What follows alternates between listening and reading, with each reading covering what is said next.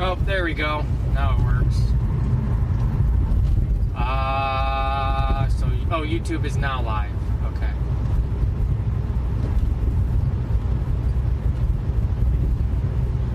I thought I had everything turned on. What's up, Cam? Yeah, gotta love the tug is the drug, baby.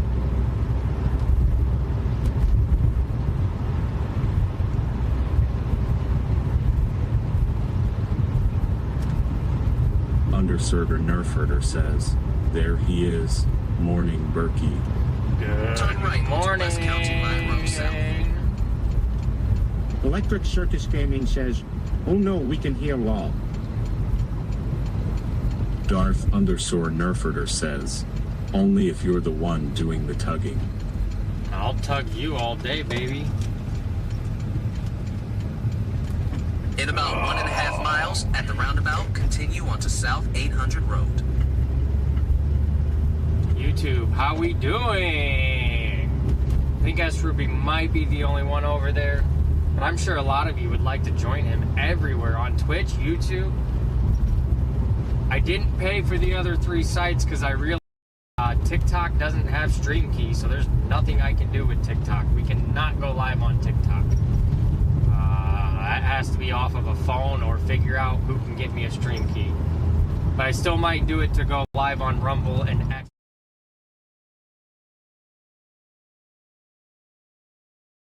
In the chat.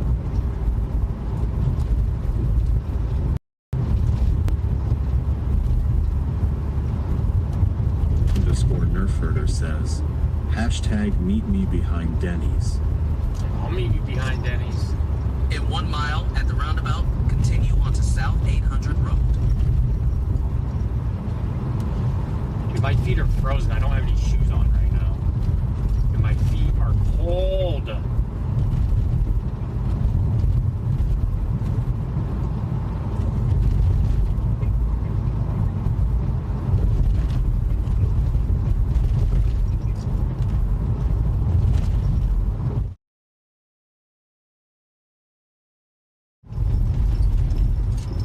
Underfurter says, TikTok has keys from Live Center producer. What do you mean? Help the MacArthur's son! S. Ruby McRuby's son!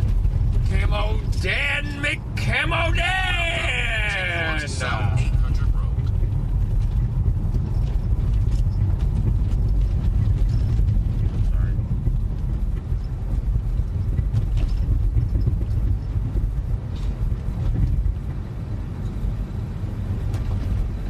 Oh, you bastard.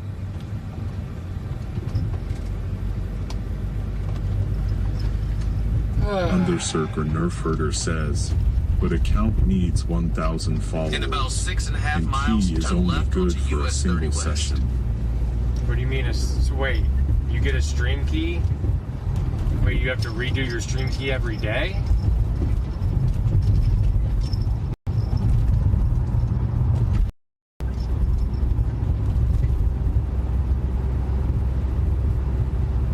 We don't have 1,000 followers, so there's that. Guess we gotta keep working on the tiki-takis. Alright, anyways. My feet are frozen! Butcher Block Gaming 83 says, what's up, you make sexy time with me now, high five. Yes. Darth Underfurter says, sounds like their keys refresh every few hours. Got it. So basically you would have to put a new key in every day. Well, I've gotten used to it now after 2 days. When I end my stream, I go to the 3 platforms, I put my titles, everything in, it's ready to go the next day. I'm doing everything the night before. Good morning, Bill Baker Outdoors. So I'm doing everything at night. Oh my God. Dude, I'm having the hardest time figuring out where to go to fish. I have Troy Cedar, the one where we paid $3. I've got that in my navigation right now. But I almost just want to go to Everett because it's almost 11 o'clock. Tomorrow I have a doctor's appointment at 1:30, and we know when I have something in the middle of the day, it freaks me out. So I don't know what to do tomorrow. I mean, Blog Gaming 83 says, we get the TTS figured out over a day. yeah, I think so. Ruby 8 says, let's go to a lake with big fish. I like that idea. No, I'm trying to figure out what to do for tomorrow. Do I have a day off tomorrow? I don't want any more days off if I'm gonna continue to grind and be happy. So I'm trying to think what to do tomorrow. If I get off the lake early today and I go to bed, what's up, Don? And I go to bed early. You guys want to see my new badge? Does it show? Oh my God, it's not showing. Do you guys see my badge though? You guys see my awesome badge? Anyways, make sure you all are going over to Twitch and YouTube, opening it up over there. That'd be greatly appreciated. Get those analytics going.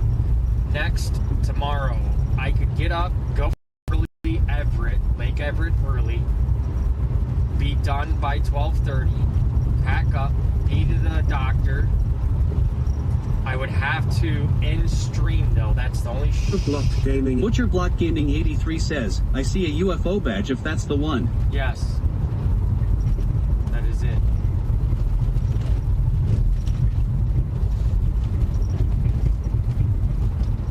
Ruby 8 says, if you have a doctor appointment tomorrow, you probably need to make sure you are off the lake by 12:15. I think I'm going to go to tomorrow morning early, go to the doctor, end stream, and then maybe go home and just do a desktop gaming chill stream after the rest of the day. That's what we'll do tomorrow. That's tomorrow's plan. Fishing, end stream, start a second stream,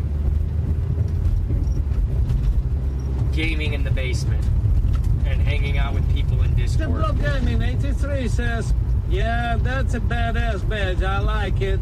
Yeah, it's a gold. It's not at the mythic, the one mythic they have, but it's 3 of the hardest ones to get. And I got it because I'm a boss.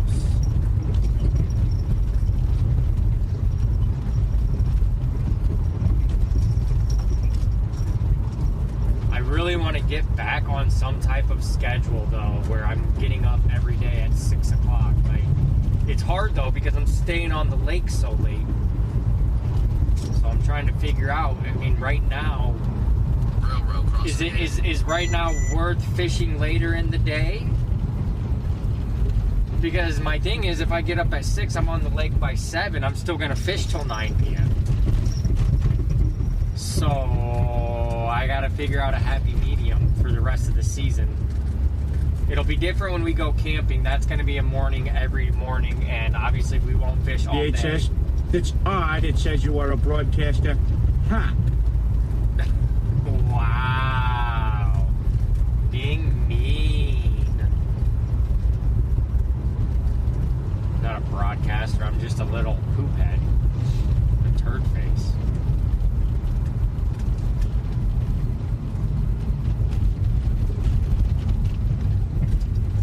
Second stream only. Well, I could do Kick and Twitch. Yeah, I mean, we probably should keep YouTube only fishing and adventure, and gaming on Twitch and Kick.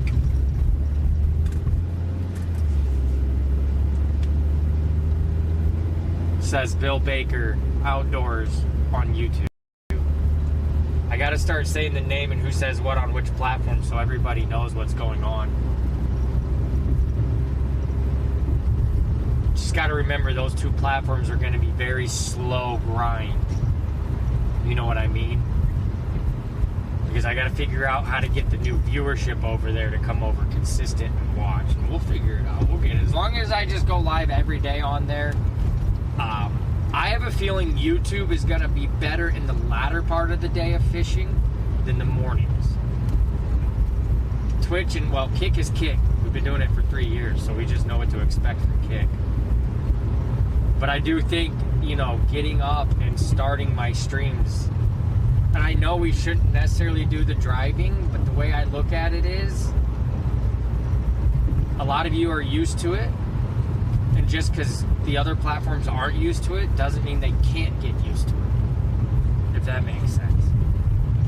Now, if I start doing and getting up early every day, then I don't have to do the drug, because I'm up at 4 a.m., 5 a.m., I'm already by the lake by 6, I can start the stream. It's just when I keep getting up late like this, but you know, we're running late. It's not like I'm shorting myself. I'm still streaming 15 freaking hours. The driving is. I think a lot of people like that as well. You know, but I gotta just know if I'm gonna be penalized on the other platforms for it or not. But we'll see. We'll see how it goes. We'll see how it goes. Railroad crossing ahead. I think if I just stay on a good track, hopefully YouTube or Twitch will see me. You know, Kick will start featuring me again. It's just about having that fun. And we're here to do it. We're here to do it. I'm on this earth to have fun. We're gonna have fun.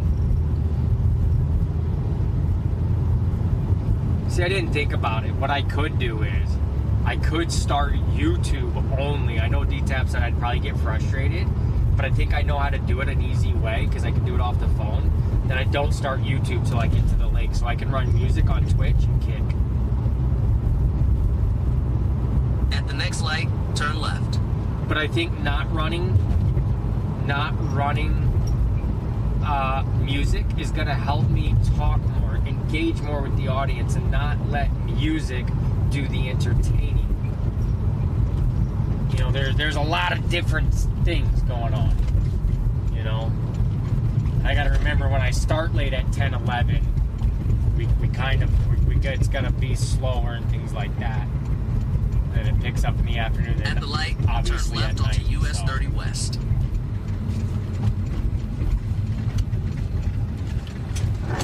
We'll get there. It's all about an adventure these days, right? It's all about adventure. Turn right onto South 800 East. Then take the first. Proceed to the route. I mean, I could just go to Everett right now. It's right there. Instead of driving another 23 minutes, I could drive 13 minutes. But, all right, I got to go get something to drink, and I will be right back, guys. Keep going on the other platforms and spamming stuff. PH says adventuring time.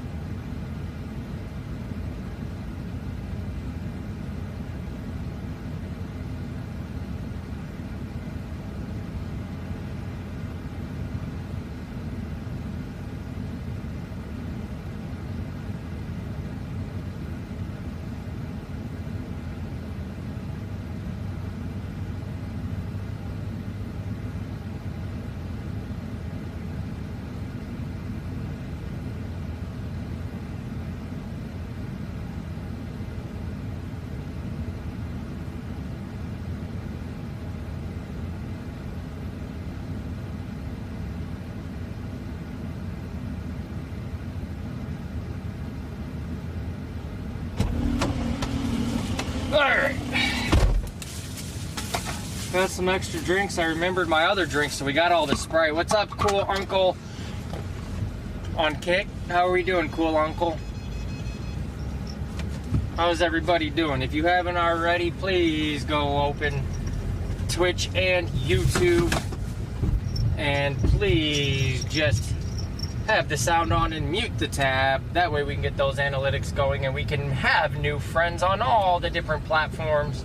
And we can Turn right onto all South 800. love each other Then take the and first left fish onto US and 30 West. masturbate all day all over the waters and have the Tug is the Drug as our slogan.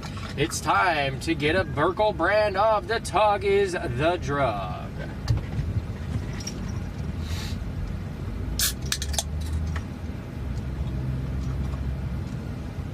How's that sound, guys? Does that sound good?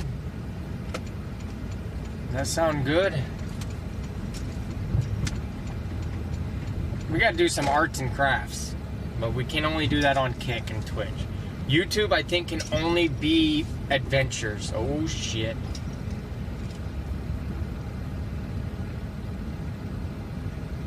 I think it can only be adventures. Ruby 8 says, that sounds very nice. Very nice. There will be TTS and fun things for everybody on all the platforms. It's gonna be a couple months before we get to everything. Darth Underfurter says, you should take up knitting or basket weaving. Yeah?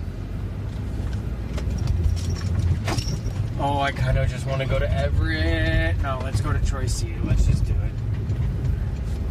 I got a $5 bill. I can pay the US 30 cash. West. It's $3, but I'll give $5. Hope fishing's going good for you, Bill.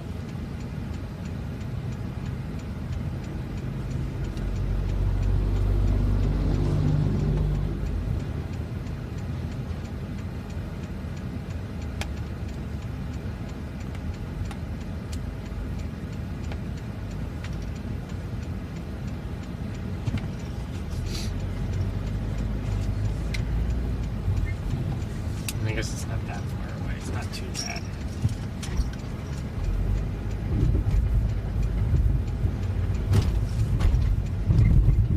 You know what's crazy? I didn't think I was gonna get over In about 10 miles, Pokemon turn right onto West that Lake Road. fast. Like, I thought, like, I was pretty heartbroken that I had to stop, but like now I don't even care anymore. How crazy is that? I don't even give a fuck if I go buy a pack. Like, if it, like, I don't even care to hunt for it anymore. Like, if I see it, I see it, and we're good. Orhauer says, it's sexy, fishy time with Berkel. Oh, yeah. Darth, can you send me that lake? Please and thank you.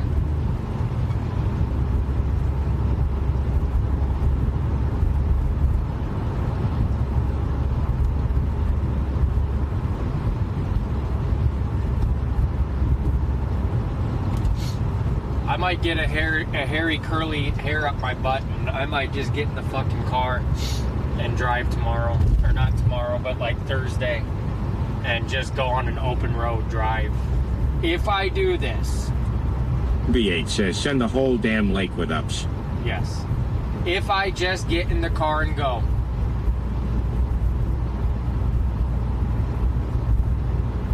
I'm not asking for much from this community. I know we don't have a lot of people in at this moment, and that's fine. I will say it later when everything doubles and triples. I kindly ask. I don't need profit. I need break even.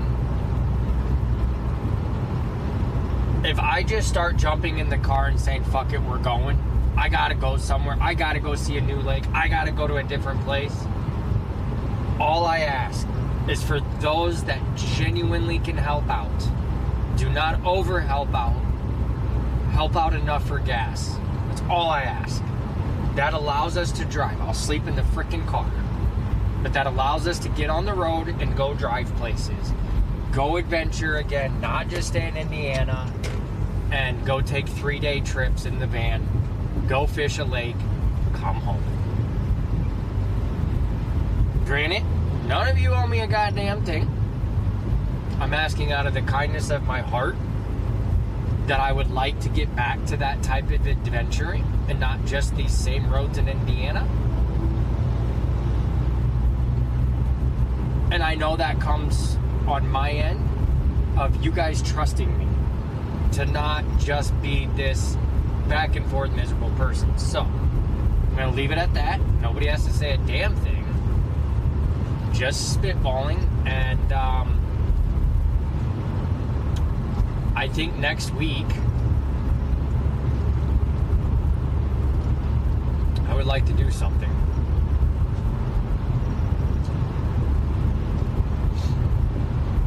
Kind of wish I remembered all the places along the way of the past year and a half. Because there were some places... Underfurter says, message sent, sir. Yep, I got it. Thank you. What's up, Don? Because I genuinely remember there was a place I went and I fished it, and you could do some different camping, like in your van and stuff. It was here like 30 minutes away, but I can't remember.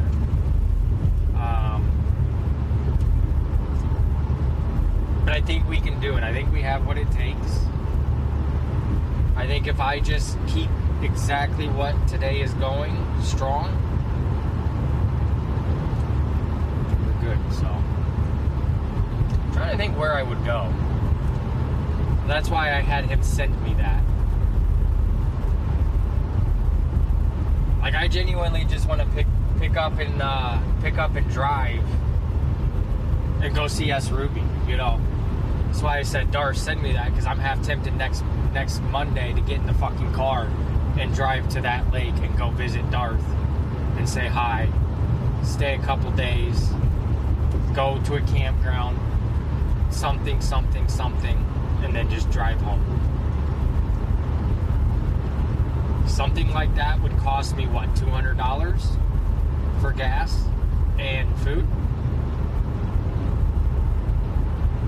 Roughly.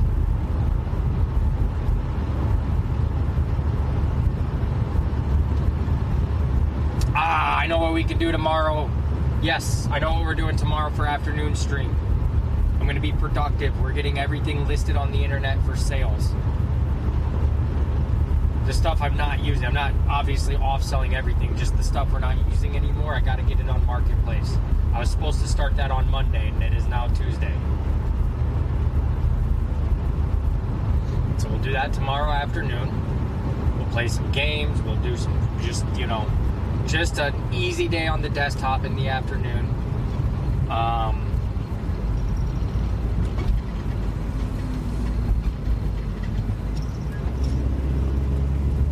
And then we'll go from there.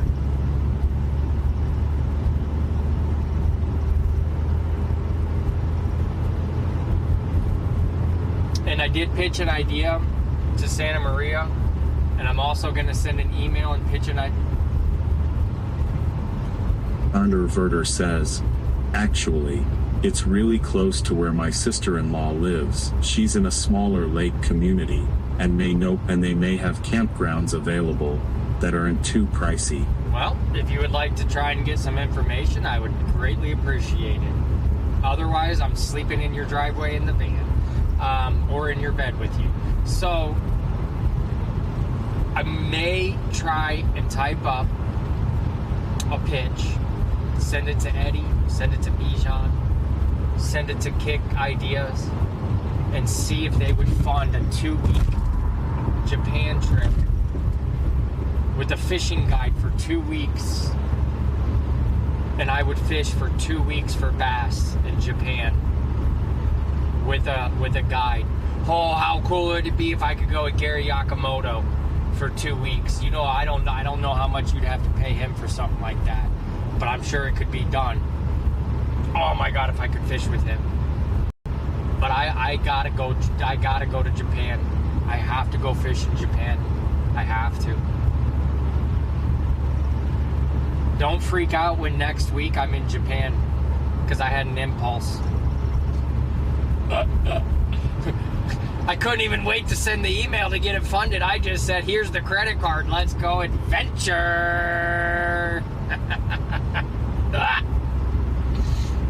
God, I'm a clown.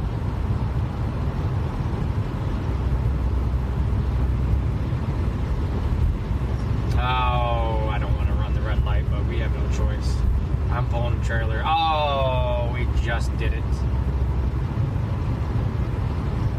Sleep stream? Kick broke on you?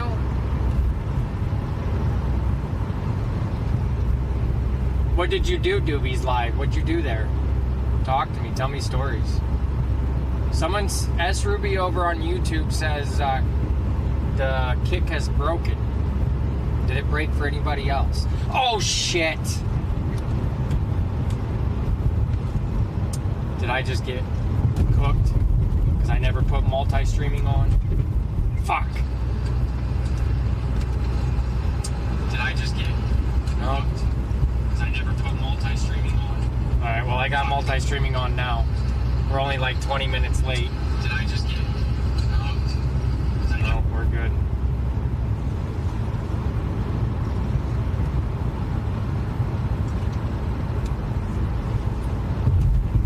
We are good.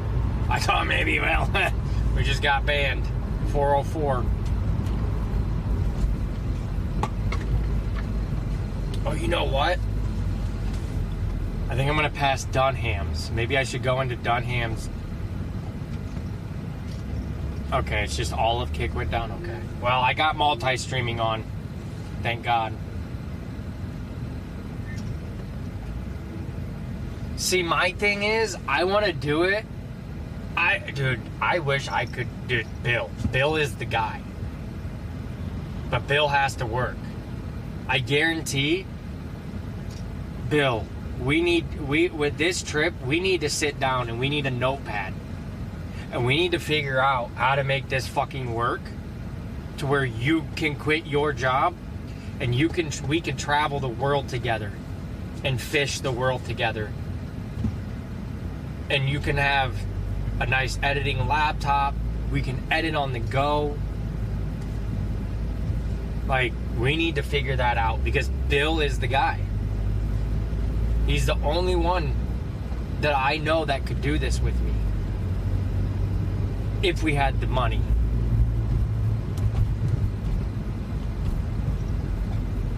Because he doesn't have the wife, the kids, the girlfriend.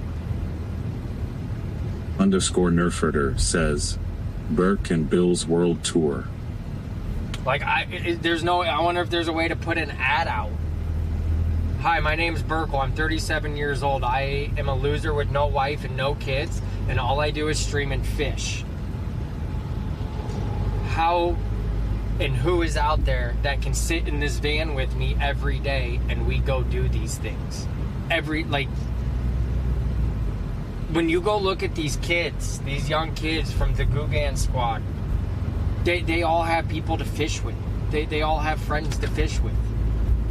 All these people, they are doing things as a collective. When you do things as a collective in the real world, it proves in business. You throw something on the damn whiteboard and everybody gets creative. Yes, S Ruby sounds good. So it's one of those things. Now, yeah, the world tour would be good. I think I'm gonna actually stop. There's no sense in me. I'm 10 minutes away. We're gonna stop in Dunham's. We're gonna go look in their fishing real quick. Because I wanna see if there's anything I can get right now, hook-wise or weight-wise. Or even braid-wise, even though I have braid coming. And just see what they got. Just a couple things. Anybody want to fund my addiction real quick? 5 subs would help pay for it. Otherwise, we're just... That is beautiful. Anyways, so we're going to figure it out real quick.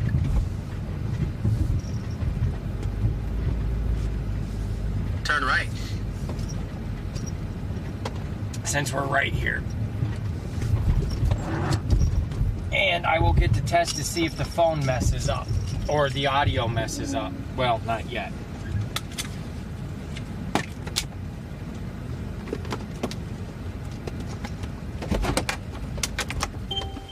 Alright, 1 second, Chad. I'll be on this small screen.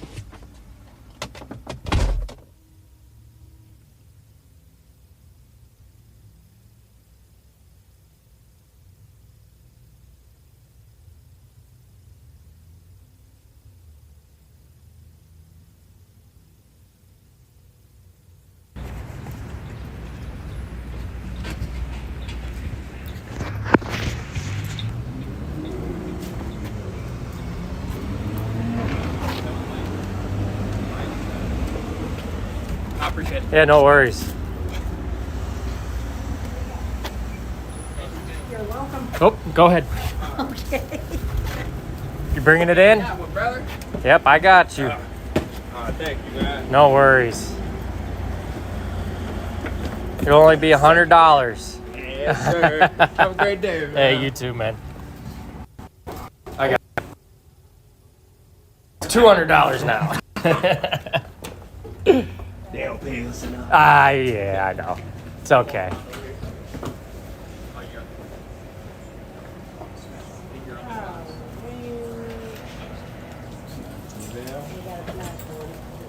So you know how much it was? $1.50, I think it was. I think so.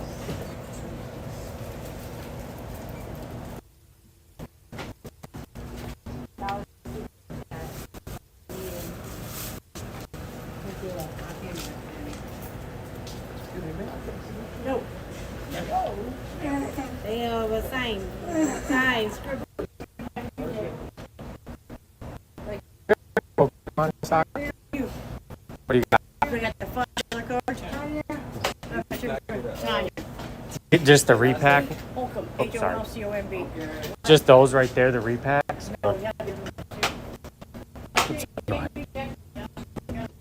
Or-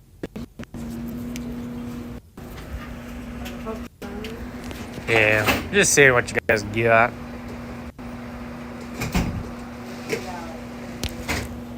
Shelby H says, I guess we're on the backup internet for now.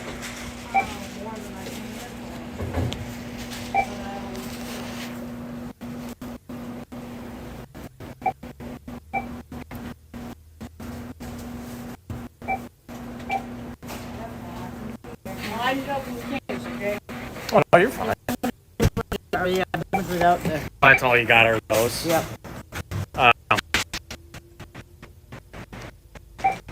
You just only have one box? Take Will do. I know.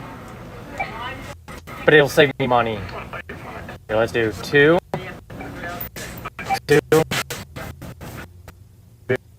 What is that? 4.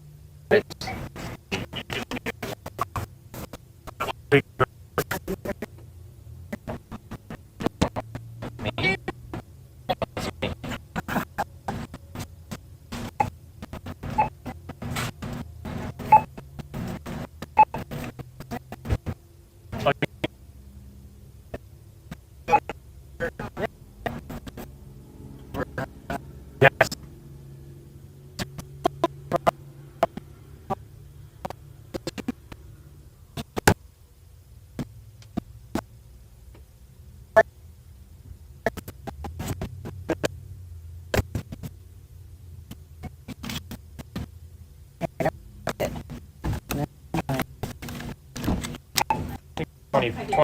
I know, but I could have done it all at once. I'm sorry.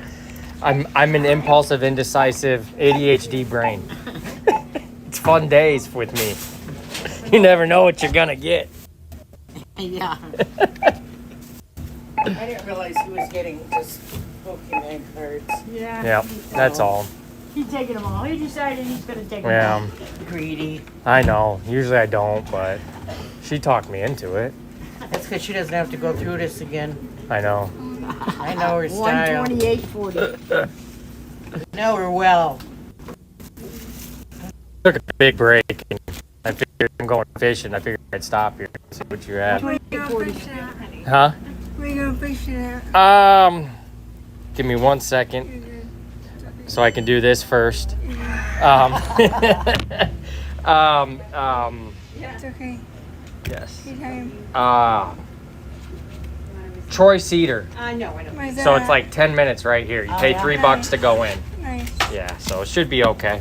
Hopefully Need a bag fun. for that? Yes, please. Thank you. What kind of bait do you Good use? luck. I use everything That's mine. because I bass Right. fish, so I just kind of use a little bit of everything. So, That was a nice. well, you guys have a good one. Hey, thank you. Thank you.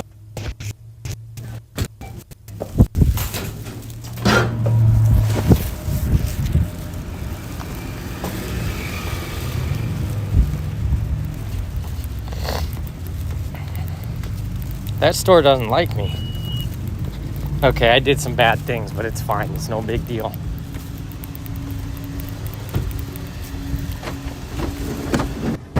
We're not going to talk about it, chat. We're not gonna talk about it. Why is it? Oh, I forgot signal's just really bad here. Oops.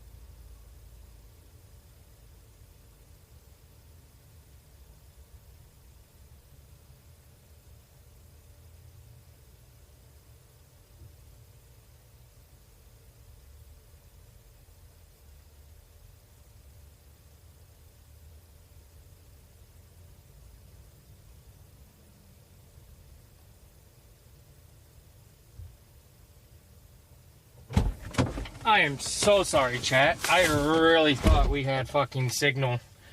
And I noticed the whole time in there I was talking to you guys, it was in and out. Because I forgot about this area. But we're here. And now we're going to go fish. All afternoon, guys. Sorry about that. I don't mean to do that anymore. But I got some things. I got some new stuff. I got some stuff and other stuff. So I need to take a picture. I got this braid. Anybody know braid? We got this braid. Made in Japan. Don't know if it's any good.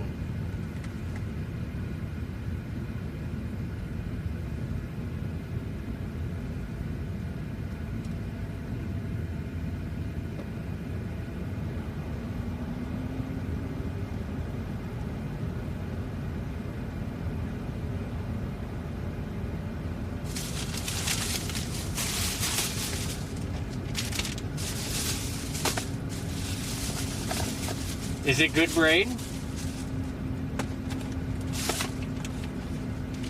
And then I got this frog. I got a new frog with legs. I got 2 flipping hooks that we can try and use. I don't know how to use these. I've got weightless now for the fluke or whatever we want. I picked up these. These are a little bit bigger and maybe we can use these on the drop shot, the little drop shot. I got these. We're gonna try these on the micro chatterbait that I have. And then we're gonna try these. These are more a Ned crawl. They should still work. But then what you guys didn't see me do, who gives a shit? We only live once.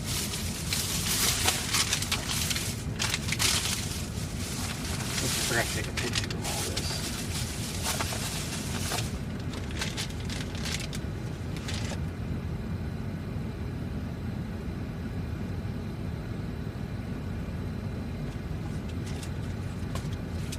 Oops.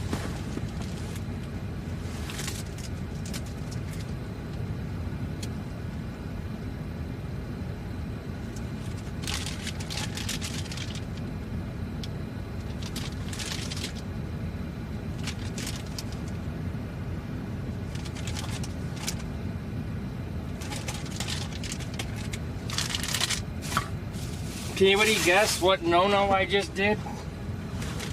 Anybody know? By the way, Phil, I hope if you're here, hi. Anybody want to know the no-no I just did?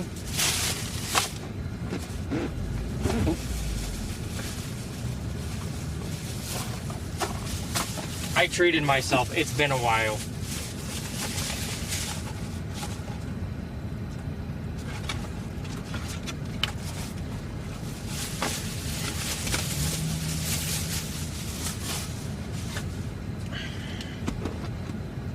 Well, I did do that too. My farts are stinky today.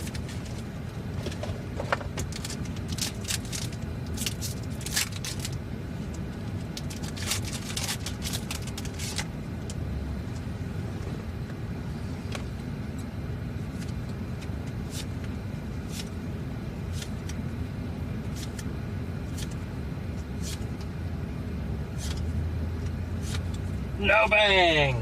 It's okay. How I want it to be. No bang. She bang, she bang. All right, let's get out of here. Let's go fish, chat. You guys ready?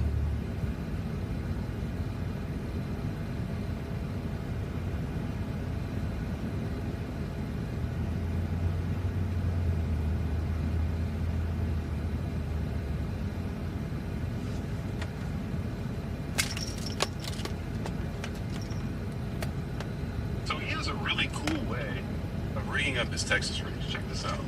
So we're up here fishing and we're fishing for spawning fish. And he had asked me, he goes, what knot do you tie when you're Texas rigging? And I said, snell knot. So a snell knot, you can actually see it right here.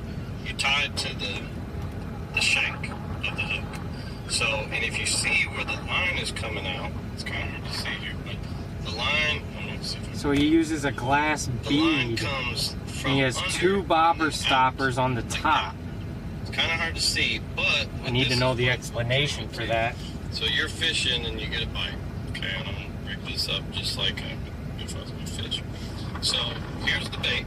Okay, it's going along, and when the fish bites it, you set the hook. Boom! I don't know if you can see that, but it just stood up. So see how that stood up just like that? Now the important thing I wonder if the when beat fish is bites it, crucial. in my hands the fish. He comes along, he bites it. When I set that hook, it stands up. Look at where it's at in the fish's mouth. Right at the top of the lip, right where you have all the control. So, if you ever want to get a better hookup percentage, get you a flipping. Now I need glass beads. Chat, why is bass fishing just so expensive? How did people catch monsters back in the day with none of this shit? You use that. And now we have all this shit. Stand straight up. That way when you get a fish on, I just don't get it. It's so much. Alright, sorry. I'm back, everybody. Welcome back, everybody. You saw what? What'd you see? Me buy the Pokemon? Oh, there was enough signal for that? Okay. Anyways. Well, I feel good. I got some retail therapy in. Not that it matters, but here I am. I gotta make some minimum payments today, or tomorrow. Might as well just wait.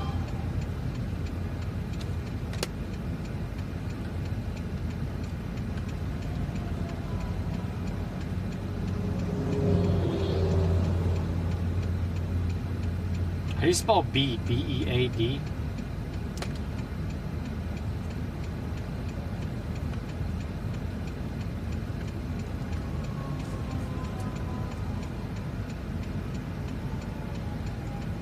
We gotta prep some stuff too, so we'll get to fishing, but we gotta prep. Today is about getting things organized, prepped, and then we'll go out and fish. We got all day. It's fine. You guys know I'd like to do what I say and be up early and be out all day for the best opportunities, but there's more than one best opportunity in a day. So we're gonna get the one reel braided up to the 40 pound. We're gonna get it on the right rod. We're gonna have a frogging rod. Then we'll have the pitching rod or whatever. At the light, turn right onto West Lincoln Way.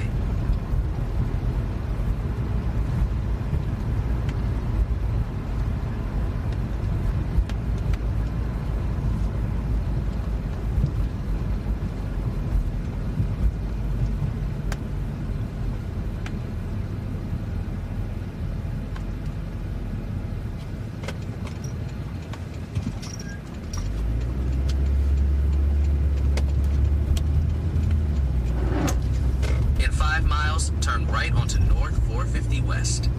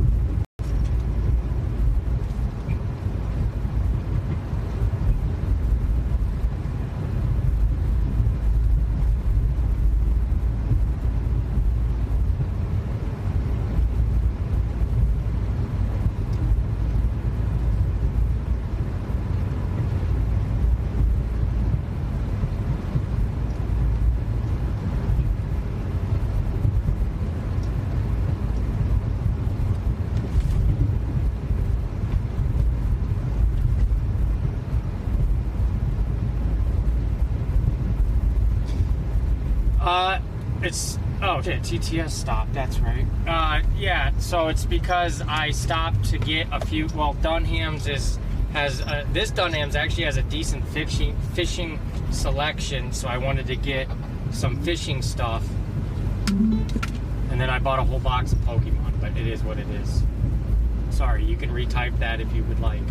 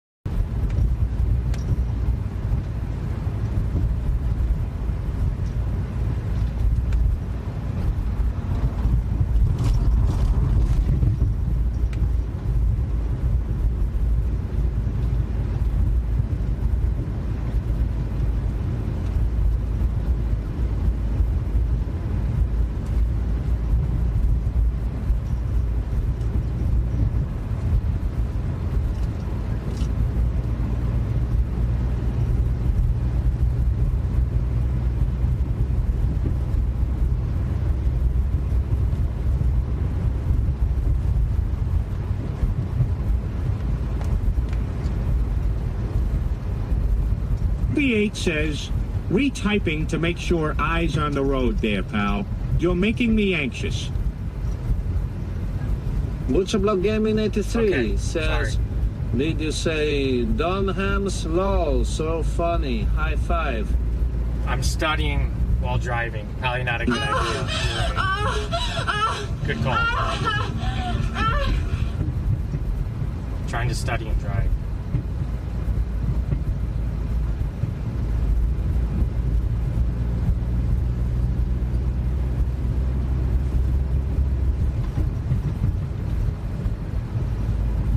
In 1 mile, turn right onto North 450 West.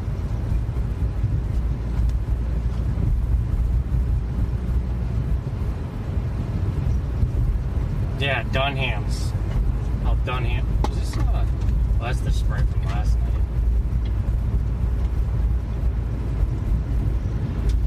By the way, if you're just tuning in and you're new on Kick, make sure you go over to the YouTube and follow.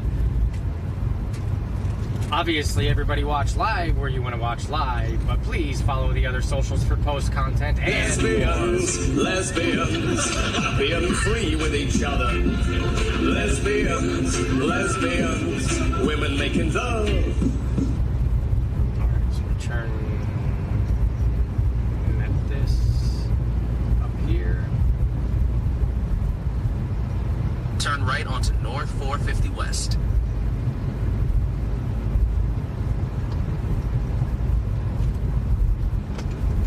Butcherblock Gaming 83 says, I will follow only if you make sexy with me. You should already have all 3 fucking browsers open right now In 1.5 with miles, audio turn left onto and West muted 500 tab. North. You should have all that already. You know better.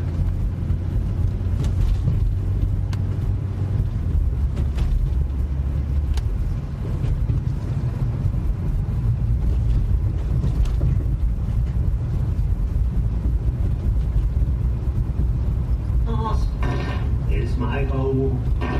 I keep on farting wherever I go. Oh, hello.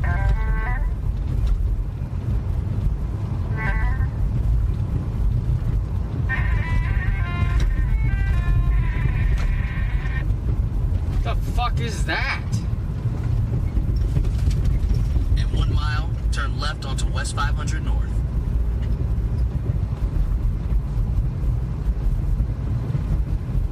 Butcherblock Gaming 83 says, shit, I have been compromised. Now I have to make sexy time with myself. I will send you videos.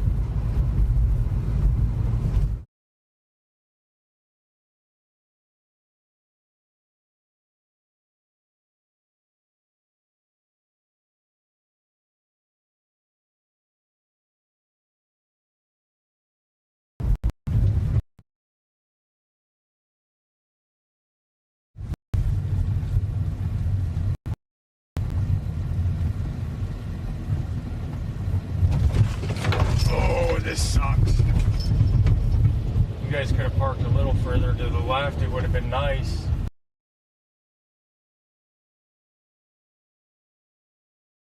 Any more room, but whatever. Anyways, there you go. Oh, I don't even know if you guys saw it.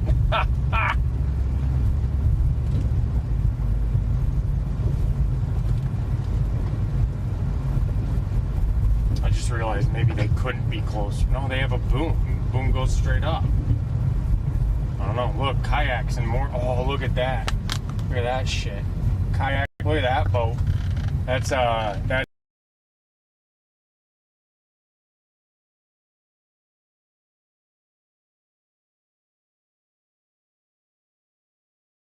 Huh? Rocking all over the place. Turn left onto West Boundary North, then take them straight.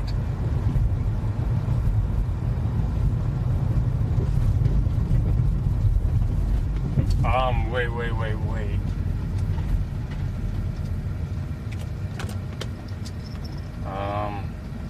Can I not do this Butcher right? Club Gaming 83 says, yeah, cause he went off the road. Did I not do this right? I thought I had the right pin. No, I don't want to walk. Start en route to 46725. Alright, it should be this way. Head north on North 4. Oh, that's right, because I typed it in a second time and I, yeah, that's right, okay. In a That's quarter my mile, turn left.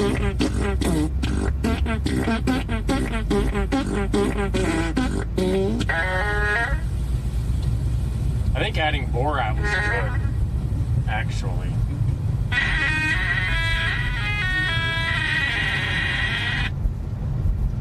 Is that all Butcher just being an annoying?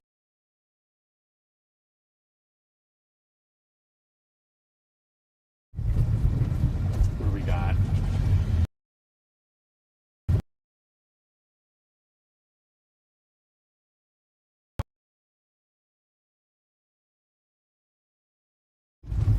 Yeah, I guess we use the regular batteries. Oof.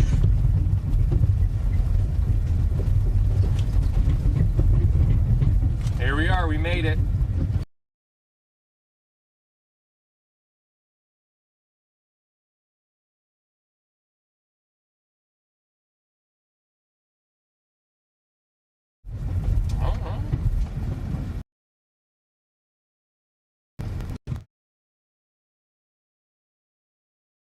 Left, 46725. I got a better.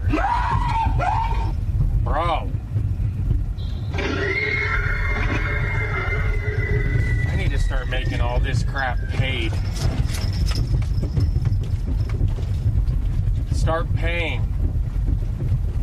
Mr._Grumpy says, good afternoon. What can we do today to drum up some subs? What would you guys like me to do? Do you guys want me to jump in the lake?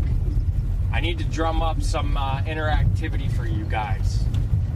All right, I've got it. You guys ready?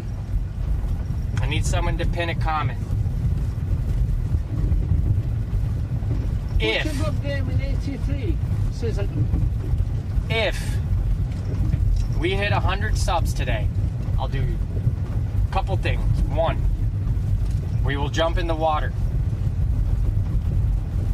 2, I will give away a $20 Pokemon card. 3, I'll make sure we take a great adventure next week.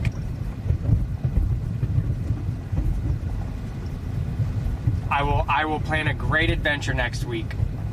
There we go. You guys ready for that? 100 subs on the day whenever we get it. I will do those 3 things. A fun adventure next week out of Indiana, jump in the lake and give away a $20 Pokemon card. And I will also give a pack away. And I'll open a box of those 10s. And we'll open those 10s and I'll give a 10 away. I'll do one big giveaway of a bunch of shit if we get 100 subs today. I'll give away like $100 worth of shit. The rest of the money will be gas and food for the adventure. It'll pay for the content. You guys let me know. And that's not one person. That could be everybody. But if it is one person, they just get everything. Witcher Bro Gaming 83 says, where the fuck are we in the trailer park where Eminem was born? High five. You are a trailer Why Wolfie says, the tug is always the best part. Why is it doing it twice?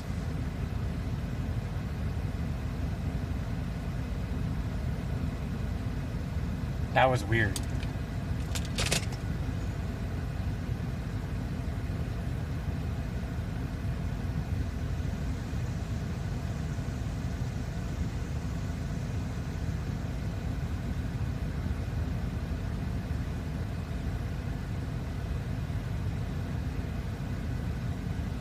Wolfie says, it's 'cause I'm awesome.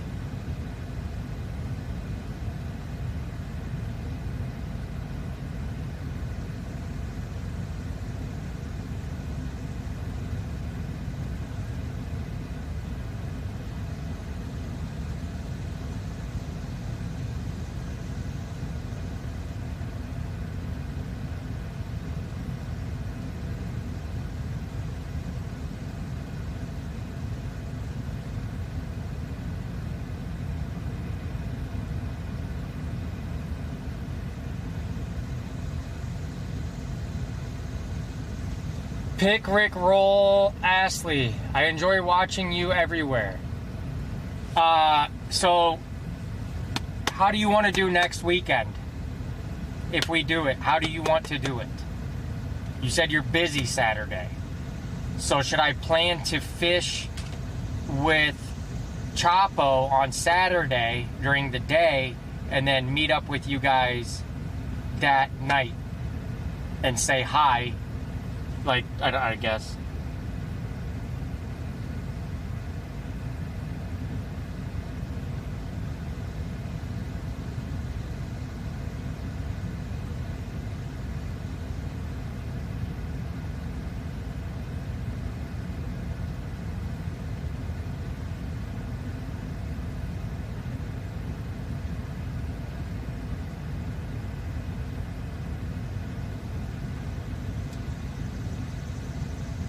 Hello?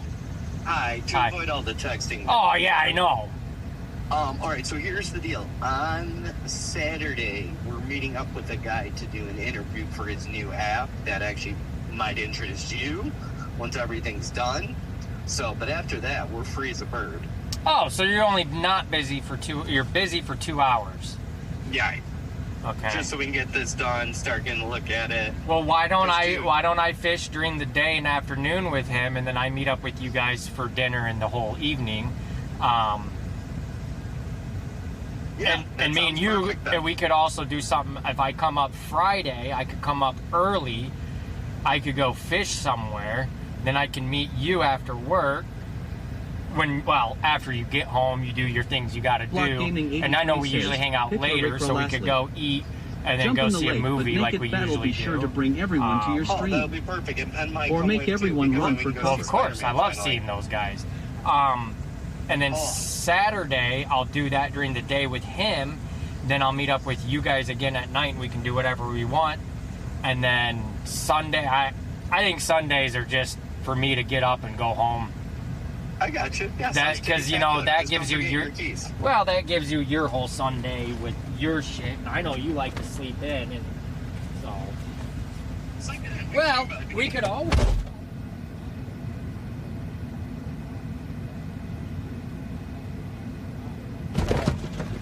Yeah, just don't forget your keys. Well, I mean, I sometimes forget things on purpose, like ex-girlfriends forget their hairpins on the side of the counter to give them an excuse to come over, even though they could go buy a whole new set for 10 cents. Yeah, but then you miss out on the sex. Angry blowjob. Yeah. Okay.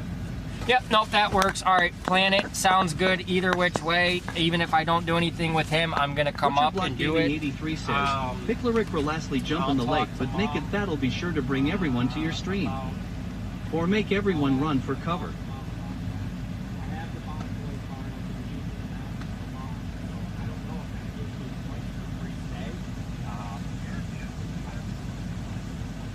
because I literally have.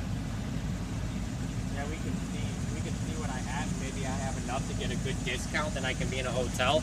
Other than that, I don't care about. I don't mind literally finding a park that I pay $15 for the weekend and literally see.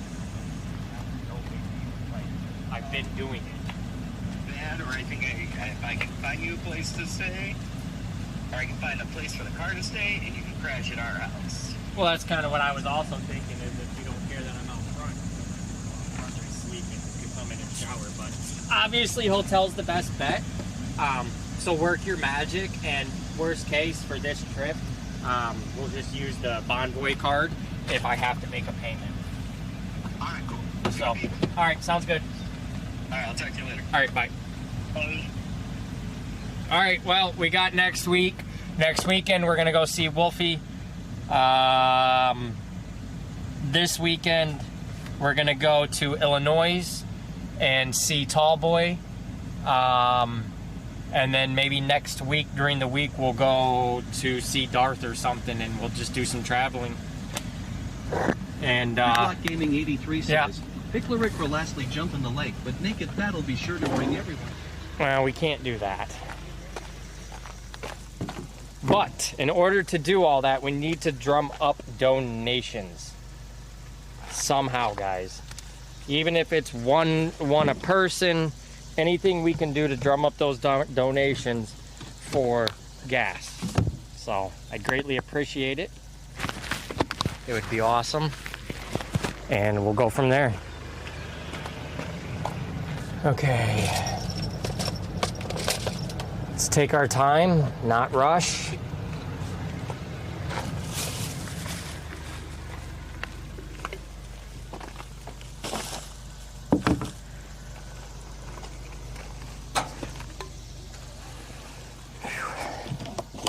Multiple Gaming 83 says, I'm sure you will only get banned for a day. It will be fine, allowed.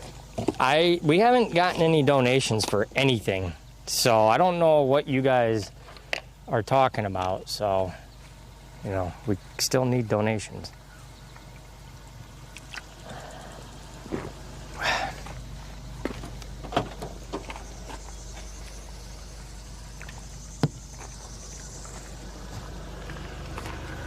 Actually, let's see what we got for signal here.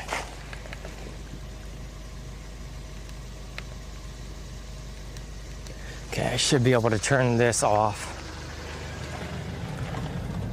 so we can save on some gas.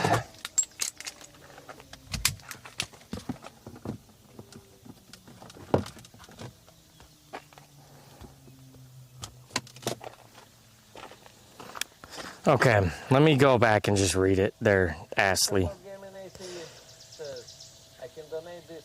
Okay, jump in. Hey, dude, gift him a fucking sub. Jump in the lake butt naked. That'll be sure to bring everyone to your stream or make everyone run for cover. So I got an idea. I need a private lake where I can fish naked and masturbate on the water, right? I'm not. I'm just kidding. And then I could start an OF naked channel fishing. That'd be great.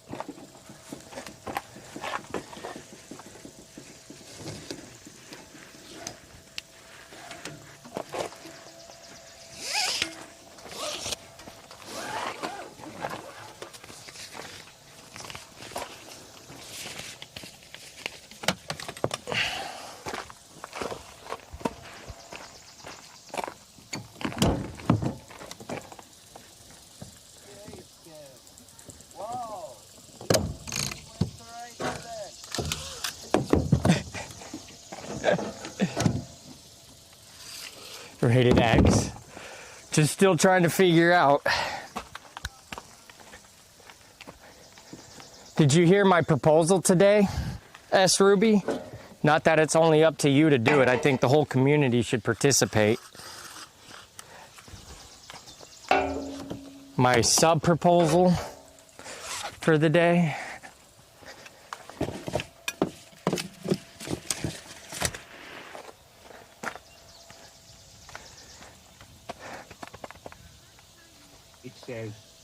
Yes, I heard it. All right, so tell Butcher to quit being a goddamn freaking cheap ass, and it's up to him to figure it out.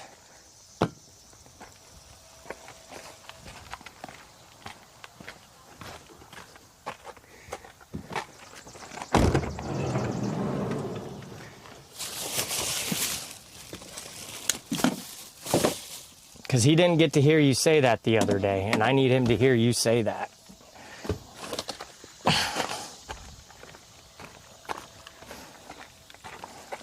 Probably should try and not use the fish finder, but it is what it is. I wonder if I should try the side imaging then too.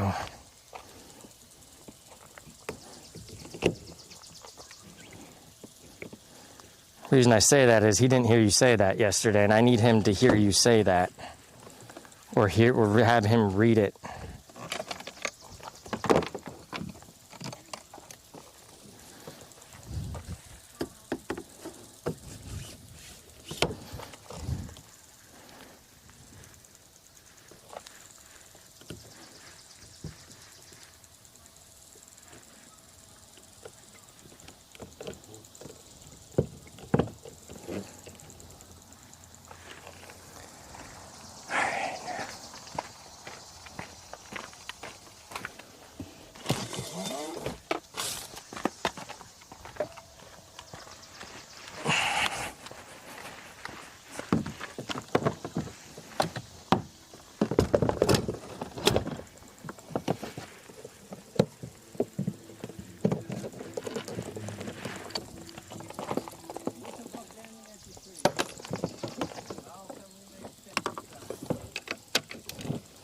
Jesus.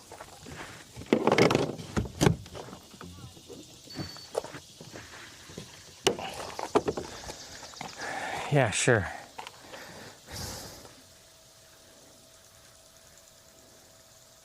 Yay, Butcher gifted him a sub. Now he can use TTS. Woohoo! Thank you.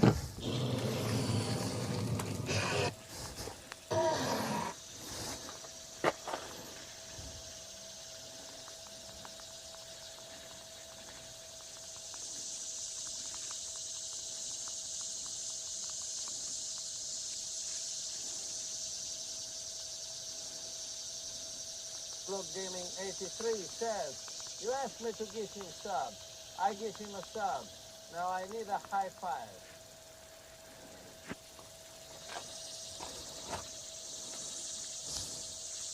What was I gonna do?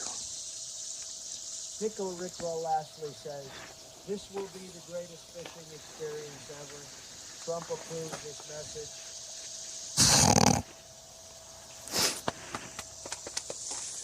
Where did I just put that?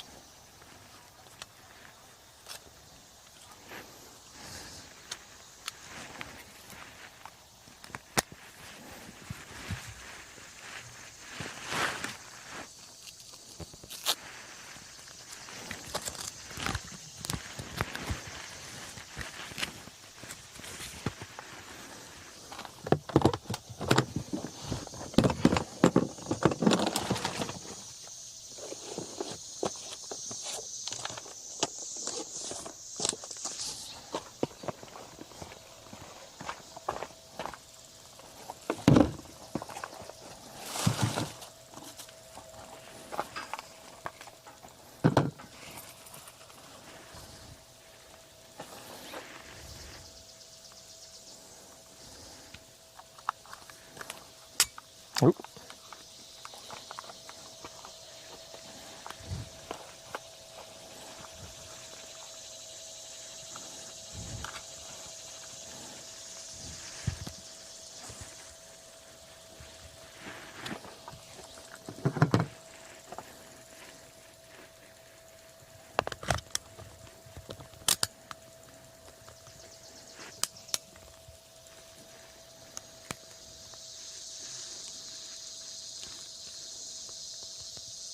Roll lastly says, you know we're no strangers to love, right?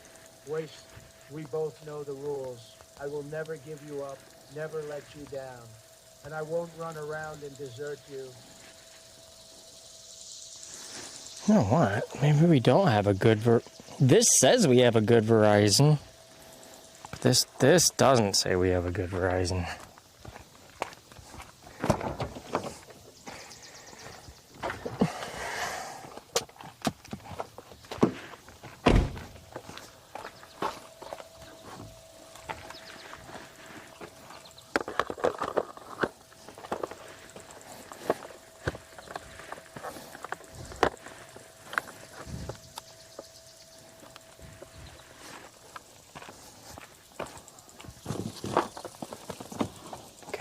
That for now. Just end it. So this is where we get to see if this screws up the stream and audio and all of that.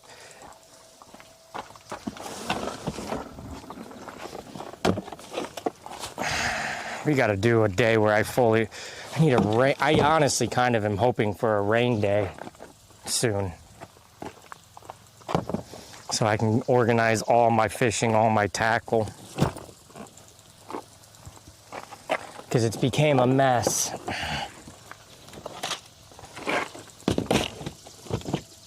An absolute disaster.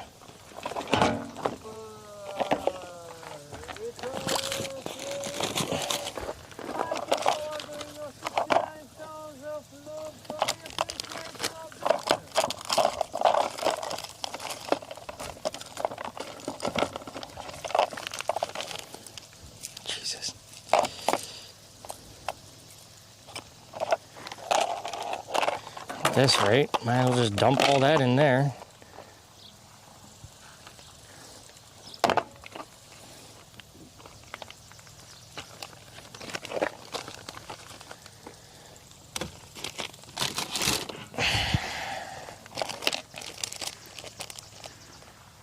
Probably need the large ones, which I have some right here. I just seen them on the ground here, right there.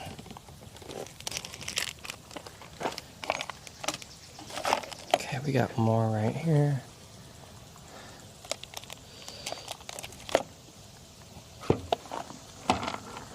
Got all my lures down here.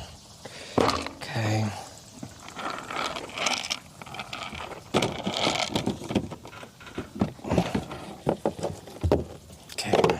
Okay, we should, okay, cool. Now we can do this. Jesus Christ.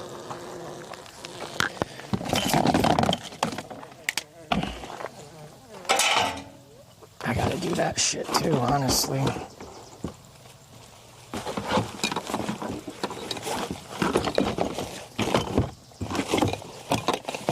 Honestly, I should just have that right there. Easy to grab. Let's do that. Yeah, I like that. Okay.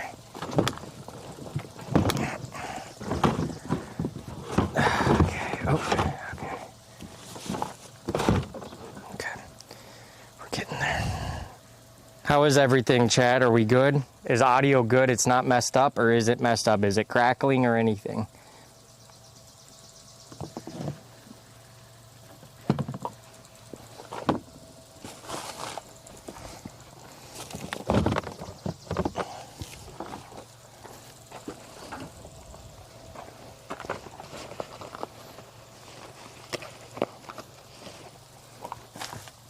I like this new little brain trick I'm doing. You guys don't hear it, but I keep telling myself in my head, slow down, slow down. If you had to take an hour to load, you take an hour to load. Make sure you're not rushing, slow the brain down. It's hard to do when you're on fucking, 20 milligrams of Vyvanse, but we're okay. Okay, so I needed to figure this out. I brought the other mics, so we should be able to switch mics.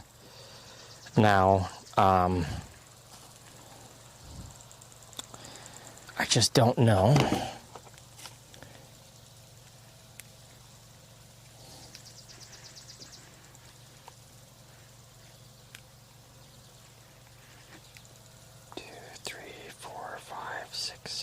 Bry Guy 69 says, good afternoon. Hey, Bry Guy, how are you doing, bub? How's life? Okay. Now I forget how to fucking pair. Says, can you hear me now? Good. Want to know what you hear on the other end? Hey. Hey. Ooh. Hey.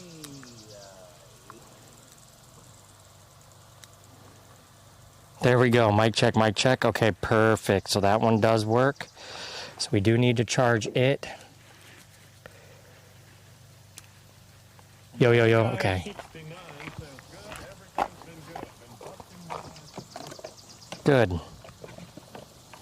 Okay, so let's get these mics on the charger so they're ready when these other ones die. Make sure we don't get them wet. Okay, it's charging. Oh, whoops. Did we not turn that off? Nope. Okay, we gotta turn that off. Okay. Gotta turn this on. That's charging. That's charging. Got it. Okay. That is ready. Okay. Let's make sure that the scale.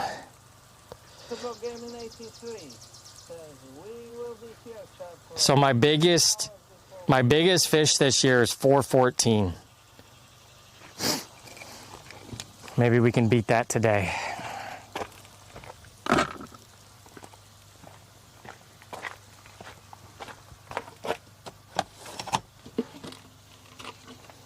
What did I do with like all my other baits? Like my other koiki.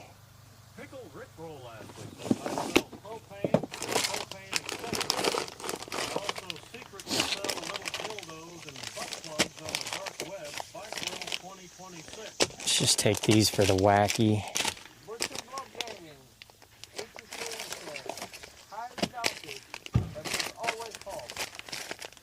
Oh my God, I forgot I had these.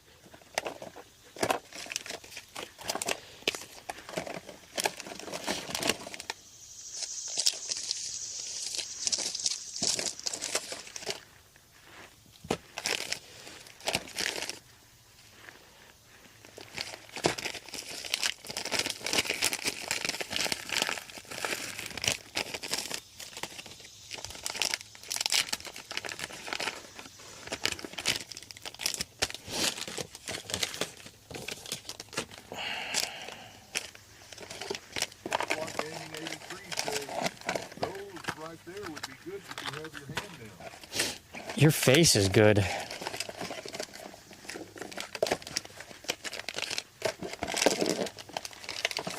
Well, we might just start organizing right now.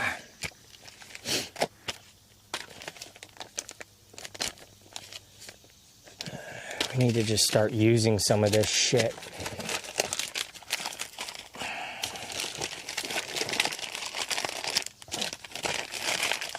I really need to start using this shit up. Okay.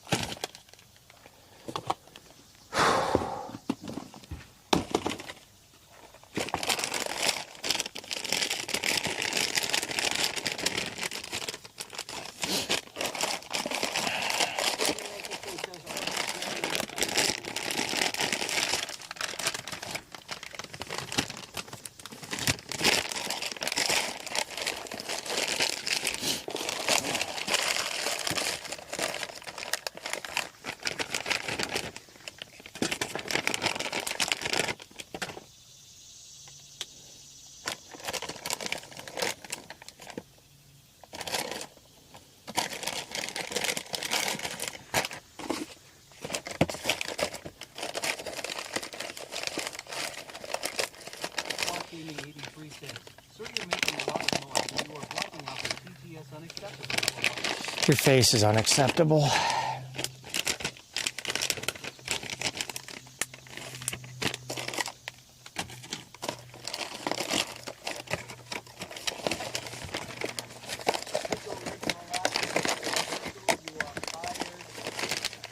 Wow.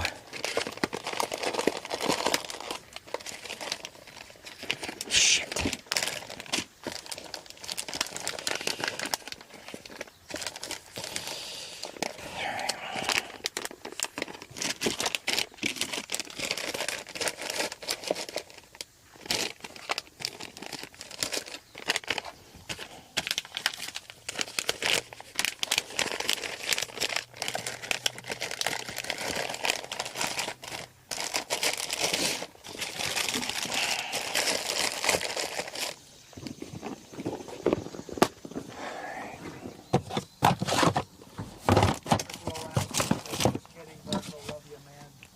you're good. Love you too. Is this a fishing day or a mattress organizer? Shh. Shh. Much about gave me that you have so much shit. You can start your own place and... Oh, I put them in here. Yeah, I know I have a lot of shit. Okay?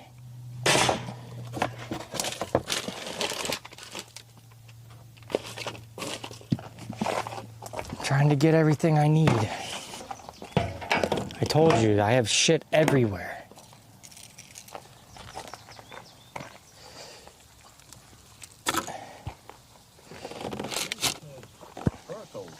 Master bait and tackle shop. Honestly, man, I probably could. I mean, everything is organized, and I'm just getting it better.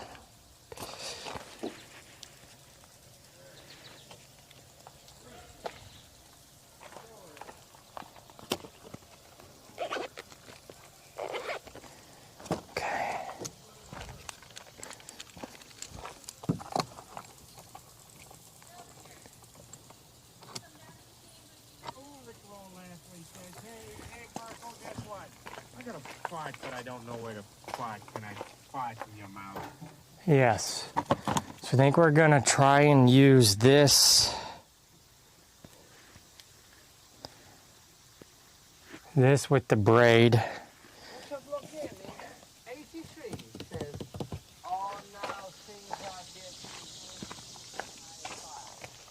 Oh, we're about to get pretty frickin' saucy here soon. I need to stop trying to get on the lake so fast when it's fucking the hottest part of the day.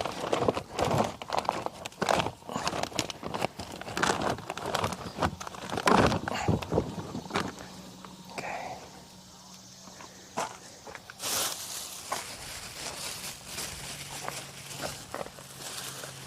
We're gonna need that for rigging. We need that for that. See, my goal is what I want to do. What I want to do is, so these are the metal. I want to create an arch. So basically, I want to fabricate where something comes up here, about this high, goes over here, comes down, right? So it's like a pole system. The phone will mount onto it, but then I want to be able to make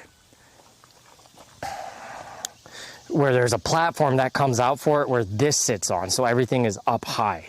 I don't know how I'm going to do it yet, but I've been envisioning it. Okay. I don't think I need anything in here. Oh wait, we might need this. I got to figure out how to use this again. Lol. 2017 says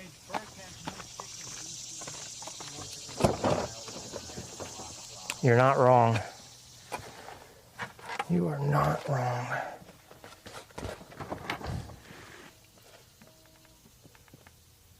Hey, at least the audio didn't mess up. That's nice.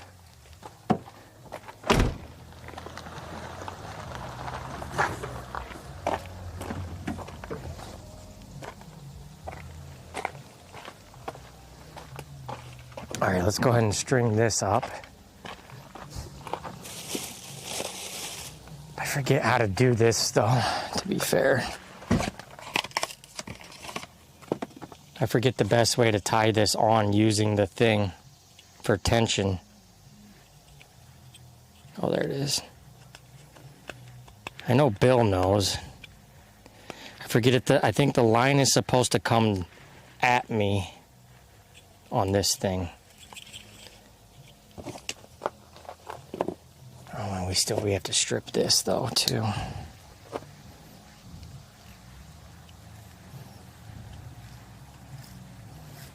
I need a line stripper. Oh, I guess you could. No, you wouldn't be able to do that.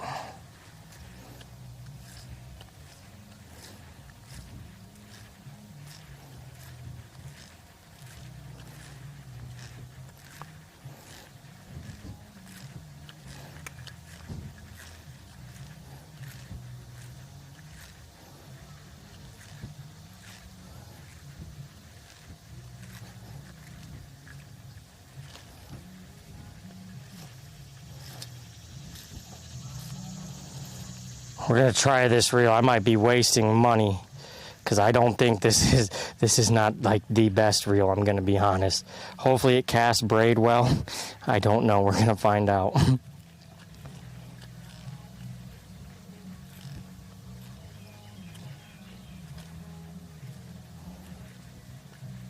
Okay, so he did say use a backing. So I think what I should do is use that much as a backing and then tie this all on to it, or tie the new line onto it.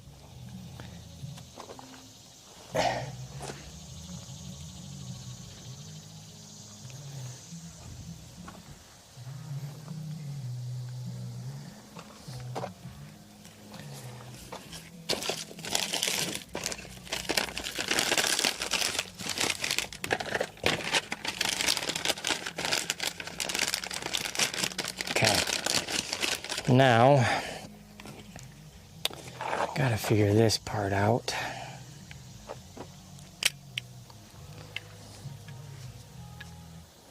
So I do left. Okay.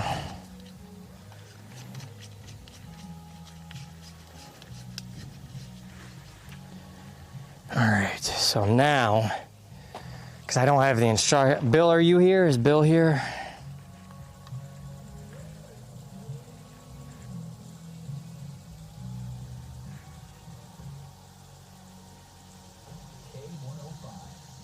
Hey, Blue Dog, sorry, if you don't use TTS, I won't know if you're here. I know that this goes on like this. It says Bill is here. I gotta remember how to use this with the bait caster. I want the line coming towards me, right? Gaming 83 says, what you need help with, baby? I will try to help thee. Blue Dog Steven says, will do. Right? You want the line coming towards me, right? Like this? Right? On the bait caster? I think that's how you're supposed to do it. Block Gaming 83 says, yes. Are you just saying yes to say yes?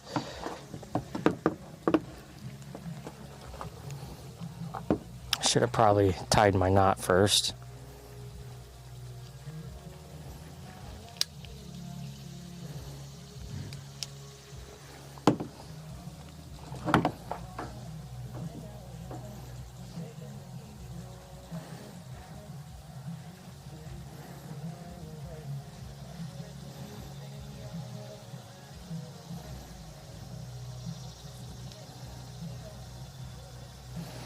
I bet that music's gonna fuck over everything.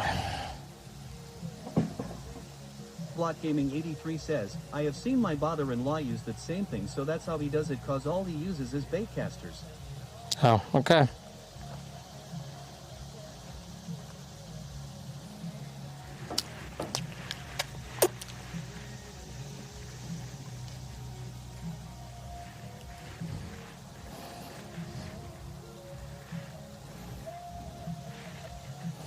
Hope you're right.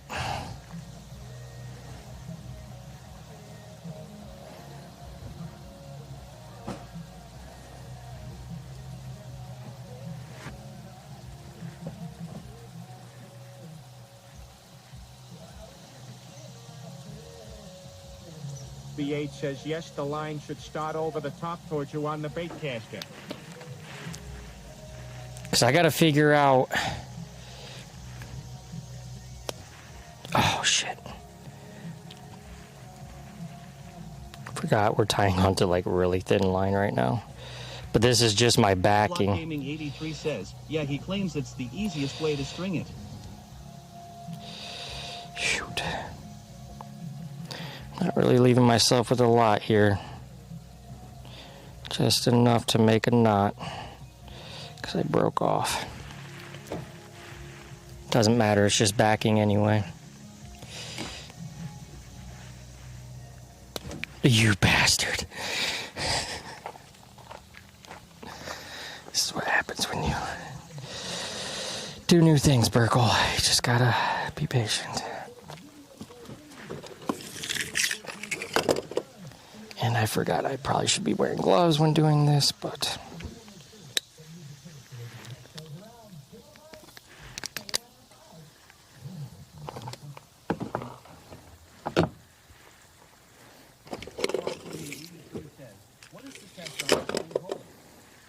Huh? This is just backing. This clear stuff is just backing.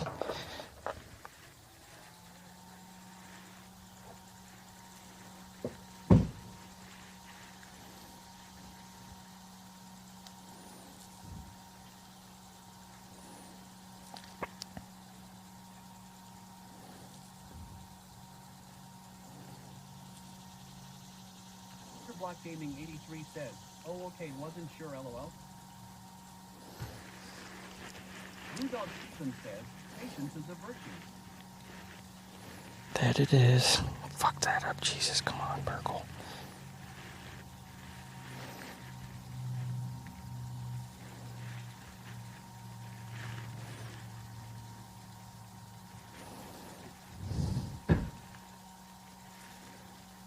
Jesus, come on.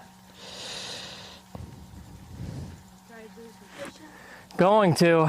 I was here about a couple months ago and did pretty good. You never know. So I'm going to try one more time. Some days are killer. And Yeah. days, It's a fun lake, though. It's really beautiful. yeah, it's nice just to relax and be out there. Yes, agreed. Okay, there we go. Don't pull too tight. Not the best, but it'll work. It doesn't matter. We don't need it for anything important. Okay. No, what did I just do? Shoot.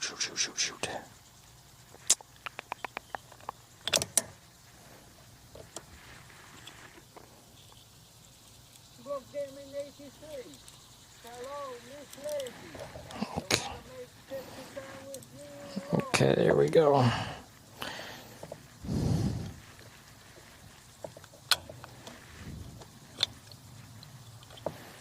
Okay. Now.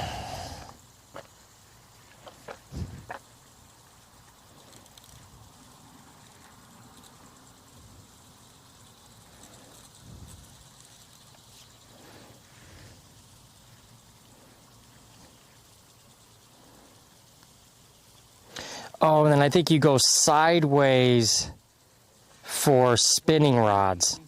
Apparently, I waited till she walked away before I sent that. Oh, I'm glad, because that's the type of shit that gets me kicked out of places, public places. So I'm not too upset about it.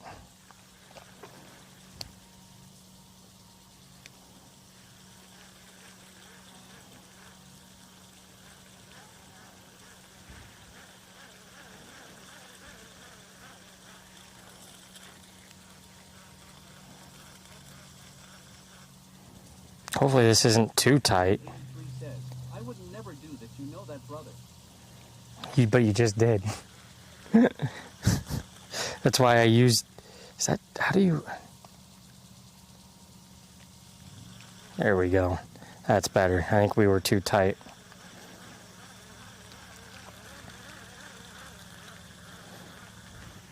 How does it keep getting tight?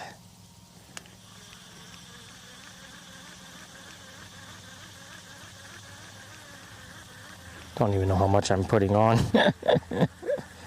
Should be enough, right? Usually you go till here, right? Right before it bevels, correct? She wasn't here though. I sent it after she was gone goofy. Like that's probably enough. I would assume. I hope. Maybe a little bit more. 1, 2, 3, 4, 5, 6, 7, 8, 9, 10. Okay. I think we went too much. But that's fine.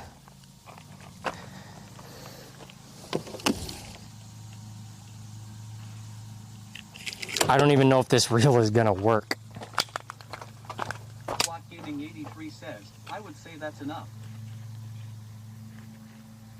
I don't even know how many yards I got on this thing. God, I love it when fishing companies put on a little notch. Dude, I love that shit. Okay. So we need, there it is, okay.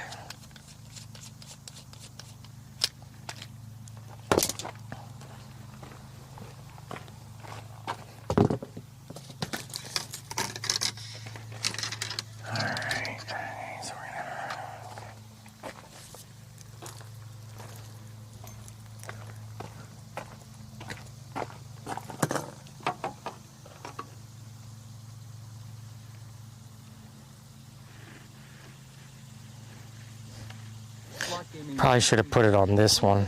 Then I either make my own notch or tape.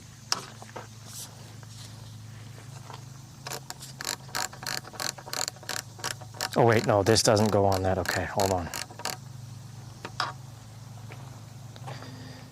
Okay, so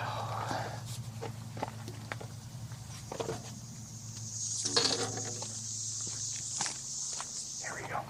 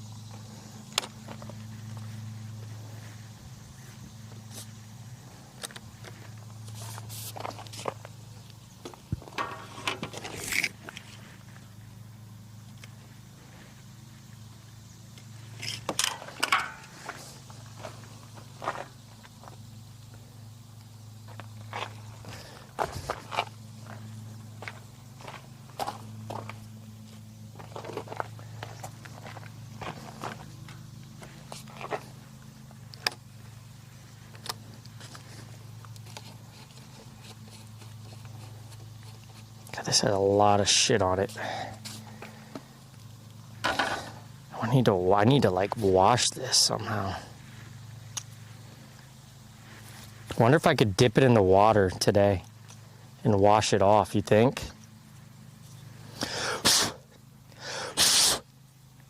Just a bunch of crap. Okay, so this is gonna be my new, so for the new punching, flipping and all of that, we're using this goo gun. I hope it works good.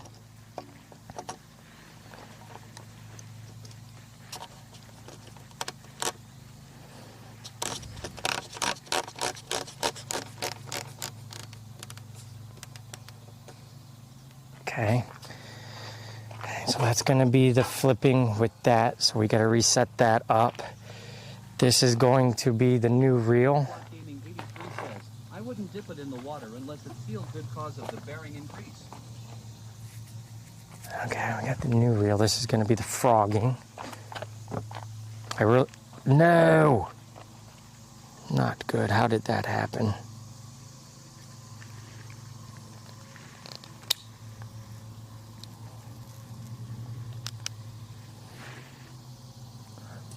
Man, this is some nice fucking braid. Yeah, I think I have too much line on here, but it's fine.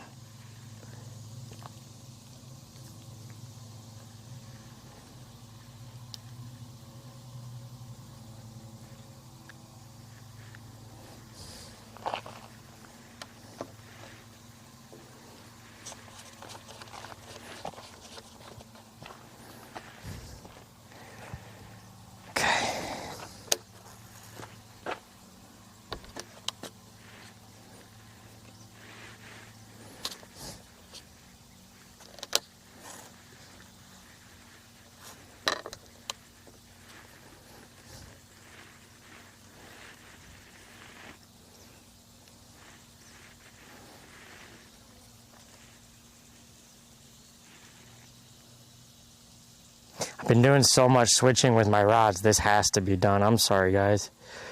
This type of shit should probably be done off stream. However, I think some of you guys really like seeing it. So right now, this is the new 40-pound line, and we have put it on the actual frogging rod designed for it with 40-pound braid, so it should be okay. And we'll try the new frog today.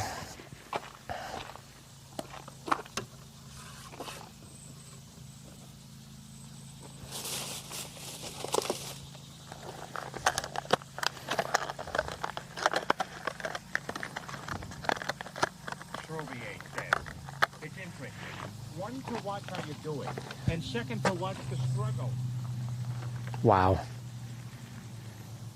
Butcher Block Yaney 83 says, I'm used to seeing it, but it's fine. What was I supposed to tie? I know I'm supposed to do a Nell. Am I supposed to do a polymer for this one? So we get to learn. This is something new for today.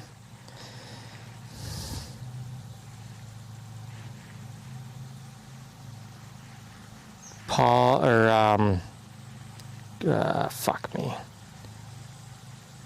Right? I think polymer knot for the frog. Hey Google, what is the best knot to tie when using 40-pound braid using a frog as bait? The Palomar knot is the best choice. It retains nearly 100% of line strength, won't slip on braided line, and easily handles heavy cover strikes. For extra security with thick braid, thread the loop through the hook eye a second time before tying the overhand knot. Double Palomar.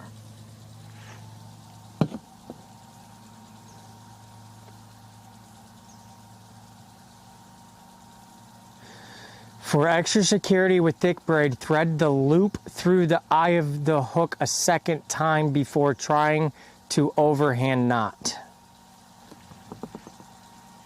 Should I do a double polymer?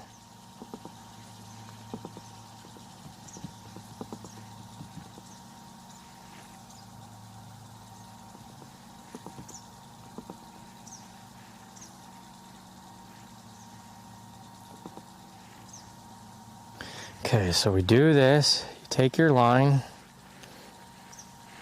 Need more line. Or we just need to get closer. Okay. This is going to be interesting. So you take your line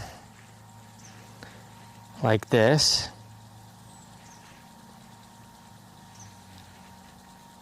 You put it in like this. Okay.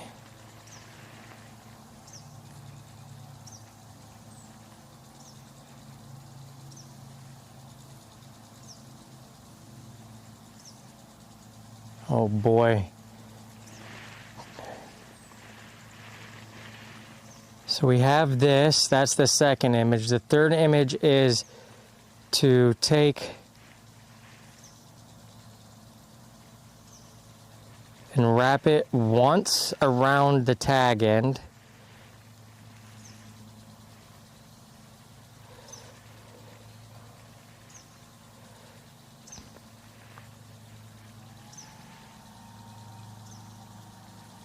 Under and over.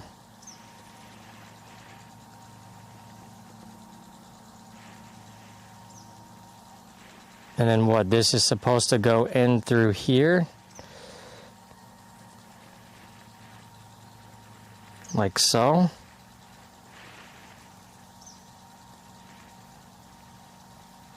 Pass through, pass behind the standing part. I did. Wrap it around the loop. Wrap it one more time.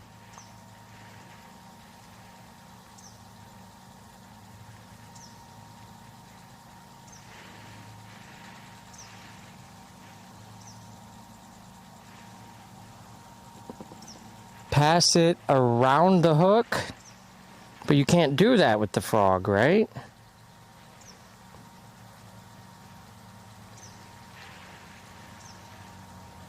Maybe we don't do the double. Maybe I need a video.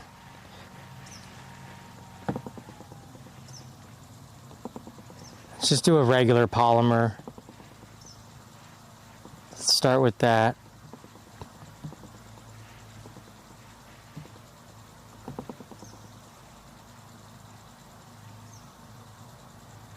Actually, that's not too bad. Okay, so we've doubled in. And then, so it went once, twice, and then this part has to go in and around the whole thing. 83 says, that type of knot has many ways for more than just the frog. Is that it? No, that's not right.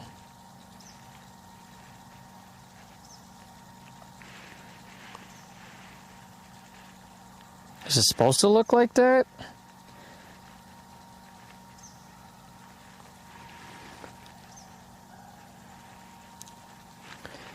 Okay. We're gonna be here for hours till I figure it out, FYI chat, so we'll keep working on it. Not gonna give up. But if we're here till 7 p.m. till I tie a knot, we're here till 7 p.m. till I tie a knot. Okay, that doesn't look right. And I know none of you guys can help, so I'll just keep working on it. This is what happens when you want to do better in fishing and learn new shit and not lose stuff.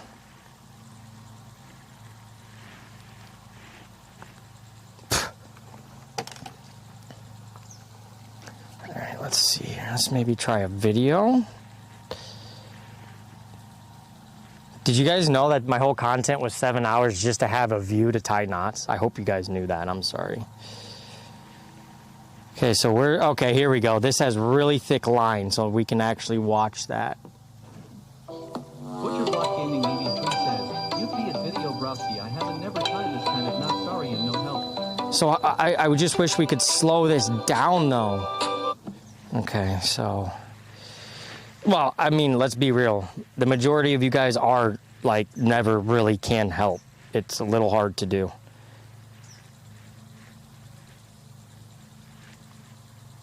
Only a few guys can have the time to call, like, in real life called, and he videoed it for me. That's how I knew how to do the double uni, you know. That's what's nice when people will call or show me, because I'm very, very visual. Okay, so do that. But I can't ask you guys to do shit for me.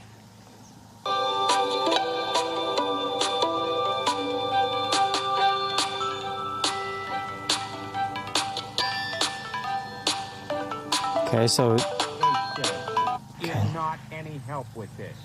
Nope. Well, it's hard to do it through text anyway. Okay, so he does that. He goes in behind.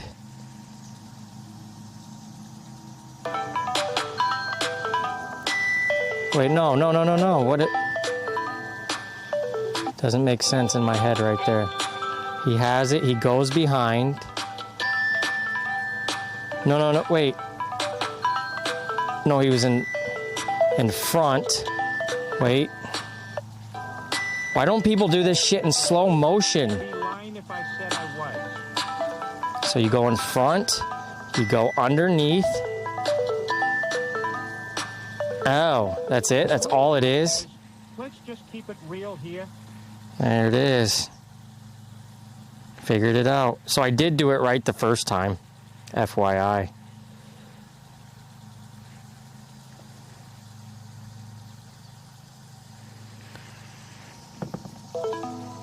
And then you should just hold your tag ends.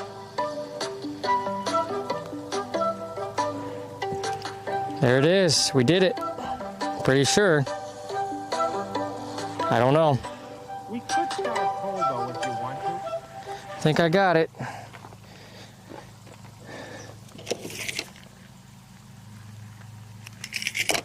All right. We did it. Okay. Perfect. We did it. All right. That was easier than said than done. So I know actually how to tie that knot. I didn't know that was the polymer knot. Block Gaming 83 says, cheap, and it only took you 5 minutes.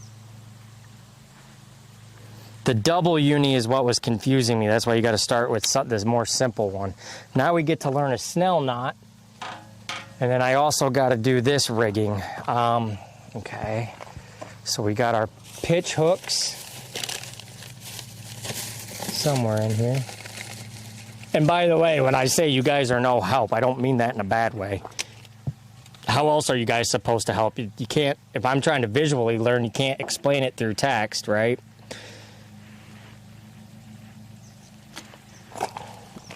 Wow, S. Ruby. Can't believe you're no freaking help on me. A wet kiss from a man. A wet kiss from a big man. A big, wet, sloppy kiss from a big, strong country man with a massive horse cock. Okay, I have nothing against gay people, but I'm nowhere near gay. He hates all of Chet. Well, it'd be better, you know, if, you know...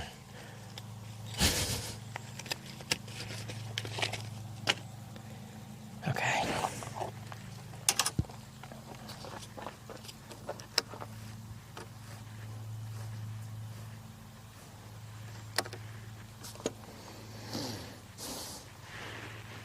How dare you guys have any fun in my channel? Don't you know this is the most serious bass fishing channel in the world? There is no jokes, there is no laughter. Everything is just serious.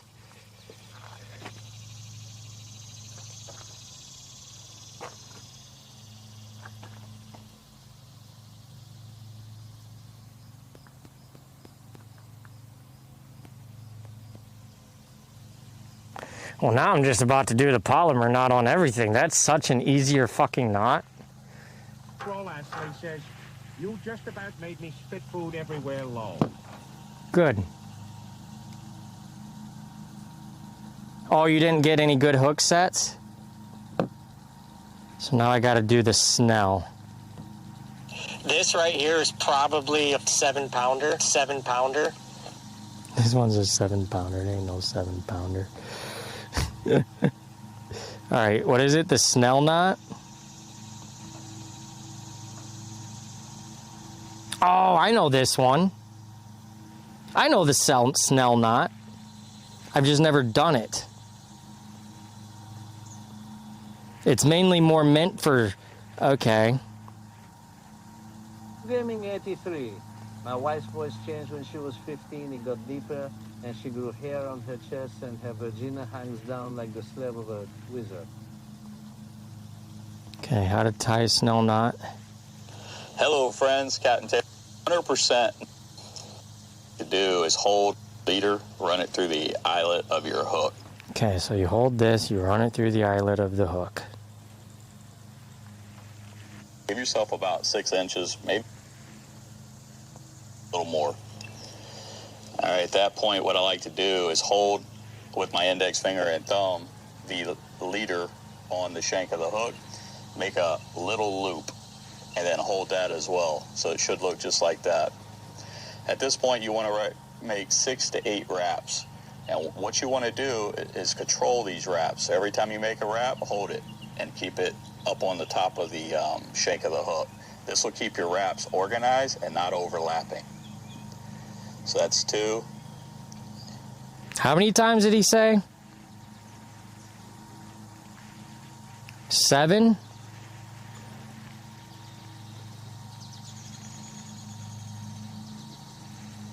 Block Gaming 83 says, this is like our first day fishing on the ship.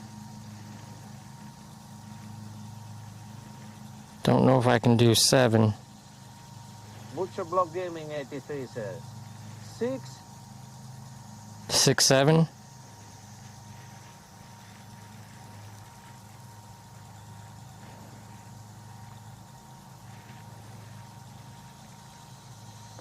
Okay, I can do 1 more.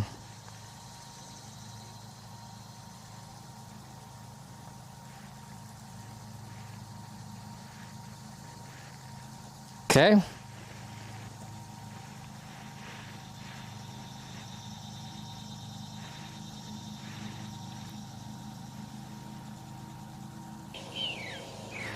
Alright, once you have all your loops made, what you want to do is gently pull your main line up on the shaft while holding the tag in. And this is going to start to cinch everything down. But before you completely cinch it, make sure you moisten the line. And this is going to help it really cinch down and seat perfectly on the hook, like you see here. Now, once you have everything cinched down to your liking, and you know it's not moving, you can go ahead and trim the tag. Did it, chat? Oh my God. All right, go ahead. And you can trim it. Give yourself a little room in case it needs to cinch down more while you're under load on a big fish. But that's all there is to the snell knot, guys. We did it. 2 knots. I mean, I hope I did it right, but... So we'll leave that much of a tag end.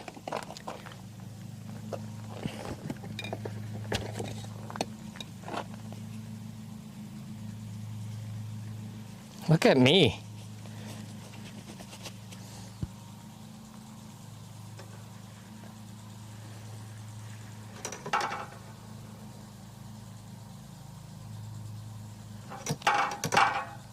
Okay. No! We gotta redo it. It's alright. It's worth the practice. Butcher Block Gaming 83 says on. We gotta redo it. Forgot half my steps.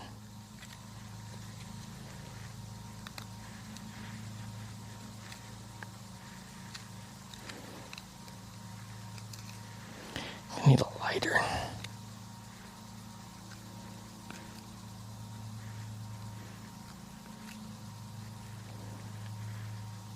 Block Gaming 83 says test.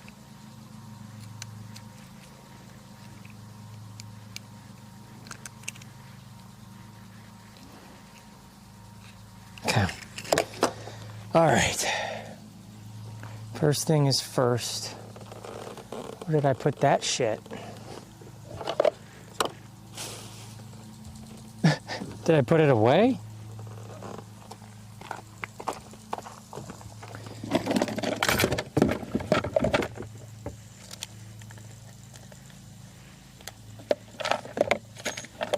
I did. All right.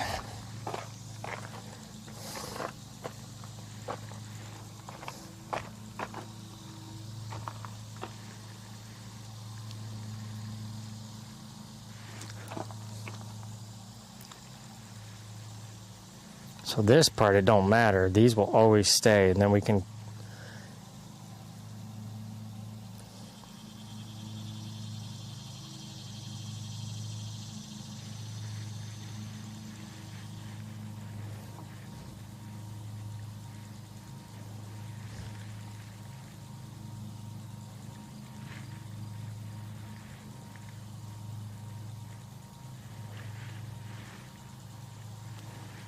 Okay, so we've got our 2 stoppers, right?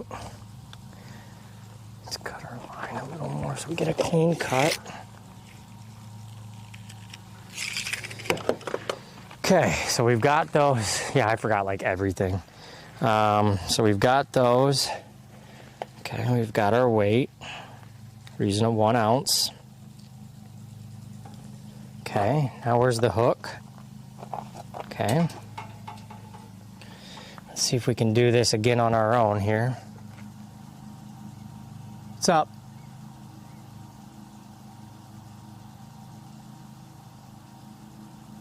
I'm talking for my punching. This is the punching rig.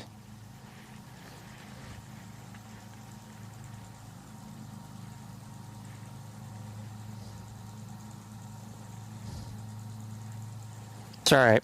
Gotta learn how to do it anyway.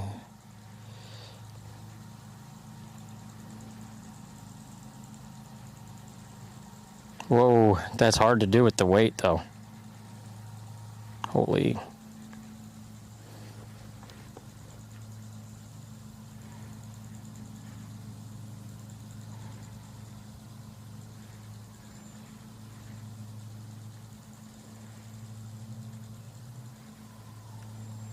The more you do it though, the better you get, the quicker you get. Learning is fun, and it's content. You're not wrong about doing too much, but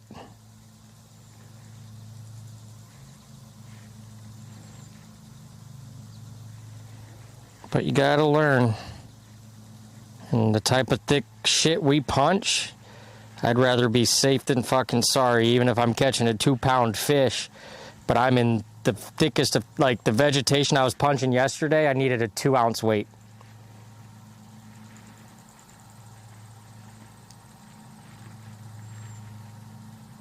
Yeah, but that was actually, this is actually really an easy, very easy knot.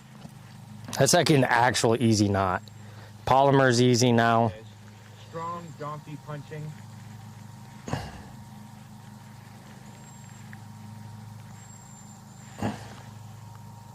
Okay. All right, that rig is done. All right.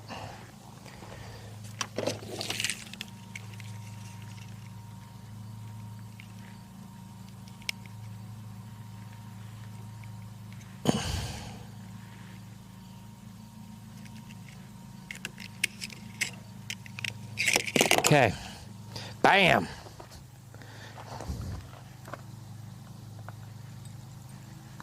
Perfect. We got it. It does what it's supposed to do.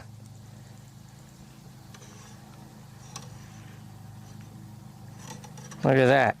It does what it's supposed to do.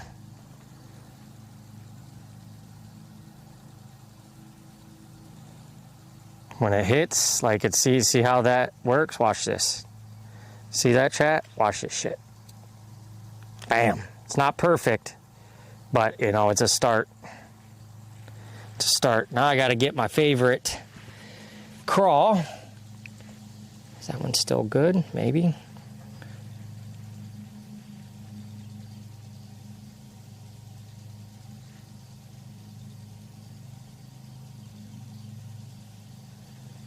True BH says, what is it supposed to do? Flips the hook up so it goes more direct into their mouth.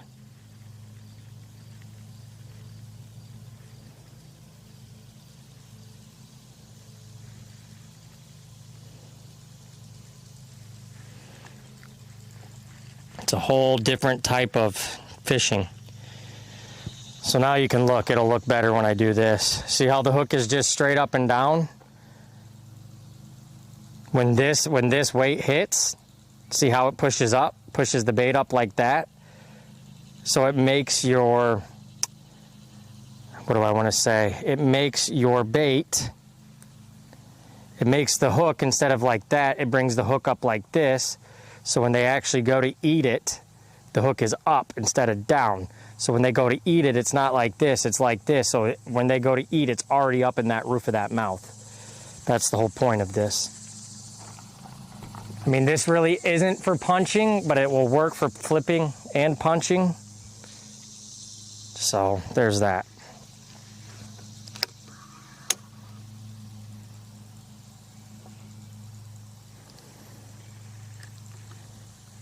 Who knows? I could be doing... Yeah, no, I'm sorry. This is what you guys get. Alright, so we'll have these two. Wow, you're peeing out of your ass? Okay, so those two rods are good. Got the frogging rod, we've got that rod. Alright,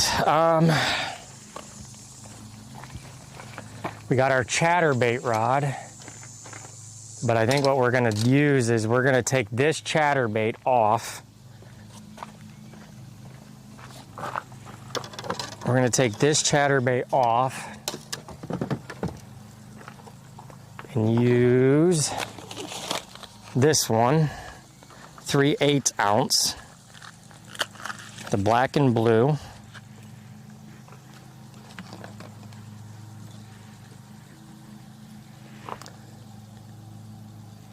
Block Gaming 83 says, well, what's up, Wolfie? You want to make sexy time with me? We'll go ahead and retire this bad boy.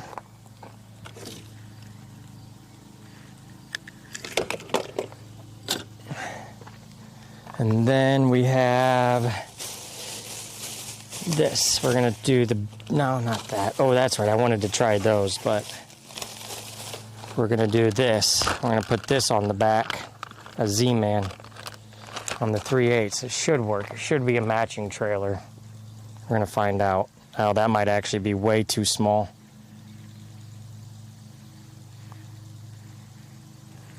That might be too small of a trailer. We're gonna find out.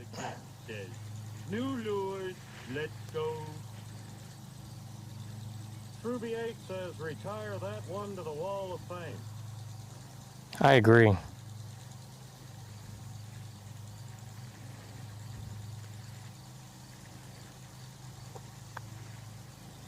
I think that's going to be way too small of a bait. Oh yeah, I forgot Z-Man. You got to like grind it up in there. No, that's not too bad. We could probably trim our skirt a little bit.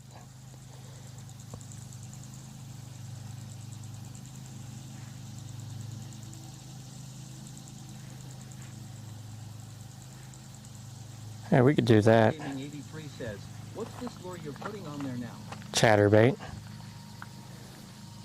We could just trim the skirt just a hair. Not much.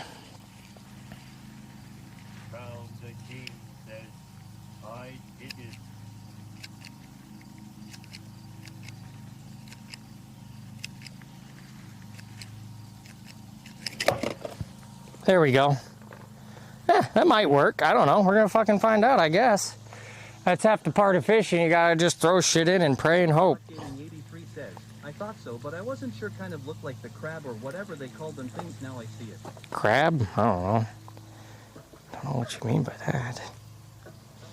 Okay.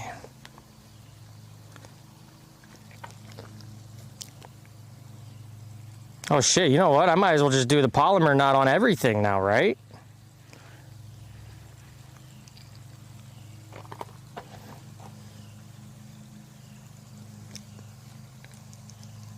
Block Gaming 83 says, I thought you had a lure. It looked like a crab or something.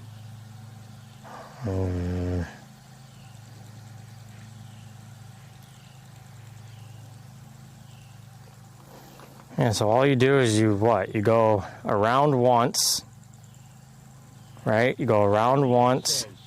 Might as well. I need more room.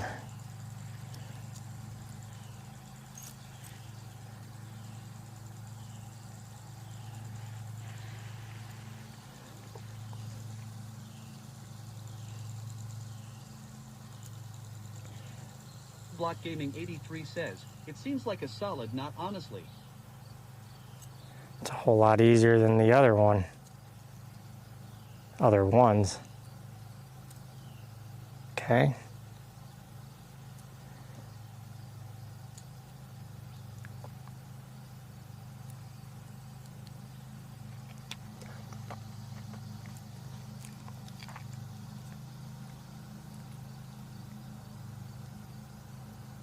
Come on.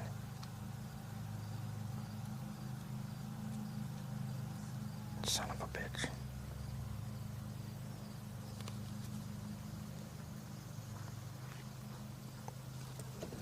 All right.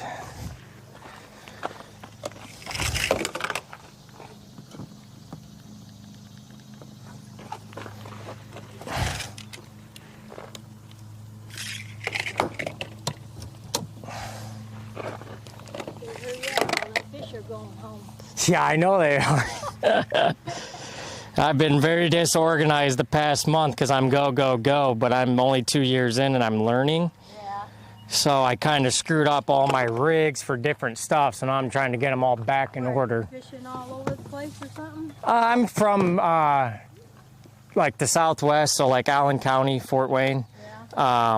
And I fish a lot of our lakes, but I also travel a lot to visit friends and stuff and fish their fisheries. Yeah. So when you're fishing different fisheries with different water clarity, you got to use different baits, different presentations. Then you go to a darker lake, and it's like you got to switch everything.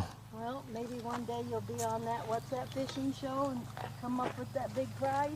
Oh God, wouldn't that be beautiful? That would be. I know my husband's been fishing for about 50-some years. Uh-huh. But he said you can never count on nothing. No, you can't. You could throw everything at them and they just don't want to eat that day. One year they had so much fish, we had people from all over. This place was so packed. And 3 weeks later, it wasn't a fish in the lake. And the next year, wasn't no fish. Nope, you do not. You are correct. All right, so I got my 3 bait casters. Oh shit, I missed one blue guy. What's up, buddy? Yeah, no TTS on this one. Okay, so we've gotten those 3 knots, those 3 baits. Chatter, black and blue, dark for the punching, dark for the frog. Yes, okay, so we have all that. Now, next.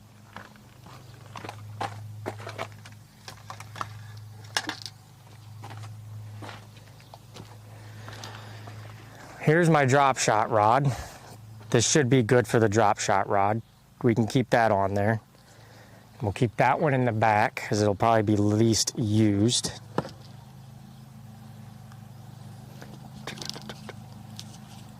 Okay. We got to redo the fluke rod because I don't want it to be, I don't even know if this is good for the fluke, to be honest.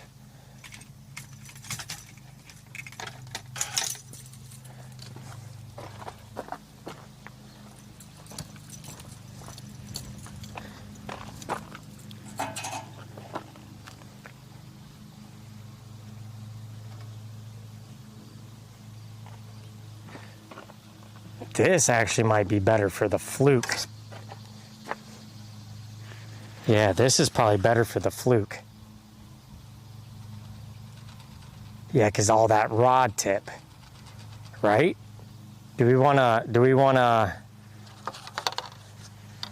for the fluke, this is a 7-foot power medium action fast. Is that what you would want for a fluke? I got to get all my rods rigged. I'm sorry, guys, because we have messed a lot up.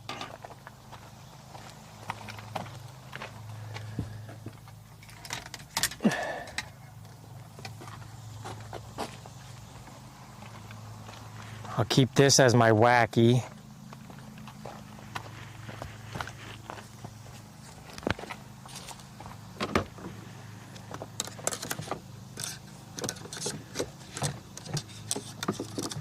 How do I do shit like that? You can't see because it's sunny. Okay. Okay, I'll keep that for that. Move all this shit.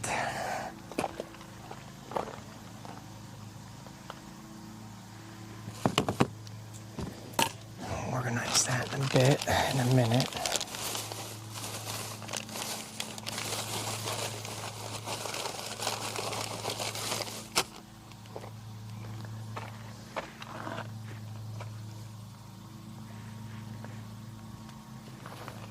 Maybe we use this as topwater and crankbait. I'm trying to think what I should use for this rod.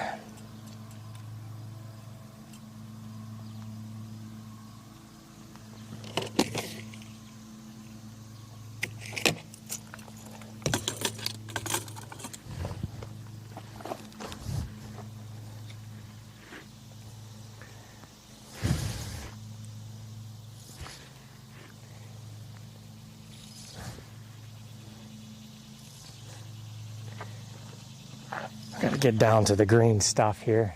Actually, I kind of want to restring this with my new 20-pound braid that I have and the leader to match. Maybe we should do that. This is 2-year-old line. Nah, let's not do that. Let's just go ahead and get down to the green stuff. Okay.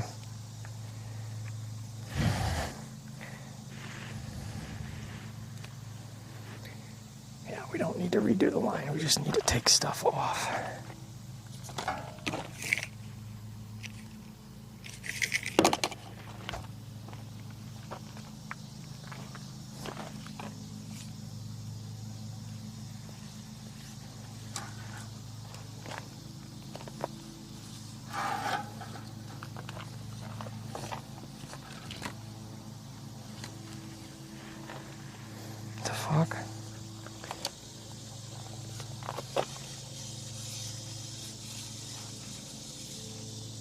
All right.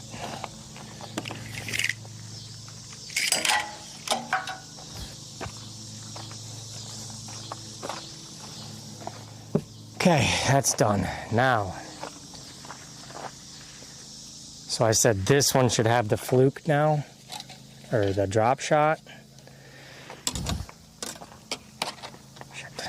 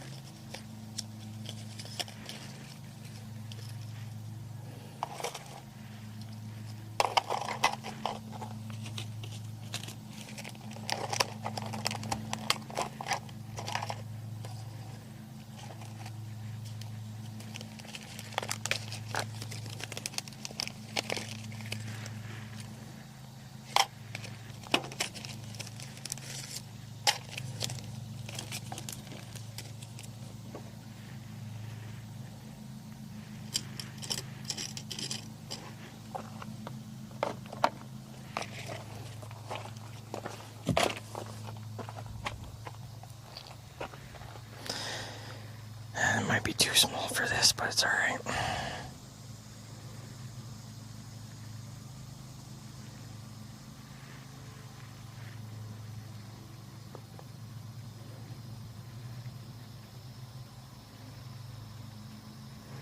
Yeah, they're really gonna have to hit this one hard.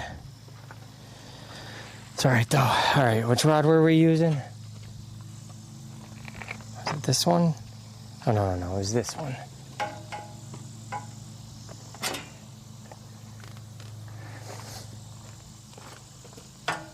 So maybe what I could do then is on the other one,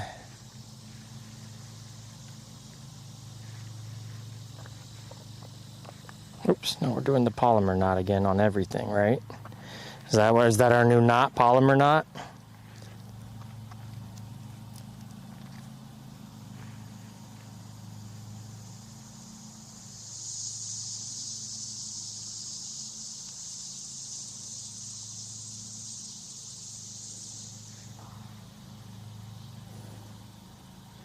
Such an easier knot for everything.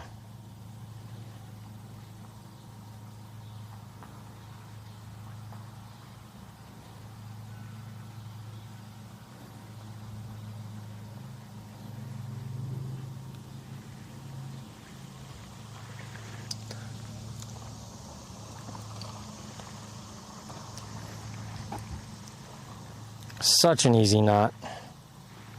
That's way easier than what I tie. Takes a lot less. All right, we got the fluke.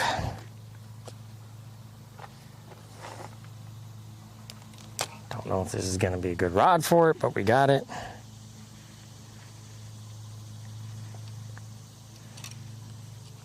Oops.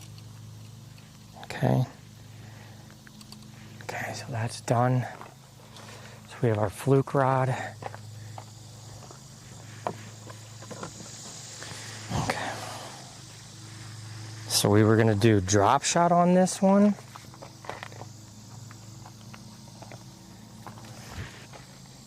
I guess, yeah.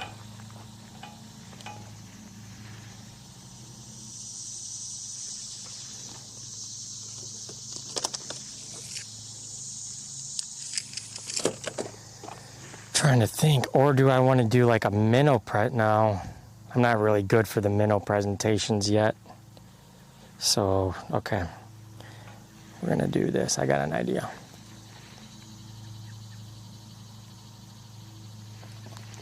All right, let's go ahead and get that.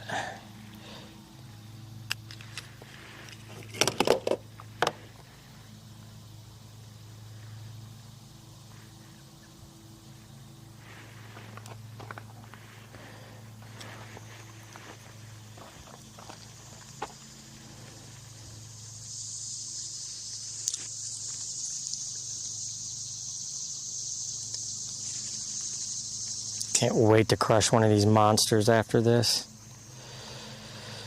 Okay, so you do that, you wrap it around once, you bring it through, you open your pocket, you bring all that through.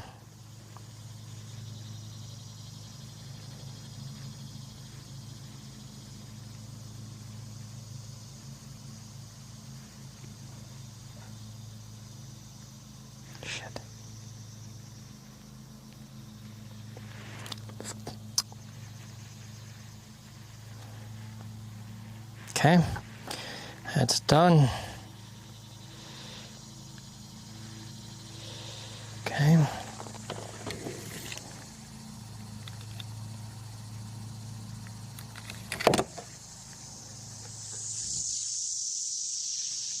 Shit, I forgot I needed it. I don't know what line that is.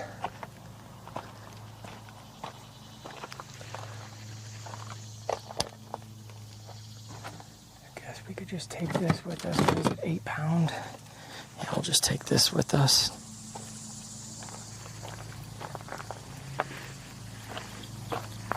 Jesus.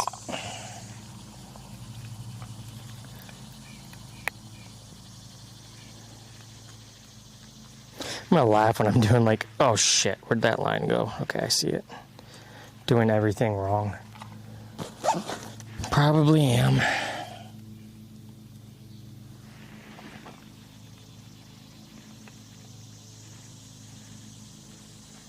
Should be a heavy enough weight.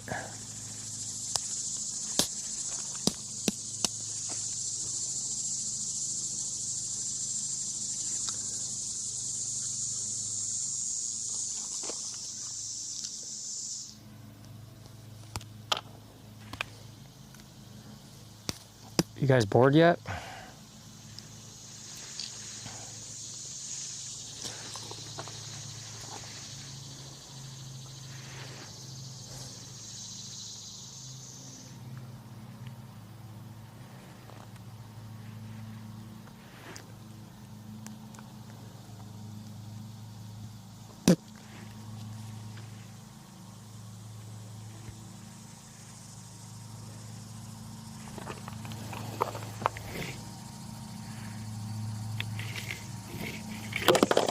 Okay, now we can get our weight back.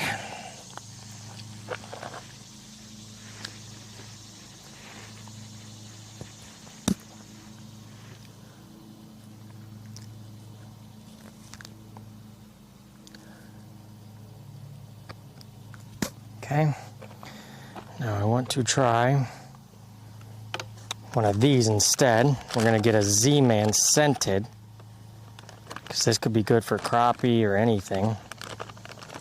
So we're going to get a Z-Man scented. Now I got to figure out how I want to rig this. Do we want to nose hook it, or do we want to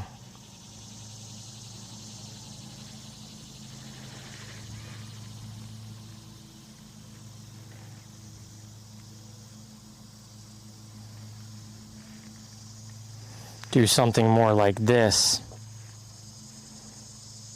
Like that. Because this bait floats.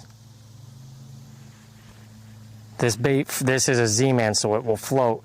So while it looks like that and it looks weird, when it goes into that water and I pull up, it should go like that. It should float. That should be better. Don't know. That's just a tiny little guy that we're going to use on the drop shot.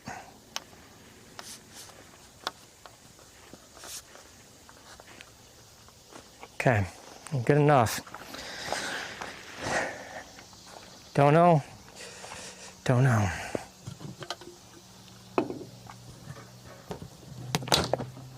I feel so much more confident right now about everything going into fishing right now with everything the way it is. Okay, now, next thing is next. This rod. I don't know what I want to do with this rod. I need to tie a leader line, I know that. I should just restring it, but I like this line that it came with. Cast King comes with the 20-pound, and then you have leader line tucked in. I don't know why more companies don't do this. Put the leader line in with, you know, the match. Match it up.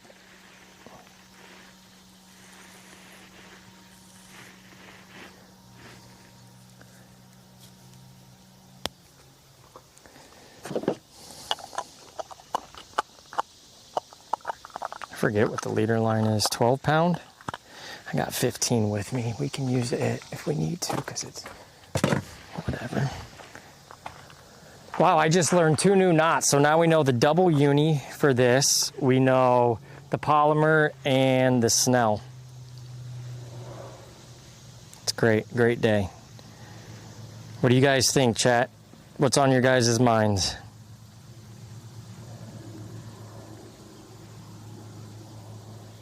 Bill, you should have some content in here with this for instructional videos. I kind of want to get into some of that. Shoot.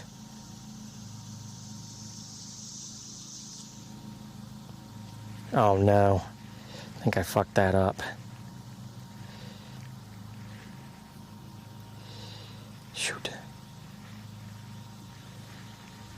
Why didn't that cinch?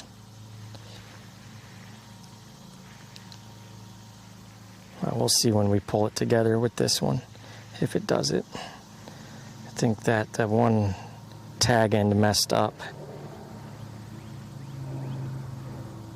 2, 3, 4, 5,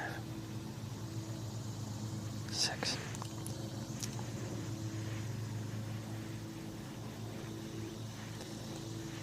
There we go. We're good. She cinched.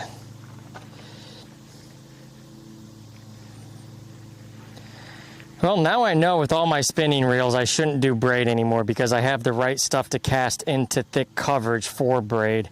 So maybe we just got to change all these lines up. But I still kind of want this like this. Anyways, I got to figure out.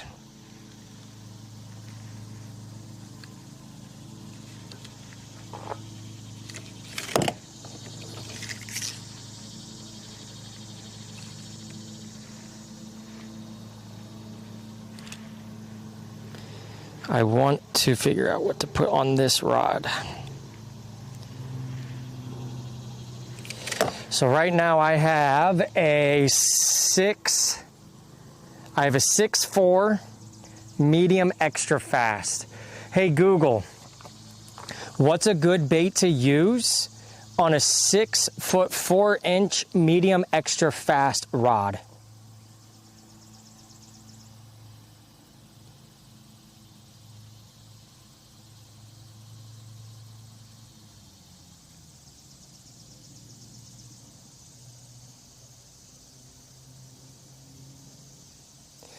It says jerk bait.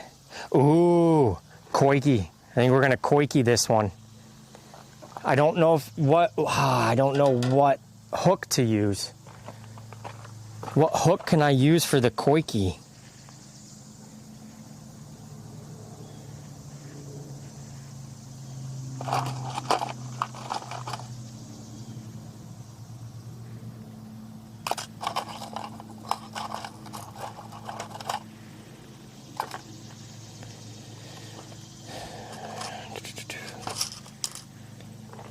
Well, I know guys are rigging them up with treble hooks. Should we use a treble hook?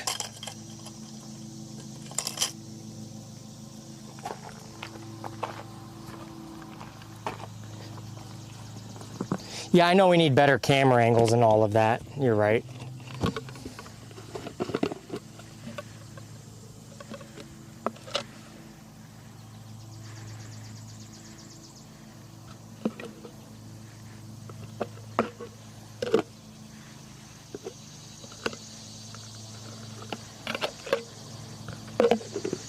Hopefully treble hook will work.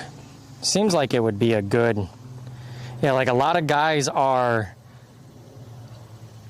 just, fuck if I know. Oh wait, are they push? Oh no, that's right. They're doing this. They're literally just pushing this through. See, that's not big enough. That's not gonna work. It needs to be a bigger treble. Or it needs to be a longer shank. Like that. That's probably better. Now where's that hole? There it is. Yeah? What do you guys think? You think that would work as a jerk bait? On the top? That should work, right? I don't know. I guess we're going to find out, huh?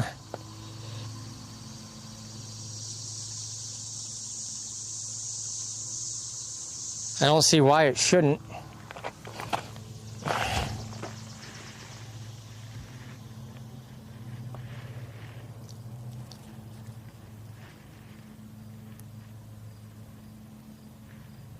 Oops, no. I need the polymer.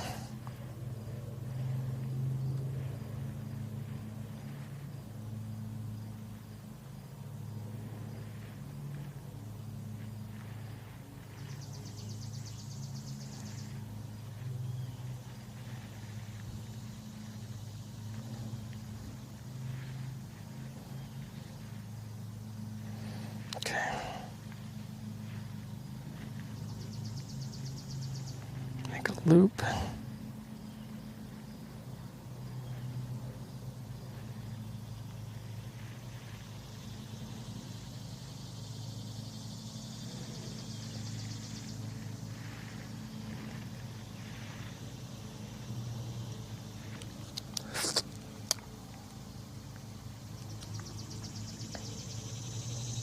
Ouch. Oh yeah, this is gonna work good.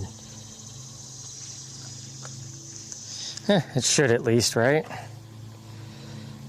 That has some weight to it. Should sink a little bit, but also kind of float. Okay. Everything is rigged, chat. We are Gucci.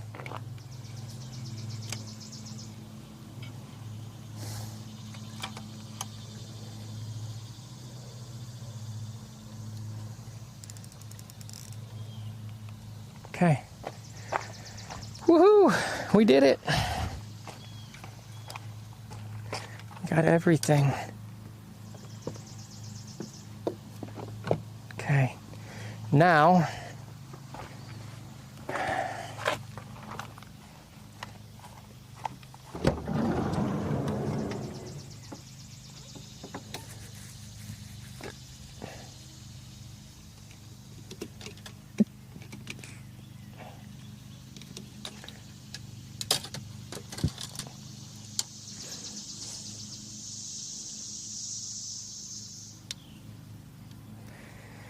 what do I want to do with the ultralight? I would like to try and get, and the drop shot is what just works, you know.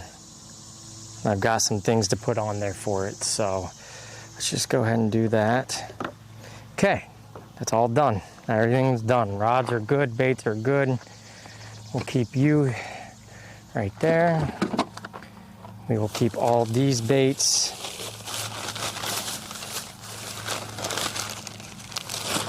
Back together in here.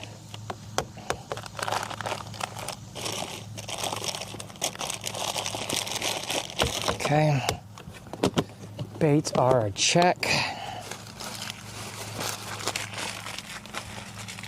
Good luck. Hope they are biting. Same here. What's up, Fly?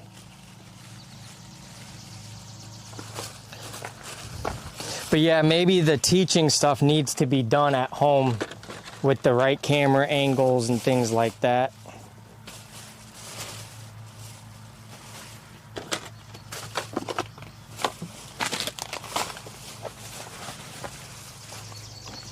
What'd that take, like an hour? It's not bad. I think it was only about an hour. Let's go ahead and open a pack of cards real quick. See if we get a banger.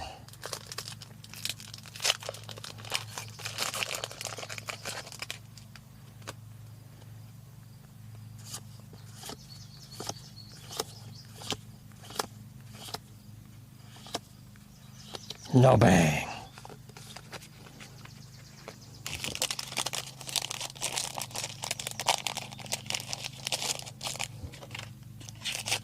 One more and that's it. That would be what, 3 on the day? That'll be good for the day. This pack right here is going to show us how lucky we are fishing today, chat.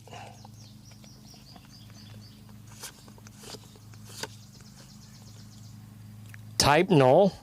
That's a misprint.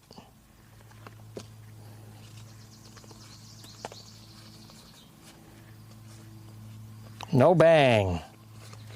All right. Does that mean we're not going to get a bang? I don't know. We got a misprint, so maybe we'll get a misprinted fish that weighs 100 pounds. Yeah, okay. Yeah, that's a misprint right there. Type null.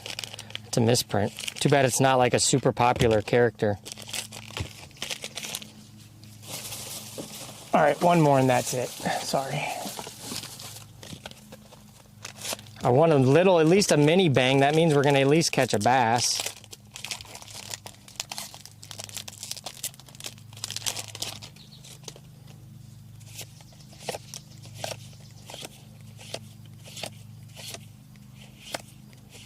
No bang. All right, fuck it. We're done. We're not doing it. We'll do the rest later.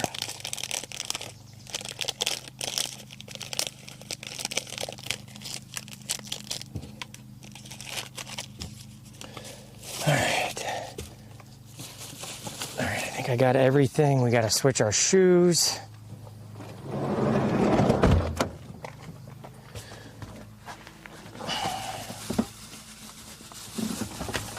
And we can go. Oh shit, what did I do?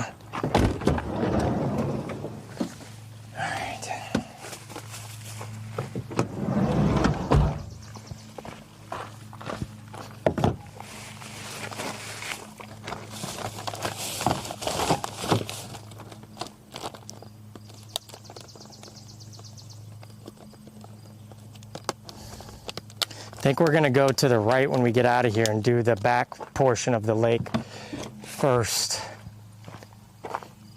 because we never really got to do it.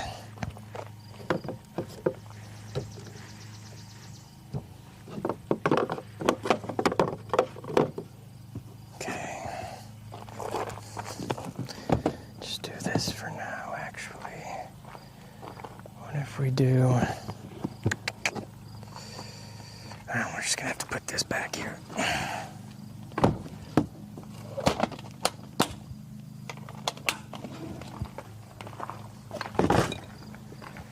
All right. I think we're good. What's up, our brew? Well, there's all my baits there if we need to switch. Gotta put you guys up here. Hope you're doing good, our brew. Okay, what did I do with that? Those are charging, right? Let's see where these are at.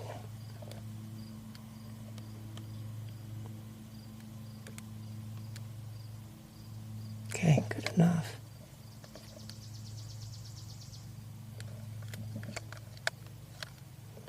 Okay, those are good enough. Let's go ahead and get this up here.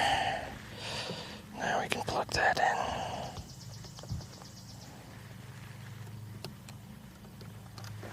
Okay, need to plug this in.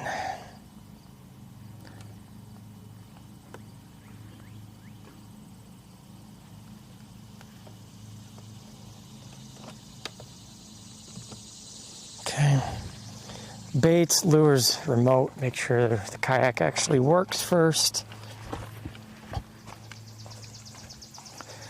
All right, I think I lost all your guys' attention span, but you know, here we are. It'll all be okay.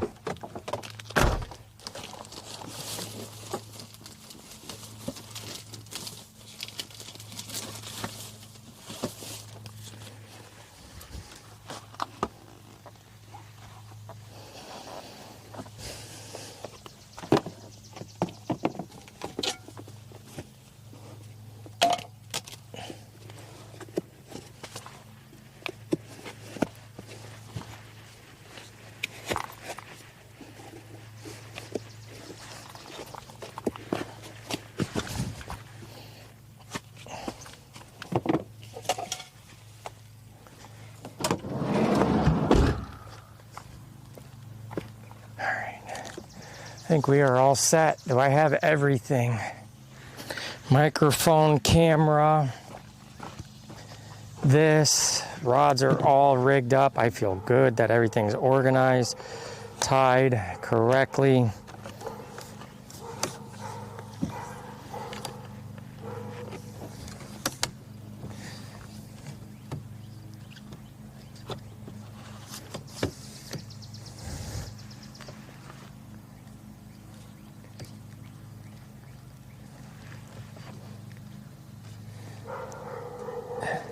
Okay, mic check. All right, mic check, mic check. Everything is in position.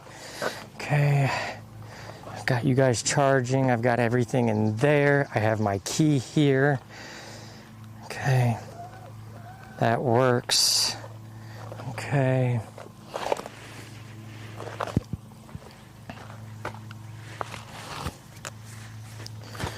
Okay, reels, rod, line. Batteries. Speaking of, let's see where you guys are at on this battery. Already might be ready to charge. Nope, 42, we're good. Okay, now I gotta go pay real quick.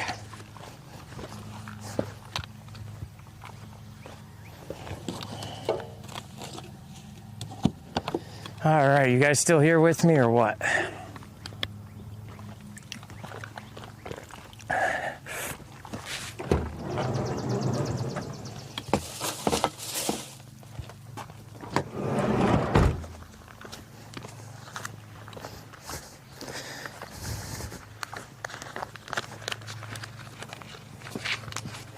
Put in 5 and pay for the next 2 trips.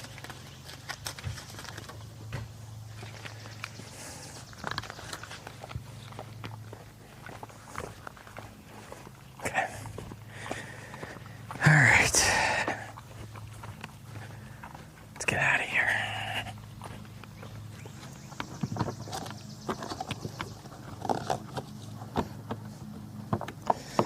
And actually taking my time to do this, everything looks a lot better too. So there's that.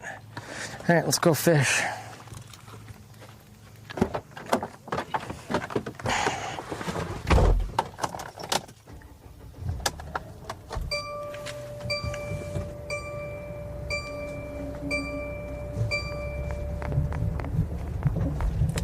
Here comes the fun part.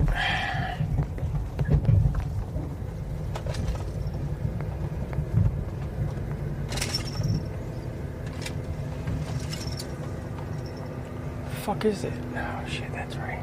Okay.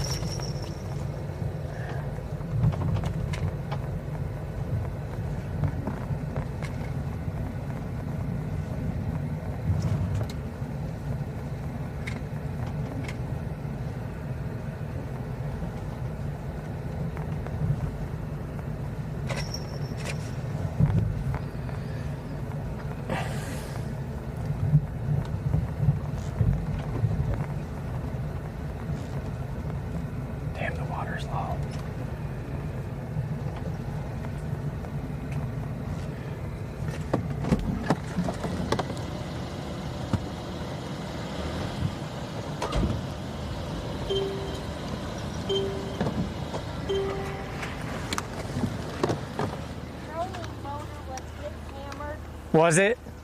Okay. No, usually I'll leave it up. This is kind of a different type of boat ramp, which it probably disconnected the motor.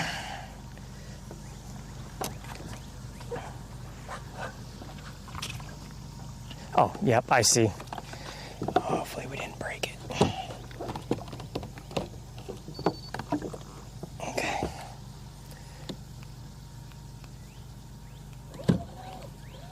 Okay.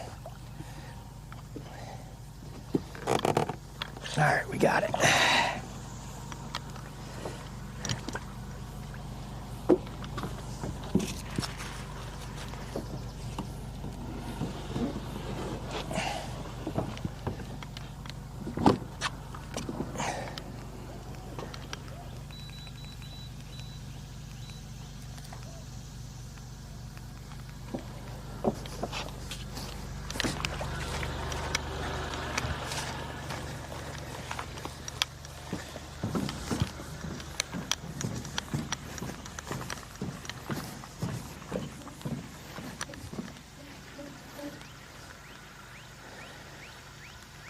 Oh, don't be dumb. I'm glad it didn't be dumb.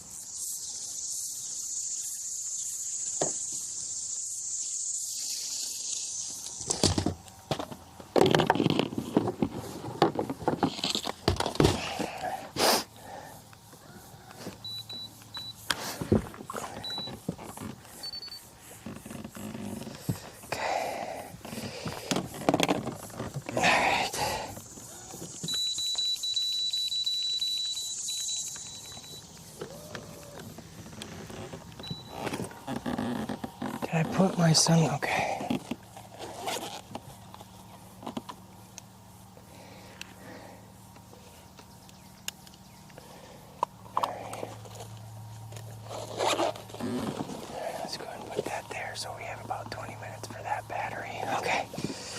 Now I can worry about you guys again.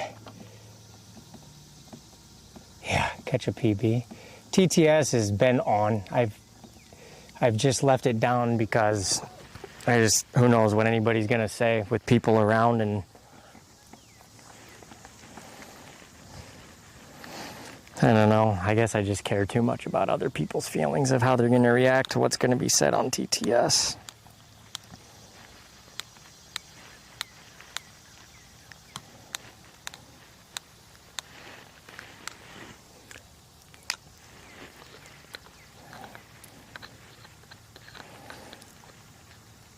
Not so much what you said, but the shit Butcher says, I don't know. It's hard. But I probably have to reset the whole app now. Stop, done.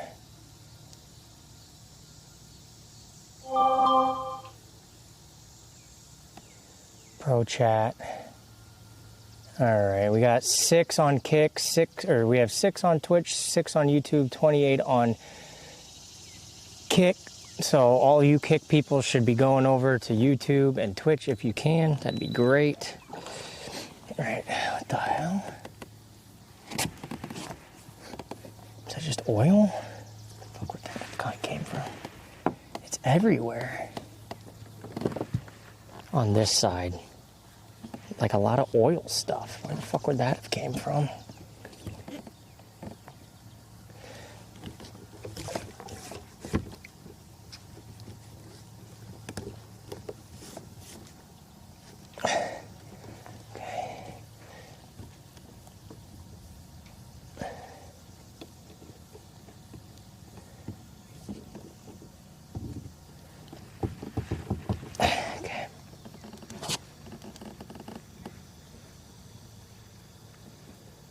Like there, like that's a brush pile to my right.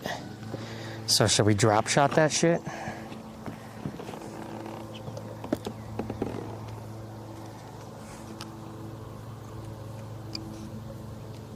Who knows, right? So with that being like that, what I should do is just keep that like this. Okay. Well, I lost the brush pile, but it was there.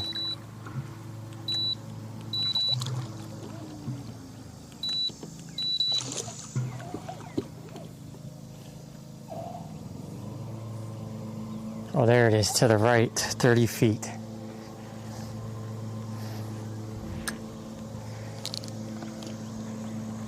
Right on it.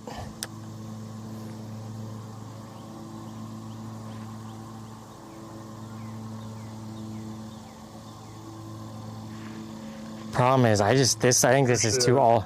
Camera right, please, and thank you. I'm glad you're here, because I'm going to tell you what, that's only going to happen 2 days out of the week, because I don't think people are going to remind me when you're not here. So I just want you to be very, very forewarned. I'll try my best to remember things, but when I'm out here with a lot of things, I'm just letting you know, when we're doing the double camera, that basically it's going to be hit or miss.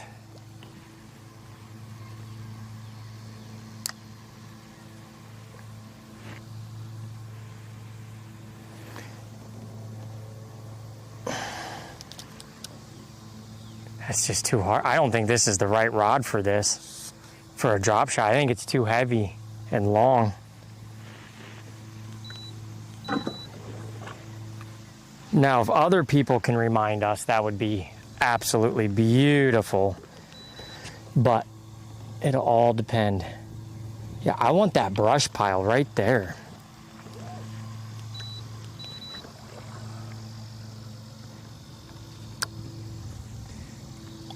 Yeah, past it. Go past it. Yeah, there you go. There you go. Okay.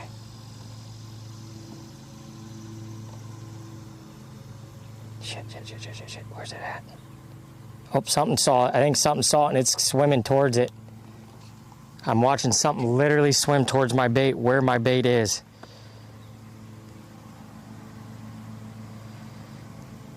I literally just watched it.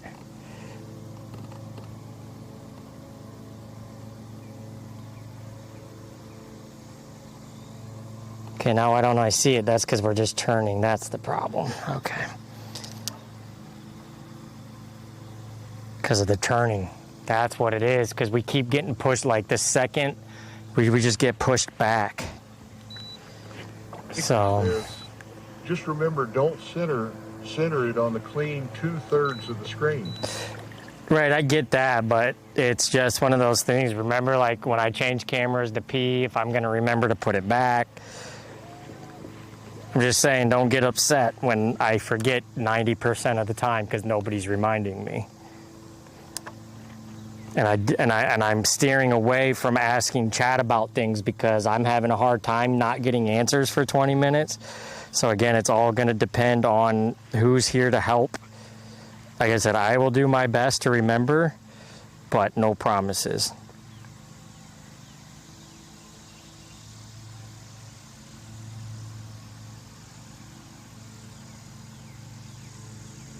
I'm on a fucking brush pile, but there must be no bass here.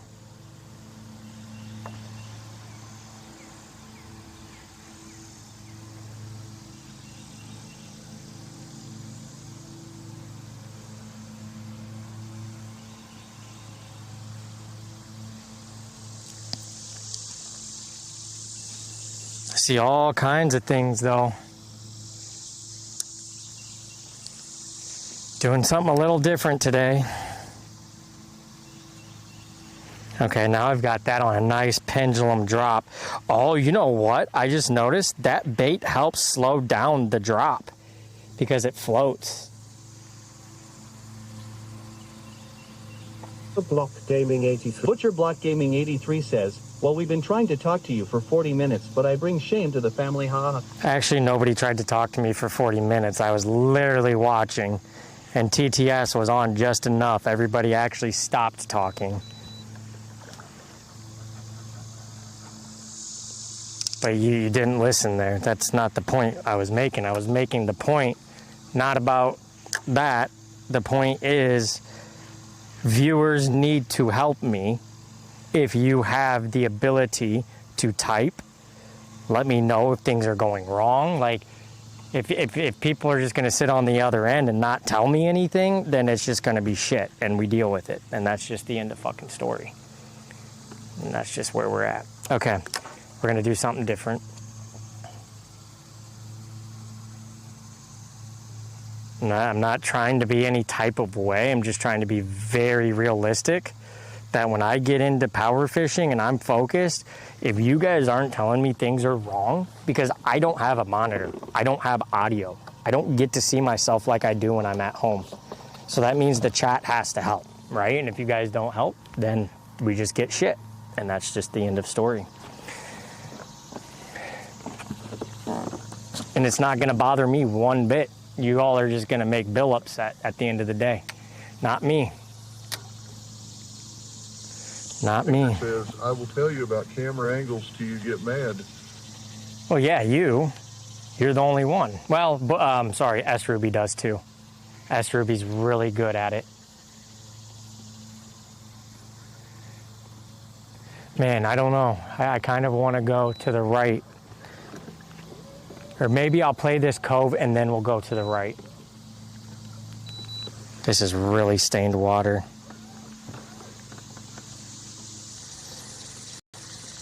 Like, there's got to be something there. See, this is where I want to get better at, like, okay, take 5 minutes to see this brush pile, cast on it, and see what we get type deal. _Grumpy says, I'm usually always here during the day, but can't always chat. Right. Yeah. That wouldn't... What I was mentioning right there was targeting people that have the ability, that are listening, right?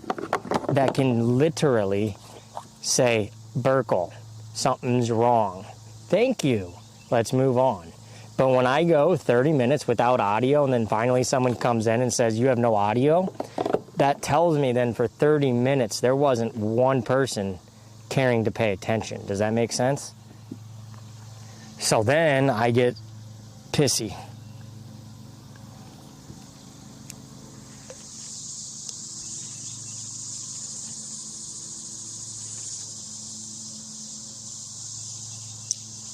There's a fish there. I can see it.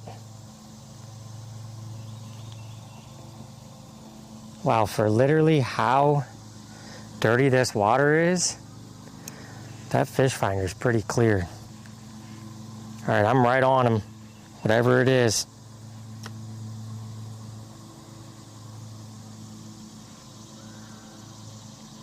Can't get him to react. He's there though. They are there. Okay, so maybe they aren't bluegill, because if they were bluegill, they would have ate that. So now I need a little minnow. Again, I'm not being a little dick right now. I'm just providing information to you guys of what needs to be done.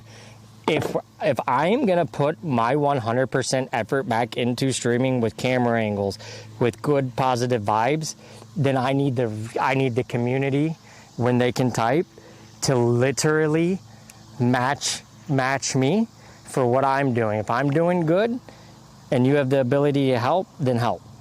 You know, because I'm going to put, like I said, I'm going to put my full fucking effort back into streaming. So I'm going to really need that help. There's fish on this pile right here. Oh, what's this? What are these? Why are these all of a sudden in my field of view and they weren't before?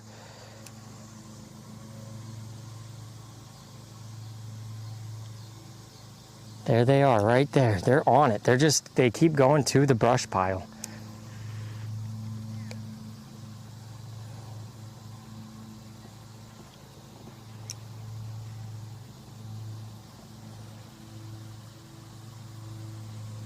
That is insane. They're all over right here.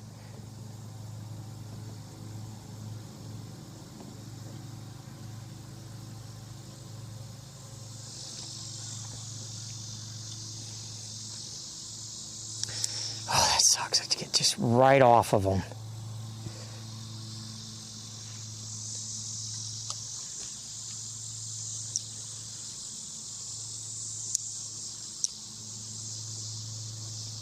I wonder what they are. They're not bass, they're not bluegill, they're not crappie.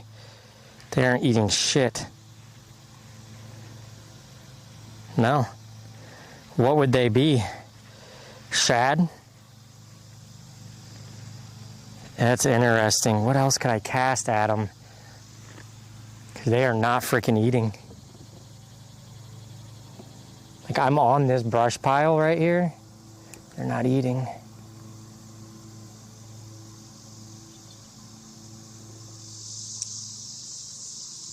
That is a fish, I know. Oh, here he is. Come on. You guys are up. You're right here. Why are they not going for it? What could they be then?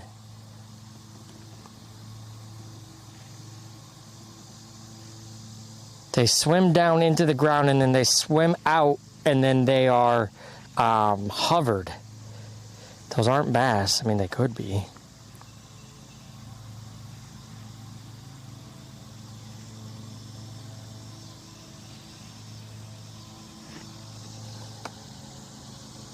There was a bite.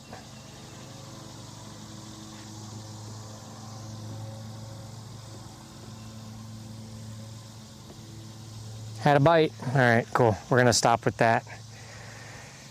I just wanted to see if any of this little shit would bite. Like, I'm on this drop-off and I'm trying to see what's going on here. Okay. All right, let's go ahead and cast a couple different things here. Let's cast this, see how this works with the frog. I got to get my brake system correct. I got to get everything correct. Okay, that's good. Our brake is close to max. Okay, that actually casts really good. Oops. Isn't that crazy how much I get pushed? All right, we're doing good, chat. I like this. Yeah, that's nice. This is the nice frogging rod, what it was meant to be. And it has the legs, too. I like it. Okay. Now,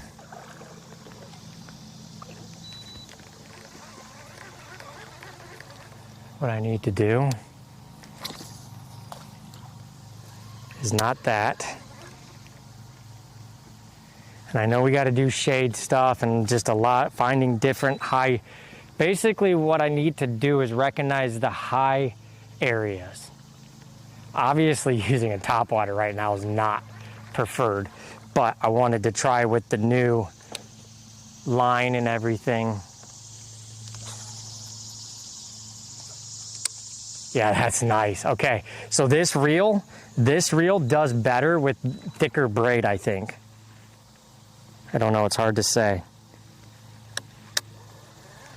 I don't know. Oh, there's something right there moving shit. There was something in that moving it. In those pads.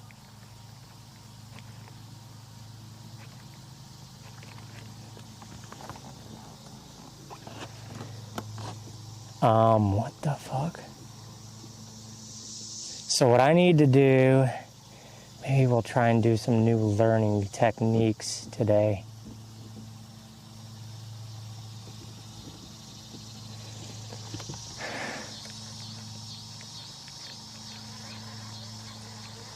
I like this frog though.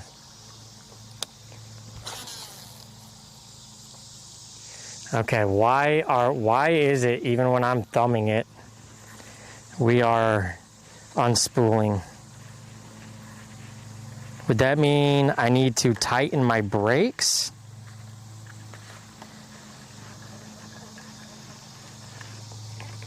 I don't really like this reel. I'm kind of mad about it, to be honest.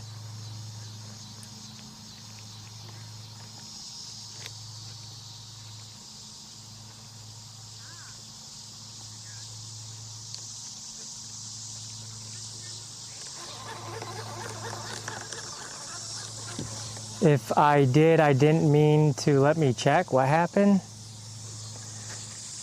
So, do we want... Okay, so this is max. 1, 2.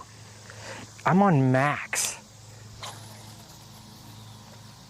And she's still coming undone. Does that mean I have too much on? I think that means I have too much on. Right? Or is it the left side, the knob is not right? Let's check that part out. Sorry guys, we will get to good fishing here in a second.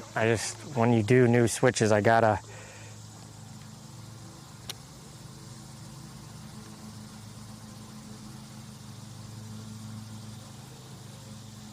Maybe that's it right there. Yep, that did it. Okay. That's what it was. My knob was too loose. I don't know if that's the magnetic braking part or not. Okay. Okay, I feel good about this.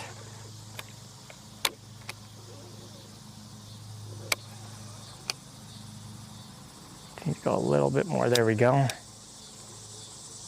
Okay, I feel good about that.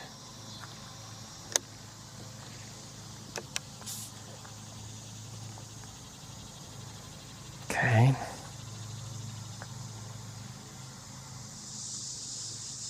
Okay, feel good about that. Done that one. Now we need to try the chatterbait. Make sure everything is working correctly. All right, let's try this. Make sure everything is working correctly.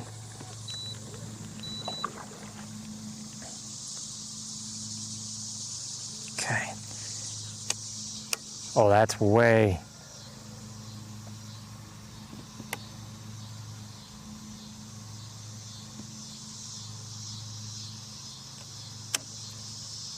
I think I'm on a 3.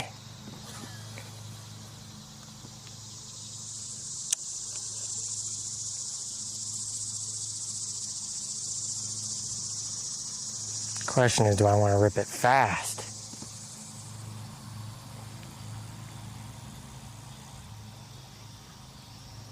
I like that. We can run it slower. Okay. Let's just run it. That's not a bad cast. I could change my braking to not, oh wow, I actually see that on the radar. I would assume just light drags like that, a pause, reel to the slack, light drag. I know sometimes consistent is what they want, right? Okay, I'm happy about that. Okay, I like that. I like the chatterbait. So we got our little paddle on the back, just a little, like kind of like a baby crawl, as you would call it. Okay, now we need to practice 2 more rods. We need to practice this rod.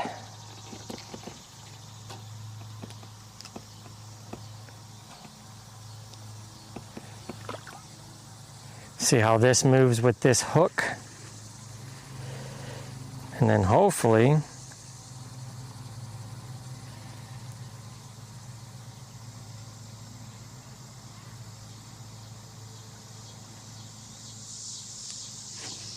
big jump over there, that's carp though. Tried calling to tell you this tension knob should be adjusted so when rod is straight out, release the bait.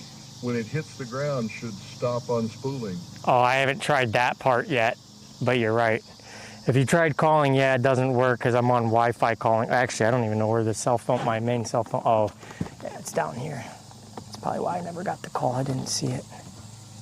But hey, we got it figured out.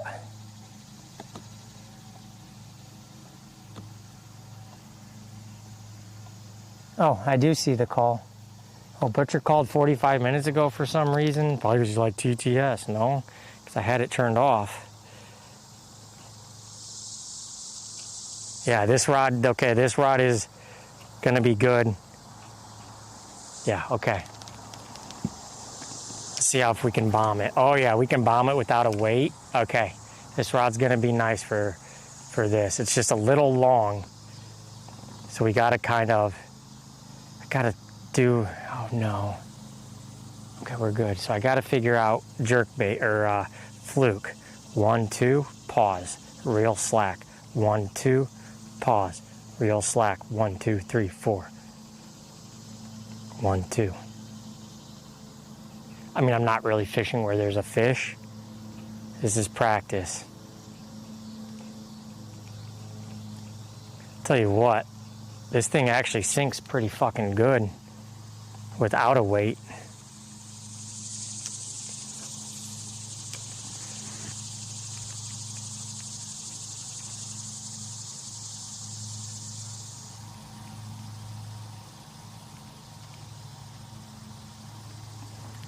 Block Gaming 83 says, I called Elier to tell him 40 minutes ago because he kept saying you're still with me chat and TTS was off is why I called, didn't know you did it on Pupos.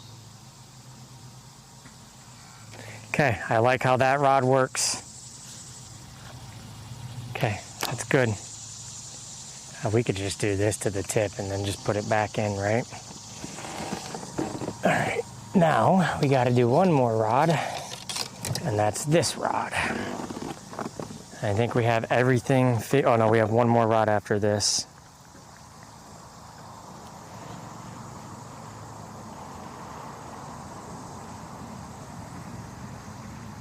Okay. So,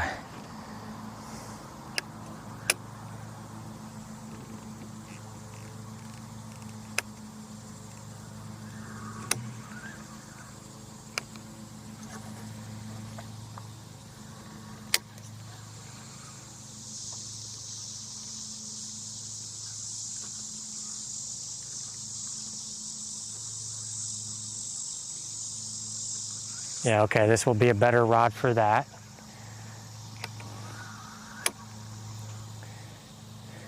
Okay, Gucci.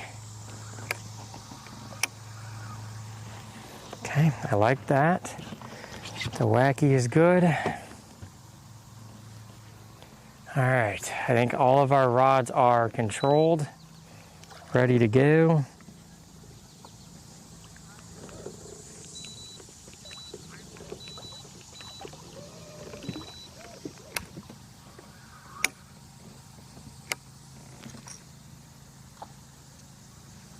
Okay, that felt good. Now we just, I don't think they're gonna obviously be in here.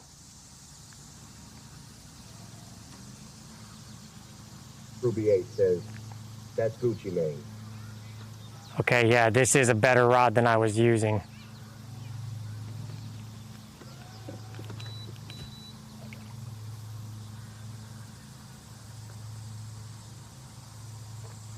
I know this is really shallow right here, but I want to get a feel for how the rod works with the new baits, the new hook.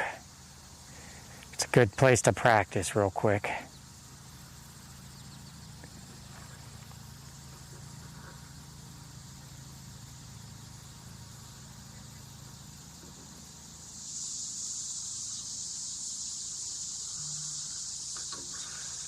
Don't think there's anything in here.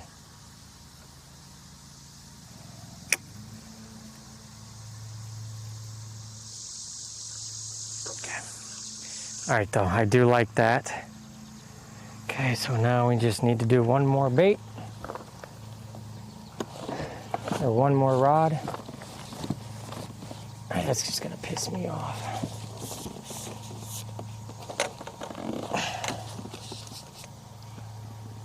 Do that too. Just have it go all the way to the tip. We'll just do that, and then now we try the koiki. So we got the koiki on a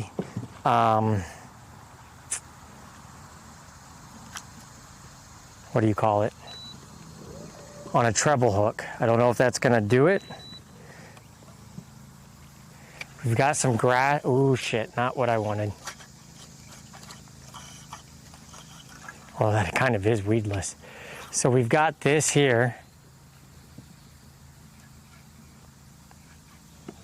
Got some grasses.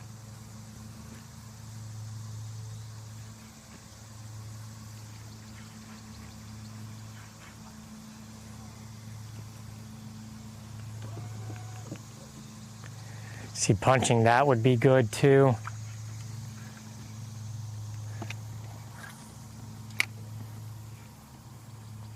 Do like that. That feels good on this rod too. Says, I just had an idea, let me know if you like. Troll along the submerged railroad bed. Yeah, we could definitely do that with a deep diving crank.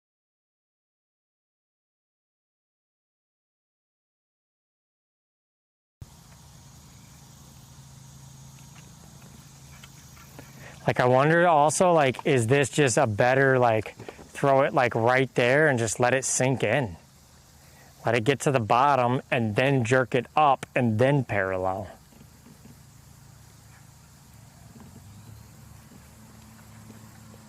You know, it's hard to say.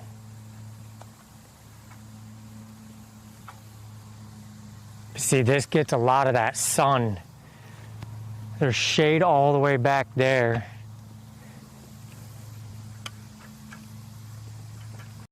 We definitely have to do some moving, but let's see, let's punch this little bit here, and then we're gonna go to the back. Gonna work into that corner there. We're gonna work this to that corner, and then we're heading to the back. If that's cool with you guys, it's cool with me.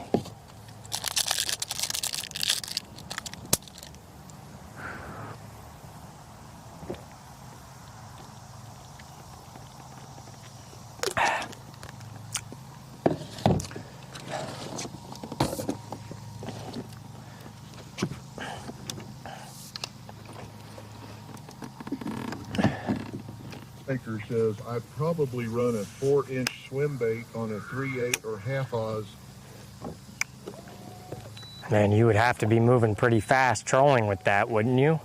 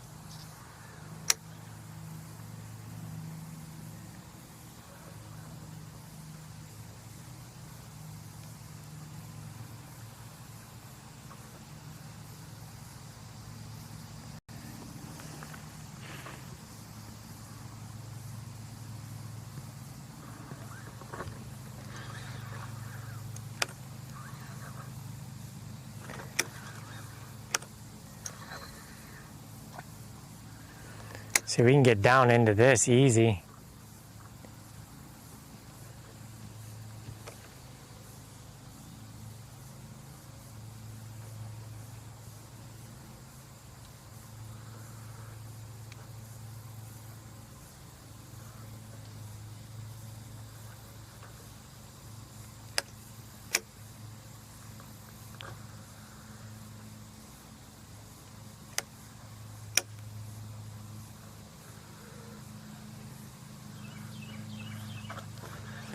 Usually what, if there's not a bite, they ain't coming.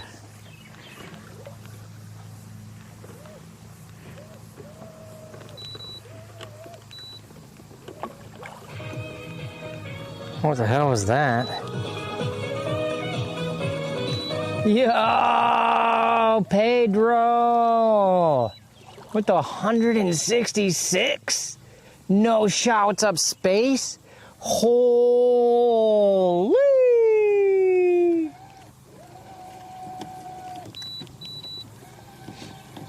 You know, thank you guys for the follows.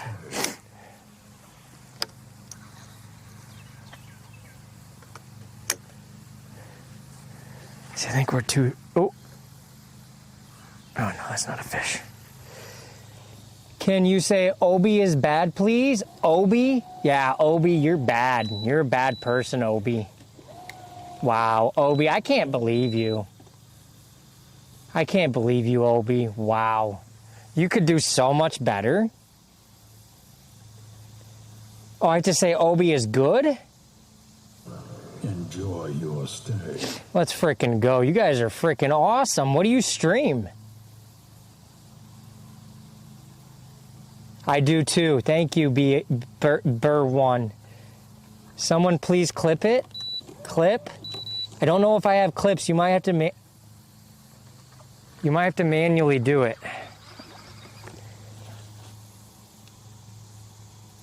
Wait to depth key. It says he'll adjust weight to depth.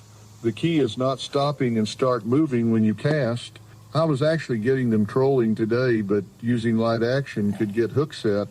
Oh, nice. That rod to stale LL. Nice. Okay. Hell, oh, you play games? Me too. I did games for 3 years, and now I've been fishing and stuff. I just started multi-streaming yesterday on Kick, YouTube, and Twitch. But, heck yeah, no, I really appreciate it. A gaming streamer rating a fishing outdoor streamer. I need to take... Well, I'll be able to go to my dashboard so I can come follow and check you out. For sure. Dude, that's awesome. Thank you.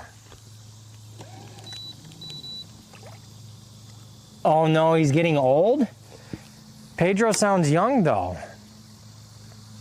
I don't think I'm going to catch one up in here because it became hot, and you could tell this gets a lot of sun. There's good shade over there. And see, since it doesn't have that right shape, what is our water temperature actually? 81? Yeah, they're not going to be right here, are they? 81, we got to find... Thank you guys, everybody. Thank you for the... 67, Jesus. Alt, thank you, Peter. Where did you find this guy? You look hella goated. Thank you. Fishing is for the real men, not Italians. No, he didn't jinx me. This is... one, I got out late. Oh, no, there's an inlet here. There's an inlet that comes into here. So this water should be cooler. I got out late, and then it took an hour restringing all my rods, and I'm only 2 years into...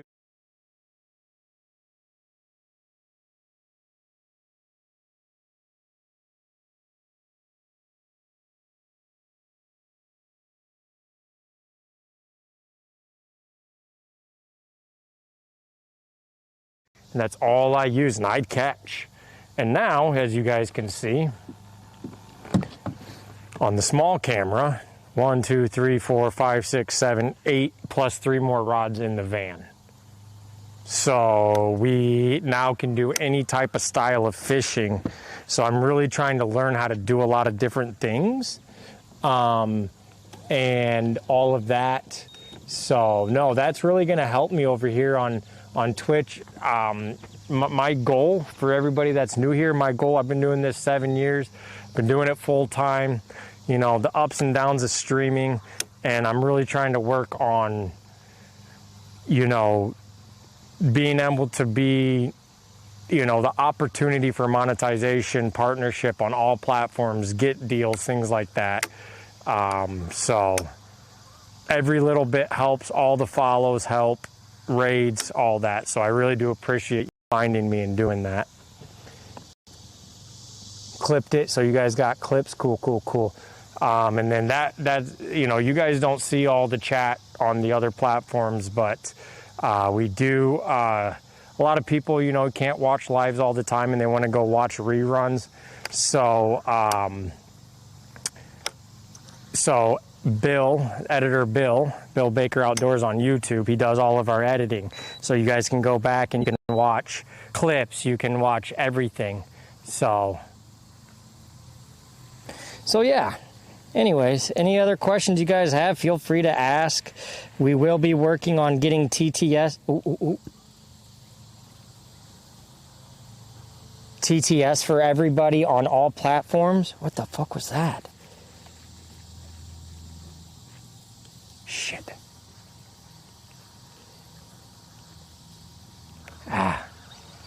We got off our mark here. It's no big deal. None. We just got on the water. Gonna need a bigger boat. I need a bigger boat. I have a question.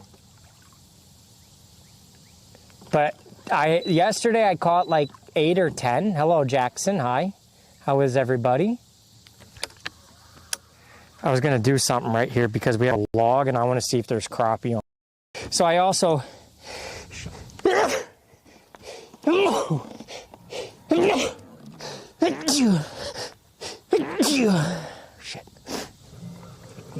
Bill Baker says, "Oh crap, I forgot."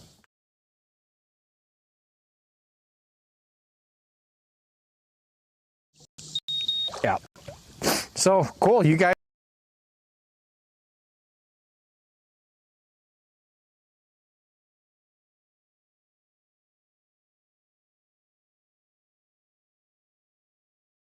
That going for it.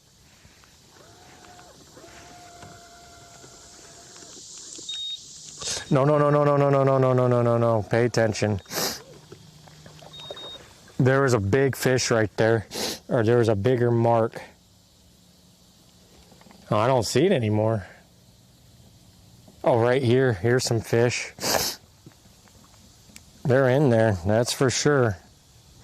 Don't know what we got, but they're in there. Thank you for the... Enjoy your... Oh, we just had a fish. I'm trying to catch you even just the tiniest fish right now, guys. There we go. Tiniest fish just for you guys. Look at that. So for anybody, if any of you guys do fish for pan fishing, okay, this is a good technique if you can stand over them or you have scope and you can watch how they react.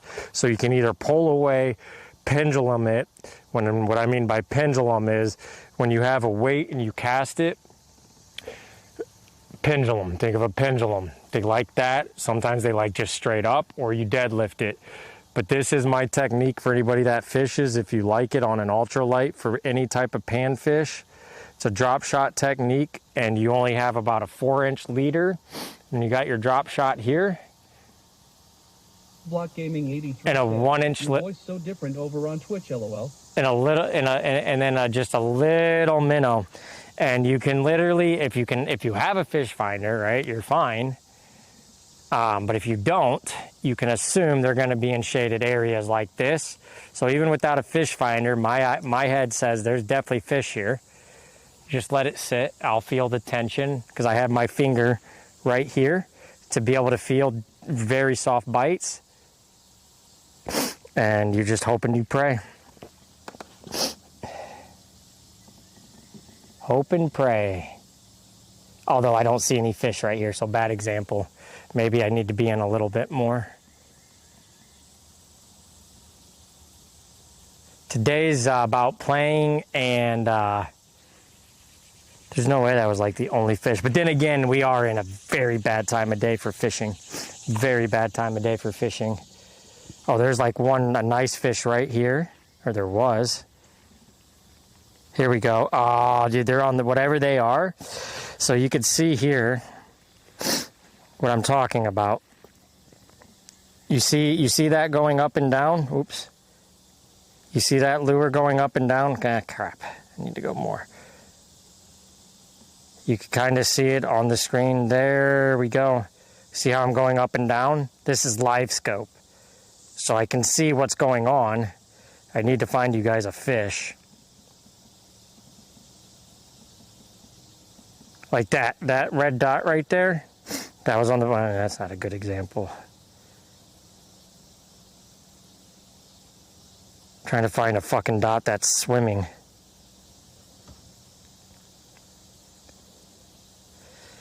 Like that was a fish right there. So anyways, you guys get the point. Silly kid with your modern especially if you are new, you won't need high tier. Yeah, if you're new to fishing, you don't need any of this.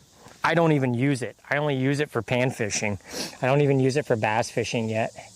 But yeah, you don't need any of this. You don't need any of it. Yeah. No, you don't need any of this, guys. Trust me, dude, I was broke.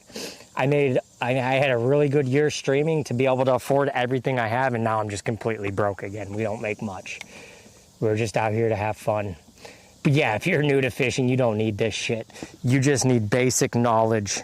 Basic knowledge. Pound the banks. Pound the banks, find the shade. Call it a day. But I saw some really big marks right here, and I want to see if there's any big crappie on there, this log.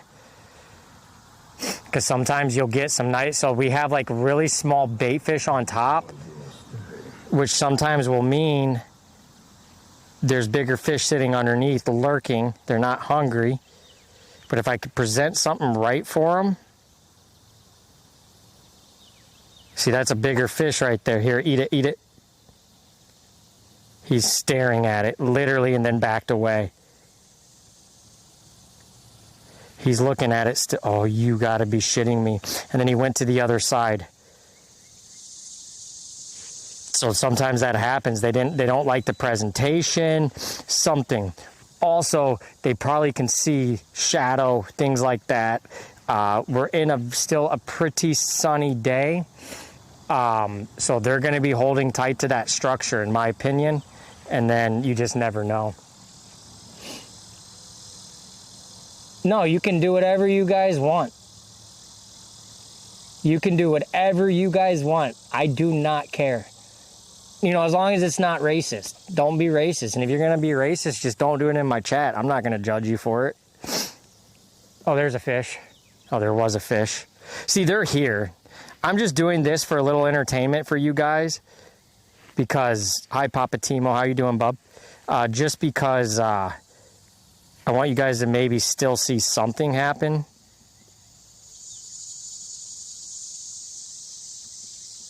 See, they're coming out. They're playing.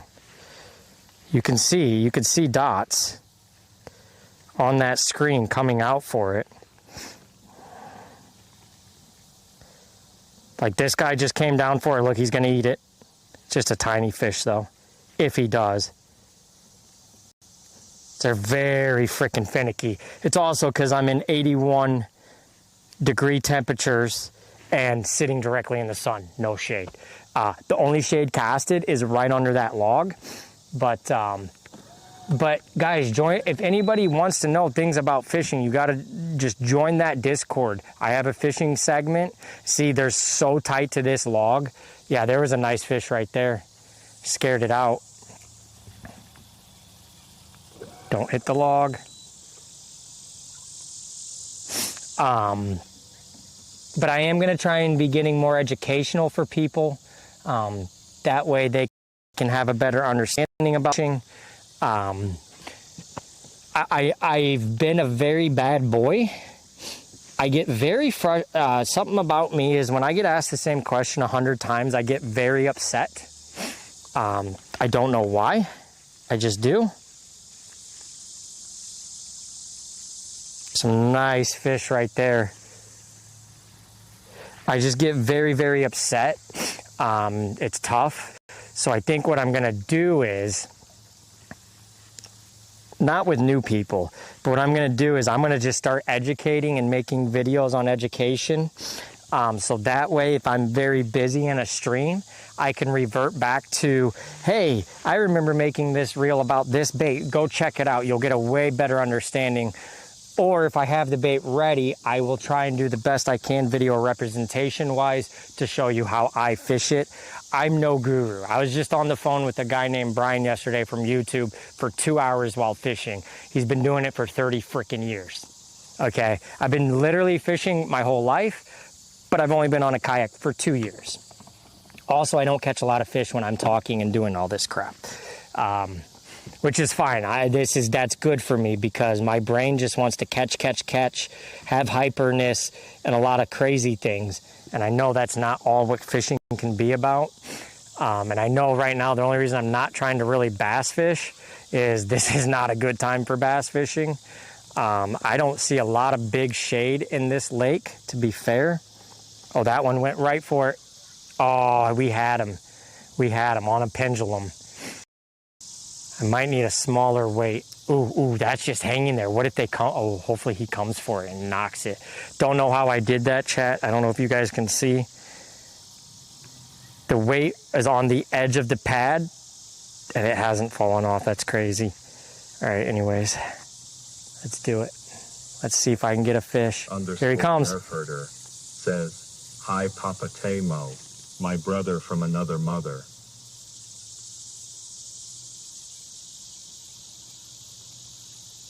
Wow, he didn't go for it. 3 of them, that's the thing. Oh, there it is. Got him. Just a little guy for you. Ooh, actually decent. Decent gill. That, you know, you catch about 20 of these and you're having a fucking meal for 5.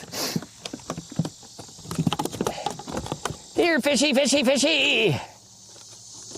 See, maybe I need to get into like bluegill tournaments. I'd win them all because I'd be the only one fishing it. But as you saw, what I'm doing is there's that perfect shade right underneath that, and they're all sitting underneath that shit. So when you cast onto the edge and you just slowly bring it, they're gonna come out for it.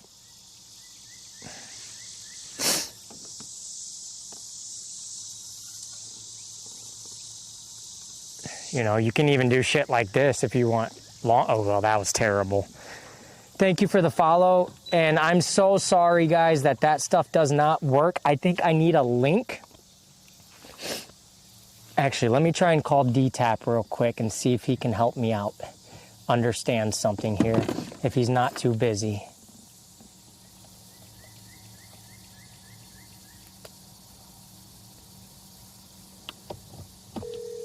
My dad loved bluegill. Yeah, dude, bluegill, pan fishing is so much fun, especially on this type of light action rod. Hey, quick question. It's not an emergency. For those alerts on Twitch, like the puffer fish and all of that shit, okay, what tab do I need to add in Stream Buddy for those alerts to play? And I'm trying to remember where that all comes from. I honestly don't know. Okay. Well, that's fine. I mean, take your time to research it today. I'm trying to remember those sound alerts, the puffer fish, the ooh-woo, when we set all that stuff up. I think we set it up to WiseBot. Do you think that's WiseBot? And I know we're going to, I know he might be napping again.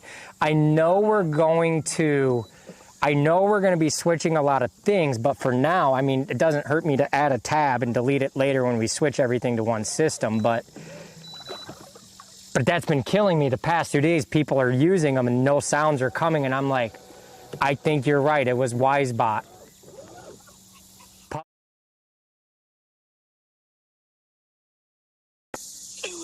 Ooh-woo.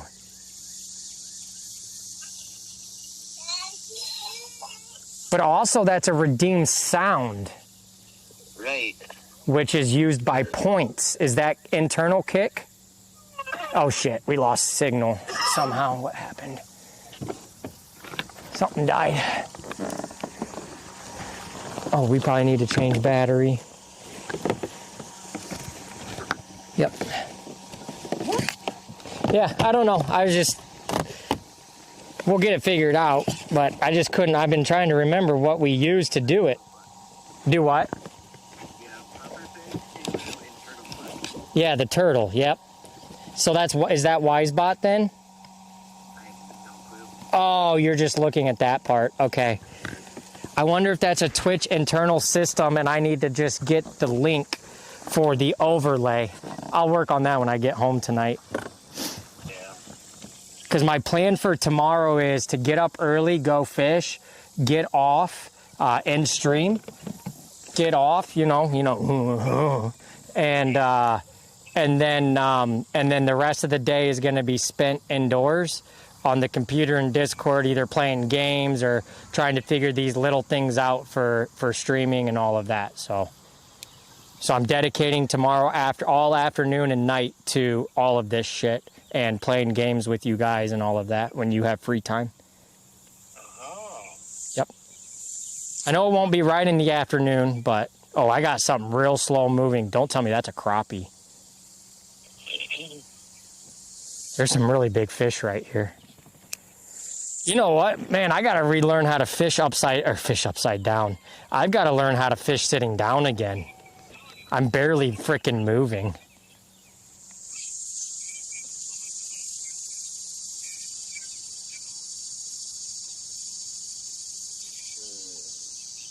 Maybe those are just like bait fish, gizzard shad and shit. Sorry, chat. Sometimes I got it. Are we? Okay, we did come back live. Well, everybody that did come from that raid, thank you for listening to my Burke talk and all of that. Right now, I'm on the phone with a really cool dude. You know, he's all right. Some technology, and I pick his brain when I need to figure out shit we did 3 years ago. And it's two ADHD people that don't remember anything. Who are you talking to? We all know you ain't got no reason. What are you talking to? What do you mean? I just got an 80-some raid on Twitch, okay? You ain't got nobody. Or no, it was like 100.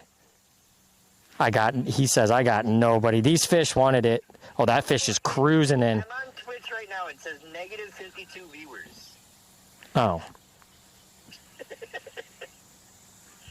You're doing so bad that they pulled the viewers from you and put you in the hole, man. No. Oh, this fish is coming right down for it. I don't see it anymore. Herder says, those are bots. Oh, wait, these are the underwater bots from Temu that Butcher fucking purchased? Yeah, probably. Oh. Man, those are some good marks, though, that are coming down for it, and I really think crappie. They're out there, but see, they're not suspended. They're just hovering that damn bottom. But they're big marks, so that makes me think crappie. Oh, he ate it, and I missed it. Dude, I'm not gonna lie, I had no idea. Oh, so WiseBot is Rubber Ducky Bot. I just figured that out because I just logged into WiseBot and it says status is Rubber Ducky Bot. Okay. So that is still active for your Twitch. They really don't want this bait, whatever the hell it is. Why do I keep dropping signal? Oh, I just noticed. No, the Starlink slipped back, so the head of my motor's covering the Starlink. There we go. Should be good now. All right, well, I guess I could stop fucking with these fish.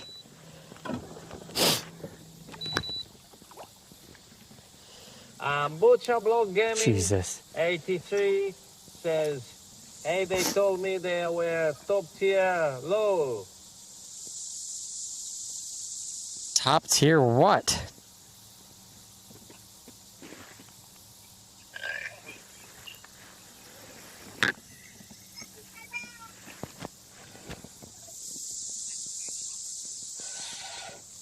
Is that a fish? No. Fucking weeds.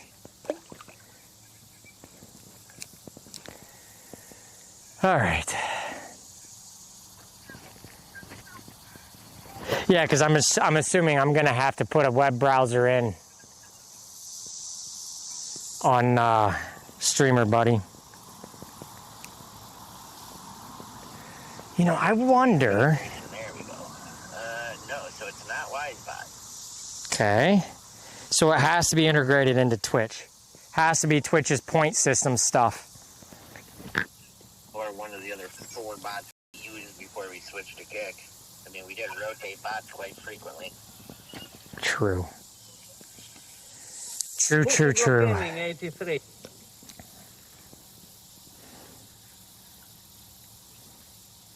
Well, truthfully, all the alerts that are in Lumia, couldn't you just toggle that for Twitch too? Yeah, they are automatically usable by Twitch people. Oh, okay, we did that. Okay. I mean, I guess That's always been set up. No matter what program or what thing they type on, as long as we're logged in, it should be able to read the commands. Oh yeah, that's right.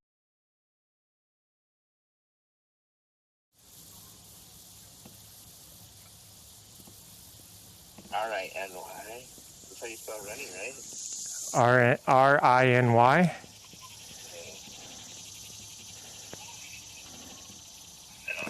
All right, I'm done with that. We're going to try something else real quick. I'm going to try this other drop shot with a bigger minnow. We're going to pitch the edge and drop shot the edge right there just to see. I don't remember any of the freaking commands anymore, man. Yeah, and I know, right? Well, We haven't bothered because you've been IRL stuff, and IRL stuff you didn't, care if it was going up that much. So. nope. Chat commands. Let's do 1LB2. God, they're following it. Yep.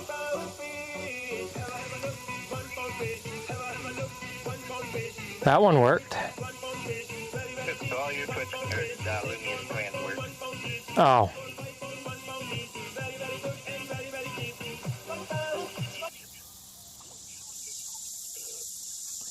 It's so interesting that those fish are freaking following it. Like they have to be just tiny bluegill and they're following this minnow in. Like that doesn't make any sense. Couch. So it's nap time. We gotta go soon. Oh, where are you going?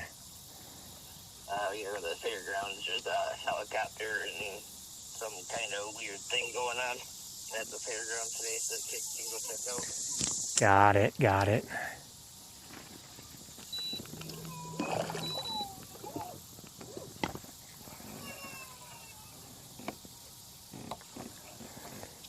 You'd really think there's some bass out here that want to eat, or even a crappie. Didn't you say you want to lick some bath salts while you're out there? Well, I mean, honestly, it might get me a little energy.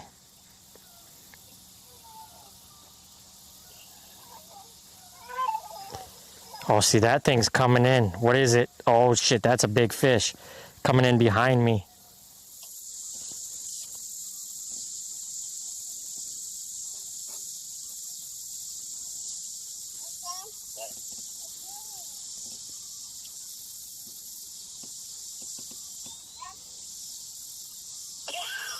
What? It's fun watching all these damn fish, but not a fucking thing happening.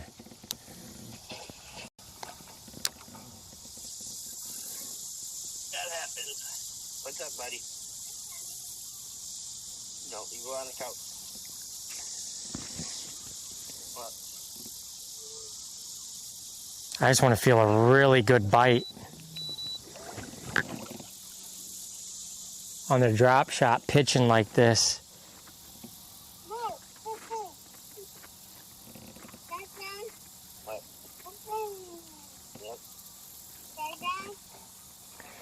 You would think I would be able to Get some to come eat this.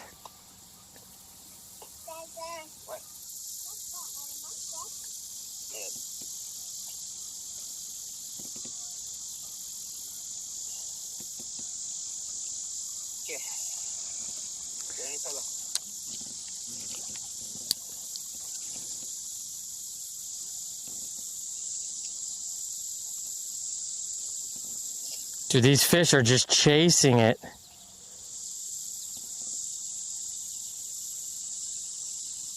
They will not eat it.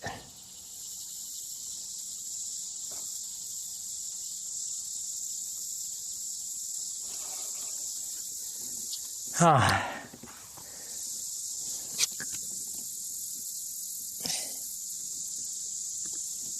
What are those?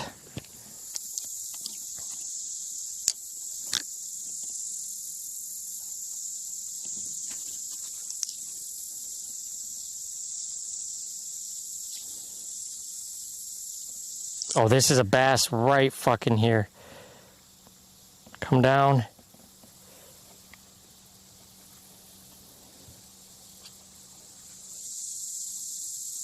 Oh yeah, eat it.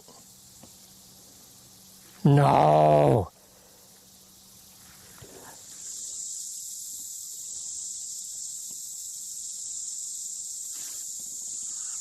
Oh, what was that?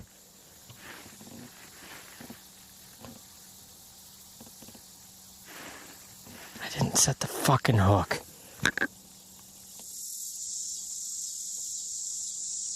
Shit. And they're going in, down, and then trying to come back for it.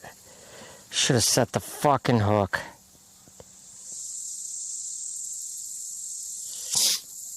Man, that was nice. Whatever it was, I think it was a big crappie.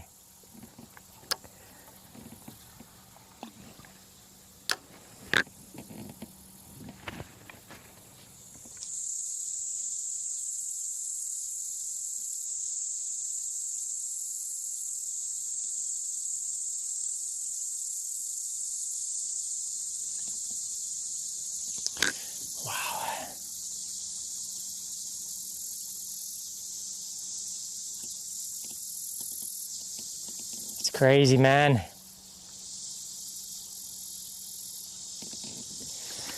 Crazy, crazy. Thought I had him. Definitely had something.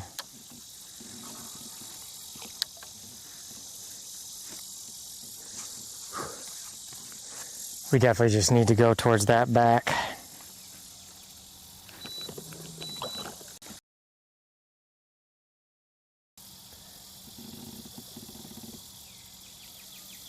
Oh shit, what's this right here? Motherfucker, man. There's just shit moving all over.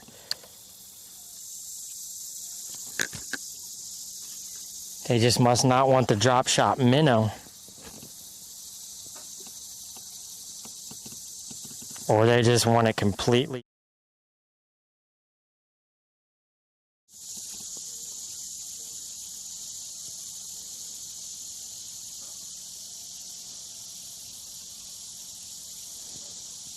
I mean, I'm seeing so much stuff.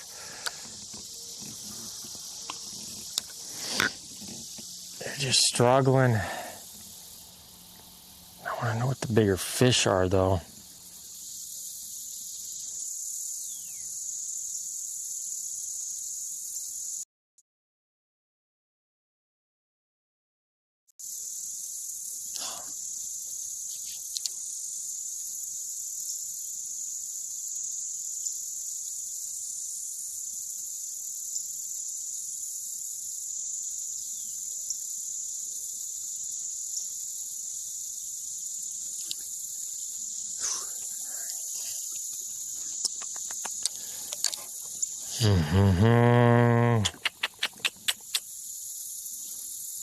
So let's not do that. Something definitely munched that bitch. Don't know what, but something definitely did. Alright, let's try a couple things over here. Chatterbait per se. Well, I guess we'll figure it out on what I gotta do for browser wise. But at least everything else works command wise, so that's good.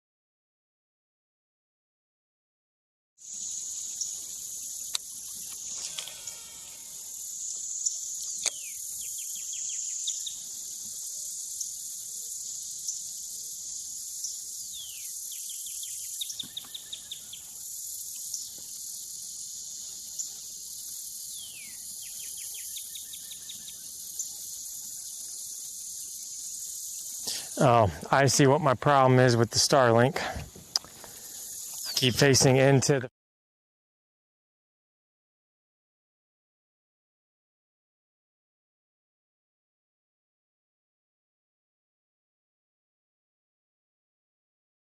the open real quick.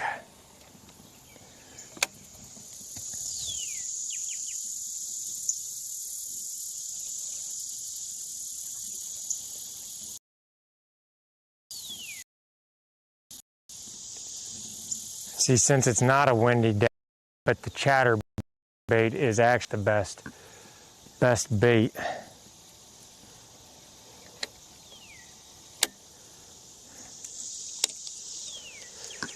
There we go. Let's cut a little few more things to work. And then we can punch real quick. Thank you for the follow. All right, well, I can let you go so you can go get your shit done and all of that. Are you still there? Hello? I was muted. Oh, you're good. Dennis was throwing. Oh, okay. Yep. I just figured I'd pick your brain. We can look into it, and if you figure it out, you can send me a browser, or we'll just switch everything over.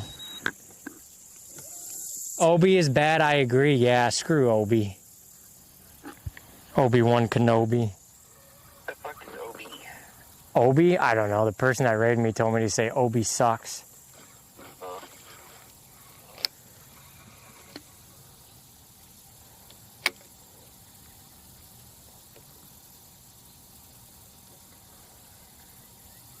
Was it a fishing person or what? No, just a gamer.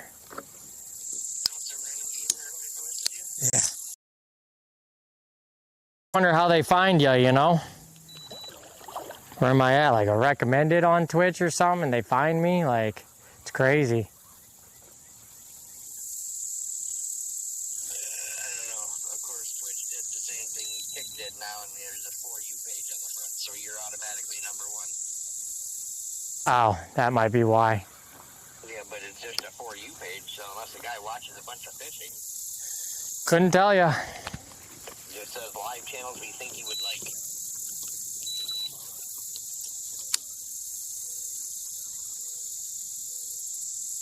Other than that, I don't see you anywhere on the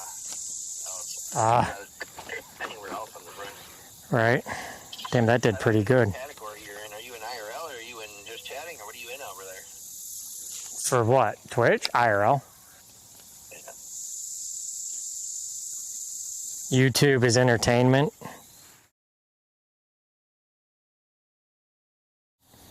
Yeah. That I know of. They have I don't know if they have outdoor. They have travel and something else. But Do they actually just have a regular fishing category? no. Twitch does. That's what I'm talking about. Yeah, Twitch has a fishing category. No, they only have Fishing Planet and Russian Fishing 4. Oh, they used to have fishing.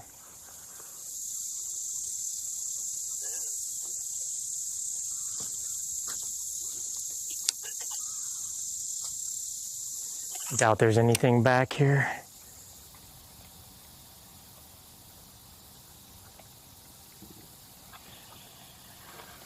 Yeah, I don't know if punching's gonna be the correct answer right now.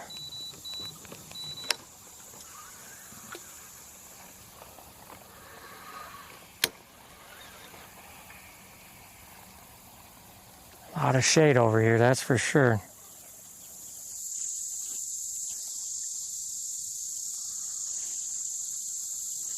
Oh, there's like a tree right here, huh?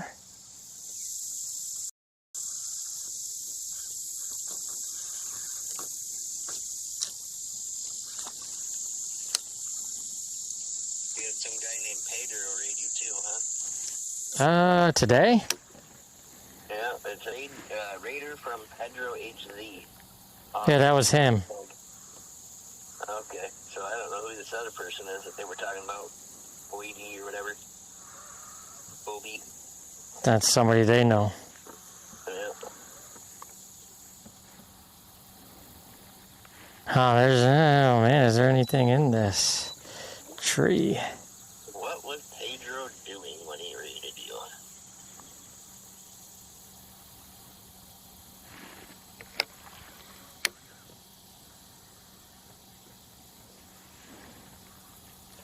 Dude, today he's dead by daylight. Like, that has nothing to do with fucking fishing. No, that's what I was saying. He's a gaming streamer. Oh my god, that was a big fish that just came out.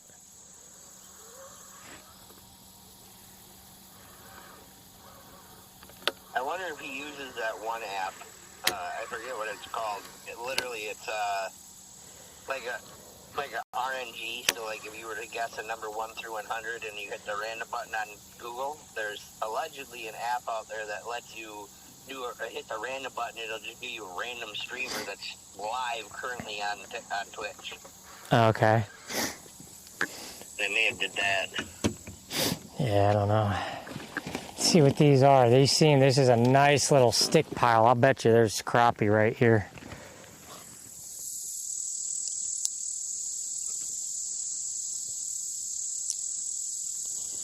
Oh yeah, there's definitely got to be crappie. Just getting a little bit closer.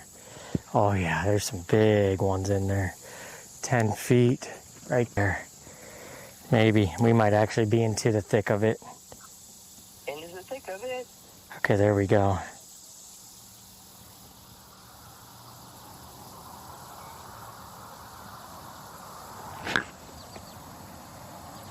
Yeah, we're on a very nice little brush pile. There was a fucking bass in there. He definitely was there.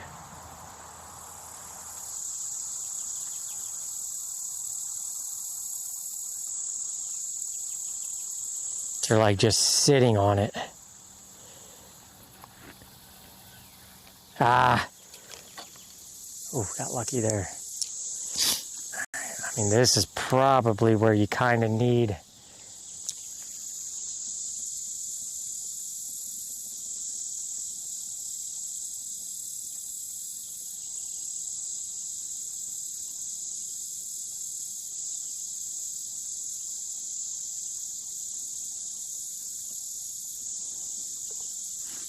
Got him.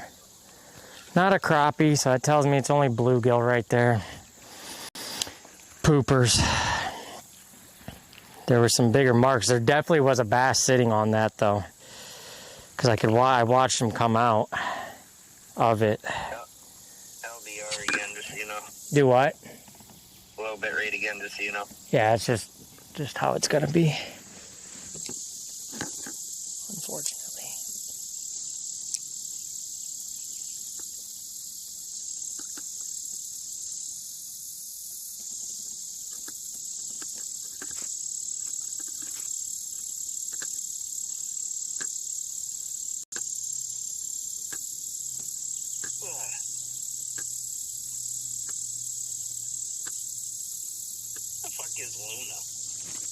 Who?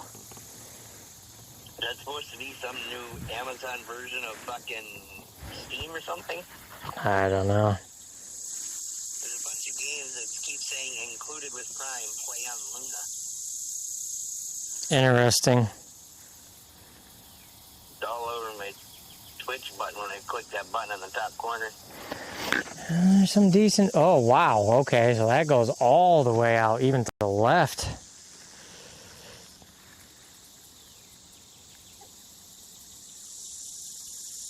Dude, why are they not eating, though? Those are big fucking fish.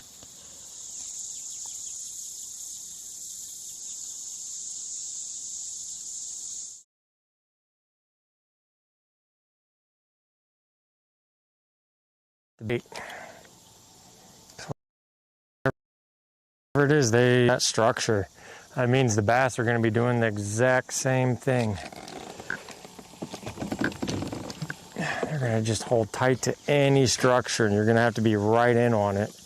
But there's some big fucking marks right here compared to the other fish.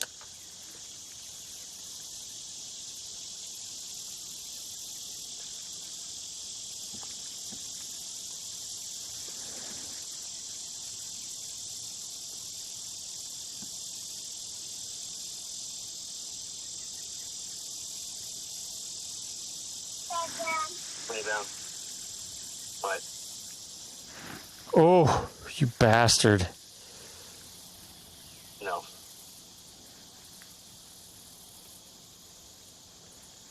Oh my God, they're hitting something. It's a big thunk, but I think they're hitting the fucking weight.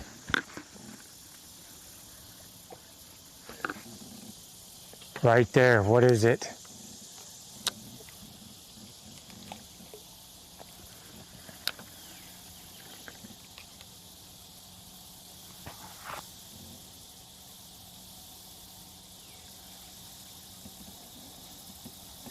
And there's activity over in this area. I really don't want to leave the area if there's activity.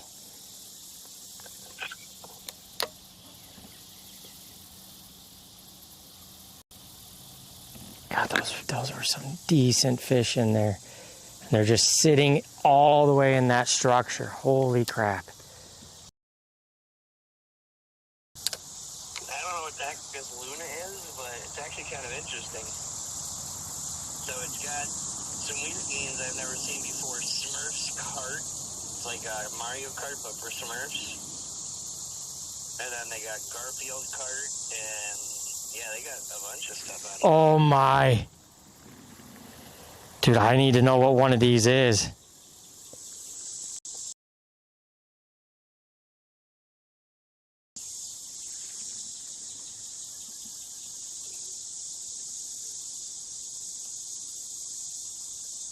They're fucking eating the goddamn weight.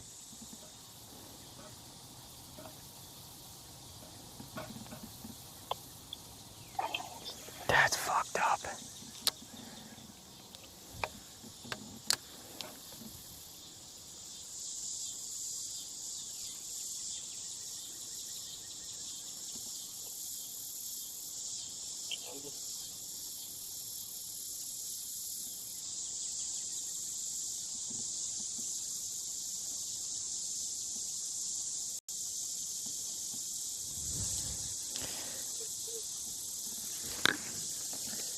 Dude, Didn't you play a game called Arcade Paradise? I did. Yeah.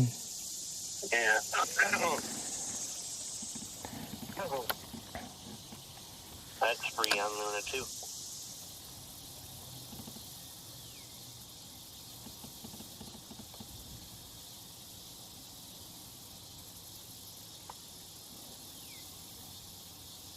Courtroom Chaos with Snoop Dogg.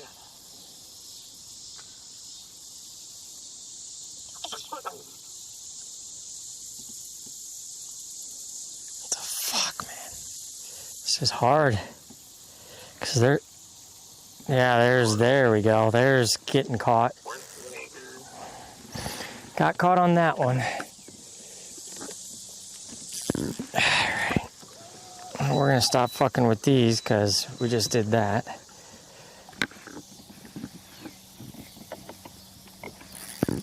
Ah, shit. Probably should just break off. Yep. Alright, well, there goes that.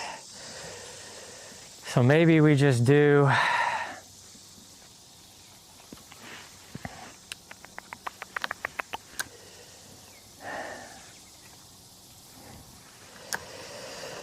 guess another drop shot. Maybe we don't do the hardware. We do a smaller hook.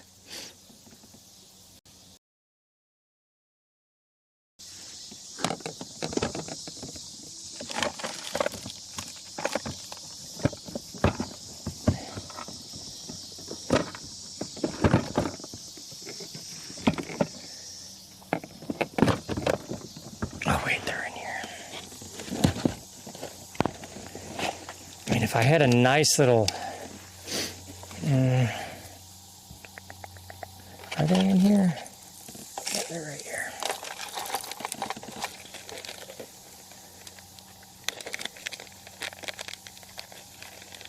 I wonder if they're just shy with all the... whatchamacallit on there.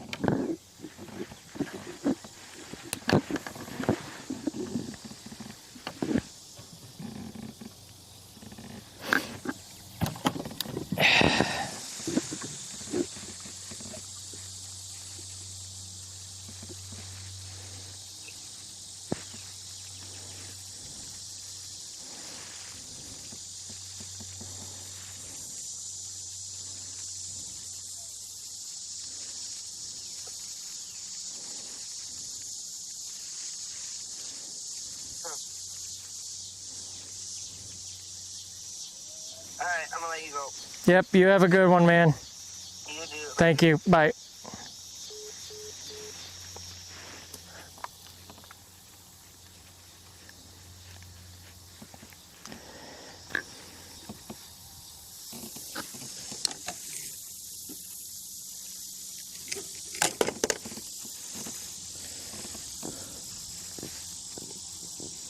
I might just need to make it a lot because they're trying to go for that fucking weight. That's the only bad thing about drop shot is that right there.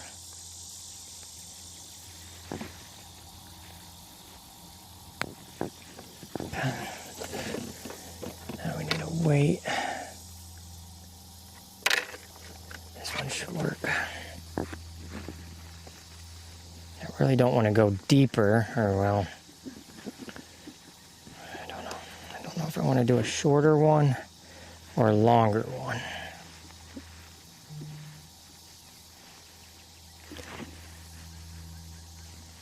Because most guys use a 12-inch. I kind of want to do it because if they're at the bottom, more towards the bottom, I don't want them to have a lot of room. Play. I want it to be pretty short.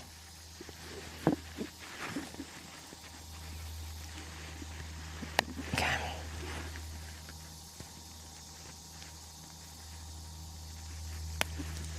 Okay. We'll just save that. Okay. Save that line. And then what was I using and where did I put it? Did I put it back here?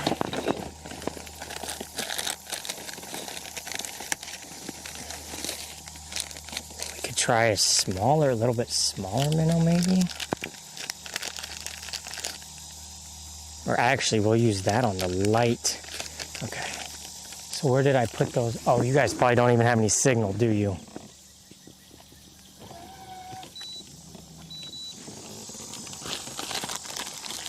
Where did I put those new baits and stuff? Where did I put all that new shit? We'll use this one. We'll use all this up. This is our last one. We can use it. That'll go on the other pole. This will go on here. Okay. Electric Circus Gaming says, we good.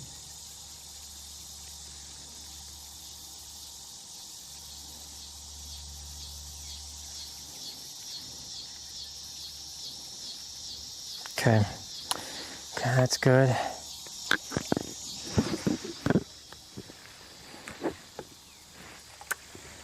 Don't know what the hell these fish are.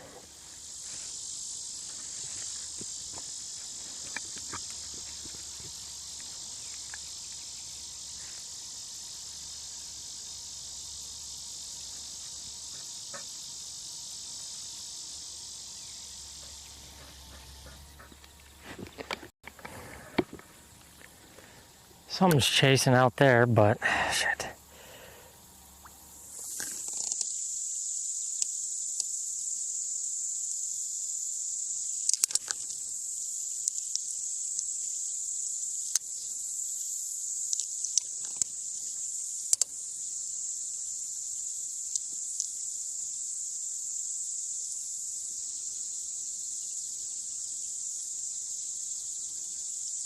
These have to be only bluegill.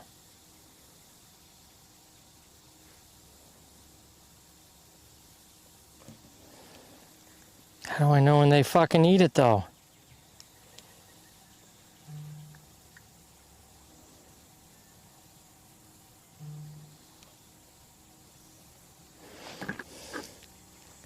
I mean, they're here. That one thumped it.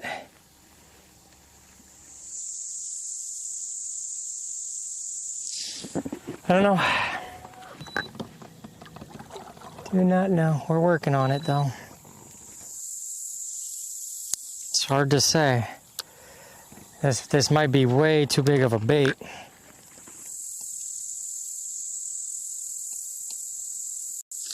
stuff jumping out there. Don't know what that is.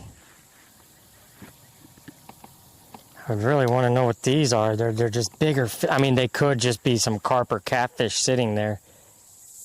But they're big.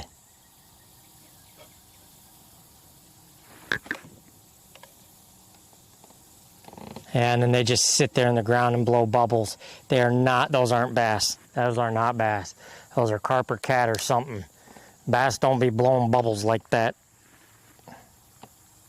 That I know of. Okay. Well, let's just go ahead and put this back. Oh shit, where'd I put that? Oh, we'll just grab another one. Just grab another one here. A little bit bigger profile instead of this. And then let's get back to where those guys are.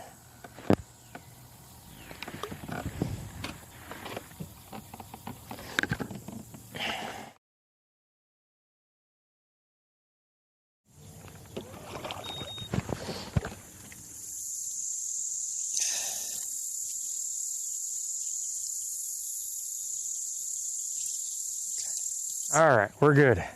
Let's do this again.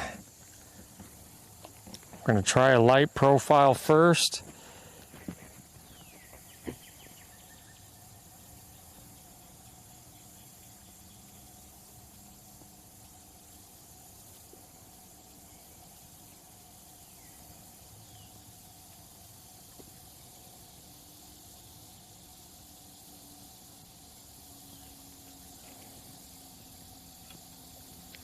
Okay. Let's go a little bit bigger then.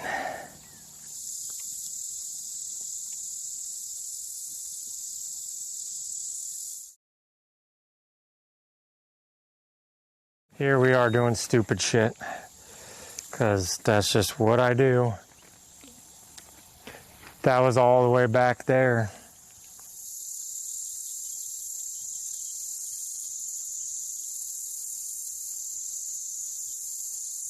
No.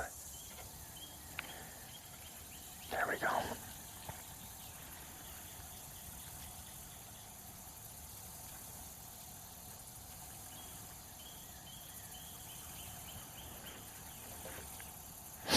right, let's see if I can see these fish again. They might be gone. They might be gone.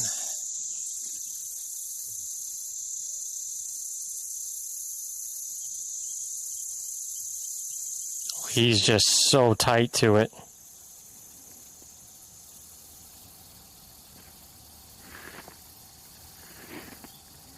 Dude, he is so tight in there. You can't. You can't. He's way too tight into that.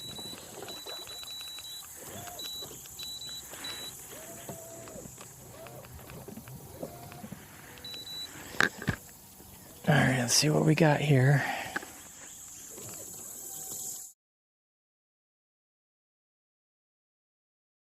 All right, here's a decent looking fish.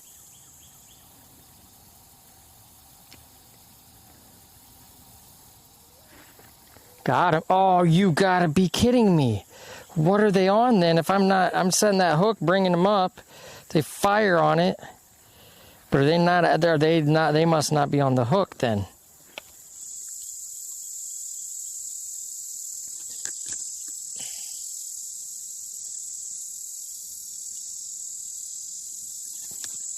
That must be why.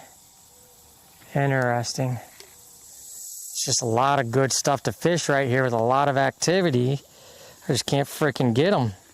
What lake today? What's up, Bailey? It's Fuge. It is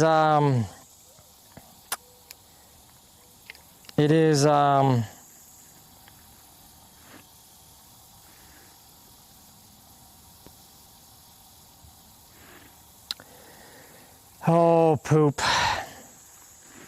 It is it's the one you pay $3. Shoot. Troy Cedar. Troy Cedar. Troy Cedar. Bill Baker says, so asking this for thumbnails.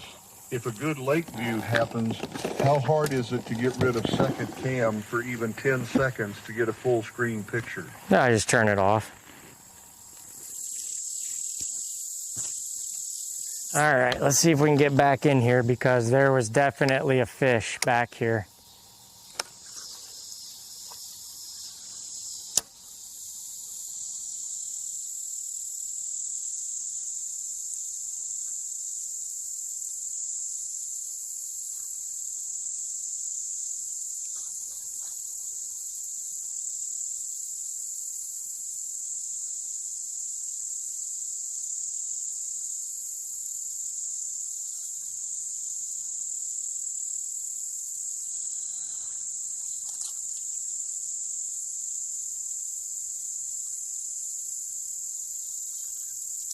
It'll be interesting to get a fish on this rod. I'm not used to it.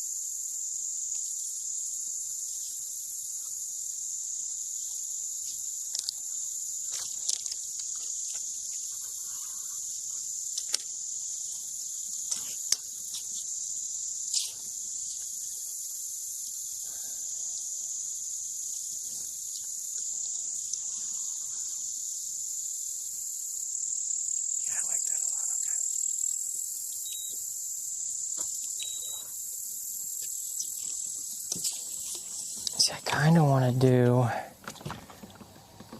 where's it at?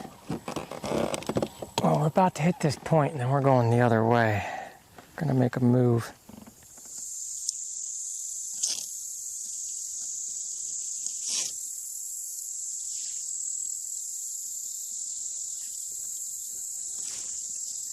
I just want to do this real quick and see if there's anything even in here.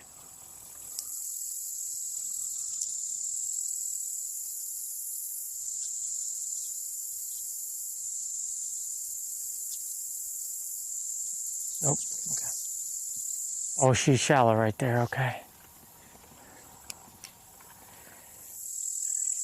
See, I swear to God, that blow up was all the way back there.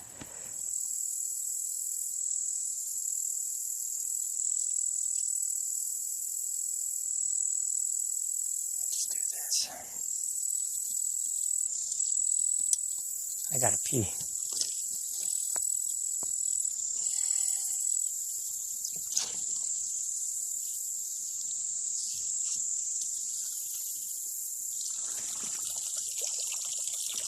Oh, good. I switched that camera.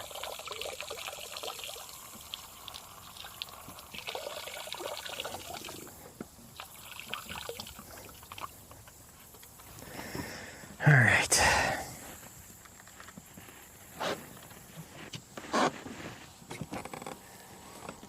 Okay. Let's grab this. I really got to stop trying to play with these little fucking fish right now.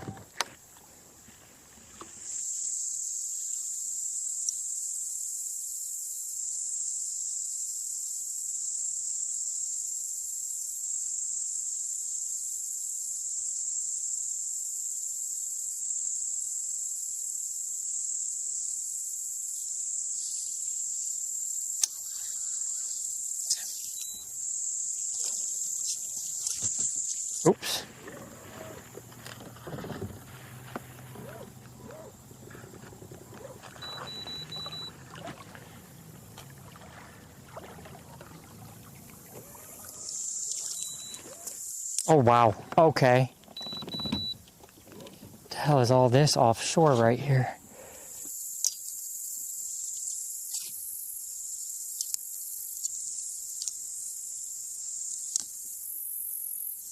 Shit. I'm off of them.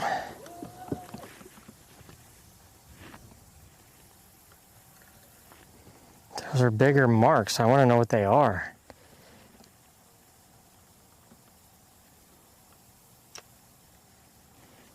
Damn, they don't want to touch it. What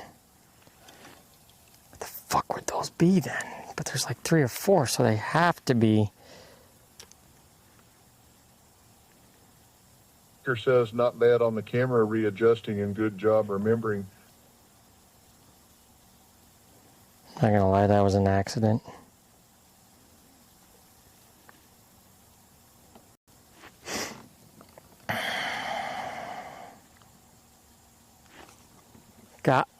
How am I not getting them? Am I not setting the hook? Like he was on that. Do I need to lay into him or what? Or is it my hook is just not good?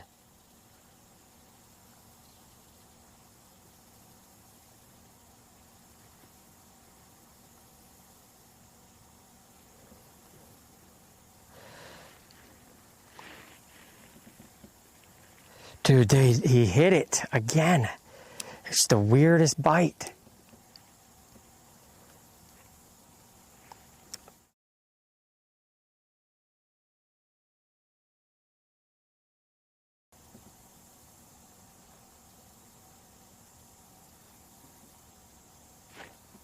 Oh my God, I felt the bite. Got him. Oh, good fish. Good fish. That's what it is. They're just big fucking bluegill, baby. That's what they are. They're just some big gills. So you gotta rip it in there, okay? Okay. So we found some bigger bluegills, so that's what those are. Okay, mystery solved. Mystery solved on that. Mystery solved on that. Those are big bluegills, and they are nipping at it like crappie. It's just a thump.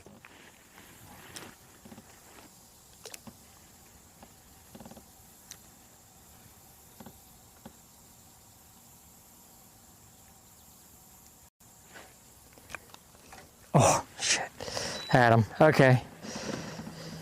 This is about the time to play with the bluegill anyway, so... All right, where am I at on the map here?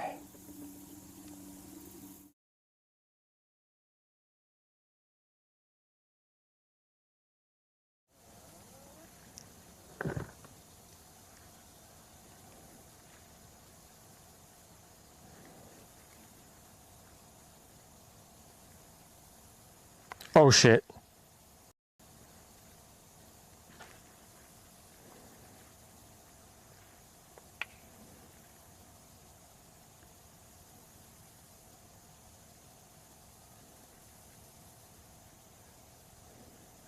Shit, man, that was a decent bite that I just had.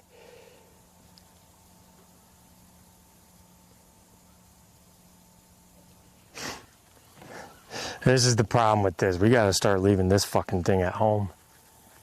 All right, well, we know what that is. Okay, let's get over that. Let's get off of that. Let's get off of that. We know what those are. We know what those are. Okay. We know what those are now. All right, so let's go ahead and have a drink, take a pause.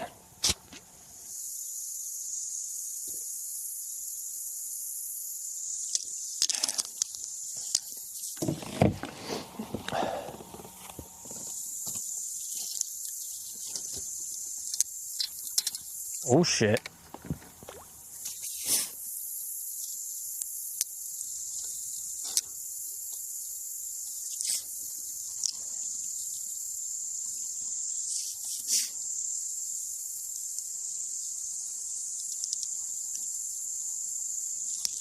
Oh my God, what that, I think that was a fish. Didn't even know, I think I went to yank. I think he just put it in his mouth.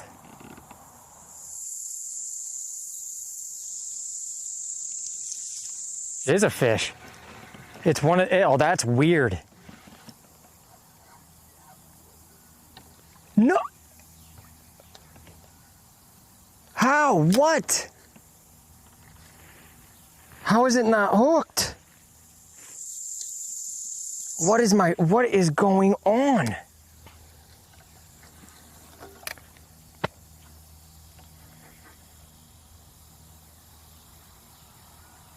What the fuck is going on?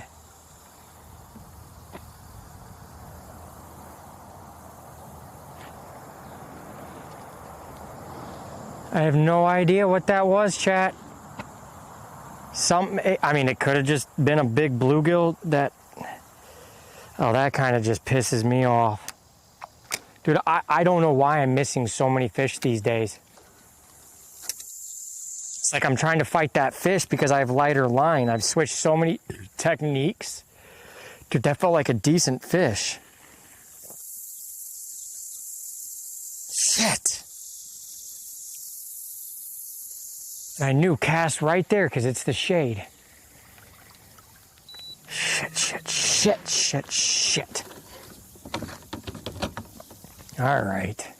Well, that means I just need to start probably using the wacky and casting shade. That's a sign right there.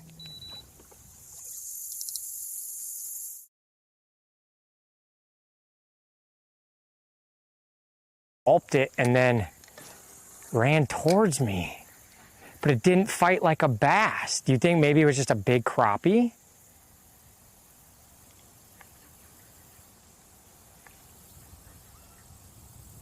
That is weird.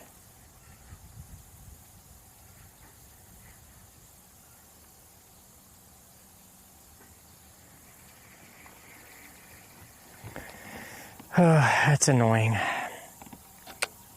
I've been missing so many fish lately.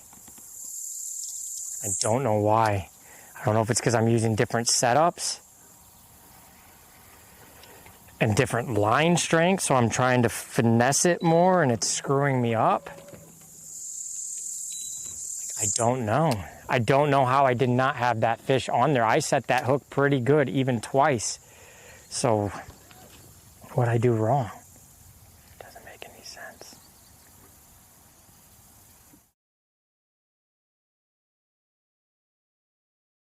And he hit twice. That's the thing. That's the weirdest thing. Interesting. I don't know. That just annoys me.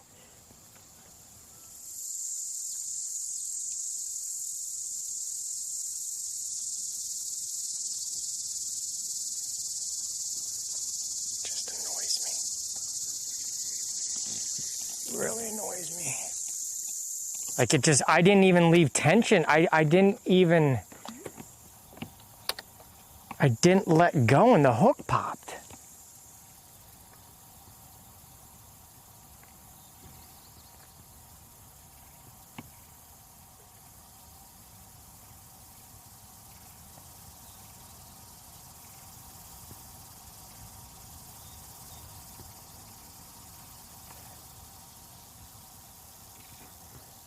Fuck.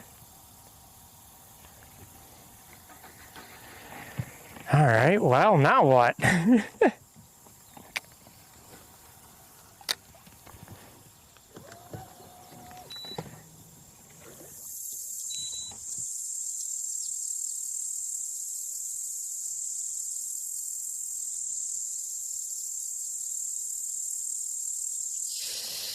Shit. I guess I should just throw the wacky into the, find those shades. The wacky, they hit the wacky.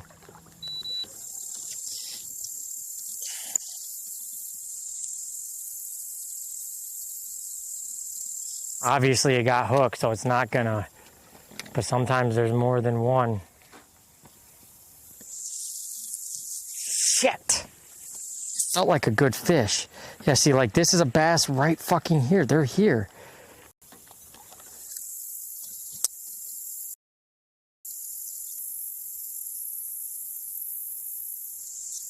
That is 3 times the size of my lure right there.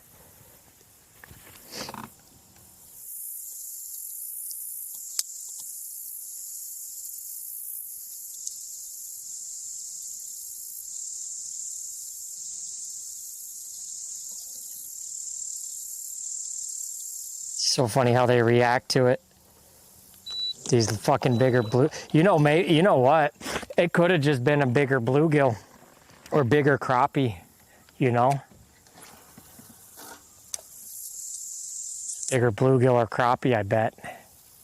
Because it did not fight like a bass. It didn't, it just, like I just reeled into it. Or it could have been something else that just reacted to my bait. But it was a nice spot right there.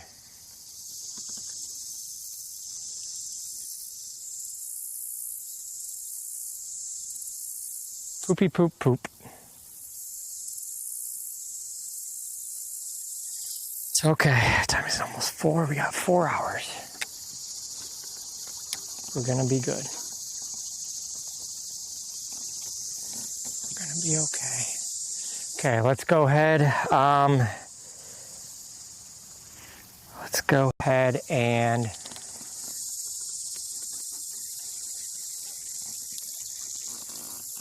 this is when I need a different style setup for things. Okay, let's try this real quick too. The quickie.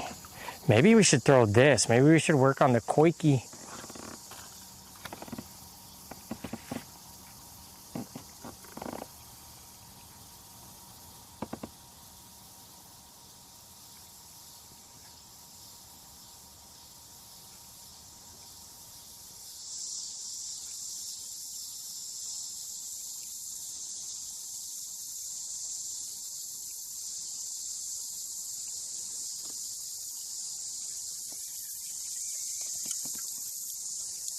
I don't really know how to use this. Oh shit. I doubt there's any fish up there. That's pretty sunny.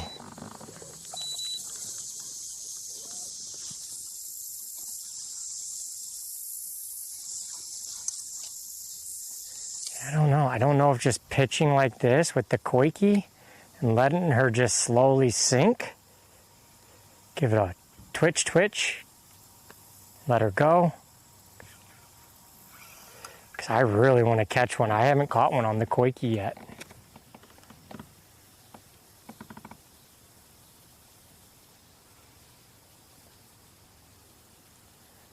I might not even be doing this right.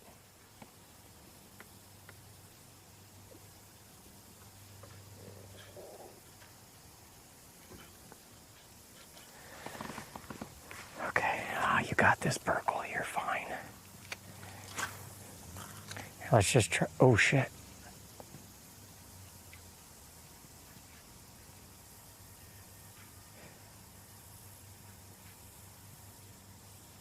Let it pause. Let it fall. 1, 2, 3, 4,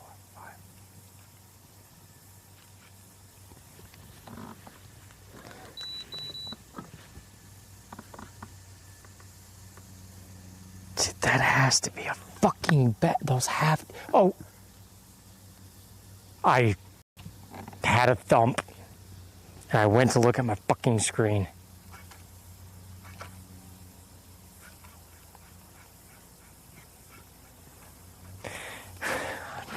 I am gonna literally just give the fuck up. I had a big bump and I didn't do anything with it.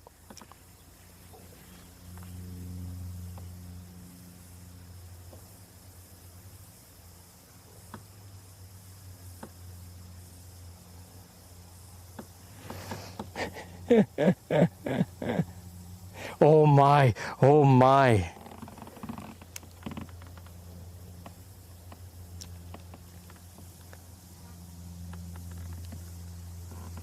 How? Do I just have to jet the hook into him or what?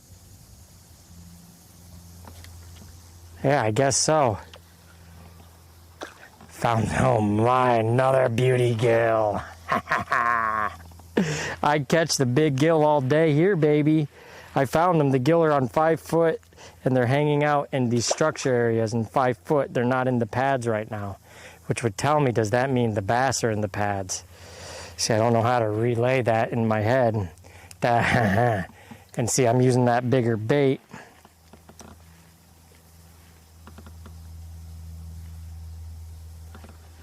Oh, I see you guys. You're right there. Okay.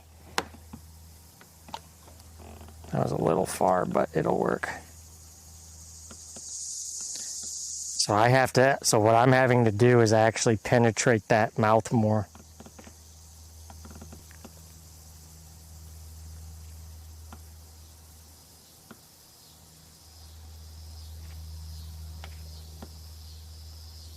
Okay, why am I not seeing them like I just did? Oh, because they're more to the right, huh?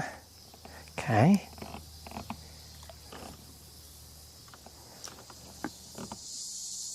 Oh, we got one there.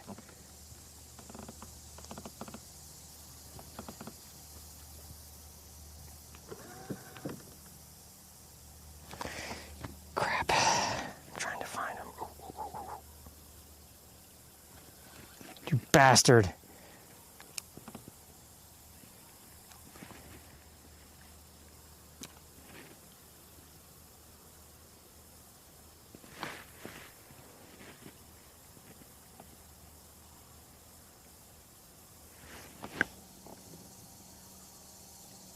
Where the fuck did they all go, man?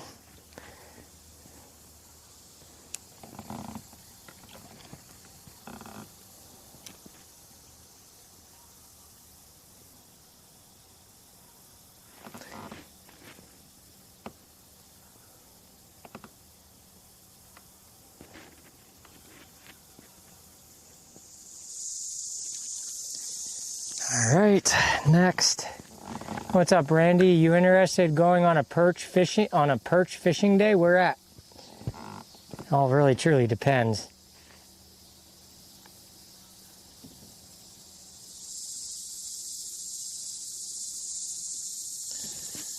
All right. I think what happened was that fish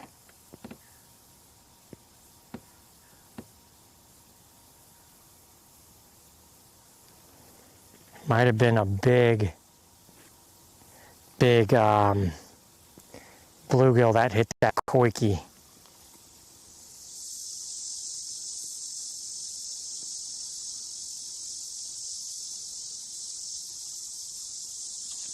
Oh, you bastard. He ate it. He might want it again.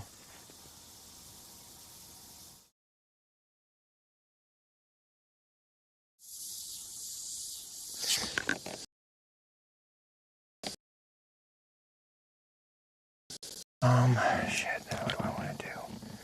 What do we want to do? Okay. Let's go ahead and leave this here. Let's do this. Let's see if that fish went back to its hole.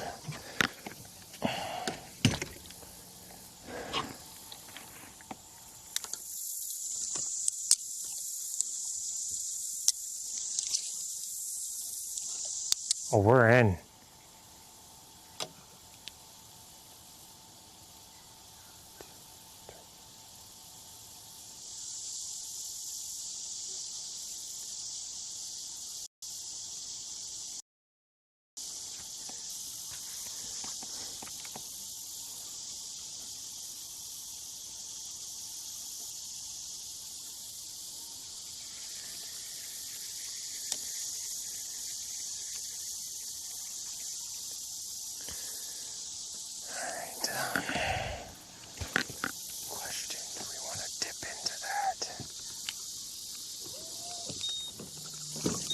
Lake Erie, buddy, got a nice boat. When you thinking? I'd be down to meet up somewhere, just depends when.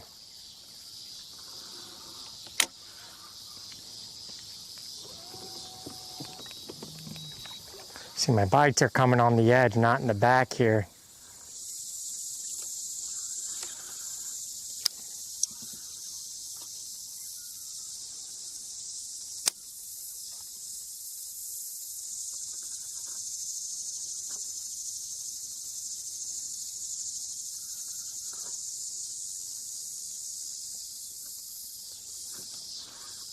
Oof, gross.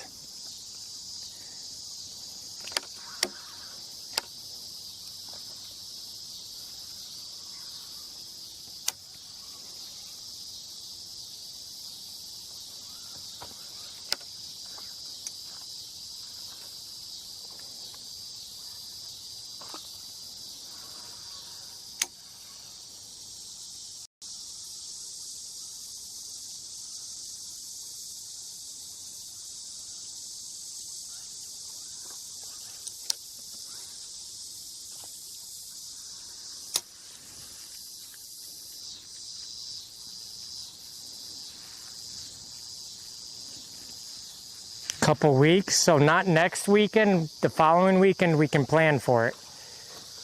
It'll be the weekend before I go to, whatchamacallit. Honestly, I think I'm just gonna flip these pads real quick because we're gonna go to the other side.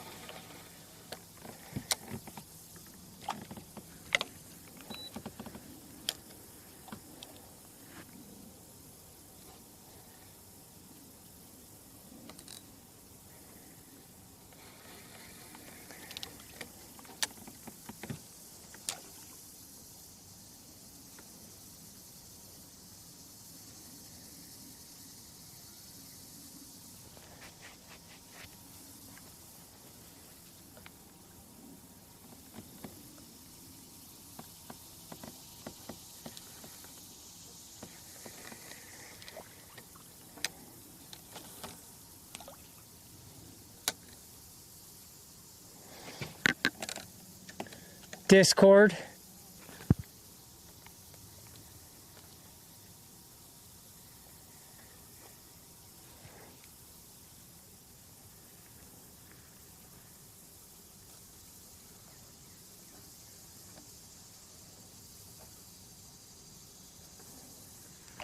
Would love to know what those fish are.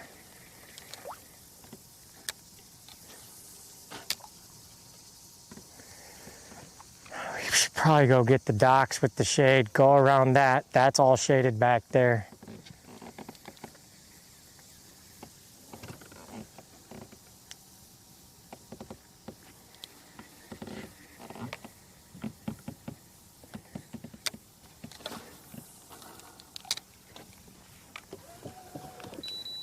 You don't have a clue? I don't know. Whatever social medias you use, just send me a message, I guess. Otherwise, then there's no other way. Has to be DM'd somewhere. You have to DM me somewhere.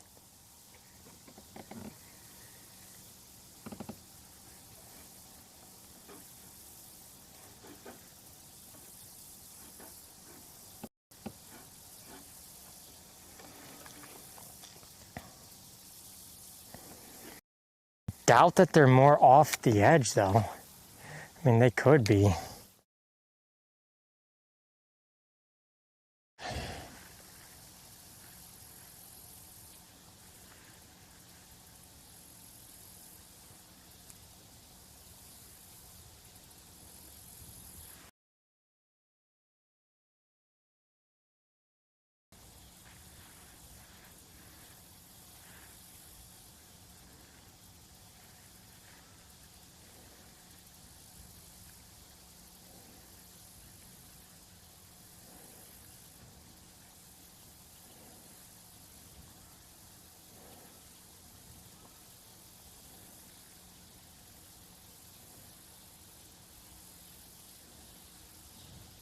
So much money.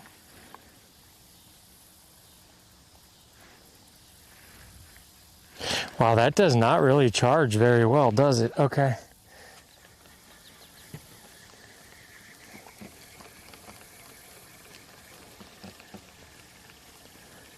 But yeah, I have Facebook.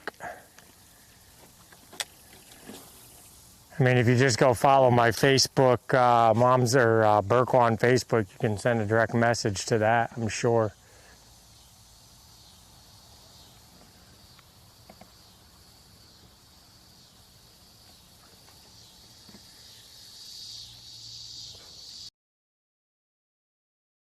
Back there, I'm not too happy about that, not too thrilled.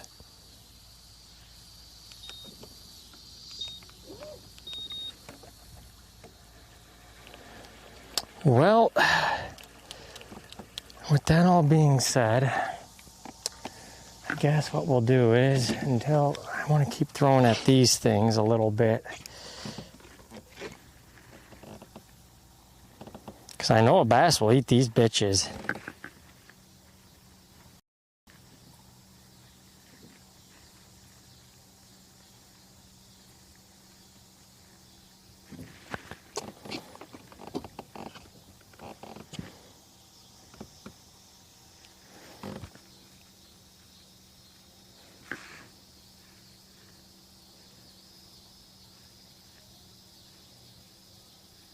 All right, you come in, baby.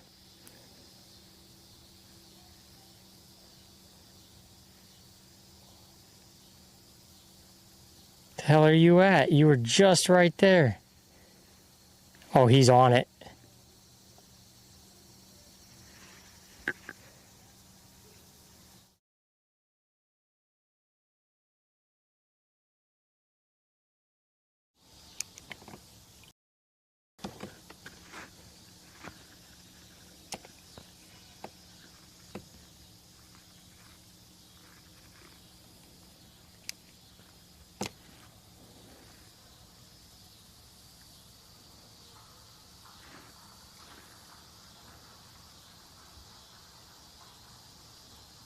Fuck are those fish?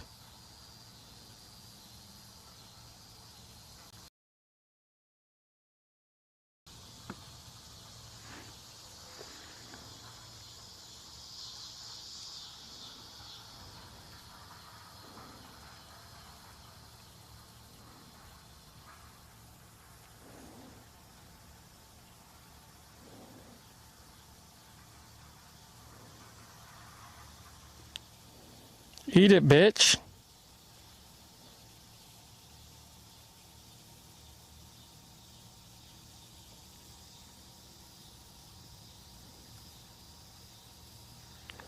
Like, what the fuck? Those are just either big bluegill.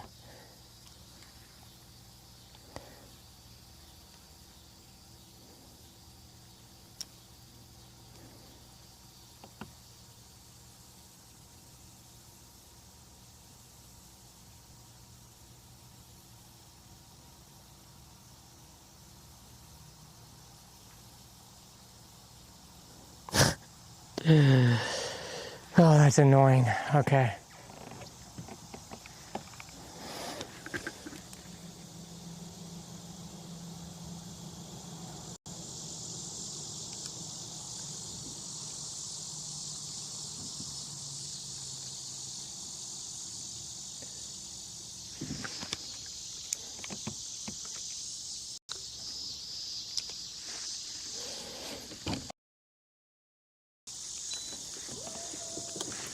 Gonna go real slow trolling that right there.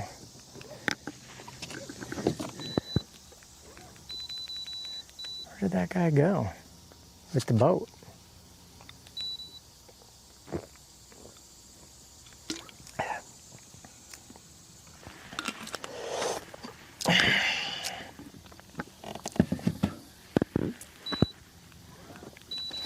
Well, while we're trolling that, why don't I do this out in front, the drop shot, see if they'll follow it in or down. If I see like a mark or something.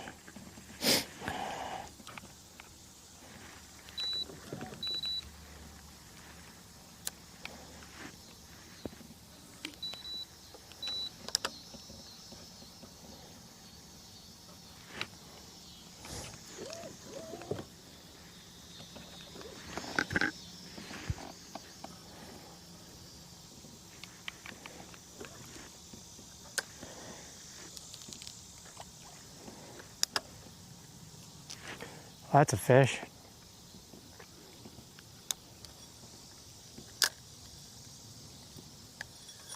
Shit. Shit. Why is my line doing that? Shit.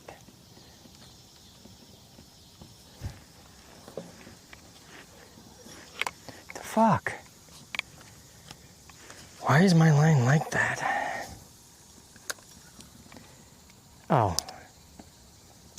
Why is my line doing that? It was never like that before.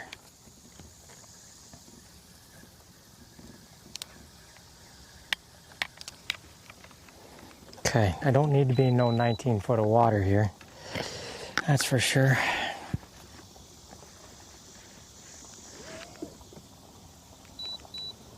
All right, well, let's go hit this side, the docks, get back to the shade, all that, I guess. Like this. Let's see what these might be, if they're anything.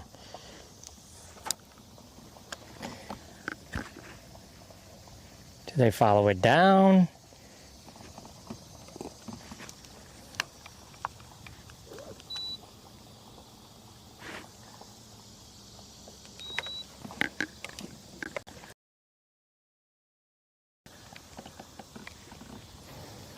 I would love to know what these are, you know?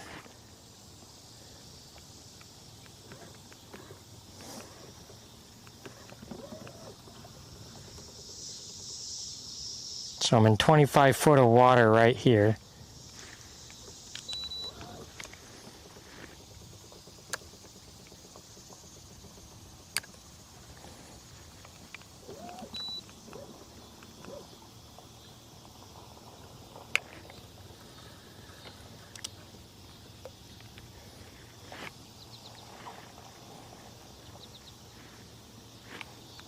Oh, something hit that almost. Or tried to. Alright, so we should probably cast.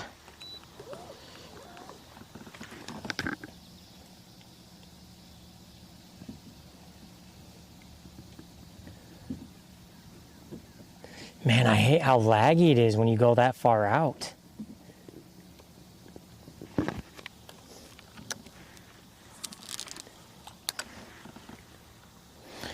I saw my bait though. Lost my bait. Ah, sorry.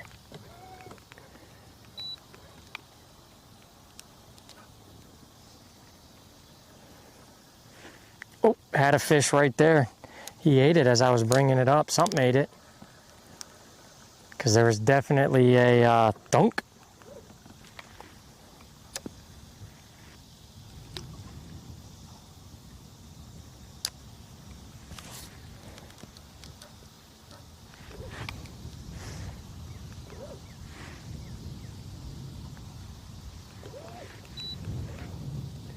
Oh, maybe it. Oh, look at this little bass came up to eat something on top. That's funny. So I'm going to be going with the wind. Right?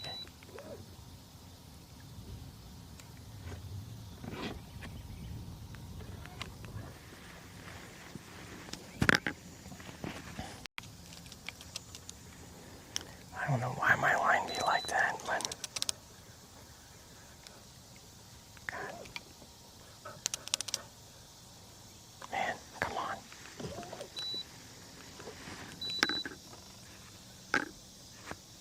You commented on one of my posts. Well, I'm not going to be able to give you my phone number on that. You got to DM the page. You have to DM the page. Because otherwise I still can't. I mean, I could just email me. Do you have email?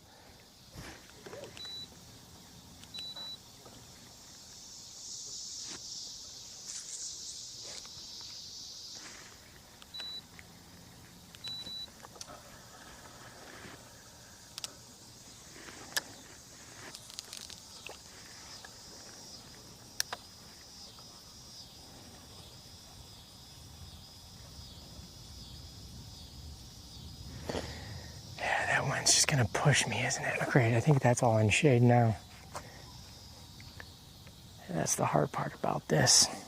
See, now we're coming in sideways, so I'm not even on that drop off anymore. All right, shit. All right, we need to get turned around.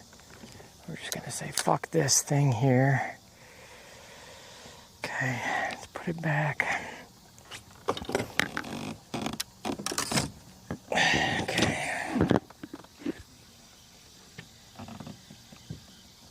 do this. No more shooting 90. Just 35 again. What is that? Come eat it.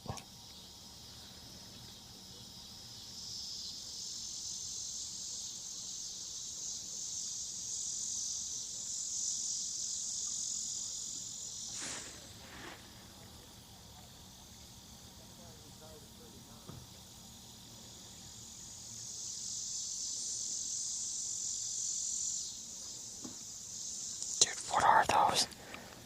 That's so nice, whatever they are.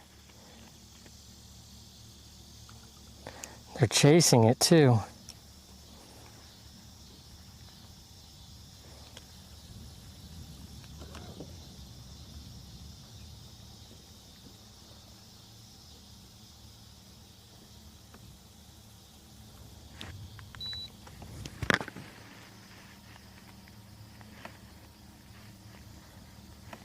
The hell are those? They follow it to the bottom. Okay, that looks nice.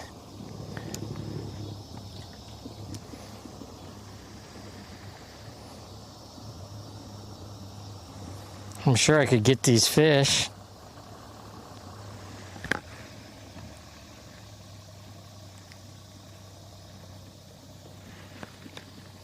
Because there are some nice ones right there, that's for sure. Did I put this on, the fish finder?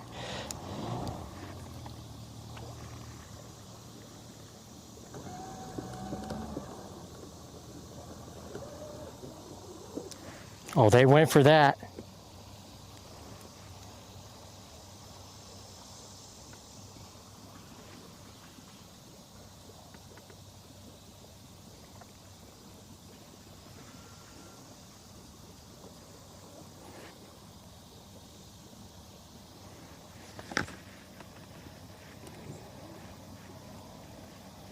Motherfuckers, man. They will not eat it. And I know that they are something big.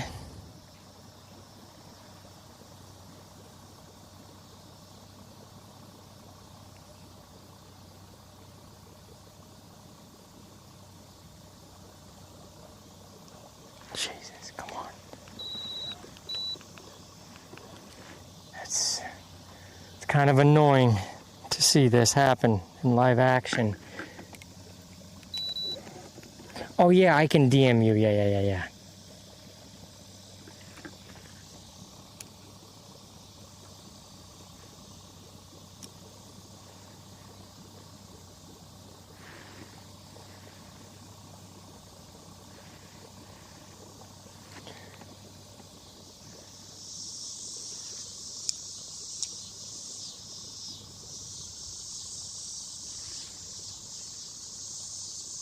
I'm just watching fish literally come off that bottom.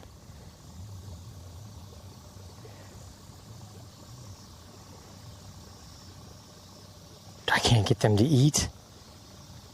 Jesus.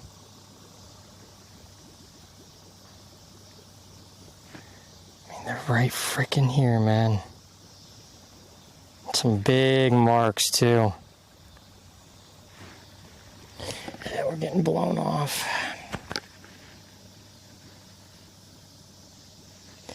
There's so many fish right there just on that bottom. I just don't know what they could be.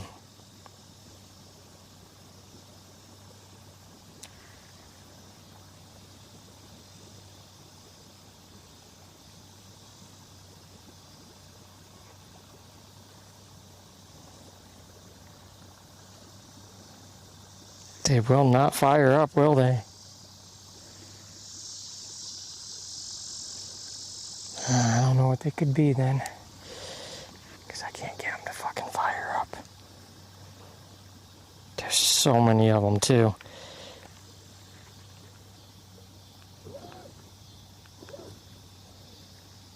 Maybe they're just like gizzard shad or something.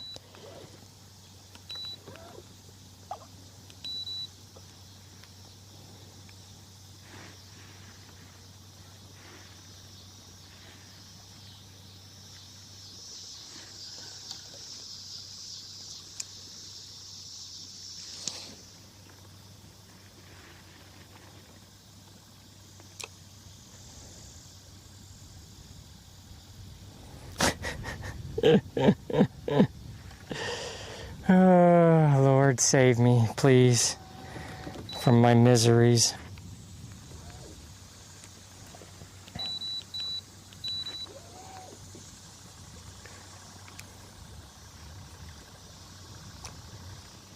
Fuck it, we're just gonna do that. Let's get our wacky, and let's just start hitting docks.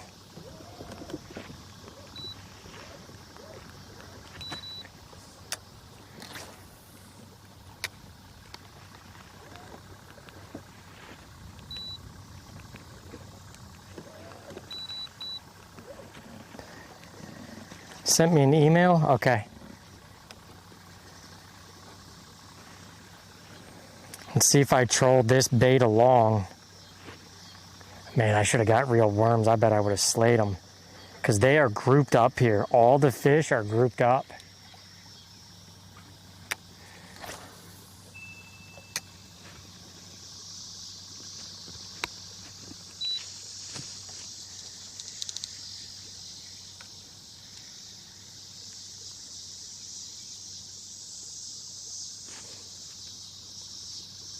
Surprised ain't nothing trying to hit this thing back here.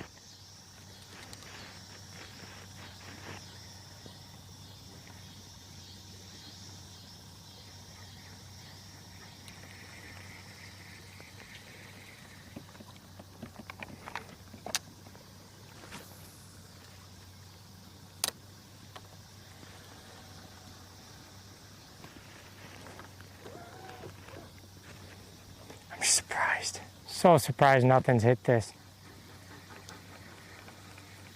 Holy shit, something moved right there. Alright, we're gonna have to take this pole off because it's gonna start fucking me.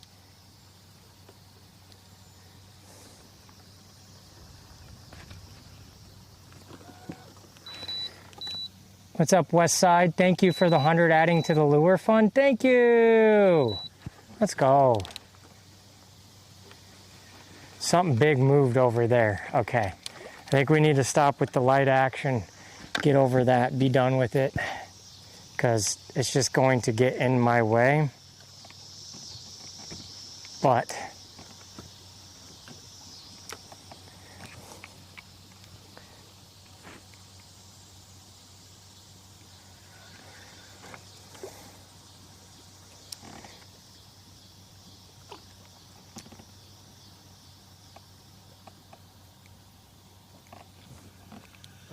Enjoy your stay. thank you. Thank you for the follow. I appreciate it.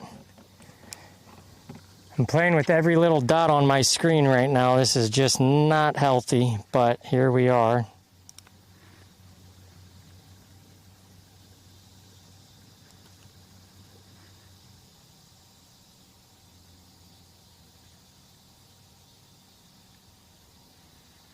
I just don't know. They just are not reacting. Whatever those dots are, they're not reacting.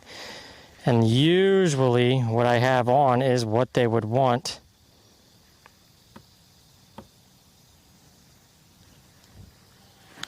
Okay, so let's just put this away. Let's start pounding some stuff for some bass. And yeah.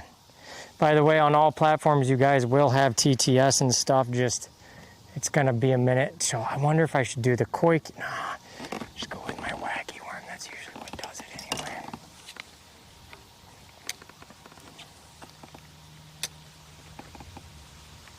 These docks seem a little shallow, but doesn't mean they won't be there. Like right here, there was a big movement in this one. Now we can't see it. Okay, we got a good skip on that.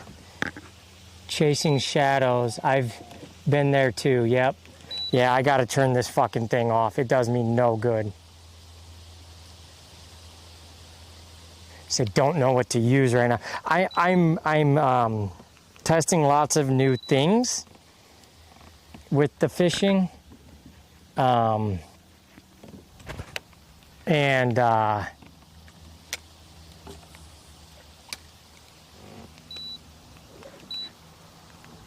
guess these docks are not going to be what I thought.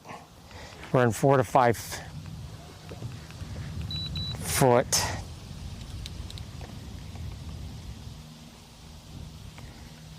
And I don't think they're going to be in there because that's not shade. They have some weeds, but they can't really hide through that. So I think we're going to have to go. Yeah, like, I mean, they could be all the way up in that shade. I doubt it. All right, we might need to go find the coolest water that there is. Because I had a nice one over there in a big shade. I caught it. But fuck if I know. Too ADHD for this sometimes.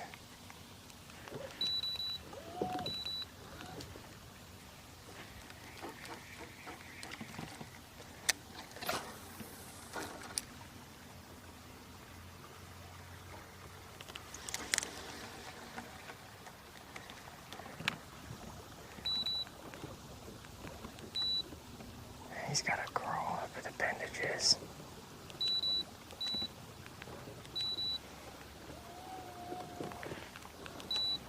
Just got to recognize where am I at right now. So this is a flat. He's on the 15 foot and he's going into some of this to probably punch. Yeah, see, I think it's going to be too shallow right there. See, I need to get on a boat like that with those guys.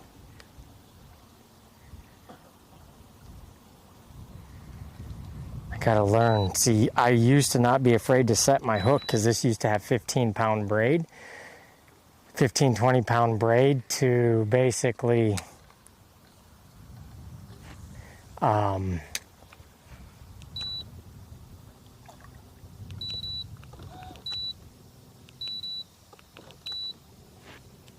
15-pound braid to, or 20-pound braid to 15-pound floral. So I kind of want to stay behind this guy and watch him. So the problem is I can't keep my boat forward.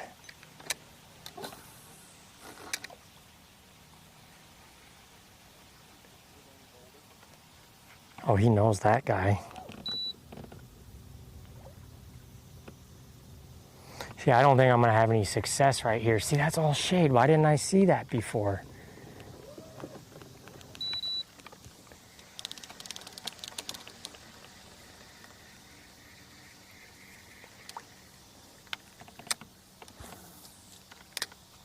See, I should ask this guy, what do you recommend for me? I'm new, trying to learn. And see, they're not going to be up here, are they? They're not going to be in these pads.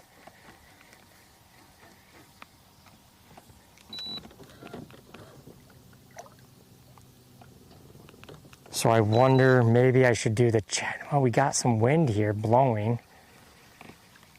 Maybe I do the chatterbait.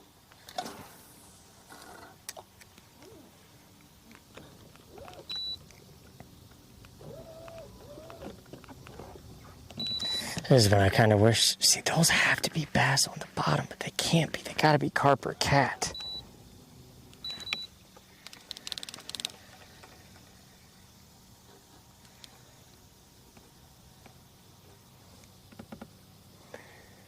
I just don't know, man.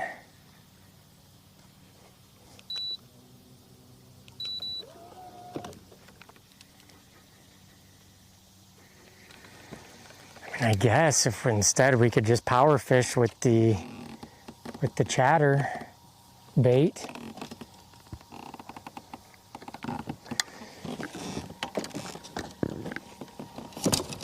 See, that guy has his lure ready. Yeah. And it looked like a punching rig. I'm gonna laugh when there's just no fish here.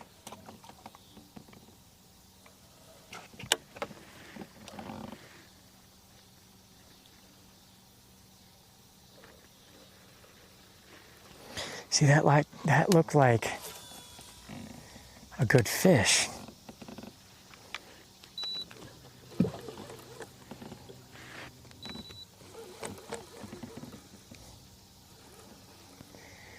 Once I find the patterns, we're gonna be good.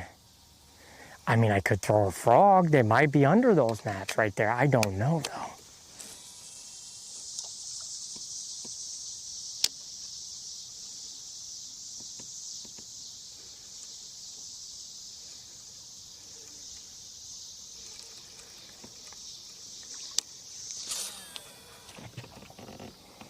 There might not be fish on this side either.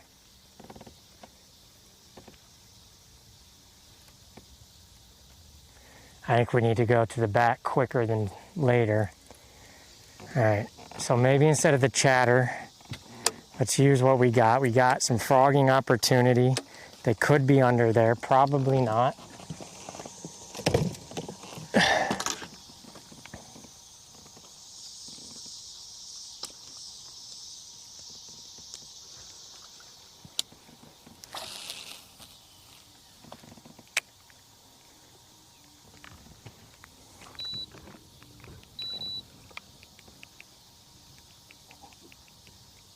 God, I see some, see those are some, okay, see fish will sit on that.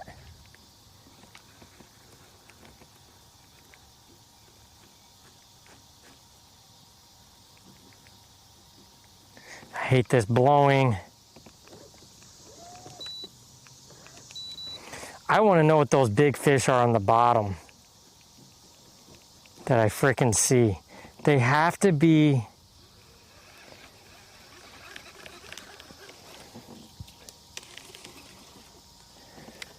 I don't know what they have to be, but they gotta be something. All right, let's see what's under these pads here.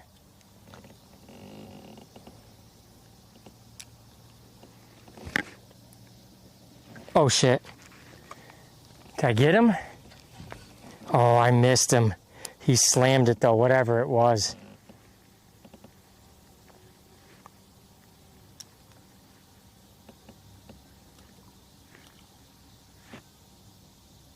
Something chased right there. Fuck, I'm getting off my point again. Something slammed it off of this thing here. I wasn't paying attention because I was blowing out.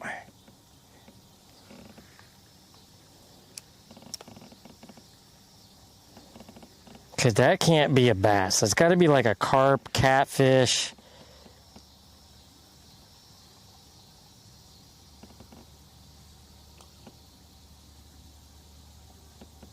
Dude, that is just a very thick, fat blob. I would love to know what it is.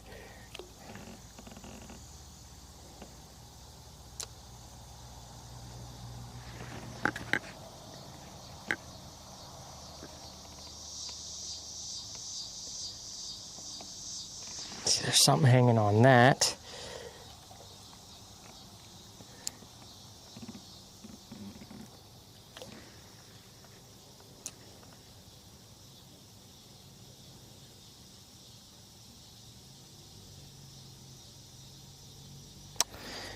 Okay.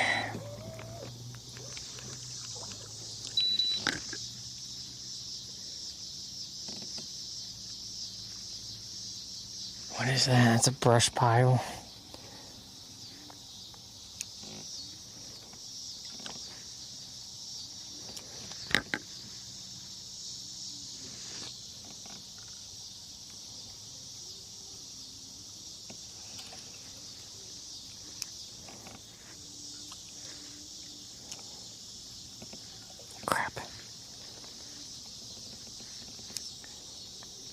It's the hard part about casting on your right side of the transducer.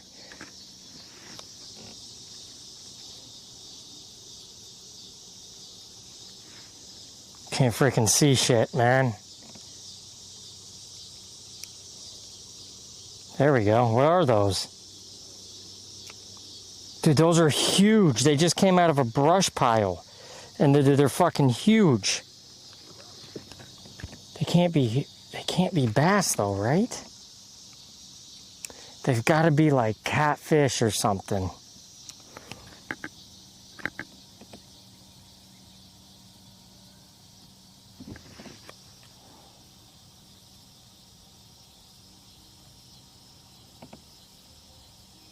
Like whatever it is, I'm scaring them. Even with the finesse. Even with the finesse, I'm scaring them.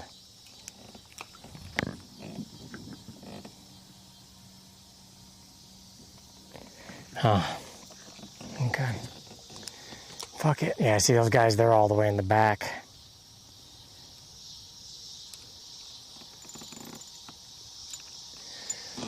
I don't even know if the frog is a good spot right here or not. We can only cast and hope and pray, right, I guess? That sounds like shit.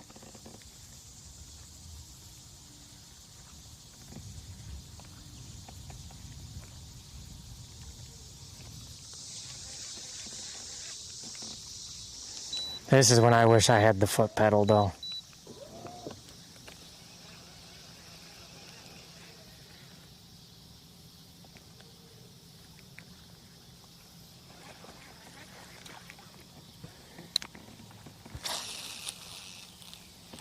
I do not know why that sounds like absolute dog water.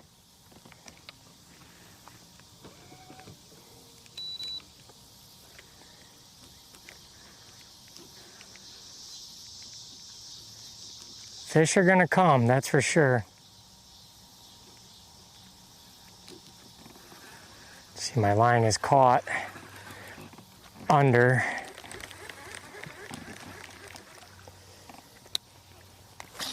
Doesn't that sound like shit on the cast?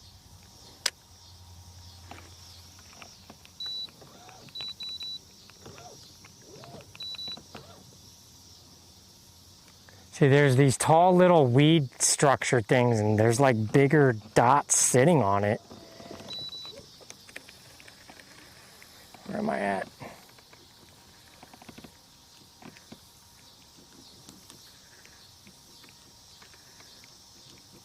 What are we at? Oh, wow, they are not going to be over here, are they? This is 83 degrees of temperature, so they're not going to be here, are they? This whole side is 83 degrees. There's no way there's going to be bass over here, right? That was 81. This is 83. Wouldn't they congregate to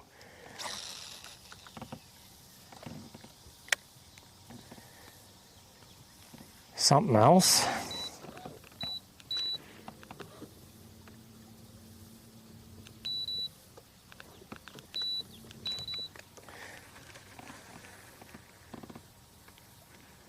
They're not going to be under these pads. There's no way.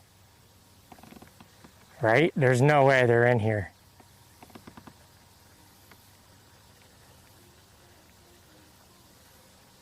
I wonder if those guys are searching for the coldest water. Like, I don't think this is gonna really, I think we need to go find, we need to find colder water and shade right now. I think I'm wasting time.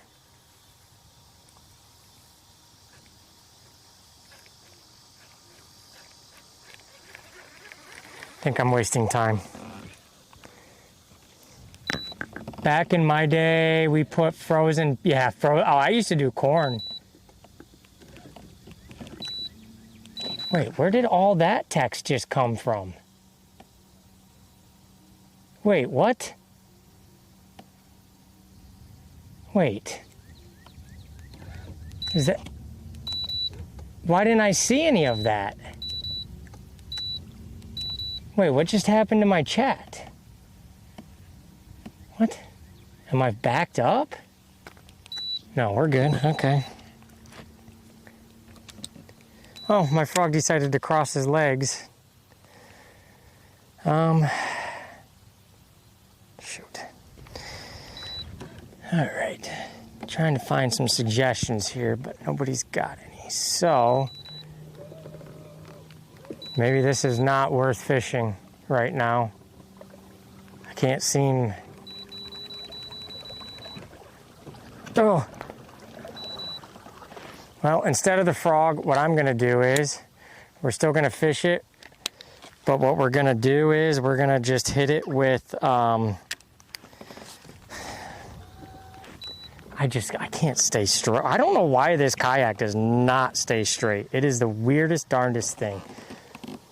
Let's just go ahead and throw the wacky on the edge of the pads. I mean, that's the only thing I can think of right now while we're slow in chat.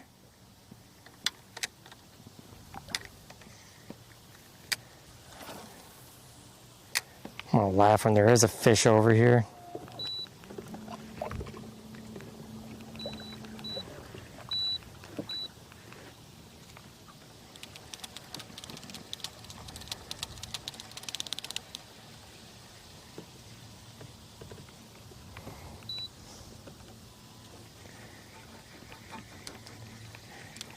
Probably wasting so much time right now.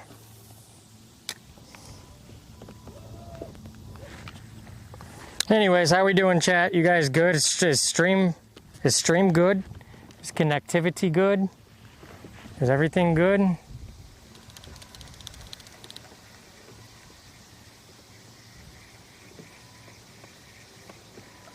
Underscore Grumpy says, what a beautiful fishing day. That it is. Okay, so everything is good, right? Okay.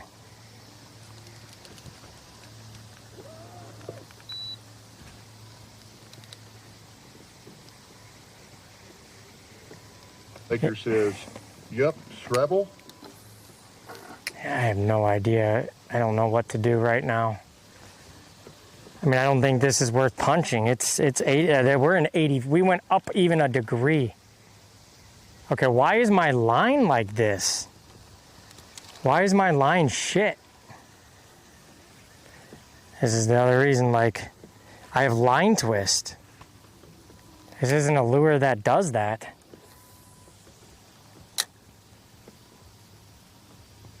Yeah, look at my line. It's just not even straight, but I know I strung it right. And then it's just so loose down here. Like when you go, I don't know, I don't like it. I swore I strung it up right.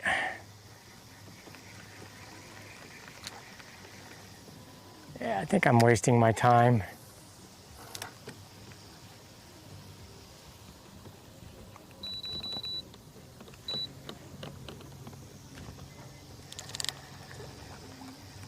Something just swirled right there.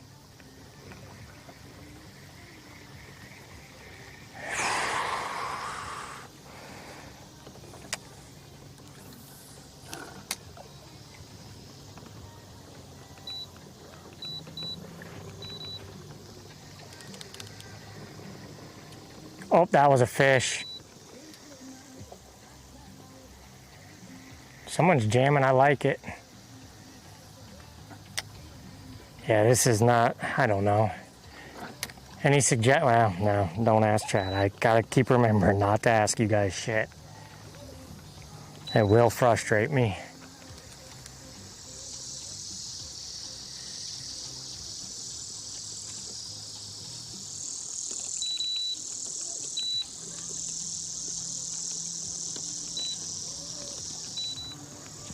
Like, you would think there would be some up in these grass areas.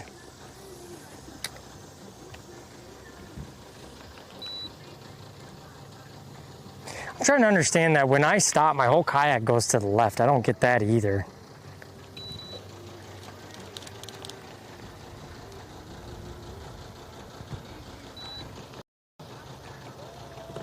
It's just so fucking hard.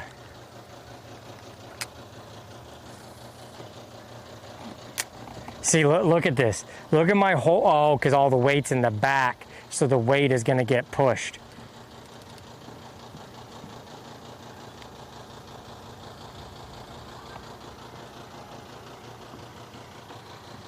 Interesting, okay.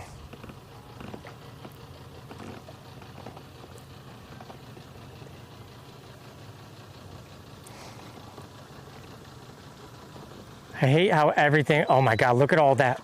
Oh my God, what was that? Just sitting on the surface in that mat jumped. The hell was that? So there could be fish in here. No, unless there's pike in here. Look at my whole boat completely turned to the back and now we're in the front.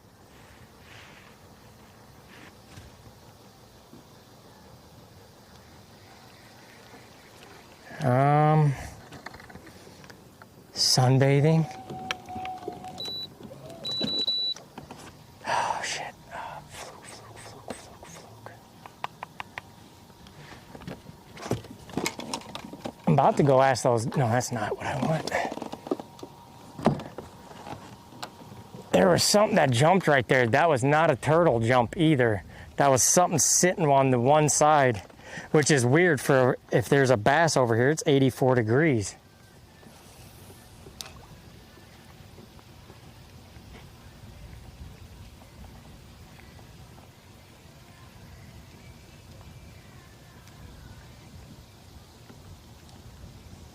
But you have all these weed pockets.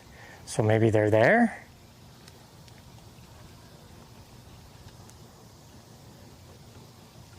Maybe it was a really big crappie.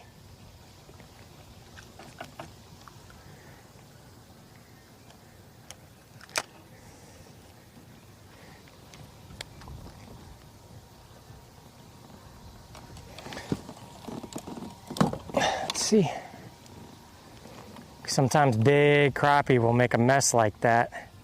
And maybe they're sitting down in here.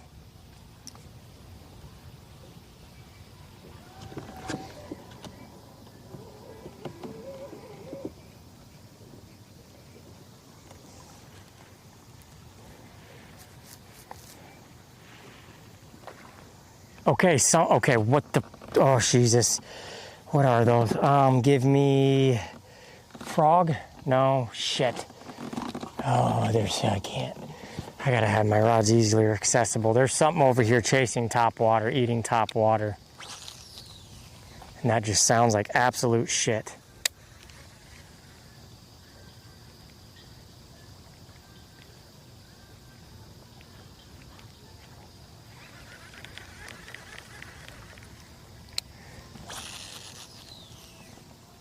Oh, well, we just went on the grass there. There's something swirling here, so like what would be... Because there's a current being pushed this way and then a current being pushed that way. I've never seen that before. What is blowing that all over the place? Oh, they have one of those, what's it called?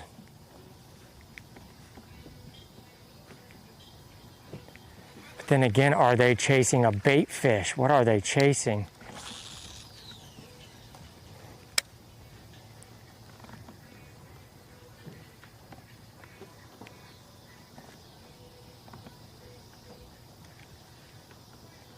It's a big swirling because they have one of those dock things.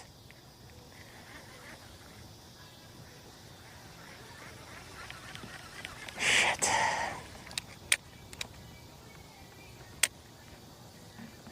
It's chasing something over here. I don't know what else, what other, well, it could be a pike.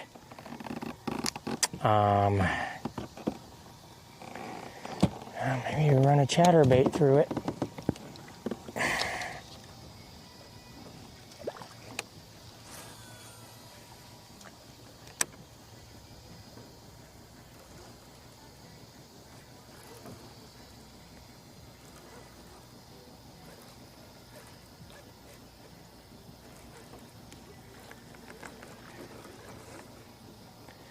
Interesting.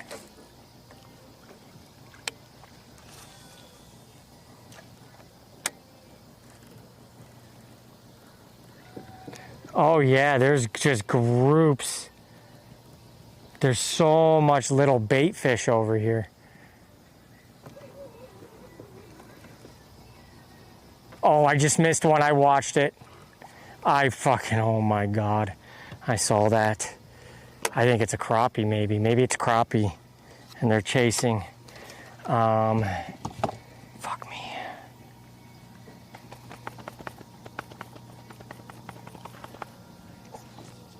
They're just splat. Oh, Jesus, I don't even know. Son of a bitch. Shit.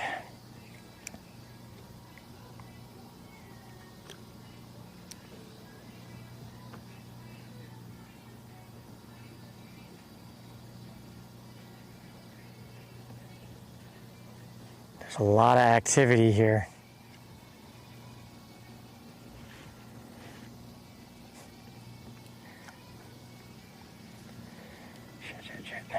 There's got to be a fish in here that I can catch.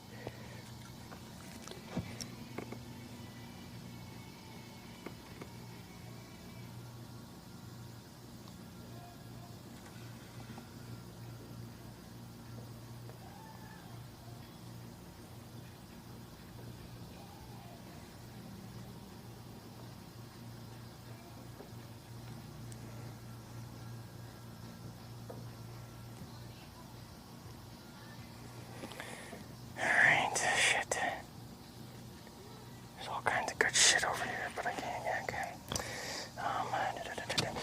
All right, let's get rid of that because they ain't doing anything with that. Guess let's keep throwing the chatterbait because I watch that shit.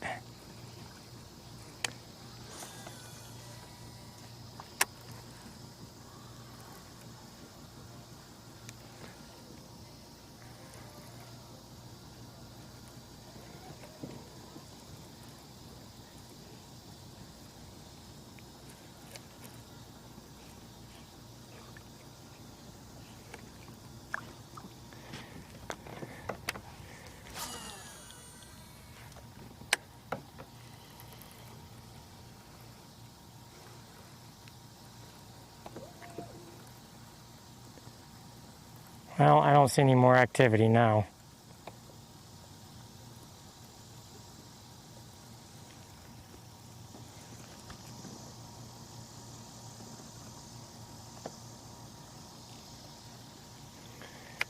Well, chat.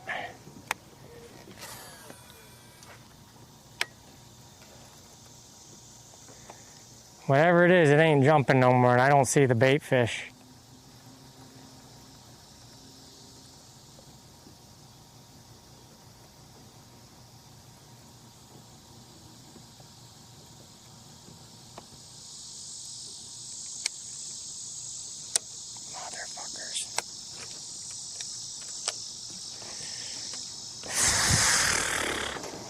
There it is, right there jumping. I mean, I don't know what to do to catch it. He's over here and he's jumping. I just don't know what the hell it is.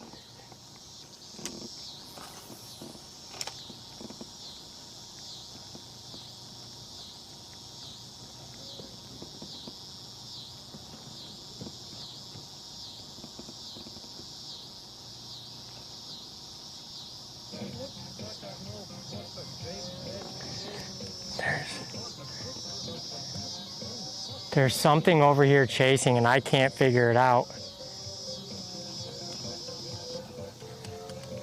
It's eating on top.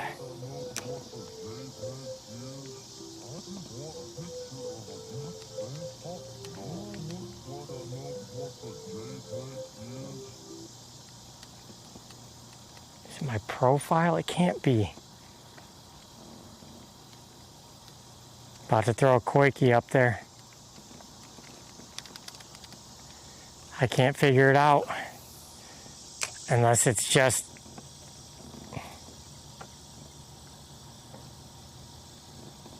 not a fit, not a bass. I'm about to drive up there and see. But there's stuff over here eating.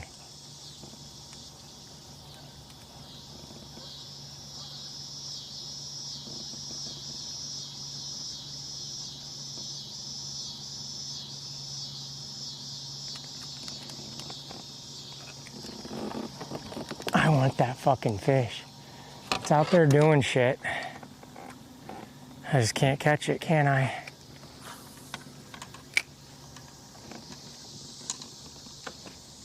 And it's blowing up on top.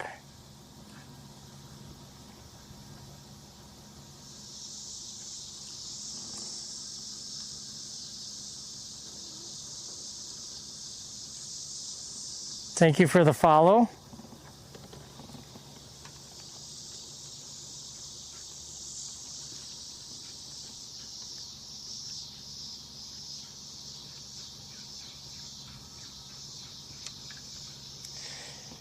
Yeah, I don't know. Wonder if I should go in a little bit. See, those guys are fishing off of something, finding something. Are they catching? I don't know.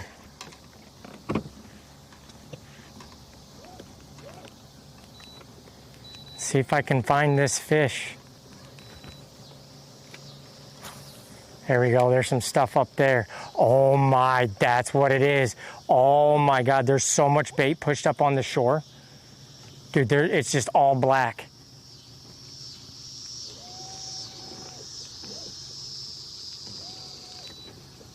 There is so much bait up on shore. What's chasing it though? I don't see anything big chasing. Over there, over there. Okay, we have a lot of bait over here. A lot of bait. It's all pushed up in here. That is why, and it's probably because there's a lot of oxygen. It's swirling, okay? So they're coming up from this edge right here. Yeah, I'm watching this bait. I'm pushing the bait. There's a whole line of bait.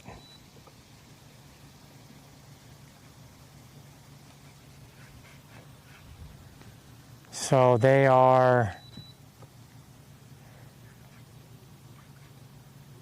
I have a whole school of bait right here.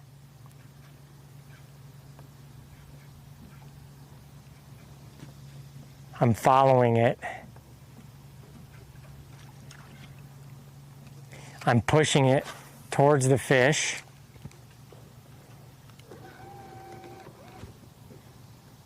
It's rocky up here, a lot of bait. So they're pushing up to the top for it. Okay, so there's other littler fish pushing them. My fish finder's dragging.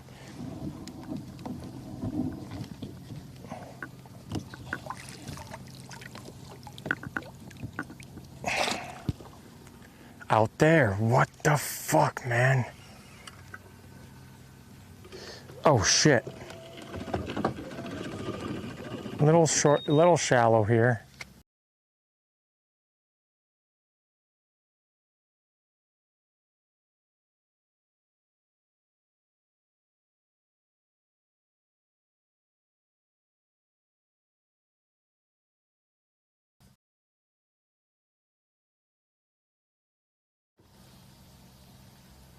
How do we catch them?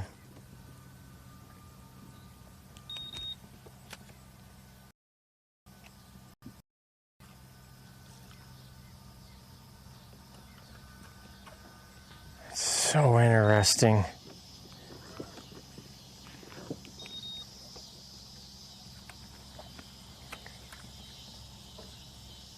But that's what it is. There's a ton of school of these tiny fish, like 1,000 of them in a pile. So I don't know if this is the right bait to use.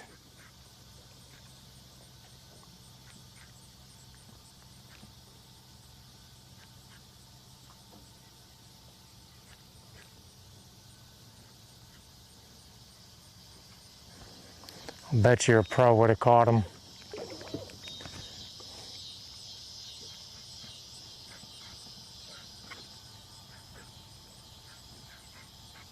You know, the whopper plopper would probably be it.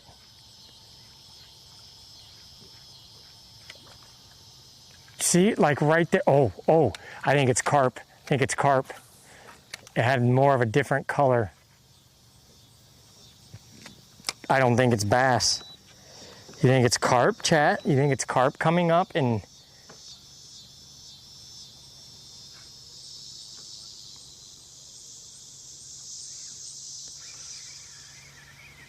Shit, man. I don't know. You would think I'd be able to pull one if it was a bass, right?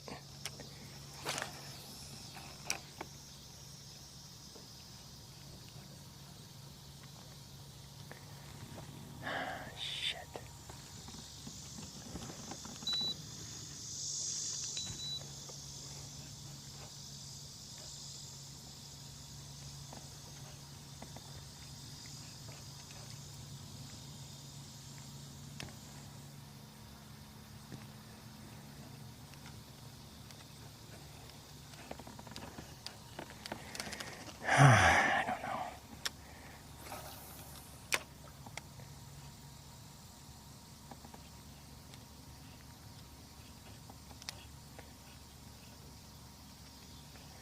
Must not be bass, chat.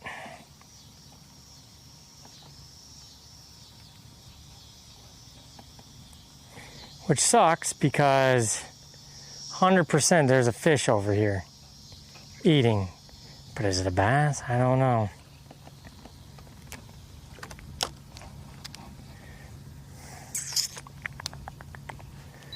These guys on the boat, they're probably looking at me like, what is this guy doing? He has no idea. And this is what I don't like about my line. Do I have too much?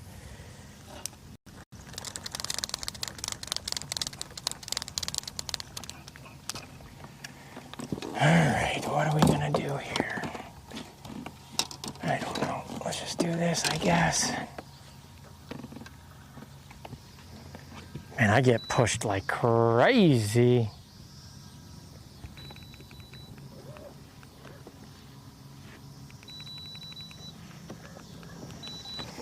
Alright, let's not get so close into them.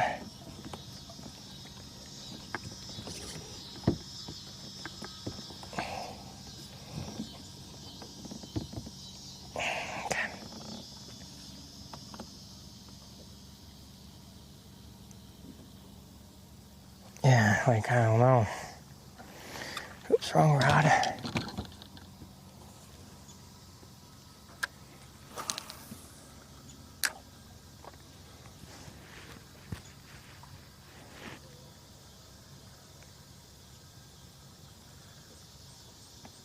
That was a fish.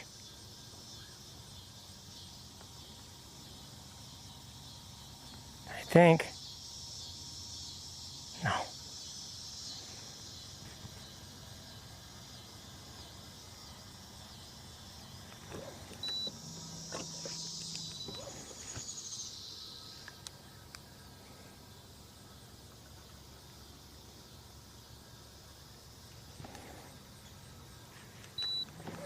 I probably blew it out, didn't I?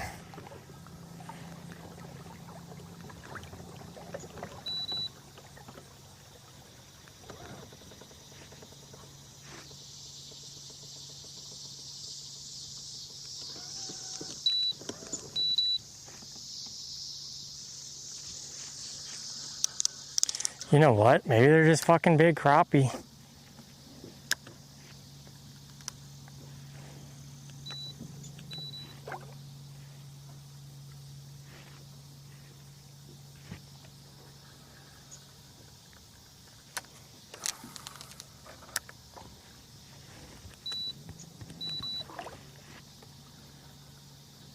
Hey, it's time for me to move on. Thank you for the follow. I appreciate that. The big Tex.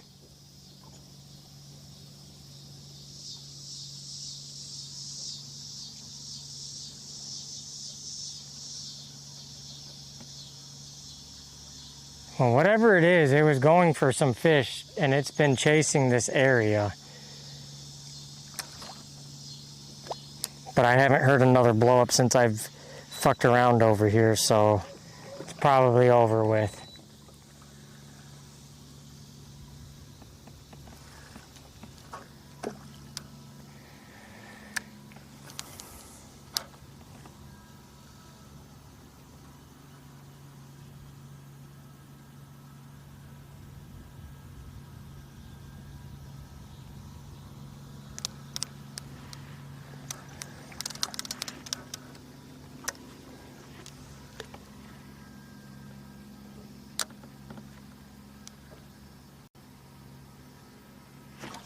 Got him. Just drop shotted a bass. Let's go. Okay, so that is what the fuck the bass look like.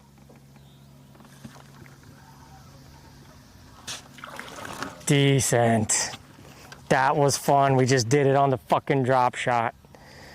Let's go. Look at that. Look at that hook set. Right. Ooh, Jesus. Fucking did it. So they're sitting on this drop off waiting to go in and ambush. Little light colored skinny one. But we lost our whole entire fucking weight and anchor. Alright. Well, that was fun. Okay. So that was literally a big dot right on that drop off. Okay. But now I don't have my line. Oh, here's some leader line here. And guys, don't worry about clips. Today's just about practice and learning, so don't worry about clips. If we get them, we get them. If we don't, we don't.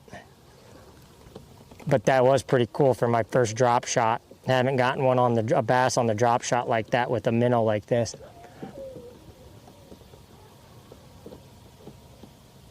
And the crazy thing is, it's not a thump. It's, you just kind of basically feel your rod tip building up pressure. And I just set the hook, and that's how I got it. That was fun. But I don't want to keep losing my shit, so we are going to do a knot onto this. But yeah, guys, unless we catch something really, really cool, don't worry about clips.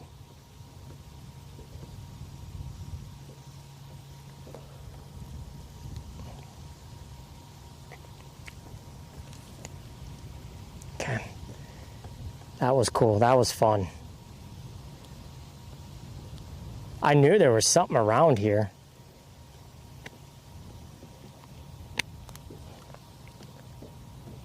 Just don't know how I lost my bait that easy. That's the problem. All right, I need more of these types of minnows. And that was about short. Okay. All right. How we doing though, Chad? Are we good? Yeah, that was a W bass. How you doing, Dano?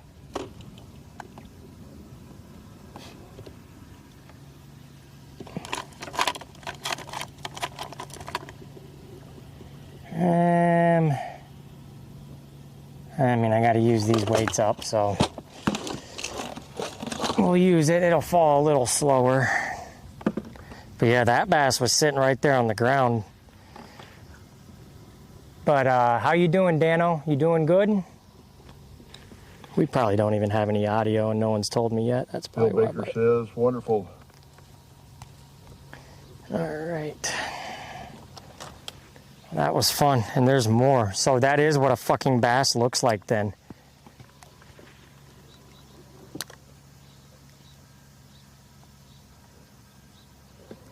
I literally dropped it on its nose. See, does that mean those are bass too?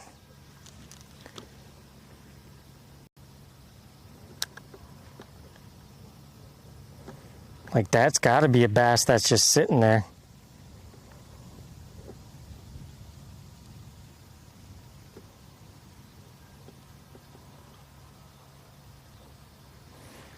Interesting. Baker says, yes, you have audio. Oh, okay.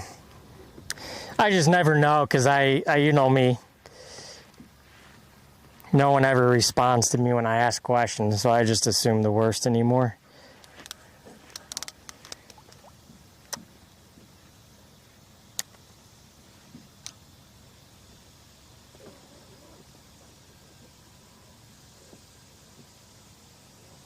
Something's fucking with it. All right, well, that was fun. Now I want to see that again.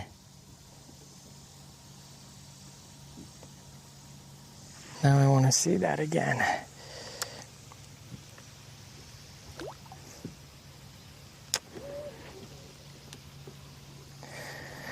Shouldn't spend too much time here, but...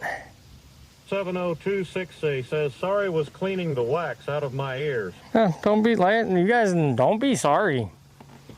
If you guys are going to respond, you're going to respond. I'm going to assume when nobody responds to me that there's not one person with audio. And I will do that until I quit streaming. I will assume when I don't get an instant response, I will assume that nobody's paying attention every time. That's just who I am, because my brain thinks, well, no one's saying anything, no one's doing anything. It's been 1 minute, it's been 2 minutes, it's been 5 minutes, so there's obviously nobody watching. I will always be that way, no matter what. It sucks, but it just is the way it is. It is the way it is. Nothing I can do about it.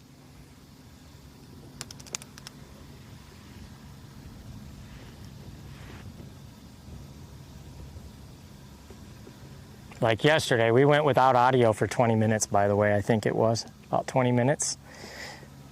Not one person told me anything, so...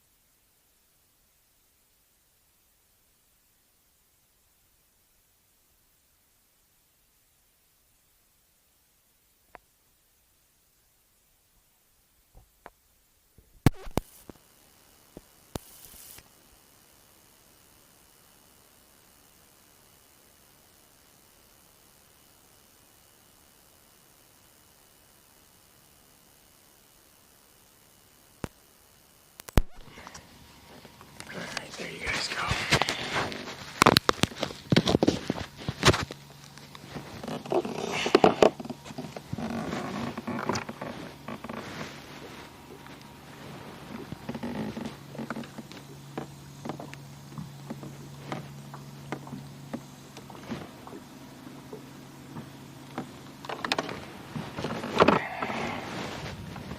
Well, that was fun to watch that and do that. However, _ Grumpy says, we back. However, he was testing us.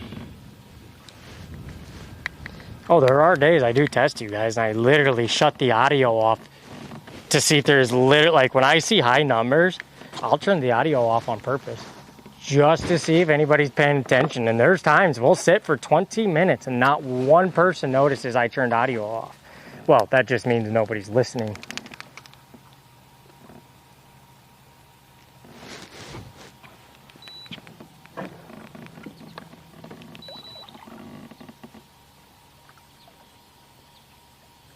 Oh yeah, I do little tricks all the time to see if there's even anybody paying attention. I mean, it's my job to do it. My job is to keep you guys talking. Hence why sometimes I go crazy, because it gets a reaction. And what happens? Everyone starts talking.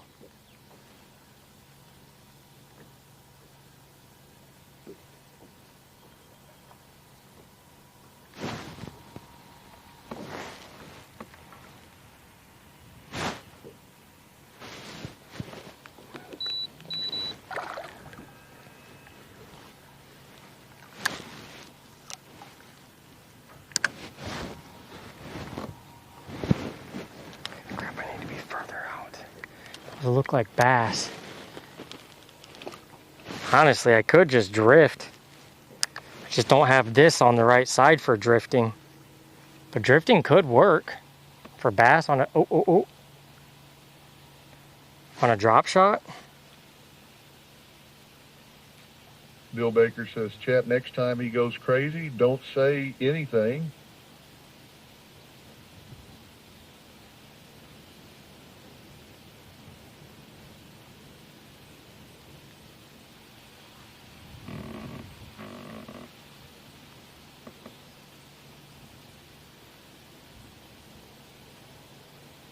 Oh, that felt like a bite.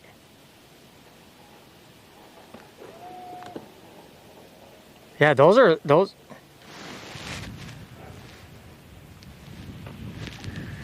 It's a fish, right? Nope.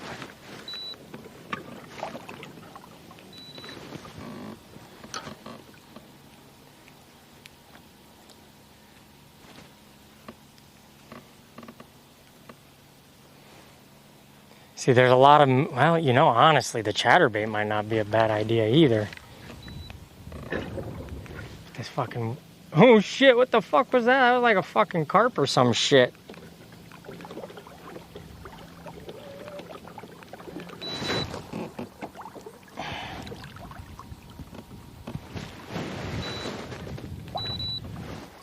See, that has to be a bass 50 feet out. Oh, Jesus.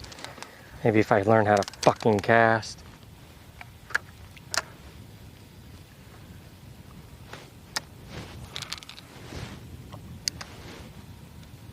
Right on them.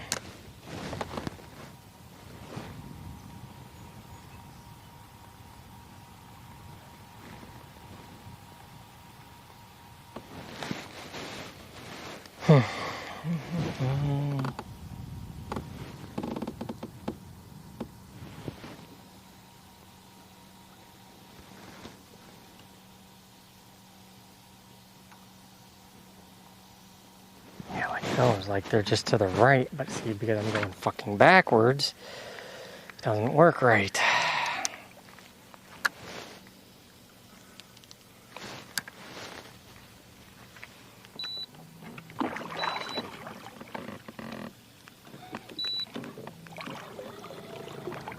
There's so much bait back here.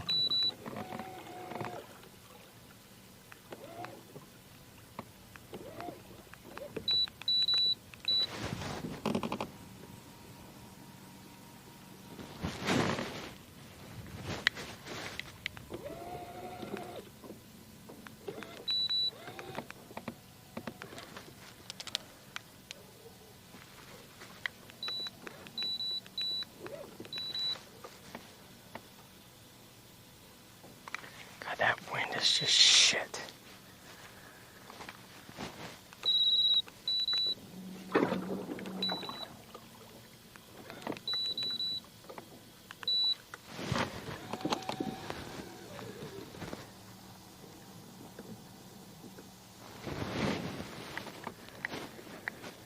There's a fish right at 55 feet. That was 40 feet.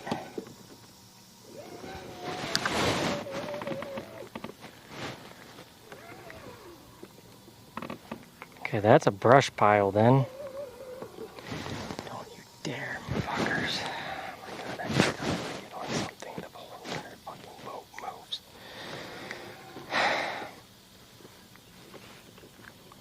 This is why I hate scoping.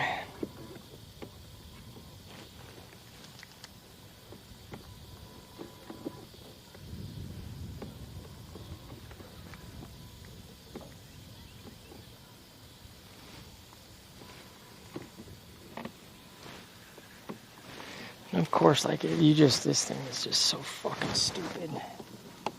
This kayak is so fucking dumb. Like, it doesn't even spot lock me when I want it to be spot locked.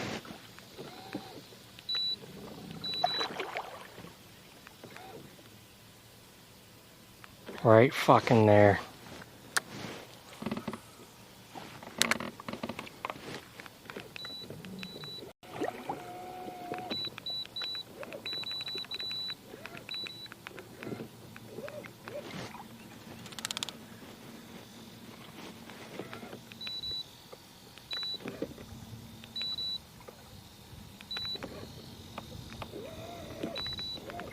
Okay, they're sitting right under, those are bass.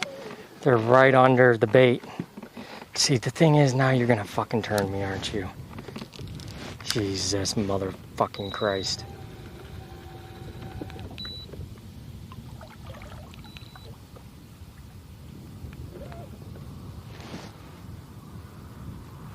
Like, I can get on them, I can find them, I can do it all, but guess what happens? Dude, there's a whole school of fucking fish. Dude, there's so many fish out there. And you can't even do it in a kayak.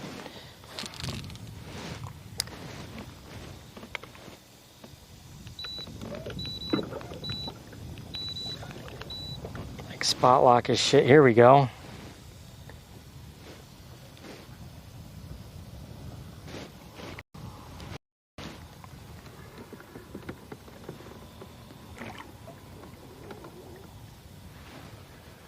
See, those look like the exact same marks as that I just caught.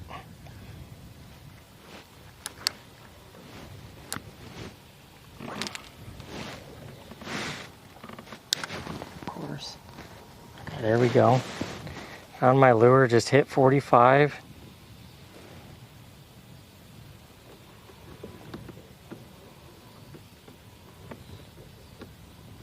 Funny thing is, those marks aren't there like they were. Oh no, I don't see my lure. This is why I hate live scope. It's just so annoying. Because there's all those fish and I see them and then we get off the pattern.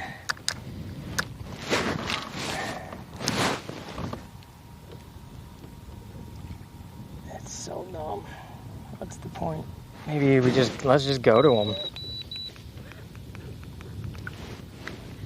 Let's go to them and drop just right down on them. Fuck it.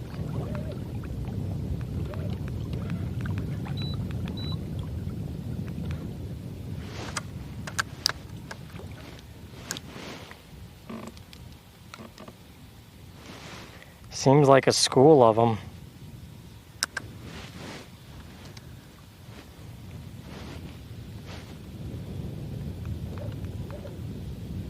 Or are they just big crappie?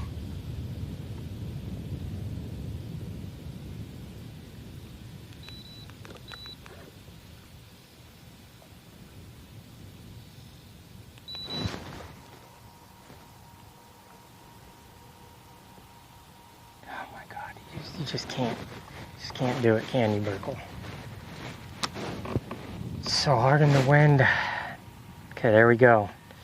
This is the only chance I'm giving it.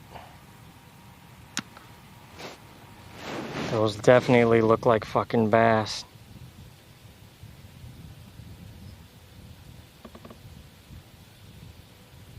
But, just get off of them. That's annoying. So annoying.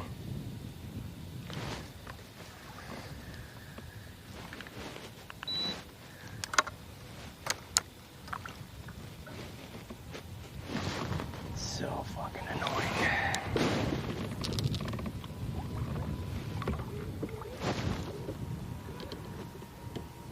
Jesus, come on.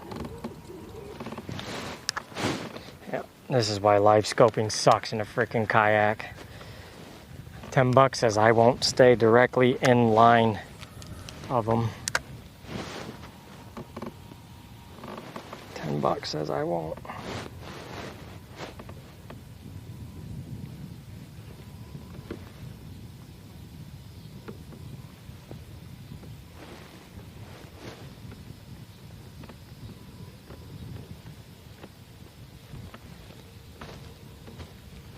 And then it's like it doesn't even keep you in spot lock.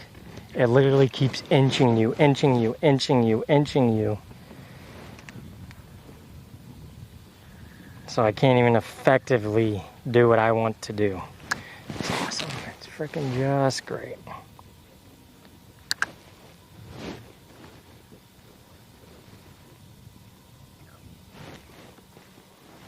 Dude, those all have to be bass.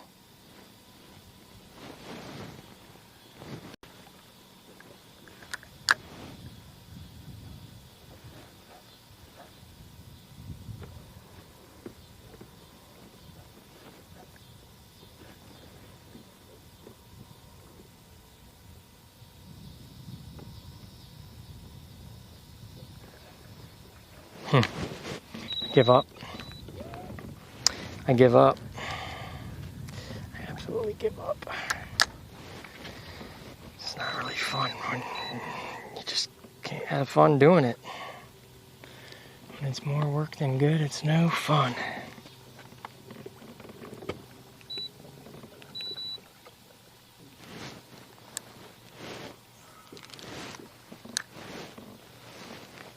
Alright, chat. Let's see what we can do here.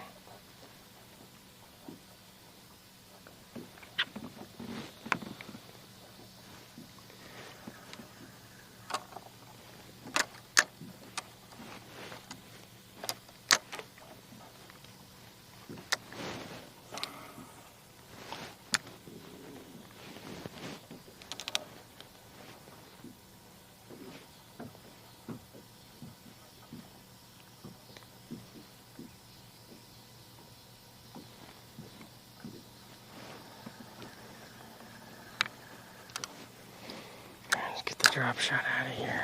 Something different. Oh, I just noticed that needs to be pushed up too. Okay. Alright, let's just keep going, I guess. It's 5:20. I kind of want to like just leave now. Just get out of here. That way we can have an early day tomorrow.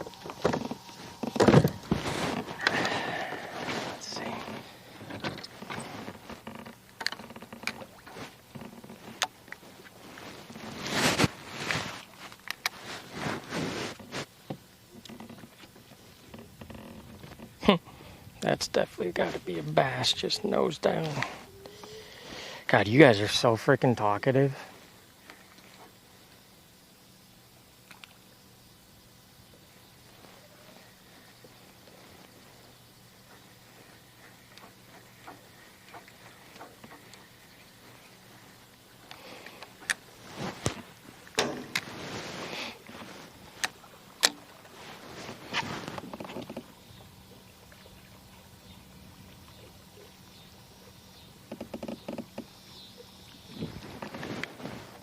Good, you? It is. Trying just a bunch of new techniques I'm trying to learn. Got one on the drop shot right here. I see a lot of activity in bait fish. I caught one little one earlier and had quite a few bites, but they kept getting off. Yep. Yeah, I got one too. I had a pretty nice one earlier, it felt like, and I kept it pinned. I don't know how it popped off, but I must have let it go slack just enough. Yeah, I'm going to see how they are in the back, if anything's good back there. You too, you too. Huh?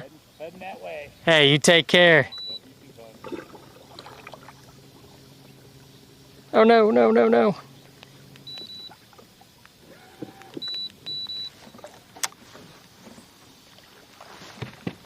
There they are chasing again.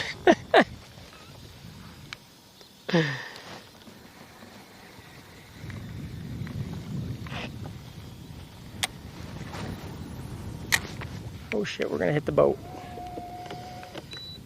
All right, chat, you guys doing good?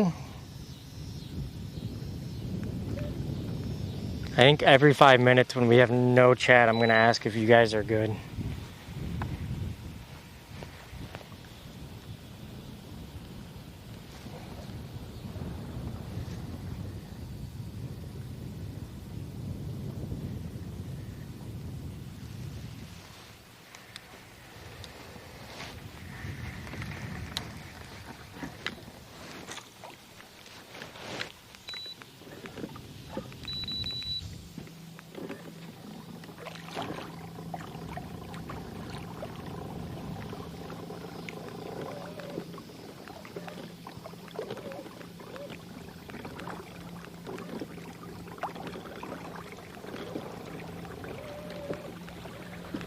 Those gotta all be bass. So hard to tell.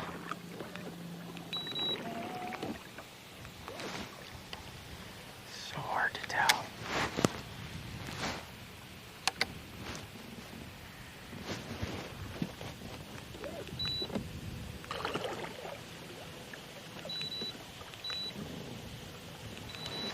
Dano7026Z says, doing good here in Arizona as long as I stay inside in the ACLOL.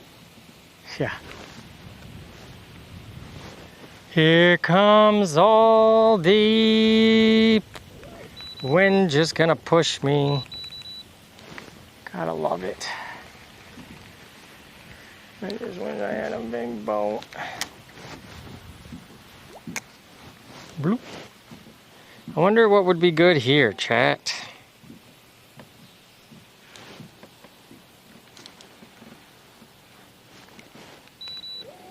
Oh, we're just gonna move to, I mean, I don't want to fish backwards. Jesus. Look at this. Now you can understand why it's very frustrating fishing in wind in a kayak. It's almost impossible. Baker says, a lure in the water. Almost impossible. Almost impossible. Because I want to go that way. That's how I want to fish. But I can't. Like, even if I go like this, it doesn't matter. Once we get that movement. This is annoying. 7026Z says 2:33 p.m. current temp is 104 degrees.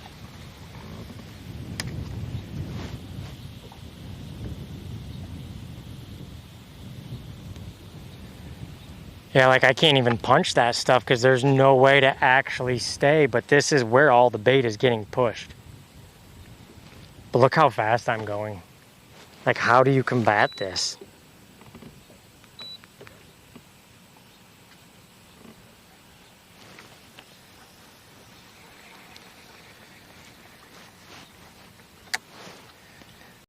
I think when I start getting like this, it's just time to stop fishing and get off the water.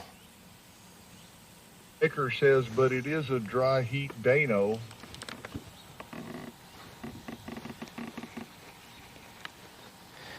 Because once I get frustrated, my mind just stays negative.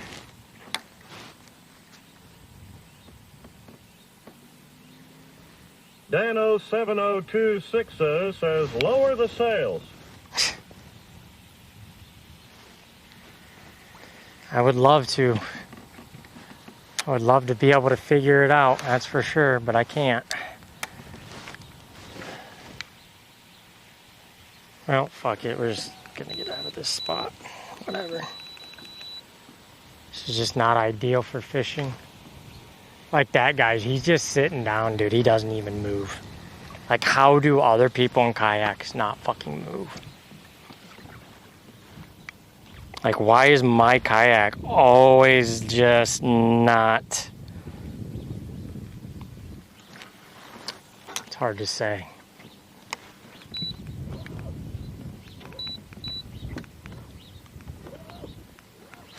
Like, I can never get it quite right. Like right now, I have the motor on to keep this going straight, but my whole back end comes left and just pushes. I don't understand it.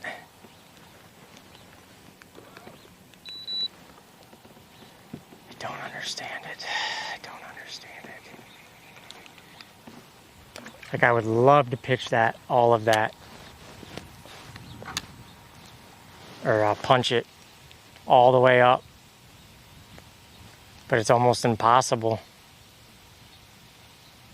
I mean, there's got to be a way for me to have a technique to keep the kayak from doing what it does, just spinning in circles, the back end washing out, spot lock not being able to handle it, you know? There has to be something. There's got to be a trick to it.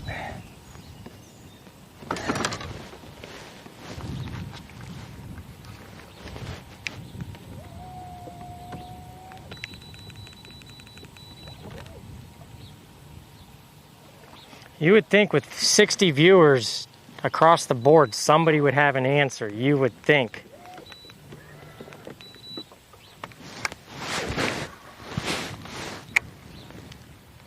Oh yeah, something's blown up right there.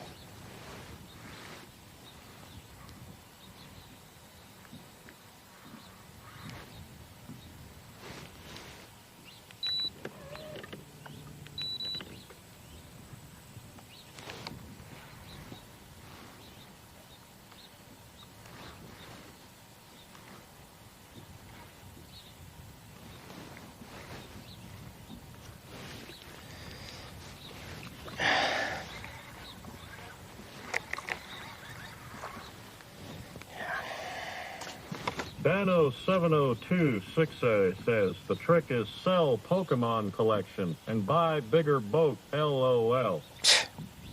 I wish. My Pokemon collection could not afford a bigger boat. But we are selling the Pokemon collection soon. All of it. Maybe this would be better for a frog instead of punching. It's just weird, like I have a 1 ounce weight. Why does everything get stuck?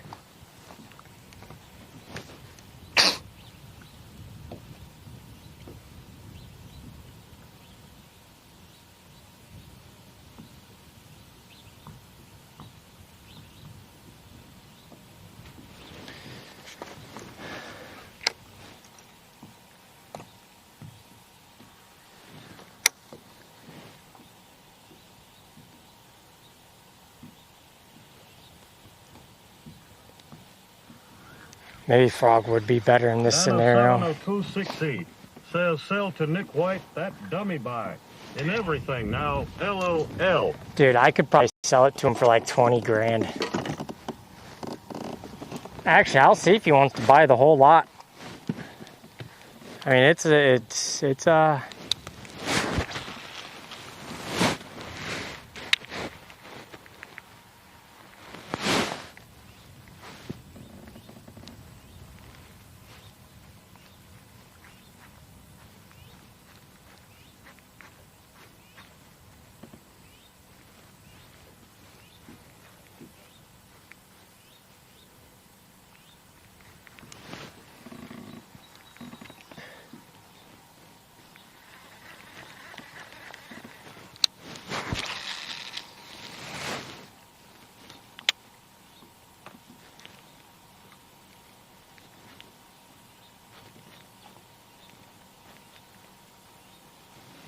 You'd think there'd be something back here.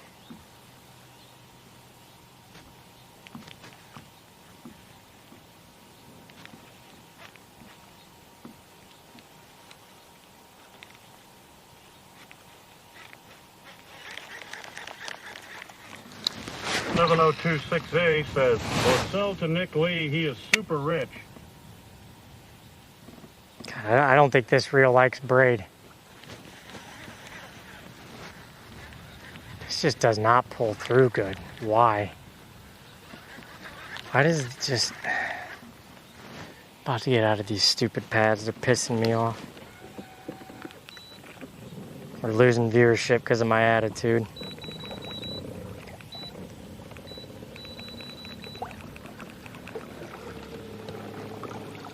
Brah.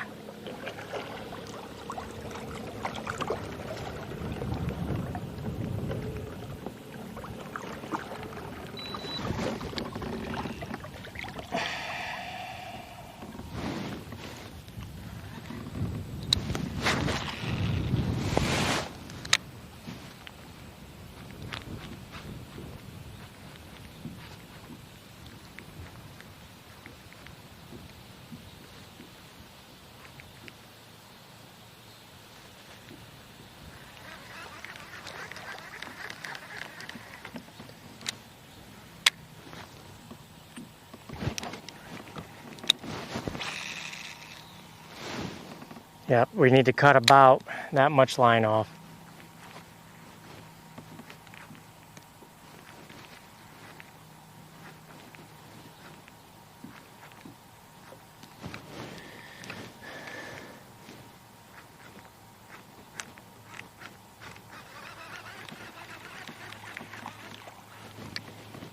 Well, now maybe with wind we should use the chatterbait.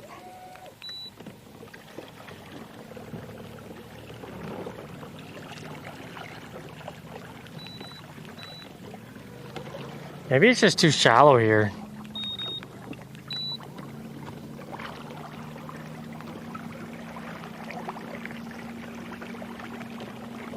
I mean, the water is 85 the further we get back here.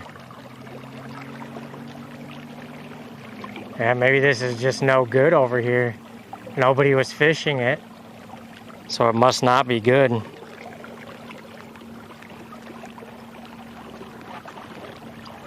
You would think it would be.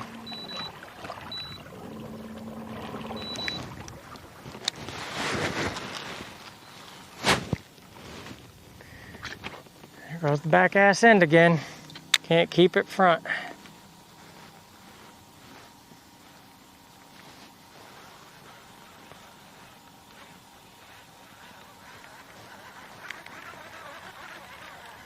That's these pads. Why is everything getting so stuck? God, that just sounds like shit. We gotta pull all that off.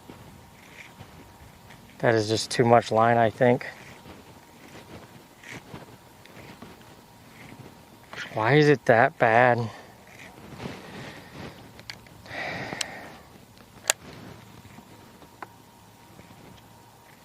I just not know what I'm doing? I don't know.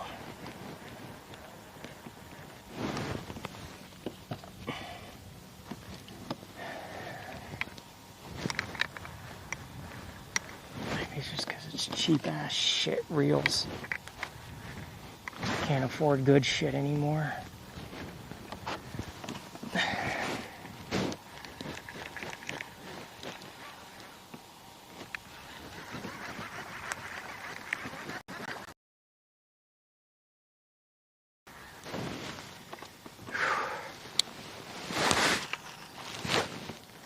Jesus.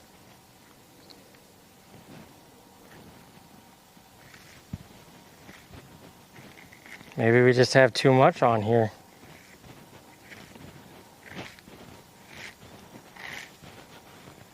I mean, as I pull, I have my thumb on here and it's getting looser and looser everywhere. This might not be meant for braid.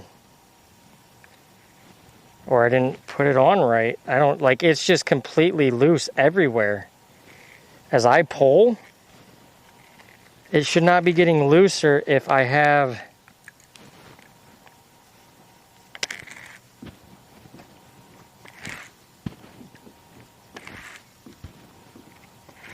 maybe I did it wrong.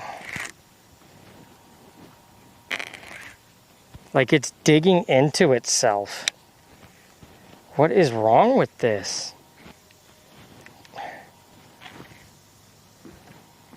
Is this not meant for braid? Like that all just seems weird. I don't know.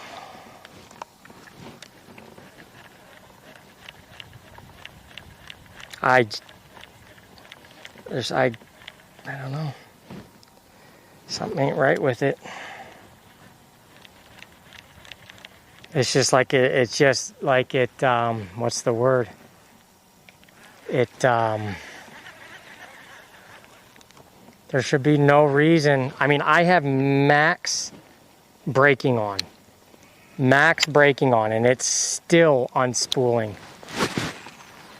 And I am throttling it with my finger, and half of it's still coming off that reel loose. It shouldn't be doing that. So why is it doing that?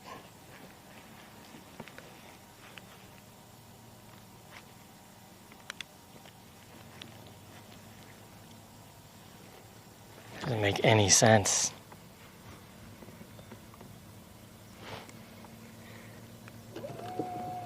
I have it's not mono, I have floral underneath it.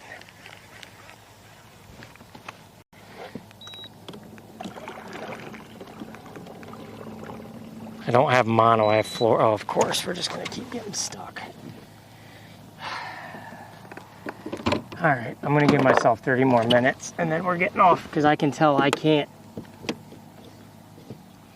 the attitude is coming.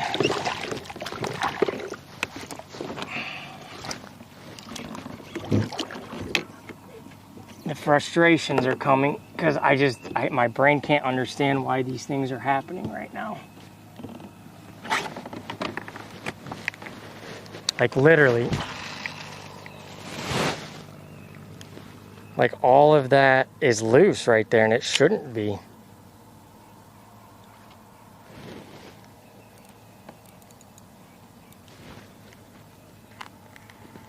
I mean, and the other thing is, I think this reel sucks. I think the reel sucks, honestly. I think this reel is just garbage. Do not buy Obulus brand. Seriously, it's garbage shit. It's literally garbage. I have max brake on. It's almost like, well, not only that, I have it 100% cranked down and I can still pull drag. That easy. That easy with this. These are fucking garbage.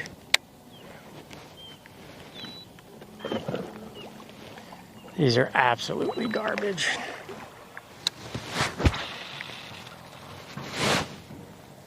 All right, we're gonna cut the line right there.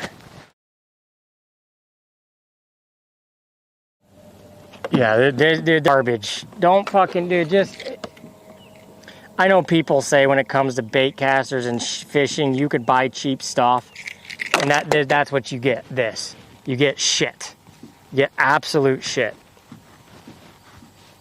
But yeah, I have backing on there right now. And maybe I have too much line on. Maybe that, and I was told that some bait casters are not meant for, some bait casters are not meant for,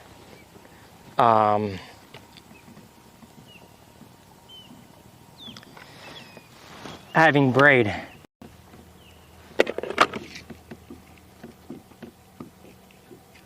It's just so frustrating to spend this kind of money and just shit don't. And then again, I might be doing it completely wrong. This could all be a me problem.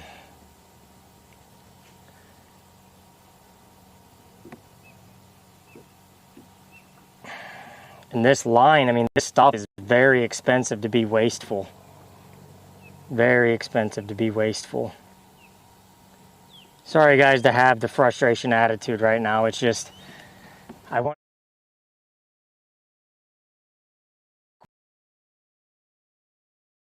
to spend $30 or $40 on fucking line and you have to rip it all off.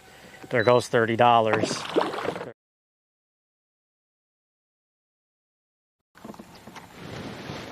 You guys just keep getting delayed on your internet there, but sorry for the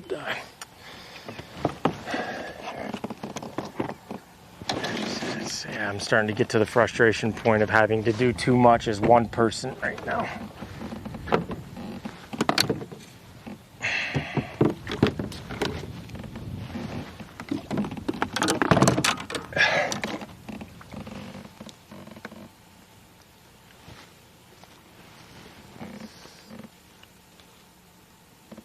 Yep.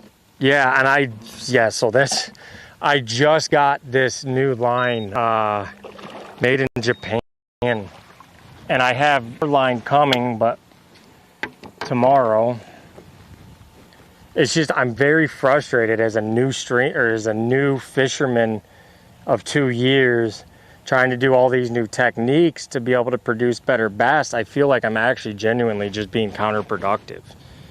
I didn't have any frustration or problems when all I did was throw the fucking wacky worm. You know? And now I forget how to do this now.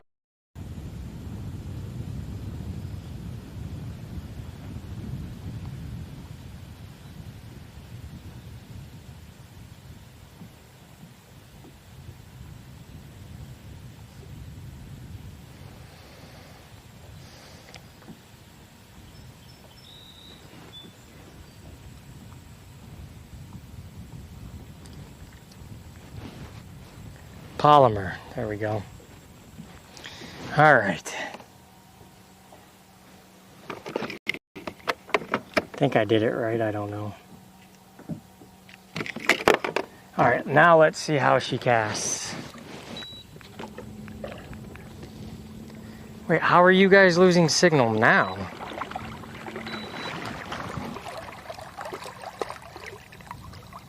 Oh.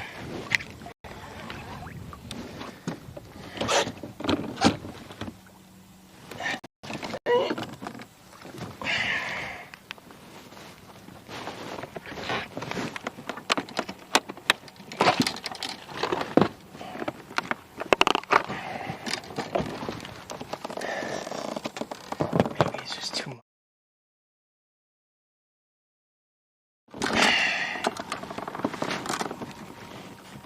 Doesn't help when you have room. One out there that wants to really invest $1 million into me.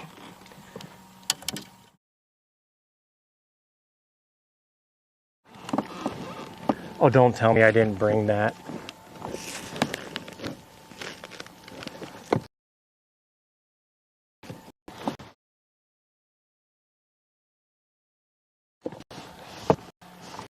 Fuck.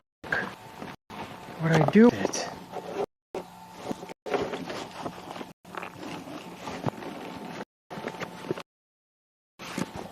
No. Don't tell me I left it on the van. Shit. Great, of course, now I gotta fucking go all the way back. Shit. I think that took a drink. I think that took a drink. The other, I know.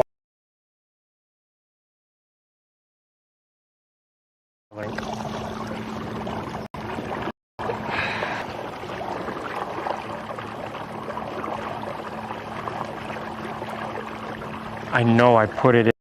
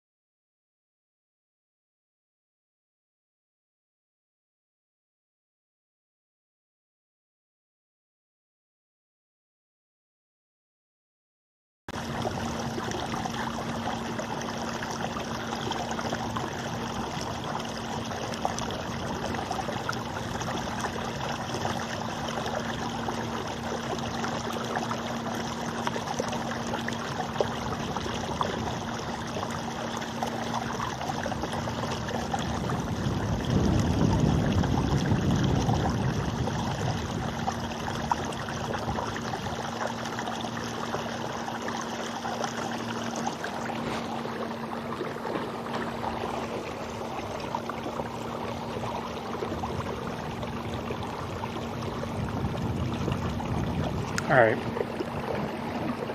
Relax. Fine.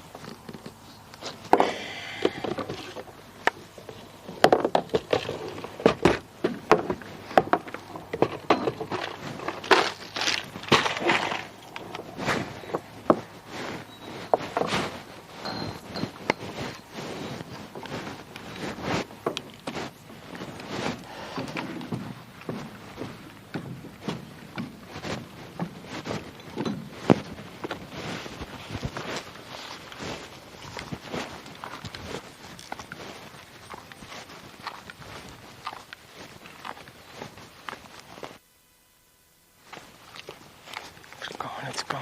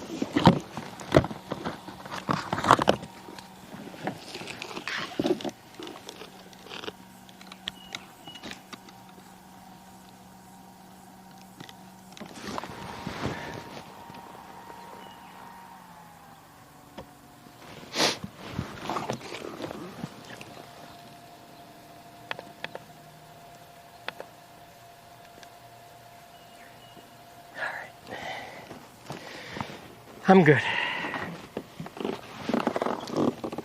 I'm good. Calm myself down.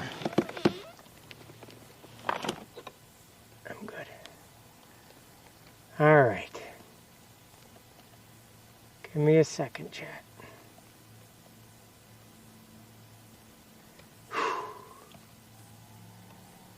What's up, Abrupt? Sorry guys. Sorry for the minor crash out.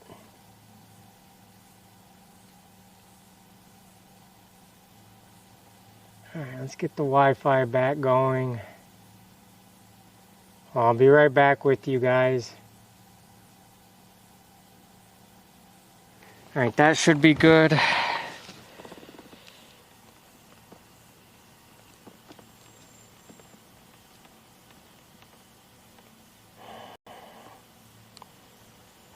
don't know why I get so angry when it's a part of my job.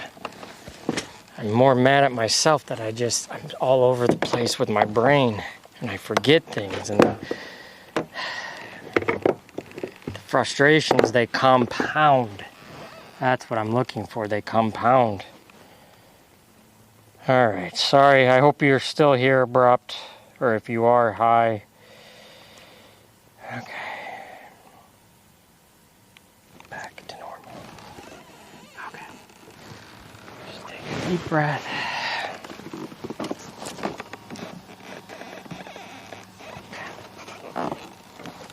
Get yourself back together.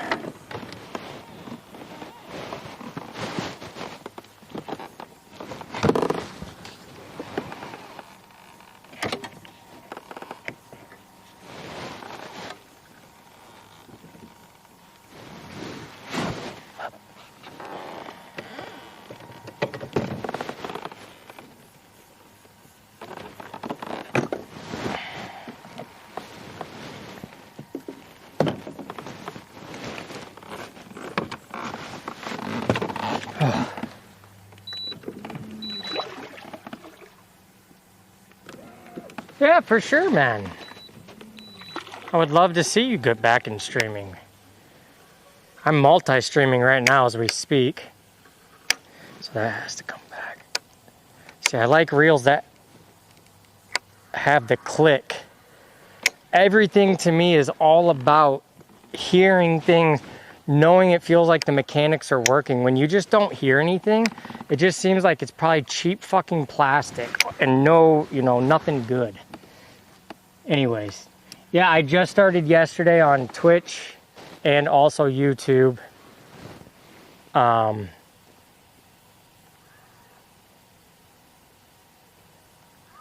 So, alright, we don't need to fuck with that right now. I want to go to one spot cast and then we got to go to the back. See, I need better plastics, or I need to figure out how to get it to where... That's the problem. Well, actually, maybe it's just that... Maybe they aren't... They're not going... They're just... Yeah, maybe that's what it is. Okay, anyways. That's all shade. And it's all shade back there. So... Let's go to the back.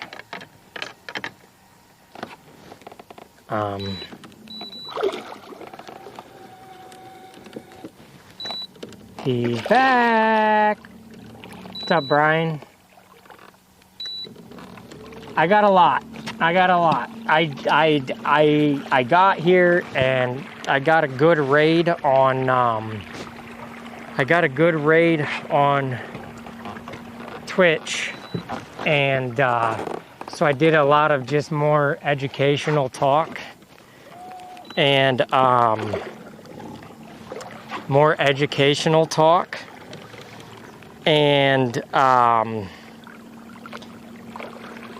kind of showed him like people that would want to just fish with no anything, light action. I caught some really nice bluegill, and then it died off. Like, I was able to focus, and I was just fucking around over here. I found some offshore structure coming out into the shade. Couldn't do anything. I threw my wacky right in this shade spot. And I felt tension, and I'm like, nah, that's a stick. Kind of pulled away, and it popped like a stick. It was a fish. Threw it right back. Whatever this fish is, if it's a bass, it's holding, it's not letting you know it's in its mouth, and it's holding it. So I could feel the pressure on the tip. No bite, no nothing. I just was like, fuck it. I reeled into it. Didn't hear my drag, because remember, I'm doing 8 pound now. And I'm used to 15 pound plus the floral, or 15 pound leader. So I could just give it any fish in Indiana the beans on that, right? And it was, by God, it was a fish, but it wasn't fighting, it wasn't anything, but it had good tension and pressure. And I didn't let it go. I didn't do anything. Now I know when I set the hook, I have to hear that right there. That means I put enough force into it. Got it to the boat, kept the pressure on it. Somehow the fucking hook popped. And I didn't let go, no looseness, no nothing. So I was wondering, yeah, small ones are like a bluegill. So this had to have been just a big fish that was, oh, right there. Nope, that's the stick. Either that, or my thought is it was a very big crappie. That's my other theory. And I actually put too much force when I was playing with it under my boat and ripped it out of its mouth. People call me crazy about a frickin' will. Yeah, Indiana, Fort Wayne. I'm not in Fort Wayne. And see, oh, are we back? I'm sorry, you guys are getting bad signal right here. Hopefully you heard all of that. Yeah. And so I went, hi, doing good. So yeah, I went back to the 8 pound, and I'm not setting the hooks. I gotta put some beans on them now.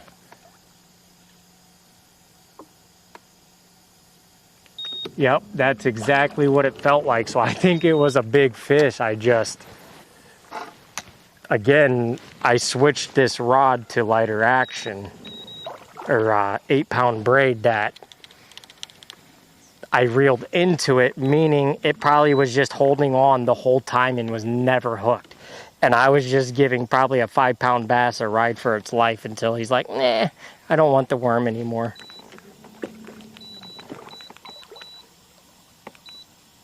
But did get one over there finally scoping with a drop shot. It was pretty neat. It was fun to see it. But I figured we'll give this about 10 minutes because it's shade, and then we're going to the back because that's shade all day. It's 80 degrees here. It's 85 degrees there where I was fishing, which surprisingly I caught him in the 85 degree weather. But however, there's a shit ton of bait pushed over there. I am in, fuck, I can't even remember the name right now.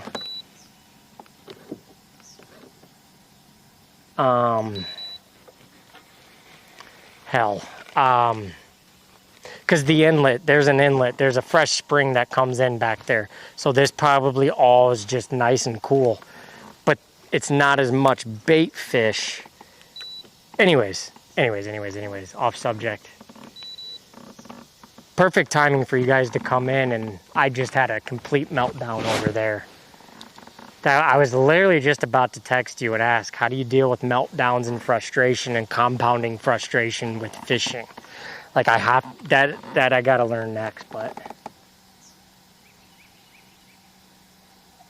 Oh, so like right now it was it's just 8 pound floral. Yeah, it was 8 pound floral. It was this rod, wacky rig.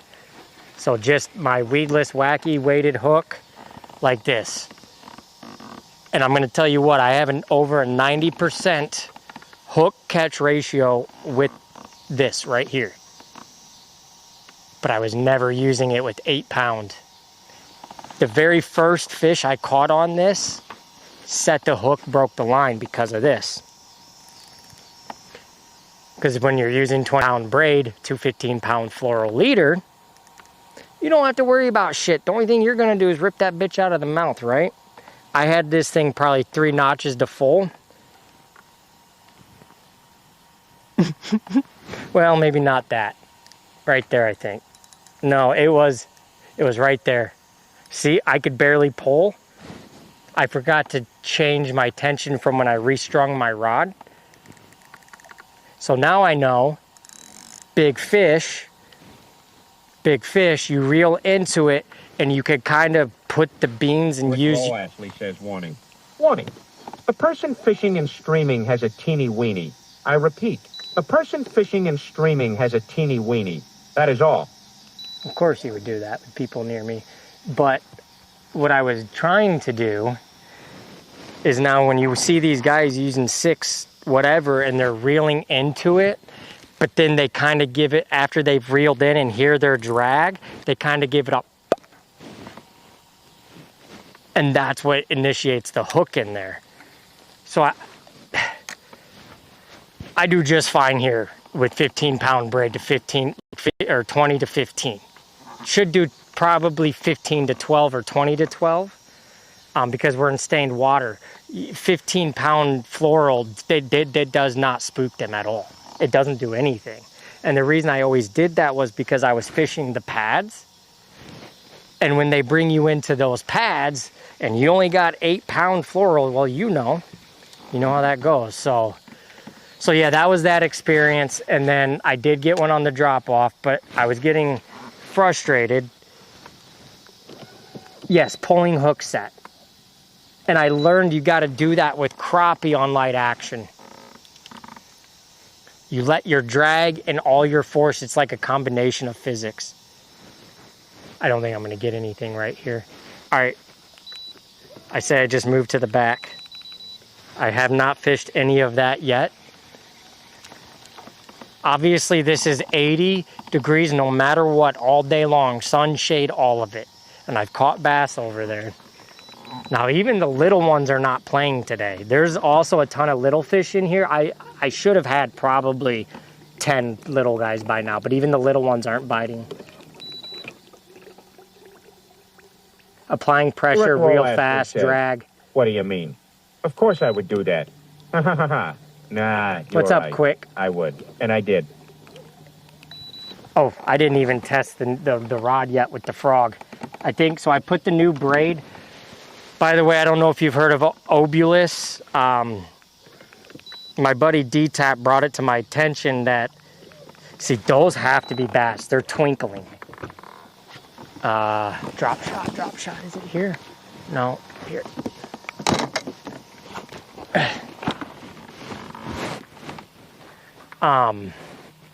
Obulus. I think it's a garbage brand. But I paid for it, so I better use it. Honestly, I know Shimano's expensive and they're $200 reels. But why not? You get the good warranties. You get everything about them.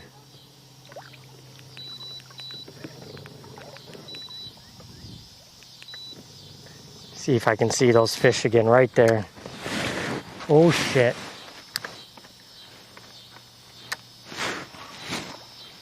Not where I wanted to be.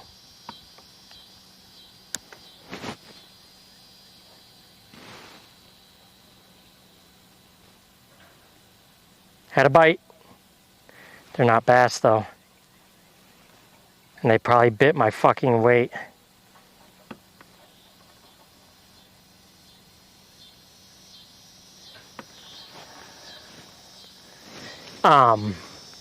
But yeah. So that, see, what was that? What makes that happen? Because that's been, there's been blow-ups, but I swear to God they're small carp.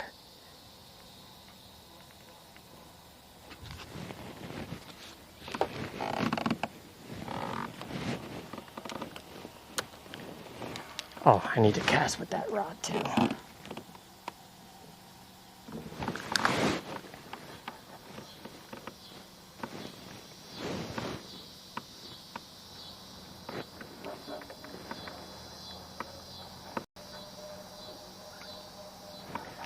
Nothing on the bottom there. There's a nice shade spot all the way up there. But see, there's something right 15. Let's see if it follows it down.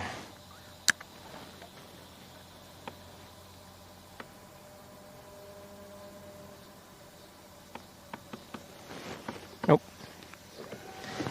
High pressure day? Nope. Yeah, it's a high pressure day.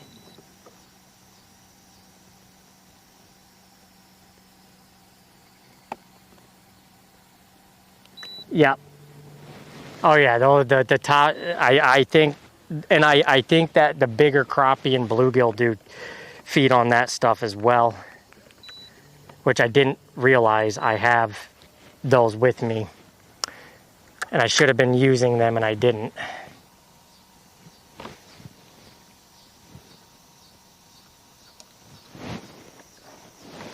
Let's see here. I have these little small dragonflies somewhere. Oh, they're in the back. Forgot I had those with me. All right, let's cast. I took some line off of this. Let's see if this does better. Nope, still sounds like absolute shit.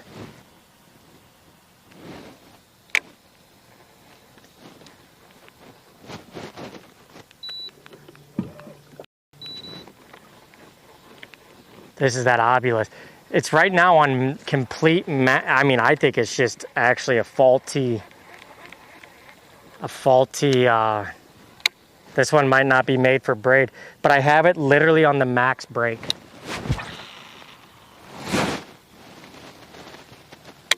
It's just a shitty, I think it's a shitty reel, but at the end of the day, it still works. I'm not backlashing, so we'll take it.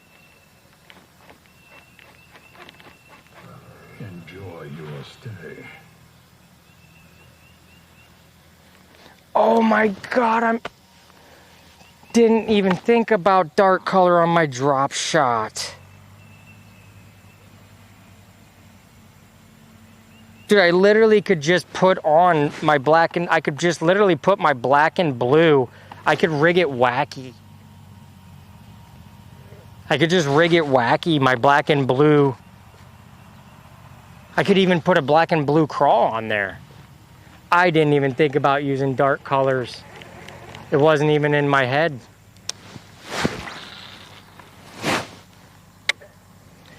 Yo, thank you for the follow, Lord.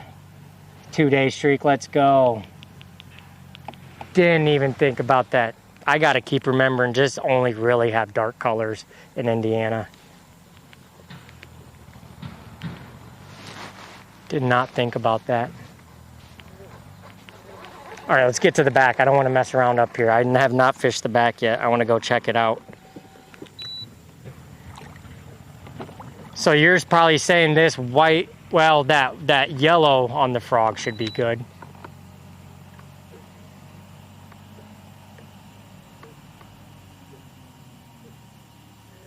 I just bought this frog today. Don't know if it's a good one or not.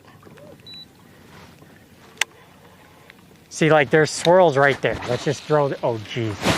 So the braid sounds good after the first, how many ever yards that is I casted.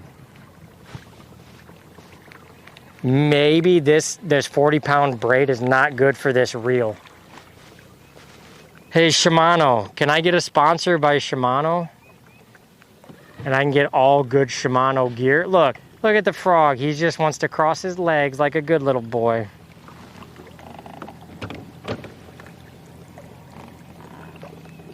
Oh, great. What'd I do with my drink? And thank God I got more. Because that was a really good... Oh, I just put it back in there. Okay. Oh, geez. Look at all that bait. Yeah, you can call me. Just give me 1 second.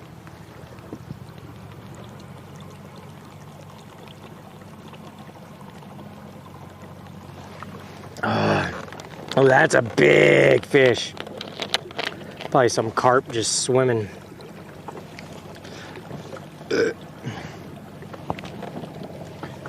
Make sure everything...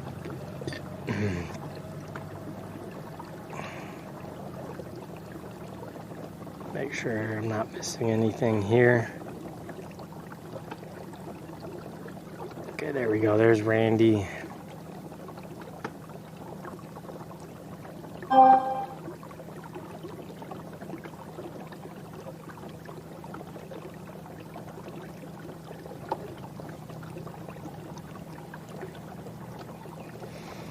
Okay, that's all done. So that's all shipped.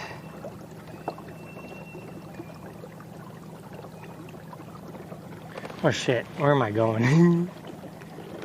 Alright, let's actually go back to the point and work that whole back end. Let's put our north face on. Okay. And then, okay, that's all done.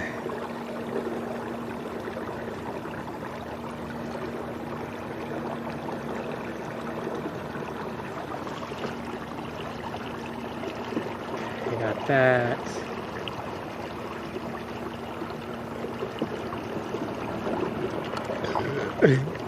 This thing's having a hard time because I don't know what's up with this lake, but the wind blows all these different directions, and you can see it's having such a hard time staying at 10 speed going straight. I think this motor is underpowered.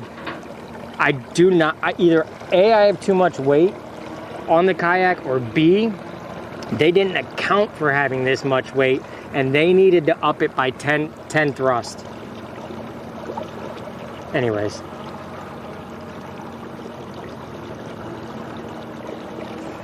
It's probably better if I just do this.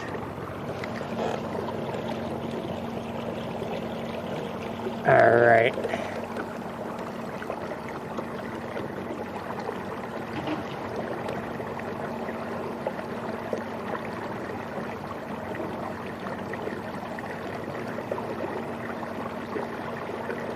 See, it's good fishing over there because, so there's so much bait over there on that shoreline, and there's, I forget what it's called.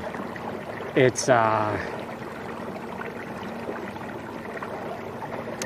pumps on the docks to clear shit, so there's all this flowing water. I was watching them chase that, so I think that area is really good to fish.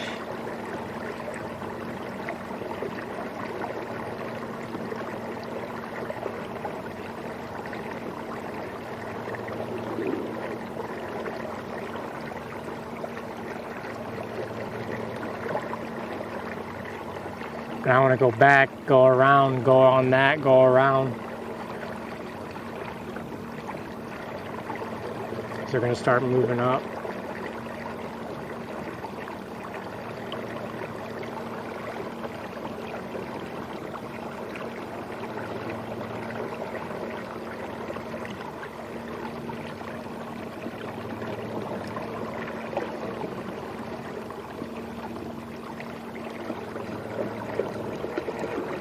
That's not liking it. Look at the, yeah, so it's just like the water just.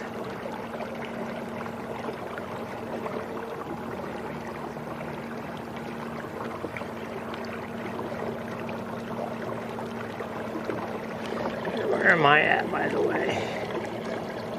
All right, so that's where I ended. So we got, okay, so it could be good back here. We have a ditch back here and we have an inlet back here. So we're gonna go towards this point. It's kind of a small point. That's where we left off. We're getting to where we left off.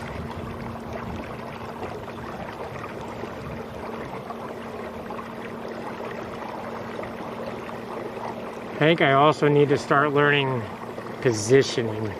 All right, anyway, sorry. I'm just talking to myself. Yeah, you can go ahead and call now. I think I have everything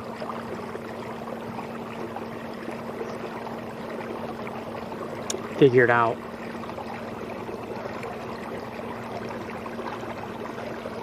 Oh shit, you can't call yet. I lied.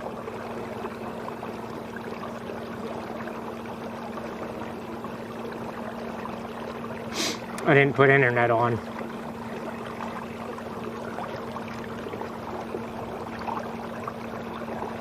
Alright, you should be able to call now.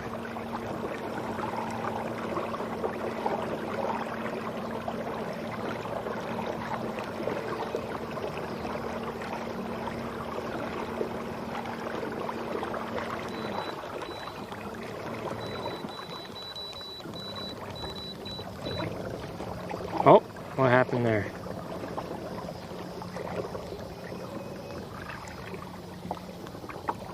Is it going? Okay. Oh, there we go. Should be good. All right. Yeah, fine. Yeah, we're coming up to. Yeah, I can hear you. Can you hear me? Yep. Okay. All right, where did I stop? Right here. You're cooking on that kayak as far as your speed goes. I know. It doesn't feel like it though. It's just, I think it just needs an extra 10 thrust to keep it completely straight. But what I can do, I can't do it right now. I have to take.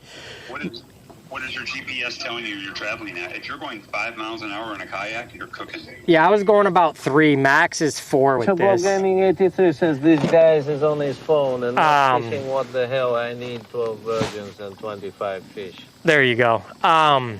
No, the reason for the extra thrust, not necessarily for speed, but with this and weight for current, I could put the blade in the back down, and then I can keep the motor straight and then steer with that, so the motor doesn't have to keep going left to right, left to right, left to right, left to right. But yeah, on good days, if I travel with that current, oh yeah, I can go really fast. But it's just hard to keep. I think what it is, my weight distribution is just not right. And there's a lot. That wind coming over that. Gaming 83 says. Yeah, that's where I'm gonna head. Yeah. No, you're not gonna get ignored, Butcher. No, I thought I had my other Starlink battery. That's why I'm now just back to the fishing, because I had to go all the way to the front to get that.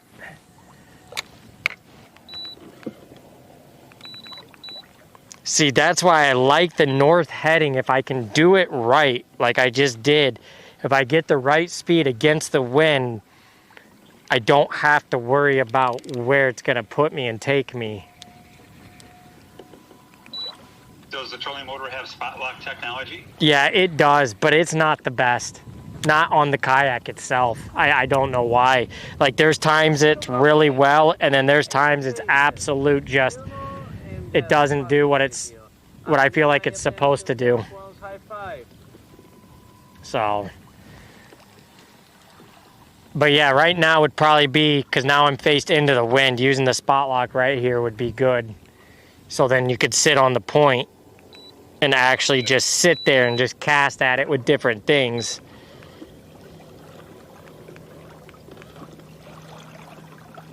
So that bait caster that you bought, what brand was that? Obulus. Yeah, I'd never even heard of that. Yeah, I think it's absolute shit. It's one of those fucking...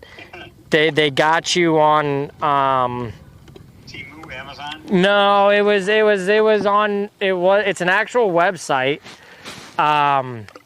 So they had like a deal running and whatnot, and I got 2 of the same, and then I got one of their better reels, and their better reel isn't terrible. But it was an ad on Facebook that my buddy had sent me, and the backstory seemed promising. And I honestly think it's all a lie, and they're just out of fucking China, and it's garbage. I have my drag on, the one reel, completely maxed. Like, as tight as you can get it. And I could just sit there and still pull it like it's nothing. It's terrible. But I'll use it until it breaks. At least it casts. I don't know yet, because I don't even think I've caught a fish on this reel yet. So it's going to be kind of weird on the frogging rod using that, and I catch a 5-pound bass and some thick of it, and I can't get it out of there because this drag can't get all the way tight to lock. So I'm going to be switching that, but at least for now I have it, and it'll work. If your star drag is maxed out on your bait caster, and you are still pulling line off your reel, that's an issue. Yep. So maybe it's a manufacturer default. I think I need to string up the other one, and if it probably doesn't even have drag wash washers. It's probably just some sort of mechanism on the inside that locks down somehow on the main washer nut, but it doesn't use drag washers. Most drag washers are carbon fiber, and they kind of crush against each other to create tension so your spool doesn't slip. So it's just probably just a cheap reel. Yeah, so like reels back in the day that were good quality reels, like people still want the old school Shimano Corrados, the ones built in like the mid 2000s, because of the durability. The reels were built like freaking tanks. Yeah, they don't make them like that no more. Yeah, nowadays most everything on the inside of these reels is plastic, brass. It's a combination of like aluminum, and the gearing, even the bearings are just trash. I mean, I have $200 Daiwa Tatulas, but I have Fluger Patriarchs that retailed for the same price back in 2005, and they are still working just as good as they did the day I bought them. Okay. So the durability on the older school reels was just there, because that's what people wanted. People wanted quality. That's what I want. I hate cheap stuff. Yeah. So, but the reason why they went cheaper is because everybody wanted a reel that weighed lighter. We got to make it lighter, lighter, lighter. Then all the carbon reels came out on the market. Ones with the carbon fiber on the handles, this, that. Why would people want it lighter? Like for me, when things are heavier and you feel metal, it feels like quality. Yeah. Yeah. Lighter feels cheap. 3,000 casts, if you make 3,000 casts in a day with a reel that weighs 4 ounces versus making 3,000 casts in a day with a reel that weighs 8 ounces. True. That's a big difference. That's true. It's on your wrist. I do, yeah, I guess I do get that. Now, if I were to take one of my $200 Daiwas that I currently use and swap it over to my Fluger Patriarchs, it would feel like a brick on my rod, just because that's what I'm used to. You know, I've had it for 5 years now, but even the Daiwa Tatulas, I've had to send 3 of them back in for maintenance, and I've had to pay for them to get fixed and serviced. So it's not all what it's hyped up to be, which again is the reason why people like those old school Shimanos, the Scorpions, the Bantams, the Corrados.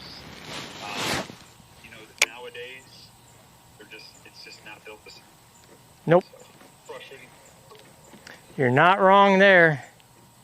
See, something's got to be chasing fish. I would stick with Daiwa's still good. I'm not knocking Daiwa because I use it. Daiwa loses decent for the budget. The budget, I would say, Lose is probably your entry level. Yeah, that's. Reels in that price range too. But Lose is probably a little bit better solid reel than some of the lower quality Abu Garcias. Yes, it. High tier, you can get super high tier Abu Garcias too. You can get super high tier Shimano. Yeah, so I have this Shimano right here. This, where is it at? This was my first bait caster setup. I went super expensive because I wanted the technology. So I got the Corrado rod, and then I have the 201 HG Shimano 7.4. And I kind of just want to go buy a bunch of these. One, you can't beat the sound. It's beautiful. And it just feels, it's great. I don't know. I'll say that in this sport, you get what you pay for. In most situations, it's kind of like golf. Like golf is an expensive sport. Oh, yeah. I would argue bass fishing is more expensive, especially if you own a boat. Yeah, the boat is what I think, well, even a kayak like this is $5,000. Yeah. See, like I'm very bare minimum. I just need a kayak to get me off the shoreline. The rest is all knowledge in my head of 35 years of bass fishing. And I'm perfectly okay with that. If I catch 5 fish in a day on Lake Murray, I'm happy. Because I know there's guys out there who are in their 20s and 30s that their mommies and daddies bought them a $70,000 Ranger bass boat. That has all the technology on it. Phoenix, and they come back to the ramp with 0 fish. Yep. I've talked to them.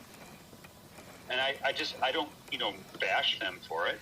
But it's just, younger generation are relying too much on the technology rather than learning about the nature of the fish, what they do, their seasonal patterns, where they go, when they migrate, what they're feeding on, what's the forage in the lake. I mean, all of these variables that people now coming up in the sport are just not putting into the equation. No, I've always tried to do match the hatch. Yes, and that's a saying that comes from trout fishermen. Yes. Which is critical in bass fishing too, if you Yep. ask me, yes. I mean, Yep. That's why, like, at the end of the day, bass are pretty stupid.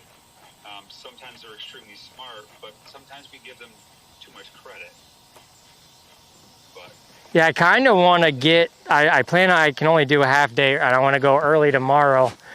And what I kind of want to do is, well, it actually wouldn't happen tomorrow. It would have to be the next day I'm out when it's that dead time when you get those random bites or you hear those random pops because they're hitting those dragonflies. I have small black dragonfly. I want to put it on maybe just one of my heavy rods and just not even throw it, just drop it on open spots. Just let it sit there. Just tap it, tap it, tap it, flutter it, tap it, flutter it. Almost like quick punching, but just letting it sit there right on top and see if they come and hit it. you could throw a small black popper with a black feather treble hook. So, That might actually yield results. so And I say black it does. Yesterday, the whopper popper that you got bit on yesterday in the evening Was like that bone. Yeah, first cast you made, you got bit, right? Yep. So the sound, I'm going to go to the bass senses here. The senses of the largemouth bass. When water clarity is dirty or dingy, the fish's ability to see is less of a main sensory that he's going to use. What ultimately is overtaking his four senses, you can say five, but the sense of smell is the least used sense that the fish When it's is dirty? relying on. Yes, so don't get caught up in the hype train. With sense. Oh, it needs to smell good. When a bass eats, that's when he tastes. That's when he smells. It's just like when we eat food. 90% of the food you're tasting is coming from your olfactory system. That's your nose. Okay. Even before the food enters your mouth, you're smelling it because it smells delicious. And then when it enters your palate, fish are the same way. But, you know, they want you to believe that, oh, you got to have it smelling like this and that, this, and the other. No, it's hype. It's marketing if you ask me. 35 years of bass fishing. So sound becomes more of a variable when the water levels are low. The reason for that is because the fish can't see as well, right? He can't see that whopper popper on the surface, but he can hear it. Right, he can hear it. Also feel it on his lateral line. Correct, the lateral lines, that's what, yes. Yeah. Which is even more sensitive than the fish's sense of sight. When the clarity of the water goes downhill, think of it as you being in a dark room. You're in a completely dark room, you can't see anything, but you can feel if something lands on you, or you could almost feel it if something Is near you or something, there's a vibration in the room. Yes, there's a sensory. There's an alternate sensory that kind of kicks in those low light situations, even for us as humans. So for a bass that's an opportunistic predator, an apex predator, he has to rely on that sense of vibration and sound to better help him become a apex predator. He's got to eat, right? So right. If there's no light on in the environment, how else does he see the surface move around the surface? Right, you got to use all your other senses. Yes, it's the displacement. The technical term for vibration in the water column is water displacement. Okay, so think of a spinnerbait. When a spinnerbait blade rotates, people think the blade is giving off the vibration. In reality, it's actually the wire. The wire is vibrating at such a high frequency, the fish are feeling that on their lateral line. This is the reason why back in the day, the War Eagle spinnerbaits was a staple spinnerbait in bass fishing. When the company sold out from Tradco, another company picked them up and they changed the density of the wire, which made the spinnerbaits absolute trash. And people stopped buying them. It was because the wire got changed, but everything else was the same. They just changed the wire. They made it more durable of a spinnerbait. But a lot of guys that have the old school War Eagles are holding on to them because they were made with a lighter wire and they give off a better vibration. Thus, That's crazy. The fish can feel it. That's I would have never see like that's. Yeah, there's so much science. Like I do know the basics of the way it's supposed to be, but when it just comes down to just every piece of science, from your terminal tackle to the line you use, to the reel you use, to the gear, to your spinning, to the tip. Is the presentation good? You know, you obviously get those lucky. Doesn't matter what the hell you had. You dinked it on the nose. It was going to eat anything you threw at it. You know. I'll rebuttal with. I'll say this: bass, obviously being opportunistic predators. True. If you're creating the opportunity, it's kind of like what I said last night on the phone. You're the pizza delivery man. You deliver it to the front door, he's going to eat it. Right. Even if he's not hungry, bass are just so curious. Yep, it's that reaction bite, or whatever they call it. They'll come up and look at a lure that's sitting on the bottom of the lake that you're not moving, just to look at it. Yep, because they're curious. That is where a lot of lures shine, and that is where a lot of lures fail. And I'm going to say, there's a word here that bass fishermen refer to. With most lures that sit on the bottom like a plastic worm, there's what they call secondary action. This is really the reason why the koiki is such a hot bait right now. The secondary action that lure gives off, even if you're not moving it, there's current in that water column. It is moving those tentacles. That is the secondary action. You can do what they call dead stick, which means you throw a bait out there and you let it sit. Yep, and it doesn't do anything. Yes, the bait is doing the work for you. It's the same reason why robo-worms excel in cold water, is because they have a slight buoyancy to the worm and it undulates ever so slightly, very subtle. But when the bass comes up and he noses up on that robo-worm and he's staring at it like a fat kid on a scooter, he eats it because it's moving in front of his face, but it's very, very subtle. While there's other plastic worms that are denser and don't have that salt strip in the bottom of the worm, fail, because what they do is they lay down on the bottom of the lake and they don't move. Okay.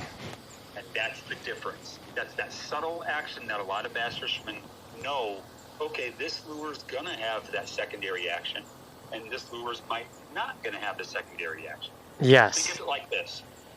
Your wacky rig Senko gets bit because of the fall of that Senko. And that little vibration, the shimmy. And that's why Gary designed that.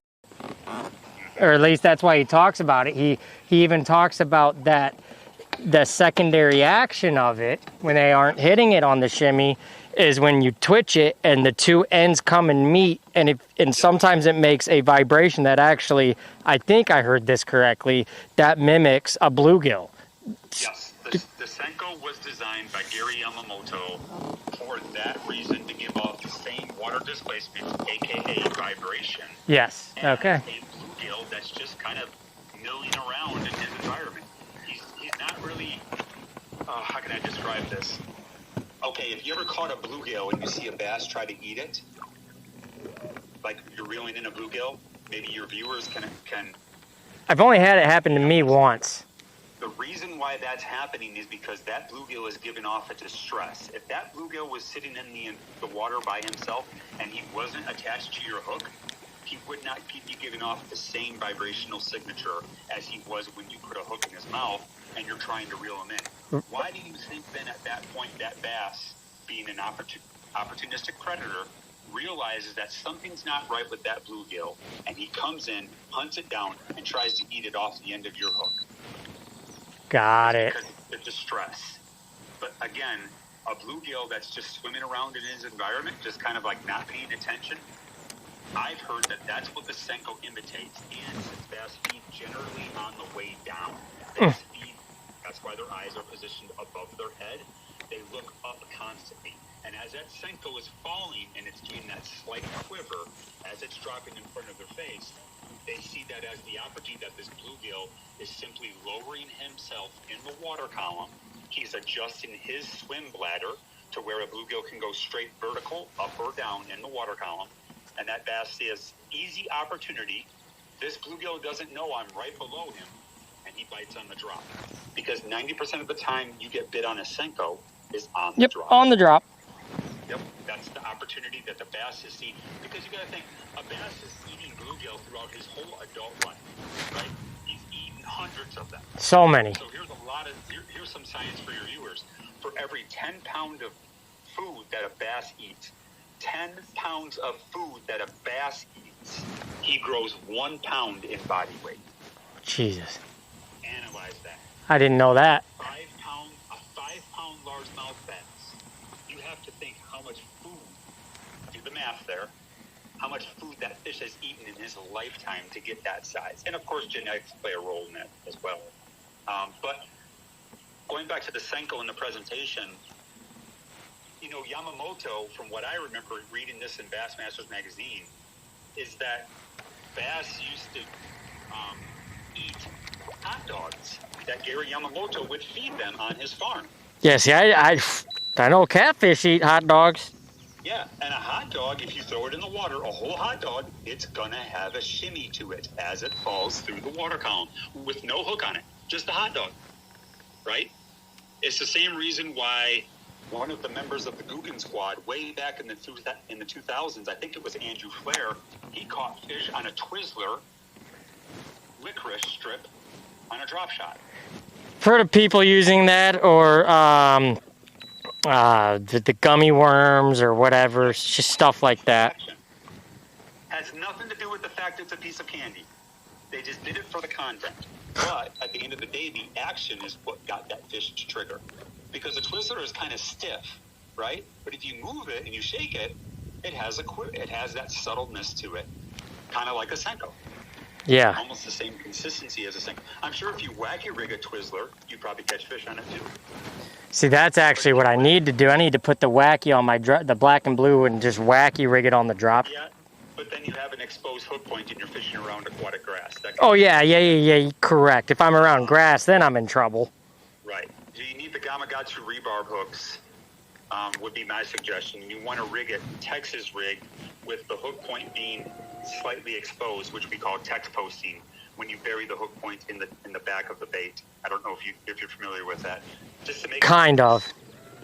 So you would want like a 6-inch trickworm, Zoom trickworm, June bug, dark green pumpkin, depending on the clarity of water, obviously. You could dye the tip in chartreuse spike it. That gives the bait a little bit of flash with that chartreuse tail.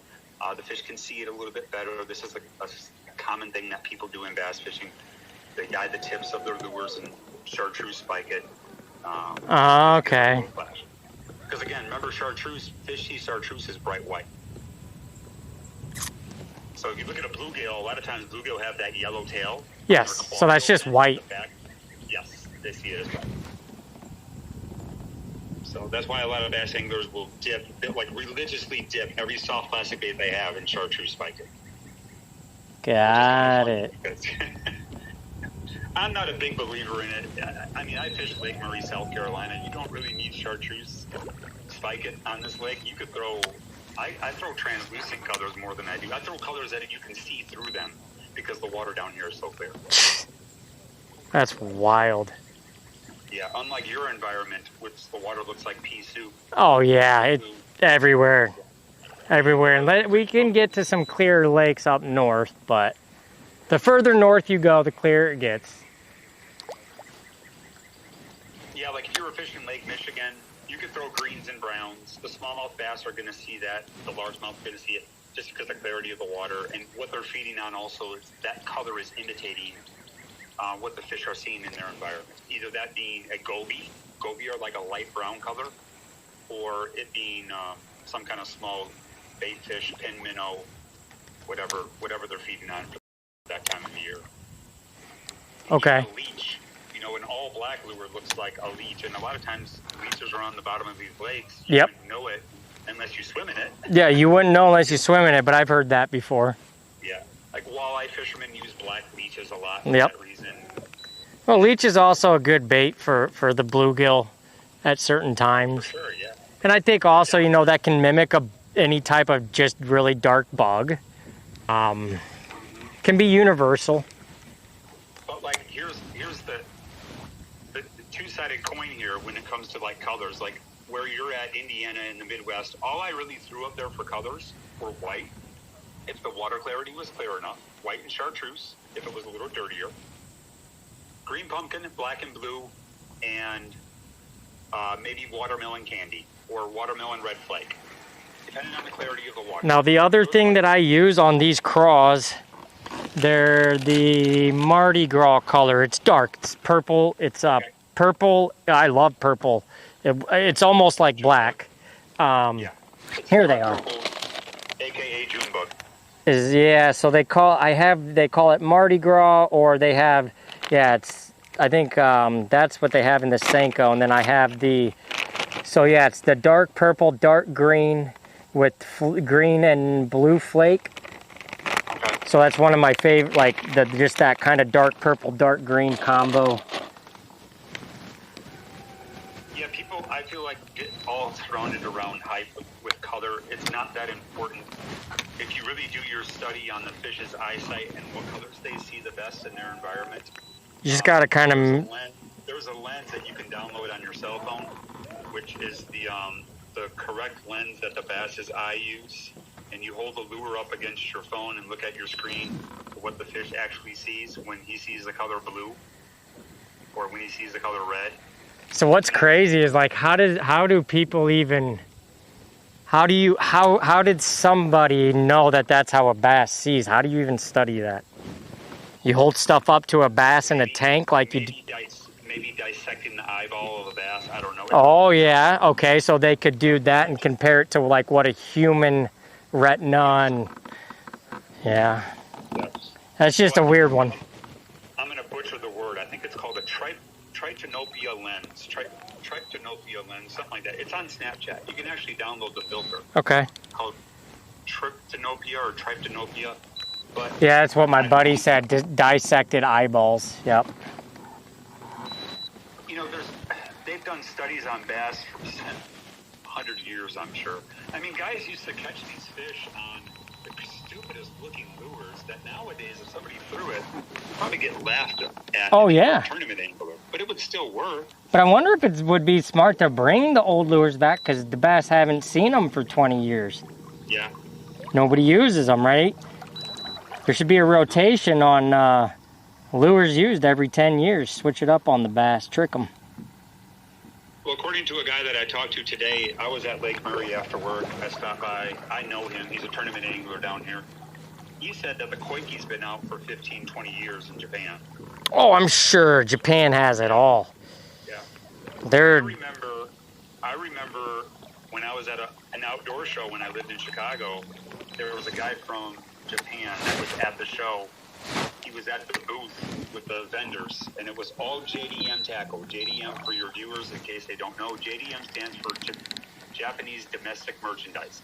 So all of these baits are coming from the Japan market of bass fishing.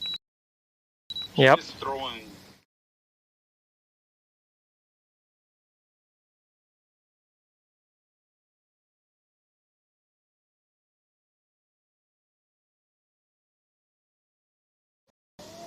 Jeez. BFS reels, BFS baitcasters have been out since then. We just now got them here in the U.S. 3 years ago. Jeez. That's how far behind we are in the U.S. market. That's crazy. So all the innovations that you're seeing that are coming, it's all coming from Japan. Yep. That I've kind of known.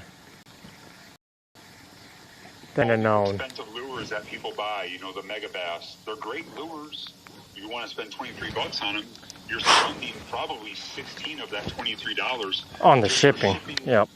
Duties and taxes. That's your shipping, duties, and taxes. Because I guarantee you that same mega bass Vision 110 that sells here in the United States for $23 retail at Bass Pro Shop is selling for $9.99 in Japan. I want to go to Japan so bad and fish. And that's why I started custom painting my own lures, the knockoffs of the real thing. Because I'm catching fish on my knockoff lures. I don't use any baits in the store anymore. They're too expensive. You're not wrong.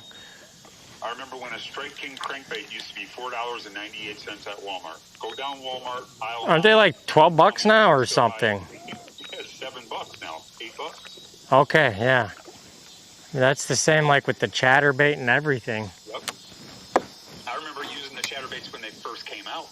The old school Z-Mans. The ones with the hooks were trash, but they caught fish. I remember when the Alabama rig dropped. I had a guy in my bass club who was making them out of coat hangers. Oh, geez. Catching fish on them. He was making a version of an Alabama rig with coat hangers. I've seen people use coat hangers for stuff, yeah. Yeah, it worked. I bought one from the guy. I threw it. It worked. It caught fish. Fish don't know. They're stupid. But, For the, you know, again, they are. marketing is such a big factor in this. Yep. No, professionally, just marketing became very. Yeah. It's bad. Well, it is their job, but it's also manipulative marketing. You need this. You need that in order to catch this fish. Yep. Same thing with the koiki. They're trying to sell the crap out of it. Like, you ain't gonna catch another fish if you don't get the koiki. There's kids out here on Lake Murray right now. I guarantee you, they're throwing little. Do you remember those little Kush balls that came out back in the 90s? It looks just like a koiki. Oh yeah. Yep, the Kush balls. Yeah, I'm sure there's kids out here throwing those. That's smart. Yep, throw them something they haven't seen, and it makes sense. I mean, yeah. Back to what you said about old lures making a comeback. Ironically, I'm starting to see that more and more each year. But I can remember back in the 90s and 2000s when bass fishing was really taking over as far as like as an actual sport. You know, the Baby 1- that came out, the shallow diving crankbaits, Kevin Van Dam, the red eye shads, Alabama rigs, chatterbaits. I mean, and now with koiki. Yeah, like right now when I don't really go buy anymore. I have so much shit. I'm trying to use it up. And so much stuff, I don't know what to do with it. I give away lures for free all the time. I need to start doing some of my tackle giveaway and then find my favorite the dark colors, okay? Find the favorite brand, get the right brand that I like the plastic where it's like, okay. But I mean, in reality, if I figure out what colors I really like from other brands, I could just go get a Senko mold and make my own. Yes, you can. I have a friend that did that when I was still living in Illinois. His company name is Biz Baits, B-I-Z-Z Baits. His name is Brian Sosa. He's a friend of mine up in Illinois. And he was making soft plastics when I was custom painting lures. And now he's living down in North Carolina. I haven't met him down here yet because I'm in South Carolina. But one day when he sees me, he's going to be like, bro, where did you come from? And I'm going to tell him I moved down to South Carolina. Oh my gosh. But yeah, he's still full-fledged business up there in North Carolina. He sells the crap out of shaky head worms. He's got a full-scale operation. He's got a couple of college anglers underneath his belt that are like sponsors of his. Good company. And it's a small company, but it's a good company. Okay. Yeah, I put my koiki on today. I didn't really know which hook to use because I don't have any special hooks, but I had a longer shank treble hook and I put it through the hole because it already has the protruded hole. I've seen guys use it, so why not? That's what I did when I was catching them on the beds down here in Murray. I was spawn fishing in February down here. And it's not technically weedless, but in a way it is because the way it is, it all sets right under that plastic. Yeah. But if I got into some thick stuff and that plastic moves a little bit, yeah. Was it the Hide Up Koiki or was it another brand? This one is, did I bring it with me? Oh God, this one is this is the Berkeley one that comes in the big tube. Yep. Not that expensive. Yeah, Amiibo. It's not too expensive. Oh, there's a muskrat. No, that might be a small beaver. Looks like a beaver tail. I got my hands on one of those Berkeley koikis from a friend of mine who works at the headquarters downtown Columbia, South Carolina, a week before it even dropped.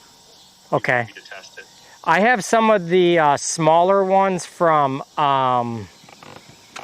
see, I think the treble hook I have is a little, because a lot of guys, what they're doing is they're trying to keep it close to the top and use it like a jerk bait. Yes, they're snapping it. And that's that secondary action. When you snap that koiki and you relax the rod, those appendages, all of those appendages are recoiling back into their fixed position. And that's the thing with that Hide Up, the koiki, the original koiki is the Hide Up. That TPE material, that thermoplastic elastomer, I think is what it stands for, that, in my opinion, has a better snapback response on that secondary action that these bass are triggering. It's kind of like a jerkbait. Like a jerkbait, you know, the erratic motion of a jerkbait. The reason why a jerkbait gets bit so well is because it's a reactionary bait. Yep. Snapping that rod, snap, snap, pause, snap, snap, pause. Those fish don't get really a good look at it. They're just reacting to it because it's moving fast. It looks like a bait fish. It's making sound. In some cases, I think kind of pissing them off too. Yep. Because I've caught bass in Lake Murray on the top of the head on a jerkbait. I've caught them underneath their jaw on a jerkbait. So they're coming up and just miss it, and they get hooked in the top of their head. Well, when a bass eats, he turns 180 degrees because he wants to trap what has been sucked into his mouth. So that's a lot of times when you foul hook a bass, it's because they're creating a vacuum. People think a bass bites down on No, they suck in. No, it sucks in, yeah. It's a vacuum. Yep, it's a vacuum when they eat. I mean, most fish are kind of like that, except some of your smaller, like bluegills, they nibble. Yeah, striper will actually bite your lure. Yes. They will, like, chomp down. Yeah. If they don't have a big vacuum mouth. Is it? A crappie has that big suction mouth Yep, on the front. yep. So it has to do with your mouth, their mouth. The more narrow mouth, they actually have to bite. They don't, when it's an open, when it's like a circle open wide, it's just, I think it naturally is, physics creates a vortex or whatever. I've caught, when I lived in Illinois, I used to catch carp on a variety of different lures religiously every time of this. It was late March, early April when the carp were like spawning, and they would eat lures, which was crazy for me to see that as a bass fisherman. But yeah, carp at certain times of the year are like bass. Yep. Craziest thing. And I didn't know that either. I think it's when they're spawning. Yeah, spawn. Yeah, right before the spawn or during the spawn. You'll see them rolling in the shallows. They make a bunch of commotion splashing around. Yep. That's when the females are up rolling and they're pushing the eggs out of them, and the males are fertilizing. Okay. Makes sense, yeah, because I didn't know that until this year, and I thought they were bass. But I did catch a carp in Texas, pulling Texas with the stick bait, just pulling it along the bottom, and I thought it was a bass when it hit. No, it was a carp. Yeah, I've caught them on crawfish lure. A lot of them on tube jigs, bitsy jigs, the little Strike King bitsy jigs. I used to fish the rivers a lot with those small little jigs for smallmouth, and every once in a while, be one of those big horse, I think they call them horse mouth carp or horse something carp. Red horse? Orangish red. No. Yeah. They're like an orangish reddish color. They grow to like 20 pounds. Okay. But the tube jigs were really popular with them. And then the drum would also bite the lures too. This freshwater drum. Are you throwing the frog now? No, I actually, oh my God, big turtle. I want to see what that looks like on the radar. That was a big snapper. The stream's a little behind. Let me refresh it. You might end up seeing it on my camera go down. See, that's the other thing. Sometimes I cast at big things and it ain't fish. It's turtles or... No, right? Muskrats, beavers. Everything but a bass. No, I put the koiki on and figured, well... Oh, okay, that's what you're throwing. Yeah. But I don't really know. I don't really have... I mean, this is... It almost... You could probably... Because it's that green pump. I don't know what the hell that is. That's actually like a gunmetal gray damn near. Light brown. Yeah, it's a green pumpkin. Yeah. The hook that you have on your wacky rig, does that have a weight on it, or is that weightless? Tiny weight. Okay. You could probably, it might tear. If you ran the hook directly through the material of that koiki, and you hooked into a fish, yeah, it would probably rip through it, because Berkeley doesn't make a TPE material koiki. My friend who works at Berkeley, he told me the owner of Berkeley does not want to go TPE, so they're not coming out with one. So if anyone watching this thinks Berkeley's going to come out with a TPE material koiki, it's not going to happen. I have insider information. This guy works in research and development for lures, so he's a customer of mine that I paint lures for. Okay. So they don't want that because what Berkeley's trying to push is the whole the formula that material is made out of, which is like that 25X material, like the scent, the stuff that comes off of it. And don't get me wrong, Berkeley power bait is a staple for me as a bass fisherman for 35 years. Specifically, like jig trailers. There's something about the plastic. When the fish bites it, they just don't let go. I don't know what it is. It's the scent, the smell. Once they taste it, yep. Yeah, they love it. And that's why I think Lab Series was so good during the Classic, or not the Classic, when it was good during the, yeah, it was a Classic. Because Dylan's brother, the Nut Brothers, the kid won it on the Lab Series day. So it's something to do with the formula, the scent that's coming off that lure. And when they taste that, they're like, oh, I don't want to get rid of this. Yeah. There's something to it. I don't know what. Whatever it is, Berkeley knows about it, and they're not telling anybody. They don't want other people to find out what the formula is. Somebody will. But I've been using Berkeley power bait since, oh my God, probably the year 2000. It's 26 years ago. Chigger craws, that was my number one jig trailer. Any kind of jig trailer I threw, chigger craw. Except a swim jig. Flipping jig, dragging it on the bottom, football jigs, anything like that, I'd throw a chigger craw. Crazy legs, chigger craw, black and blue flake, sapphire. Moved down here to South Carolina, I don't even throw jigs. It's crazy to think that too. Like a whole life, I threw jigs up in Illinois. Moved down here to South Carolina, I don't really throw them. Maybe during the winter time. Yeah. And what's really gonna now try to wrap your head around this. When I lived in Illinois, I never, ever threw the color red or orange. Moved down to South Carolina, red and orange. They say red here is a great fall color. It mimics the craws. Yeah, okay. You find a red crawfish in Illinois or Indiana. Trust me, I agree with you. I'm not.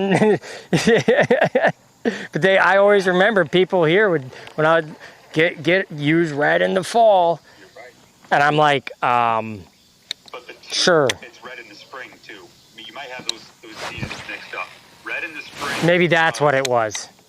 Yeah, red is a good color in the south in the spring, because the crawfish down here, they burrow themselves in the red clay things. Oh, that's why they turn red. Yes. They get dyed. To that, when crayfish are eating aquatic grass, this is common in California. I know for sure they turn red in California, specifically in the Delta, Clear Lake, California, those regions. When crawfish are vitamin A efficient, which means they're eating aquatic grass, because aquatic grass is rich in vitamin A, their exoskeleton during the molting stage turns a bright, vibrant red. So yes, bass that are shallow in clear water can see red and orange better than any other color. That is why red trumps in the spring in the south and in, I will say, the west and probably the southwest. But if you catch a red crawfish anywhere in the state of Indiana, you take a picture and send it to me, because I have never seen one. Because it might be, that's crazy. Unless you go further down south in the state, okay? But I was in the Chicagoland area, and our crawfish up there turn brown in the spring. Yep. With blue pinchers. They have a slight blue on their pinchers and orange tips.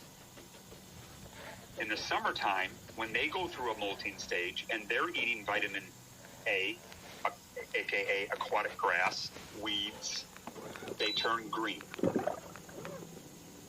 And that's it. They're green and brown, no red.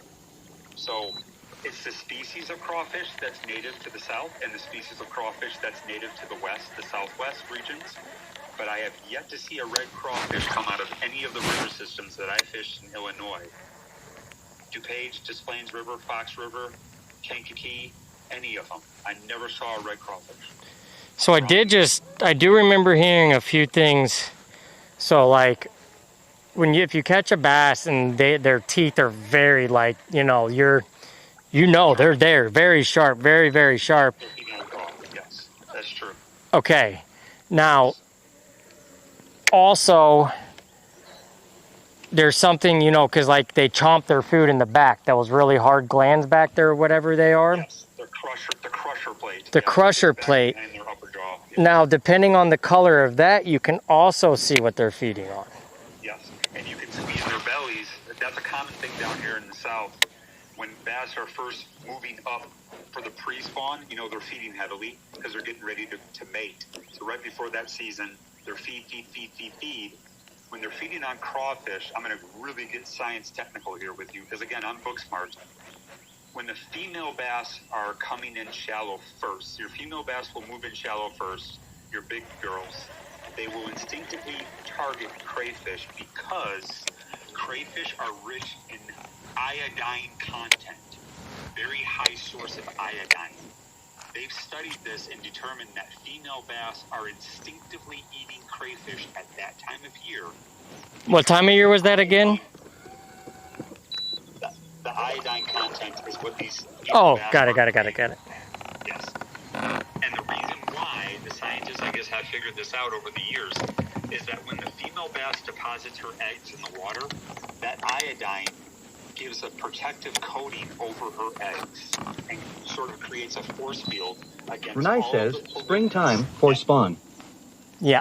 So the force field, if you want to call it that, is what the iodine that the female bass is ingesting into her system from eating a lot of crayfish.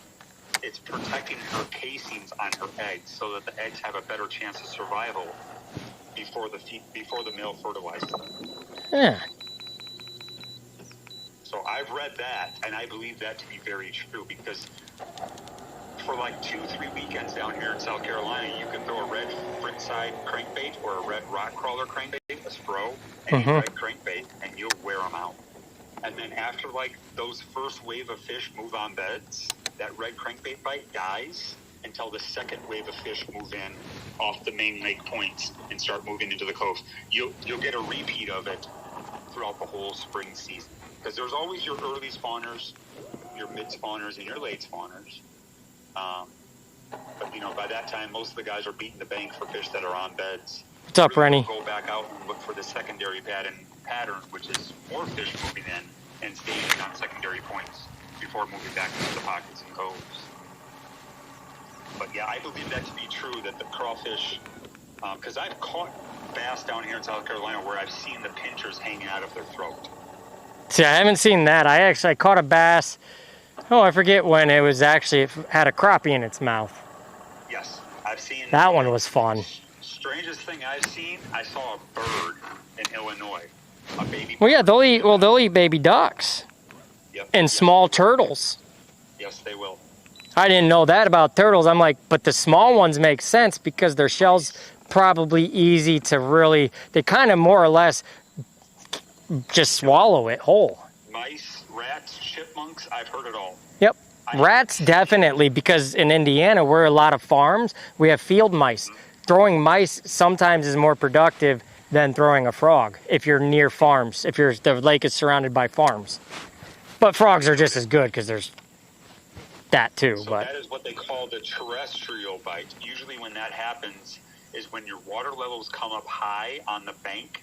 It floods out those areas that the field mice have built a burrow. Correct. And the field mice have to escape the burrow or they're going to drown. Yep. That's the terrestrial bite. That only happens for like 1 or 2 days. The water levels keep getting higher and higher. It'll push more of those mice out of those burrows. And the bass, you better believe it, they will sit with their noses up against the bank and wait for that little mouse to run out. And it's a gotcha game. Yep, and that's why I gotta. I don't think the water's up. It looks down right now. I mean, we had a tiny little bit of rain. Looks down. Remember this on this phone call. When fish move shallow is when the water levels come up, and fish move out away from the bank is when water levels are dropping. So they're moving with the water up, down. Up, down, up, down. Yes. Yes. So shallow water, water rising. Water's being pulled out or receding because of sunlight, and this is drying up the lake. Water levels will drop. Now, that can change, obviously, because on a body of water like where I am at, Lake Murray, they're constantly fluctuating the water levels based on time of year. Because we have a dam on the one side of Lake Murray.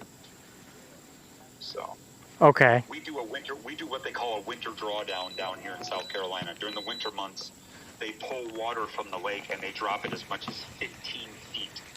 You imagine a lake that's 42.8 miles long by 12 miles wide, and the entire lake has been drawn down 12 to 15 feet of water. That is a massive amount of water. That's a lot. 15 feet down. That's wild. Yes. Yes. And what the great thing about that is, during our winter drawdown period, what's strange about that is bass start moving in shallow at that time. You We suck. actually catch fish, the saying in the South is, in the dirt. I've caught 4-pounders in 4 inches of water. Oh, yeah. Just enough People don't believe me. People don't believe me that big fish will sit in 4 to 6 inches of water in the dirt. Yes. Even sometimes when the water is very warm. I've had it happen. Oh, I saw that bite. Yeah, I'm throwing the wacky and it caught a pad. Oh, okay. And what I should do is cut off and throw a, because this is lighter material, throw a smaller crawl. But I should be able to get it. If I can get that bite, I should be able to get it. What you should try, and maybe don't do this right away, but just give it a shot. Take your frog and throw that right up on the shoreline. Yeah, like right there in those pockets. Yeah. Yeah. See the opening between the weeds and the shoreline? Yeah. That opening is the ambush zone. Right. So if you throw it there and they're anywhere nearby, they may run up nose into it. Throw it on the bank and then pop it off and pause it. That's actually what I do a lot when I'm trying to throw bank. I try and actually get it onto the grass and have it jump in, because then it looks like a frog jumped in. It's more natural, yes, and it's not spooking the fish. Oh, wrong. Believe me, they'll know it's there. They'll feel that water displacement. They'll see the splash. They'll come over and investigate it. And also, I'm going to really put you on some game here. If you look at your shoreline and the contours of the shoreline, look for any small deviation in the shoreline. When I'm talking about deviation, I'm saying a little cut in the bank, what we call V's. Yeah. It kind of look like a triangle. It kind of looks like a slice of the shoreline has been cut into a little bit deeper. That is an ambush point for a bass to sit. Okay. And they'll sit right on the corners of those little indentations in the shoreline, almost like how bass sit and set up on a main lake point on a body of water like you're fishing on. Okay. It's the same exact understanding, but just in a shallow water, super shallow water, 6 inches deep, maybe 8 inches if you're lucky. But yeah, throw that frog right up against that bank. Twitch, twitch, twitch, pause. Let it sit. Twitch, twitch, twitch, pause. And wait for the bite to happen on the pause. If the water's too dirty and they can't get a fix on the bait on the surface, you need a bait that makes more disturbance so that they know something's there, just like your whopper popper last night. So you could go with something like a... Oh, no. Okay, Oh, a we're frog good. that makes noise on the surface. A popper frog. A company called Tickle makes a frog that has a whopper flopper style kind of tail on the end of it, and it's also weedless. You could throw the horny toads by, I think Zoom makes those. Yeah, because I don't think this one is going to be right for what I'm trying to do, because it has the legs that are kind of free in the back, so it actually... It's supposed to make it look like the frog is swimming. Right. Yeah, I don't think those legs actually do. The bait looks good. It won iCast show. I saw the average. It's the lunker hunt, I know.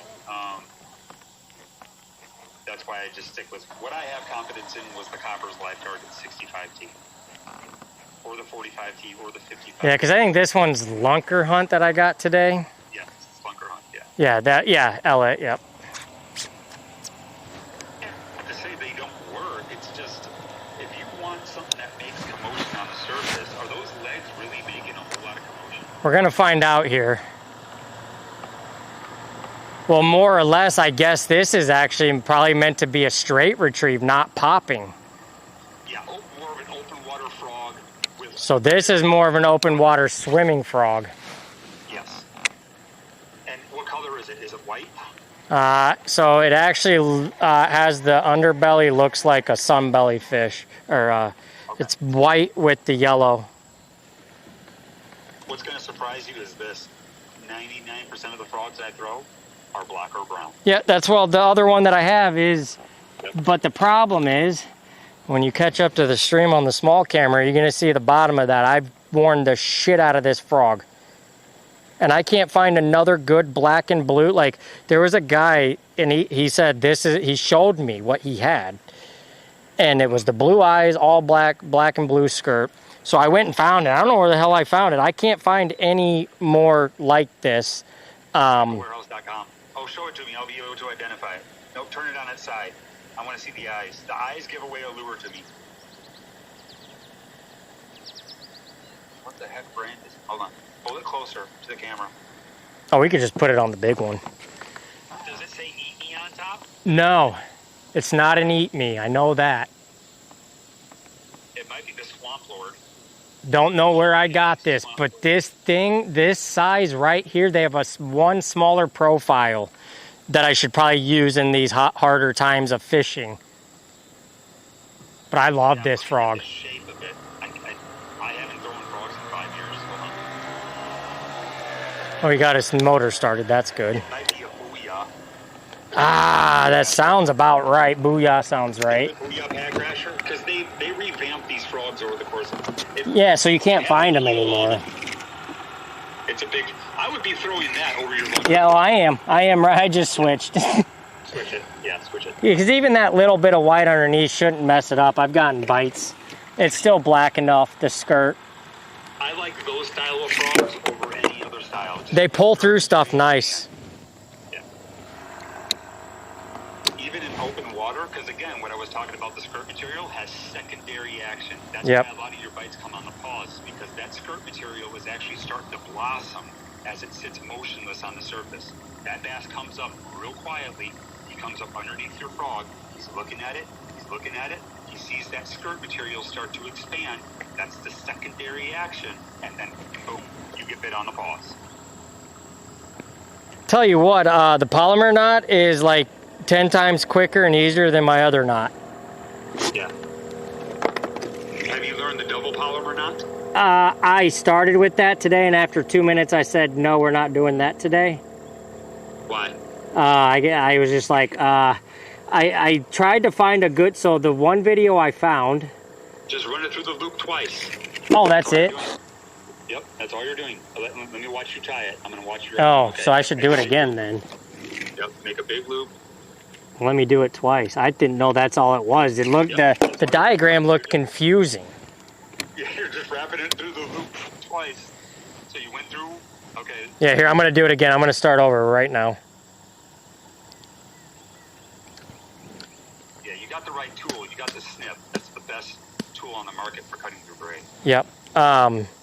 Yeah, so I got that. So you run it in. I've ran it around once. Hold on, the stream is catching up. I'm just watching you now clipping it. Hold on. You're going to retie it. Yep.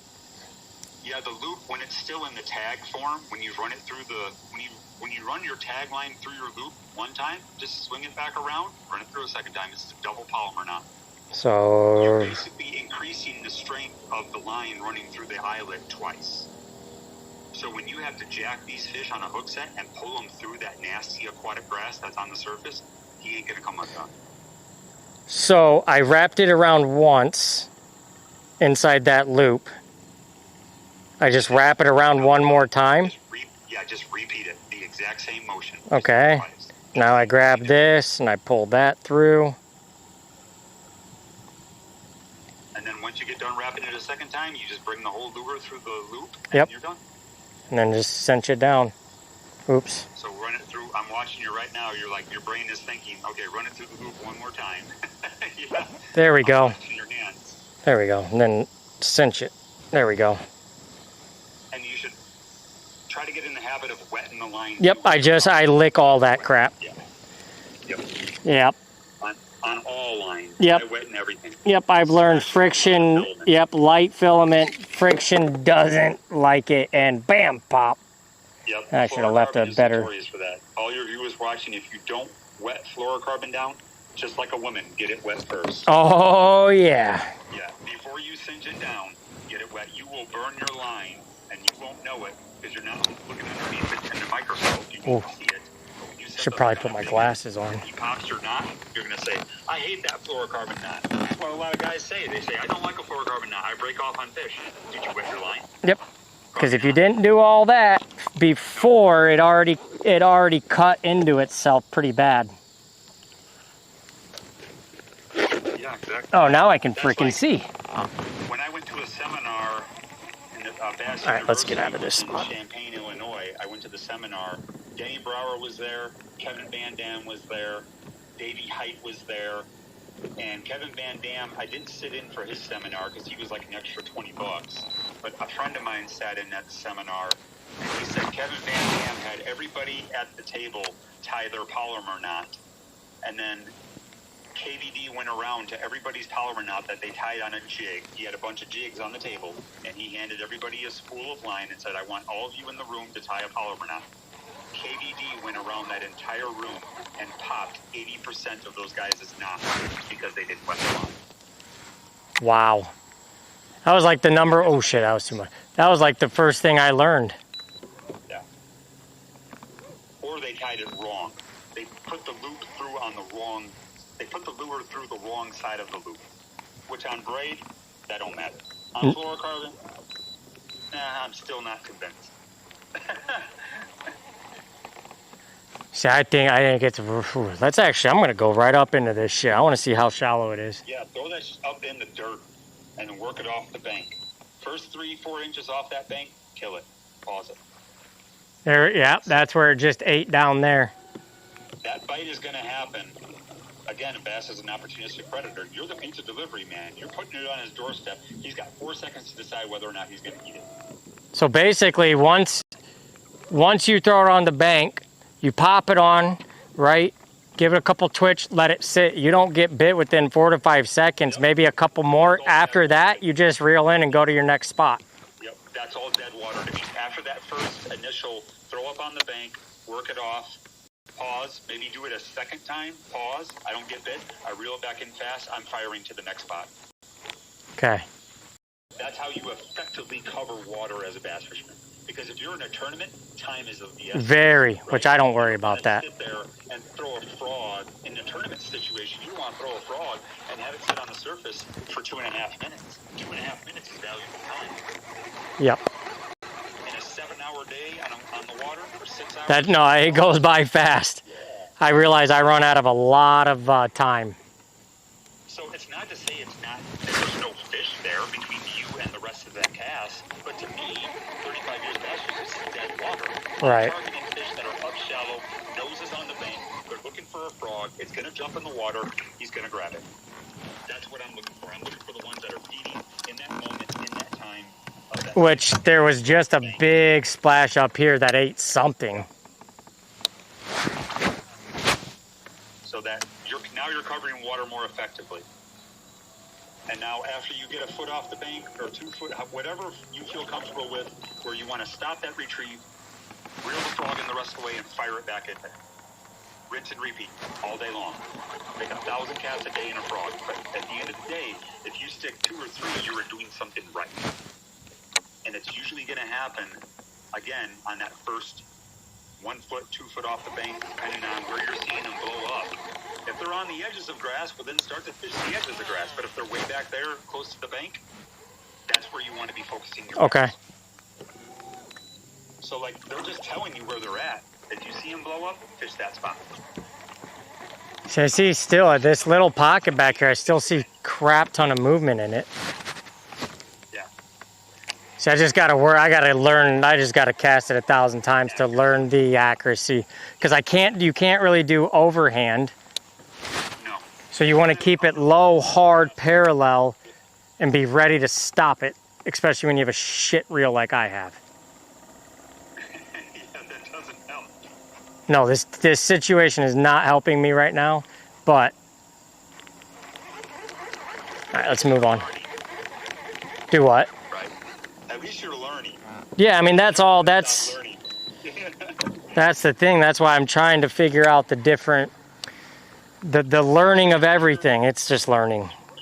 Your reel is on tension number. What's the number on the side of the reel? Well, this one doesn't have it. It has min max. Oh, okay, so you have it on max. I had it on max. I dropped it 2. Okay. I think. 2. Yeah. 1, 2. Well, 3. What's your tension? What is your tension knob at? I Tight? mean, that's about how fast it's falling. Hold on, I haven't seen that on the stream yet. You want it to be. God, it's hard to explain if I'm not there in person. The fall rate, what we call the ROF, rate of fall. Yeah. I mean, if you're getting distance with your frog, I mean, you're only fishing the. Well, there you go. I just slammed it, and that's how far I got. Okay, I saw the fall. It caught up now. The stream. Okay, yeah, and then you'll see my cat. It's fishing what? 30 feet of bank in front of you. You're fine. Oh yeah, I'm definitely fine. Yeah, if you were bombing that frog like 30, 40 yards, and you were covering a long, expansive flat of slightly submerged aquatic grass, and there were bass in there, yeah, you'd want to make the longest cast you can. But you're just target fishing the bank. You're fine. 30-foot cast is great fun. Yeah, the next thing is going to be learning to skip. I don't think I want to try and skip with this reel. No. Like right there, I did skip, got barely any backlash because I had my thumb pretty heavy on her. Yeah. But it got too... It's hard to do also skipping. If you have any chop on the surface of the water, forget about it. Oh. Even a boat wake, wind chop, forget about it. So it's just like a flat rock then? Yes. Exactly the same understanding, yes. Yeah, because certain baits will skip better than others. You can skip a frog very well. If the frog has a keel on the nose, right, on the side of the line tie, it'll skip. And that frog looks like it does. Yeah, it is. It's yeah. That to me, that frog, the design of it, that's a walking frog. That frog should actually be walking right, left, with short downward pops of the rod tip at an angle, blading the rod across your body to where you're making it go right, left. It's hard to do if you're not already used to it, walking the dog action. Yeah, because it's down, boom, boom, boom. Yeah, that's actually a pretty good walk I have going right there. Yeah, and that's what that skirted material is going to help you with as well. On the edge, on the legs of the frog, that helps guide it right, left. Unlike the other frog that you had that had those realistic legs. Yeah, that I think is you just reel that. Maybe a couple twitches, but every time I tried to twitch it, it either went underwater or just looked stupid. I'm going to cough here and say, yeah, it went underwater because it's a lunker hunt. They're known for that. Oh, is that like design or flaw? It's the material. It's very soft. Ah. Yeah. Well, I mean, frogs do dive a little bit. Yes, it is. It's not their primary, but they will dive. Oh, chat, I'm probably we might be okay. Let me know how signal goes, because I'm really close to this with the tree line. Satellite is straight up in the air. I'm just I want to get pretty close into here. I just want to see the gradual drop, right? Because it's sand, it's pretty good. I've seen a few blow-ups, but not a lot. Are the blow-ups happening on the edge of the grass or the inner? It was inner. Okay. Yeah. See, like right here, this is where I would freaking love if the water was high. I would be freaking throwing my crawl up in that, jigging it. But the water is very low. So I'm more just trying to see what the bank looks like up close. That overhanging tree. Yeah. That overhanging tree. Yeah, wood cover. Yeah. So that I would give a value of that as a bass fisherman. I always do a pyramid system of the value of a spot.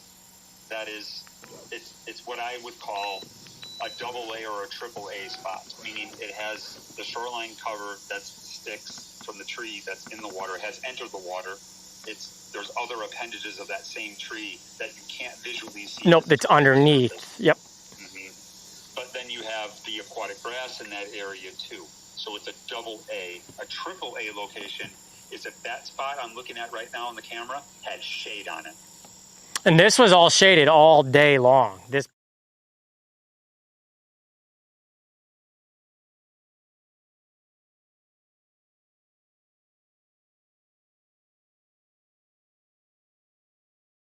Or a creek channel adjacent, or maybe even wind direction. Wind direction will help that. right. So this spot right here, there was a big blow up underneath that. Yep, that's fast. I heard it. It was big. It was nice. It was a good gulp. I probably spooked it. And this is where finding the right lure to skip. And if I actually had if I had the reel set up like I used to with the wacky, I would risk it. Because I can skip a wacky under this shit so nice. I would risk it only because out of my experience, every time I've done it, yeah, you have an exposed hook, but usually that bite is within the first second. You don't have a chance to snag. It's reactionary, yes. And that's my go-to, but this one's a little hairy. Oh, I see you. I saw you. You're not going to lose a hollow belly frog in that stuff. No. It's not going to get stuck on anything. Nope, just throw it. That's why I'm trying to, just trying to get, maybe if I can get a, well, I don't want to do that. Mother junker. You can do another cast. Okay. You're so close to the bank, there's another cast that you can do. It's the flipping or pitching cast with a frog. You could do that too. Oh, yeah. See, I could have done that, but Yep. I tried to skip it, and I bombed it all the way through, and now I'm stuck. On a Frog is, the line is stuck.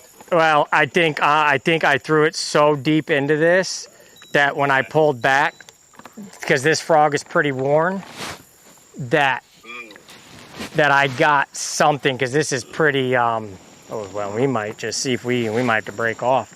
I might have to walk in there. Pull hard. You got 40-pound breath. Oh, there we go. Yeah, it'll come out. Yeah, give it the beans, as you say. Yeah, I got that from my buddy. Give it the beans. Plus, this time you have. You're getting that down pat.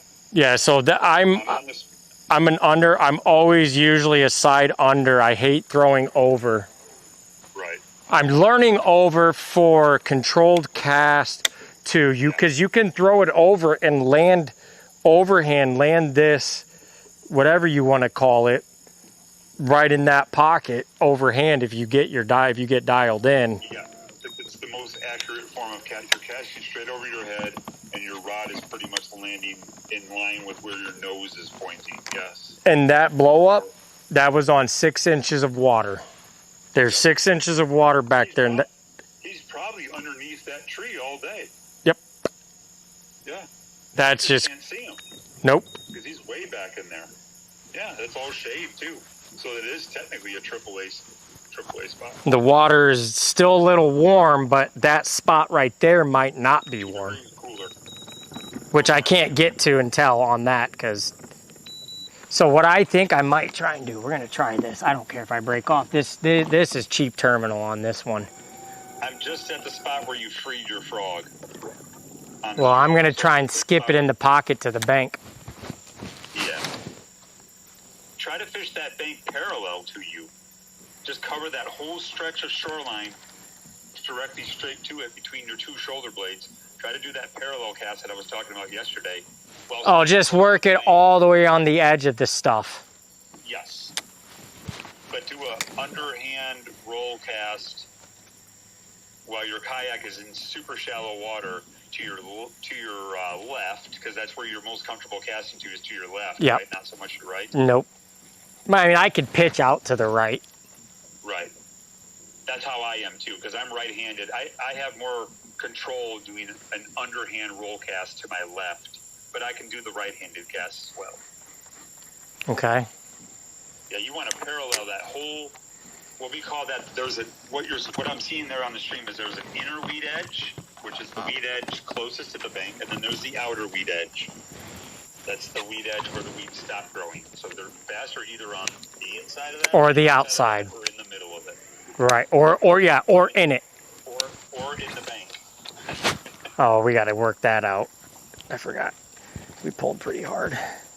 And like I said, I got that braid I sent you. I like this braid. I don't know if this reel is meant for this thick of braid. For a frog, no, it's probably not.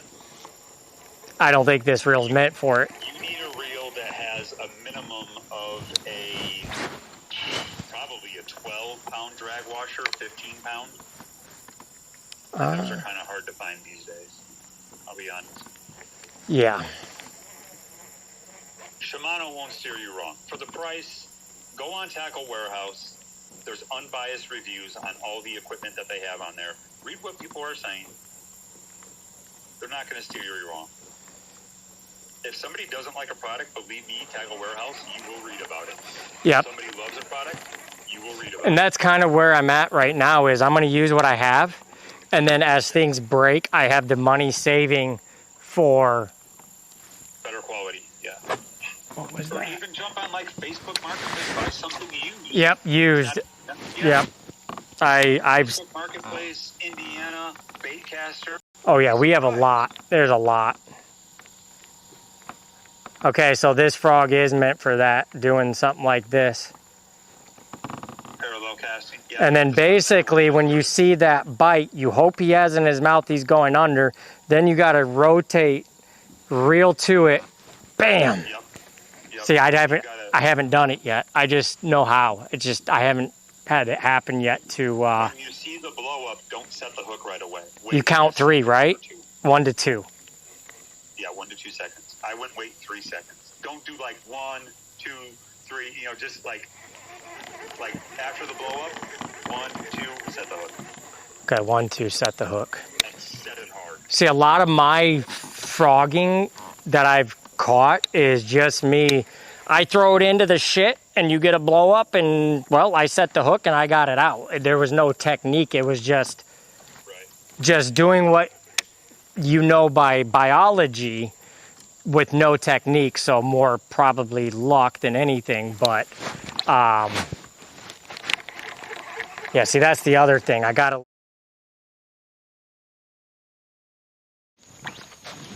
on the frog. There we go. Got it on the 4th one. You're going to get a picture in your text message. This is a hook that you can put on the end of the frog, which will... It's a single hook, right? Yeah, it's your other hook. It significantly will increase your chances of catching fish on a frog. Yeah, I saw a video on that the other day.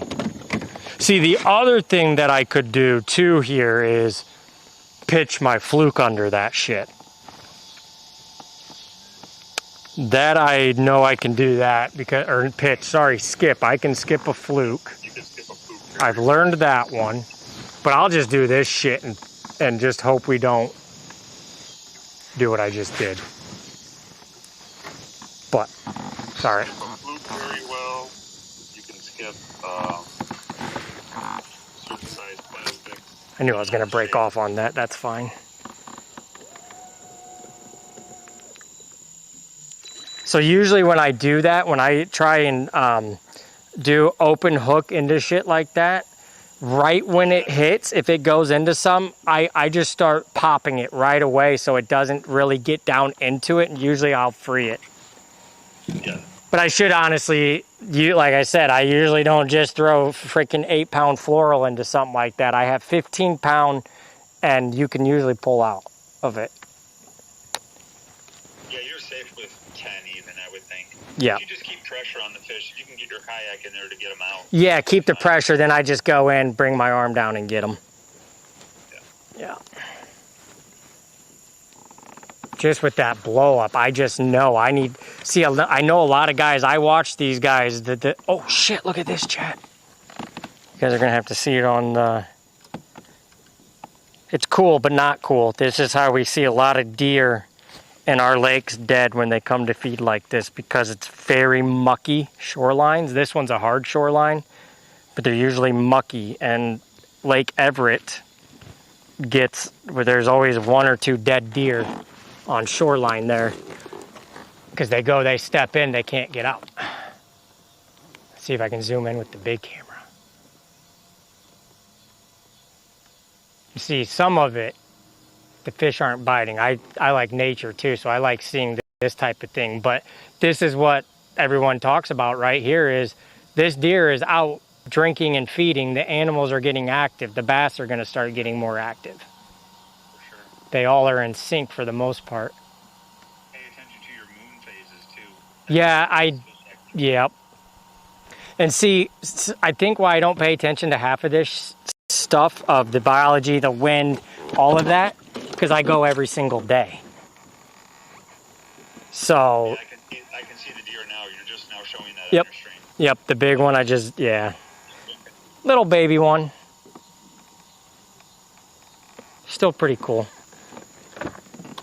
I've seen them swim across Lake Murray onto the islands. Really? I didn't know they can swim. They live on the island. Yeah, there's an island down here called Bomber Island. There's a lot of history in this state where they actually used it during World War II to practice dropping bombs on it. Interesting. There's still shells in the bottom of Lake Murray that have not detonated because the pilot missed the land. So I've heard things like that where there's lakes that have that stuff in it and there's bombs that aren't. We pulled out an airplane out of Lake Murray about 15 years ago. It was a World War II plane. No shot. That's dope. Testing for the war. It's at some museum down here. But we have churches underneath the water, an old railroad station. Yep. Houses, graveyards with the graves. Still people buried in soil because the family refused to have the grave removed. I mean, the great thing about all that stuff is, though, it creates great structure down there. Yep, structure. Yep. And guys fished it. I wish Indiana would drop cribs around. Yeah, they drop what they call, down here we have what they call wild cane. It's cane grass that grows alongside the road. It's kind of like a bamboo, a thinner version of a bamboo. And it's very durable, and guys will tie it together with twine, and they'll drop what they call cane piles.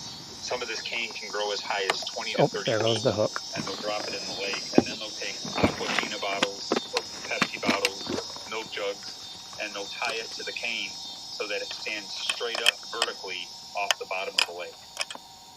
Huh.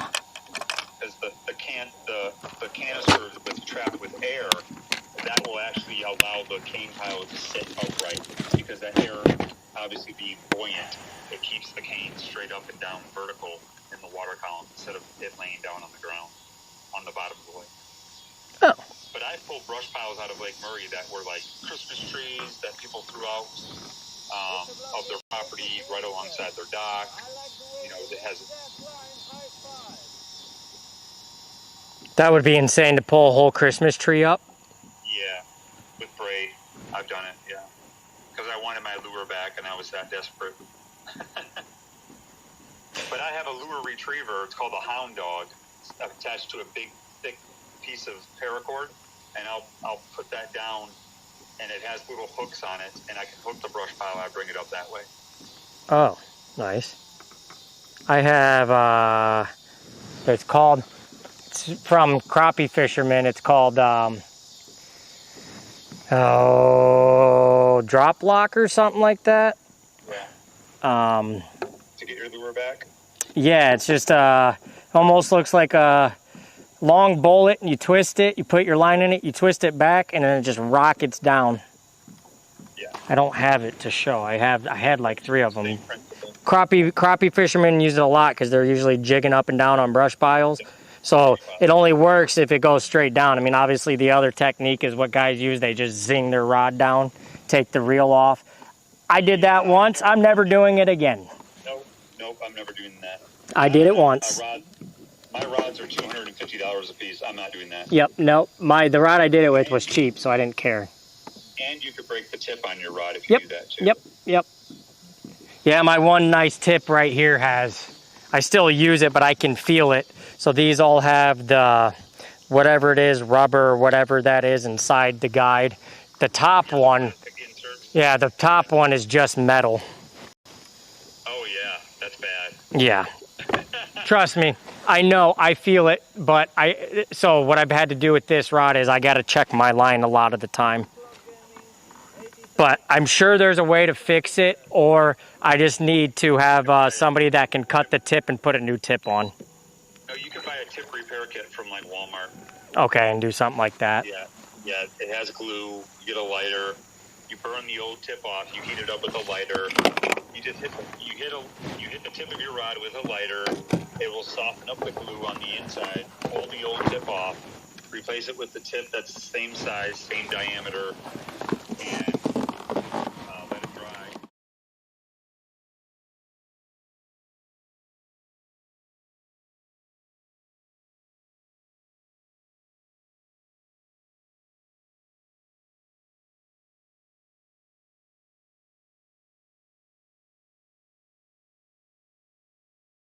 To move down, and I think I'm going to throw the frog and all of that shit still,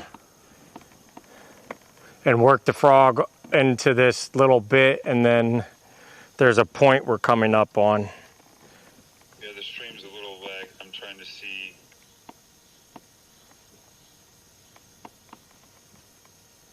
Kind of want to fish by where that deer was. Yeah. Is that what you're saying? Yeah. Yeah.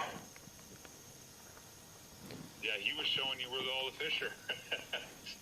Yeah, I'm seeing really big, or I'm hearing really big stuff out somewhere, but I don't see it I don't see it, but I could hear it. Could have been a carp rolling though too. All right, that one's ready and back to normal. Lost the stream. Did we lose it? Lost signal. Oh, it should come back. It was because I was covering. Satellite? Yeah, I was covering the Starlink. Yeah, I figured I'll throw up in the bank a little bit here because there's two different types of grass here. What's this whale badge and how do we get one? I saw Truby had one. What do I need to do? The whale badge? You got to send a lot of money there, bud.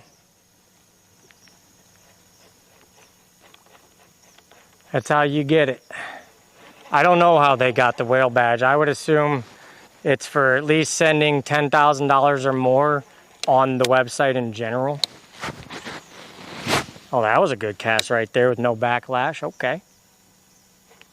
Yeah, I don't understand that whole Discord thing, how you make money off it. I'm not following that. I'm 45 years old, so that's all new to me. Hell, Snapchat came out. I still use Snapchat.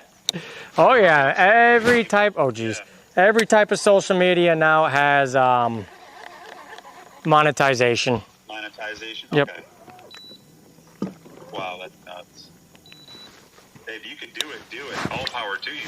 You know, it's like you hear about the girls that are doing the OF. It's like, what? I didn't As, Right, it was for pictures. Well, it was for, like, also people like you that could have got on there and taught all the fishing shit and charged a subscription for people to learn. Yeah, it was kind of like something like that where people would do that, and then you know, then the pictures, then the videos, and all of that came along. Yeah, there's a college student that lived around the corner from me. She had an OF, and I asked her what it was, and that's when she told me.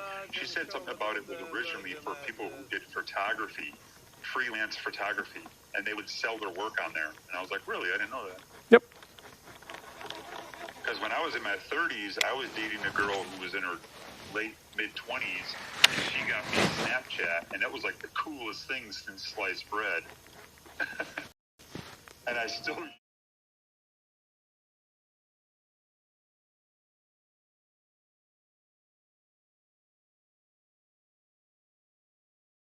Instagram, or if I'm having a good day on Murray, I might catch 8, 10, 12 bass. I'll put up a story about it.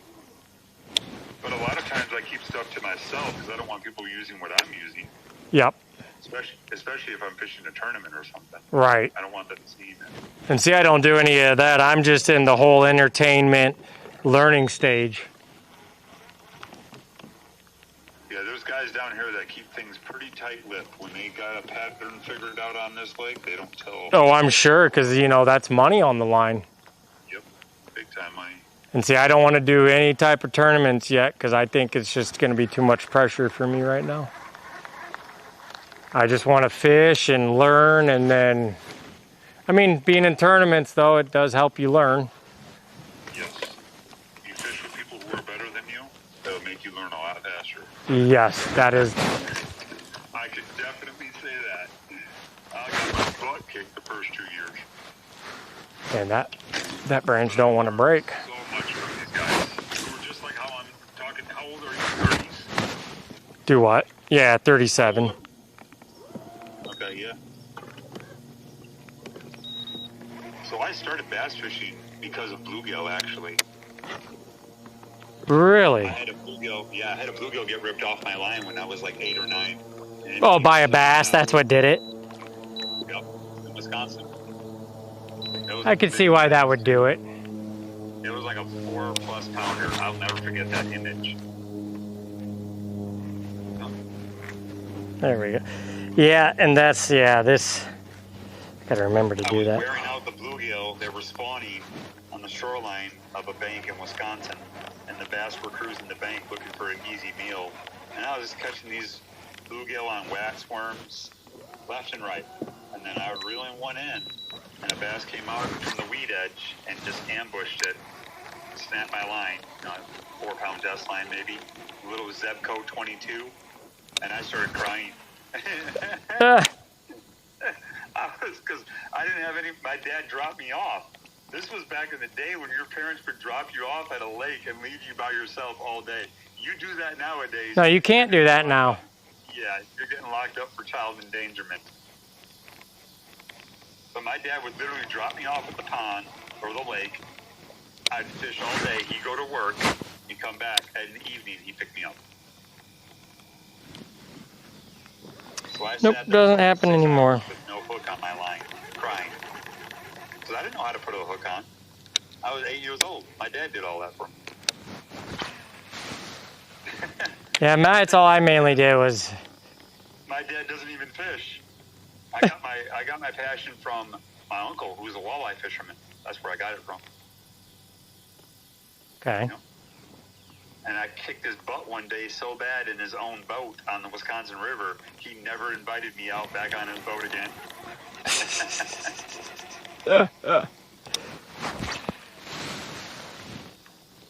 He was so butthurt. I told everybody in the family about it. I was like 15 at that time.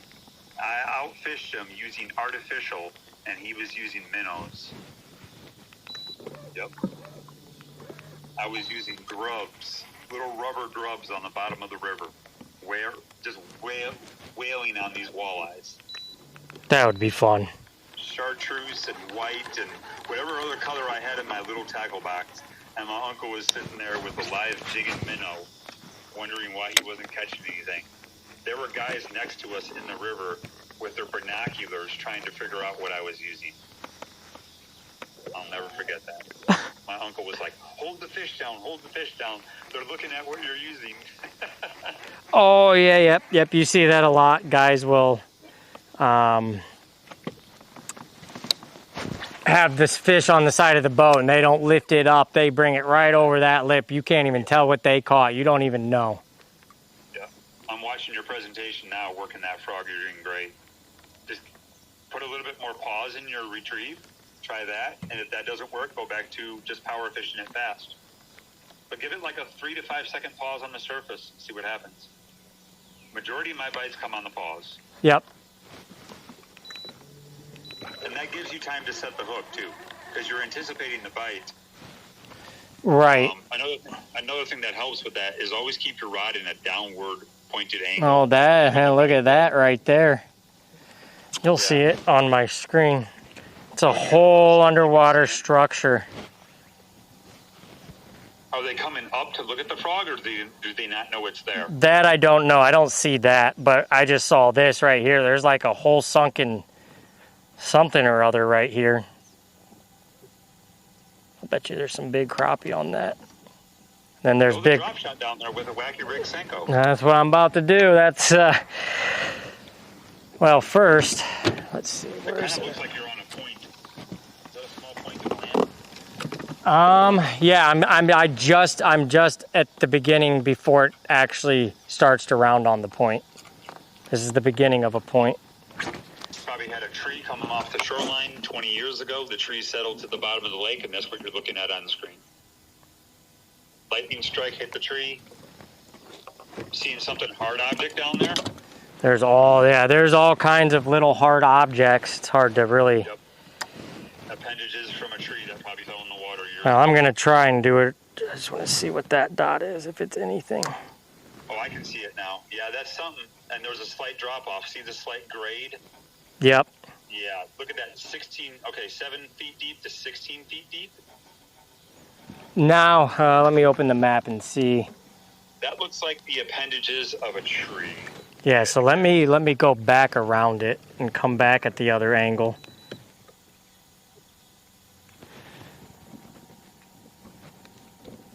Yeah, you could probably even spot lock once you get a good spot because you don't have much wind on your surface right now, right? It'll pretty much lock you in place.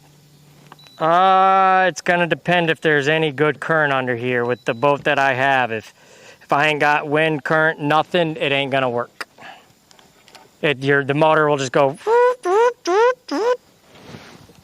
Better just to try and stay as still as I can. Yep, there we go, right there. Yeah, I can see it on the screen. The blob of whatever it was. And now with the drop shot, don't be afraid to do very light shakes. Very, very light, because that quiver of that worm, remember, it's undulating. Oh yeah, that's right. I gotta put the worm on. That's a big mistake a lot of people. Yeah, you're supposed to just let the tip do the work. Yeah. And then don't be afraid to let it fall too after you pop it. If you are feeling the weight on your drop shot when you pop the rod tip, you're popping it too hard. Right, you shouldn't feel that. Oh, there we go. That's the key. That's from Aaron Martins himself. Rest in peace to Aaron Martins. He died of cancer. Oh, He was the drop shot aficionado. He was the poster child of drop shot fishing in the BASS tournament scene. Oh, wow. I learned so much from watching that guy on YouTube.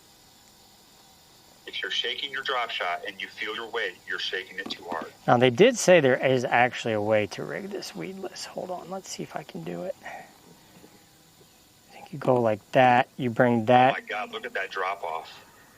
Yeah, 8.8. I'm seeing that up now. Yeah, I'm gonna back up. That's a big drop contour break in the shoreline there. Yeah, so that's what I was seeing.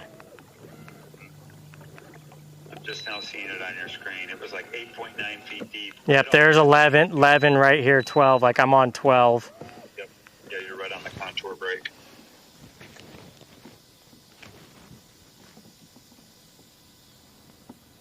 Yeah, it's high percentage spots, especially this time of year, summertime. There should be fish there, and I'm sure you're seeing them on the screen too. Yeah, I'm seeing a lot more little things. Is there a piece of structure that they're hanging around which looks like a tree branches? Yeah, I mean, so if there's bass on this, they're probably so tight to it, I'm not going to be able to see them. It's going to look like a very dense part of the tree, but it's actually a bass. Yeah, it could be. And then obviously he's going to...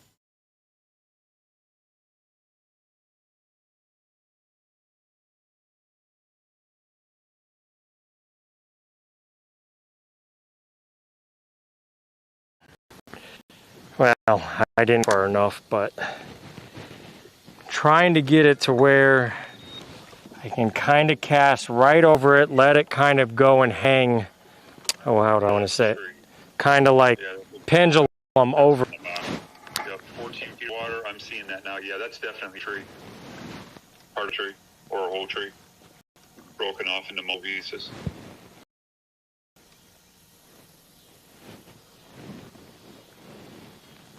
Okay, I just dropped down to that stem. All right, let's see if there's anything down there.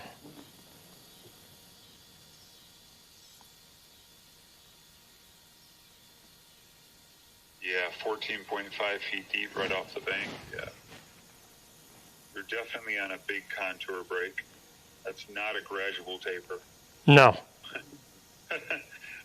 Not when you're only 25, 30 feet off the bank. Yeah, you're probably right on when that creek channel that forms that whole body of water you're fishing on is probably right there. Okay. This whole body of water you're on with one time was a creek channel. And that creek channel, the ditch of the creek channel, the V of the channel is right there in front of you. Interesting. Yep, that's how how all these man-made lakes are made, unless they're dredged out with a bulldozer. But when you see a creek channel that runs through the bank like that tight to the shoreline, that's the main creek that feeds that entire body of water. And that creek, you can follow that contour on that same side of the shoreline, probably all the way around the whole lake. That's all Lake Murray is. Lake Murray is a lake, but at one time it was the river. They dammed it up, the water filled in, just like when you put the plug in your bathtub, the water fills in. There's a good image of it right there.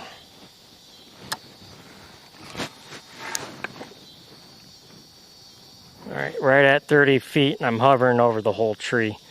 I mean, I could go down into it if I wanted. Oh, there you go. I'll show it now. Yeah. 30 feet deep, and you're less than 30 feet off that bank. There you go. I'm seeing now on the screen. Here, I'll show it. It's showing in like 3, 2, 1. Yeah, you're definitely on the creek channel. And bass will use a creek channel as the highway. That's their migration. That's how they travel to and from different locations. Right. So Yep. That's the tollway for them, essentially. And they'll stop. Oh, what was that? And eat, just like we do as humans. When we navigate from one area of a state to another, we stop, we take a break, we eat. Same understanding here. Fish are going to follow the contours of that shoreline, contour being the creek channel. That's their highway. They're going to stop, take an oasis break, eat, and then move. And bass generally are moving at night. Most bass move at night during the migrations, the seasonal migrations. Yeah. Okay. But they'll stop and feed throughout the day, and that's what you're seeing when they come up and bust on baitfish, dragonflies, frogs. They're feeding because they've been there from the day before. Yeah, I don't think there's any bass sitting on that. If there are, they are in the mess of that red. And my theory is they would be there, but they could be so flat to the bottom I can't see them. No. My theory is there's a lot of crappie on that tree. Yeah, bass will usually be suspended away from cover, and they like space from one another. So Okay. sometimes the dots or the marks that you're seeing on the screen, bass will be close to each other, but not right up against each other. So if you're seeing a bunch of little dots that are close, it's either panfish, crappie, bluegill. Yep. Really close dots that look like snowflakes, but they're close together, is baitfish, shad. More like the, bass will be yep. spread out around those. And that's what my buddy told me. He goes, when you see those bait fish, if there's two bait fish like piles, they'll usually they'll be between them. And you can see that differential of what it is. Yeah. If you're not seeing any marks suspended around that piece of cover, like that they're not tight to it, judge it by your water clarity. Fish will move tighter to cover when the water gets dirtier. Fish move away from cover when the water is clear. Okay. So it's the opposite of what you would think. Bass tend to move tighter to cover when there's less visibility in the water. It's like their security blanket. When a baby sleeps in his bed at night, he takes the covers and he wraps himself up in it because he feels secure. Same understanding. But if it was the daytime, that baby, he unwraps himself from the blanket. He's out in the daytime. He feels secure. He doesn't need to feel scared. So think of it like that. If the lights are off, the water's dirtier, fish move tighter to cover. Yep. When the water is clearer, they'll suspend around it. They won't get as... Yep. So that's why a lot of our waters, I catch those bass literally in the structure. Like, I mean, in it. They're right under the log. Yes. And I don't mean... Illinois, Yep. I would throw a jig. When I fished a lay down off the bank, a tree falling in the water, lay down, I would throw a jig in the tree, purposely trying to lose the jig. Yep. That's how I would catch the bass. Yep. Yeah, that's what you're supposed... Yeah, I know, right, Butcher? I mean, a lot of what he's saying is understanding that I've heard over time, but there's things that are in a different context that's easier to understand. Now, when I fish Lake Murray, the water clarity is 8-10 feet down. I'll see bass suspended around cover, around the boat docks, because the water's so much clearer. They're not tight to it. But when we get those spring rains in the spring down here in South Carolina, those fish will push up right against a person's dock, the wood cover of the dock, the pilings of the dock. When that water starts to clear after a couple of days, those fish scatter. Yep. Yeah, they're not there anymore. Or they'll go underneath the dock and sit in the shade. They're still around the object, right? Because bass are structure-oriented fish. Structure and cover, obviously, plays a part there.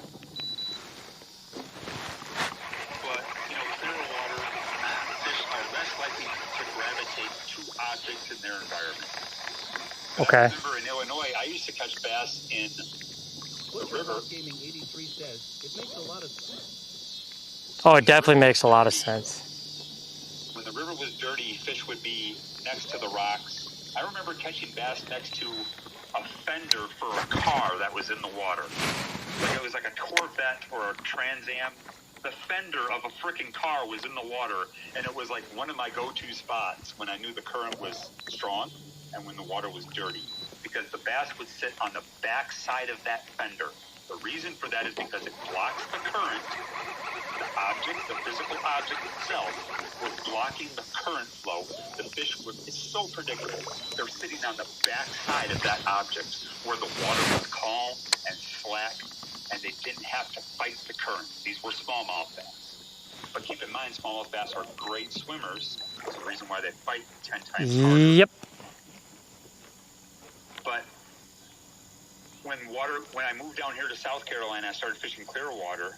I was like, wow, these fish are scattered around cover. They're not tight to it. And they're so spooky.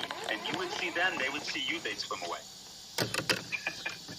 So it was a complete polar opposite of what I was used to fishing in Illinois. Yep. I moved down here, it was like, oh my God, these fish can see me before I can see them.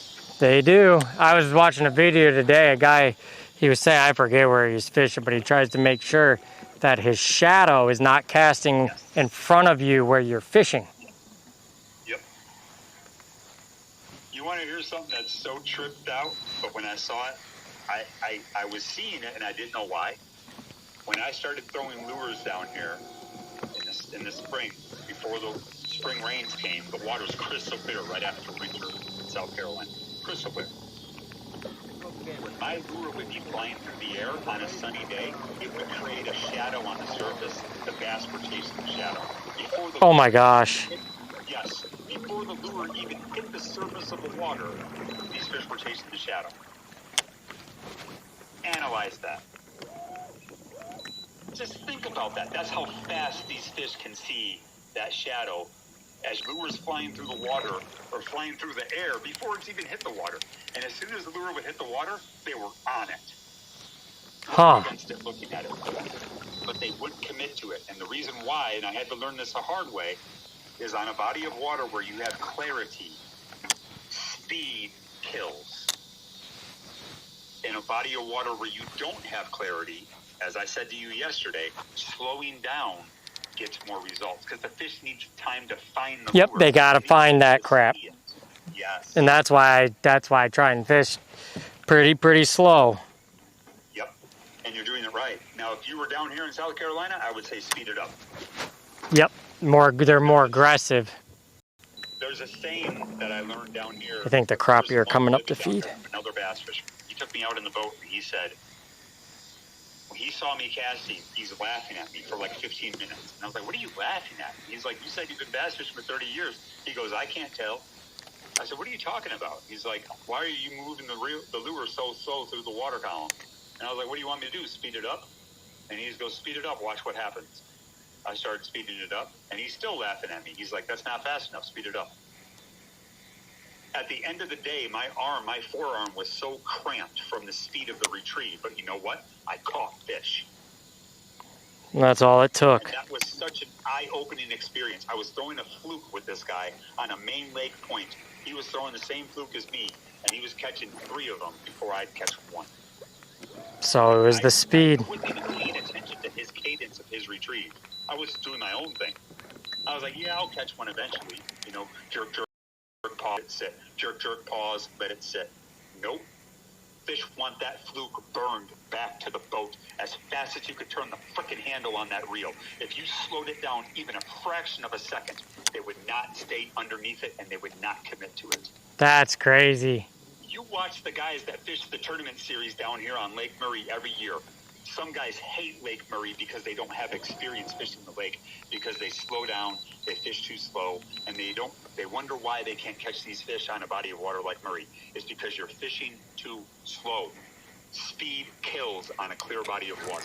Okay, we got something big here. I don't know what I just did. I popped it and it slammed it, and I don't know if it's a bass. Oh shit, this thing's gonna burn me in, isn't it? All right, fuck you. You brought me in. Shit. That's a big fish, whatever it was. He brought you into the brush pile? Yep, he took me straight back in.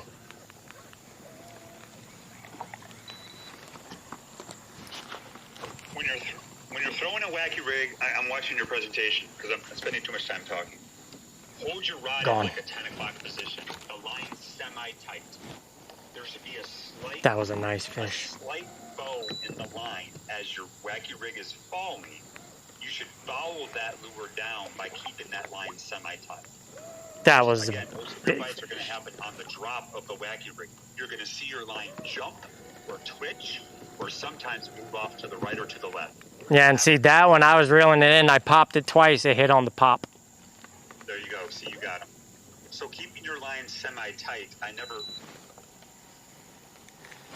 That was a good fish the way it hit, and I should have pulled out and I should have horsed it a little more, but... Yeah, he wrapped you up. Okay, I'm seeing the part now. It looks like he got you wrapped up in the grass. Yeah, he did. He pulled me right in there. That was a good fish. I could tell the way it hit. Now, it might not have been a bass. That could have been, I call them dogfish. I would say that's a bass because he came to the surface. Like, usually I call them, they act the same, dogfish. Okay. Bowfin. They act exactly like bass. If a fish generally comes to the surface and you're fighting him, then you're bass fishing. Yes, correct. Usually. That's the bass's first defense when he's got something stuck in his mouth and he can't dislodge it. He comes to the surface and shakes it. He tries to spit it. Because bass will eat bluegill. You ever caught a bluegill and he sticks his spine up on his back? Oh, yeah. Like hell? Okay. That's exactly what that fish is thinking. When he has a hook in his mouth, he's thinking, that's what I think they think. And he comes up to the surface and he tries to dislodge that bluegill from his mouth. He doesn't know it's a lure. He thinks it's a bluegill. Okay. That's their defense. That's the only thing. They can't reach inside their mouth and pull it out, right? They don't have hands. So he comes up, he tail walks you, he dolphin twists, he barrel rolls. That was a bass. I saw the way he splashed on it. That was a bass. I have a feeling that was a very nice bass, and I should have. Yeah. I was about to bring it out to the left, but yeah, it's been a long day. Yeah. That's common. Don't beat yourself up over it. At least now you know there's fish there. But I would say that was a bass.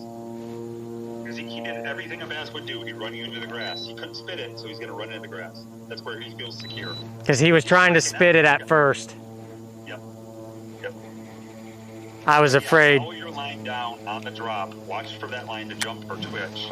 And this is where you're probably going to learn this later on. When you're throwing a wacky rig, you really should be throwing braid to a fluorocarbon leader. And that's what I usually do. Yeah, your sensitivity is going to increase tremendously. Yeah, because I think I'm missing. It's this right here. I should probably put the frickin' koiki on this rod and throw back on my thing on the other rod. Does the koiki have braid on it with a fluorocarbon leader? That one does right now, yeah. Yeah. Yeah, I think what I'm going to do is I'm going to get this rod back to 20-pound line. You can go for braid. You're talking about the braided line? Yeah. For what I had on this, I had 15 or 20-pound braid to... Yeah, go 15. Yeah, yep. Go 15 is better. Okay, so probably 15. 15-pound braid to an 8-pound fluorocarbon leader, or 7, or 6. Okay. But if you're fishing around aquatic grass like that, you can bump it up. I'm telling you what I use in clear water. Yeah. So that's why I kind of do the either 15 or the 20-pound braid. If I do 20-pound braid, I do a 12 or 15-pound leader. And that's what I used all last year. And again, my hookup ratio and actual on the boat ratio was over 90%. Yeah.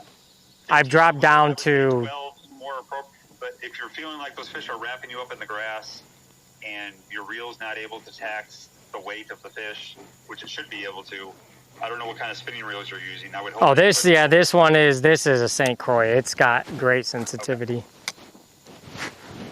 Yeah, because your reel should lock down on your drag. No matter what spinning reel you have, there should be a locked drag on a spinning reel. When I fight a fish on my spinning reel, I'm always hearing the line coming off the reel. It's never locked down tight. Yeah, this one isn't now, no. Right. But again, I'm fishing Lake Murray, so I'm fishing pretty open water. There's not a lot of cover for the fish to get me wrapped up in. Your situation, you'd want to pull them away from that as fast as you can. Yeah, and that's kind of what I was doing, but my brain was not braining. Yeah, like right here, there's dragonfly, just like I was talking about. He's dead on the surface. And you're coming into a little back inlet, little back cove, it looks like. Yep. I caught a 4-pounder here last time I was here back there. All right, let's just go. There's something on the surface behind you to your left. I keep seeing it make ripples. Oh, yeah, it's all over. They're just bunches of bugs. Lots of bugs out there. Okay. Nothing's hitting them. Usually crappie will go out, or you'll see the little blow-ups.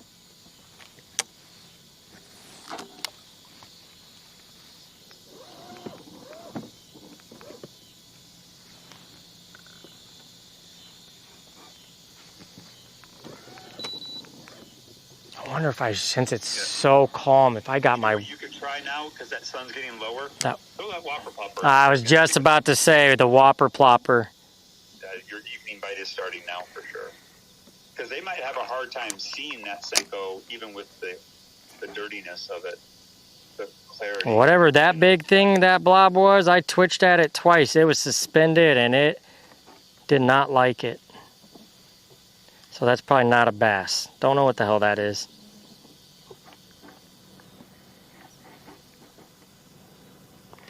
Figured I would see. Whopper plopper, where are you? You have a black whopper plopper? Put on black over white. Do I have a black? Like the saying goes, once you go black, you never go back. Remember that in dirty water. I wonder where... Yeah, no, that's... Everything I'm going to be buying now is dark colors, because, like I said, we have no clear water here anyway. Your white whopper plopper, go home tonight, find a permanent marker. I've done it all the time. What the hell did I just do there? I bought frogs from the shore that were green, like lime green, and because they were sold out on black, I just take a black permanent marker too. Works just as well. Alright, let's see. I don't know if I have a dark plopper or not. We're going to find out.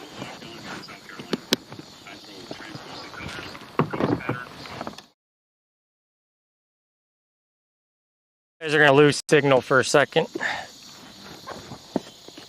Got to figure out which box has my top water in.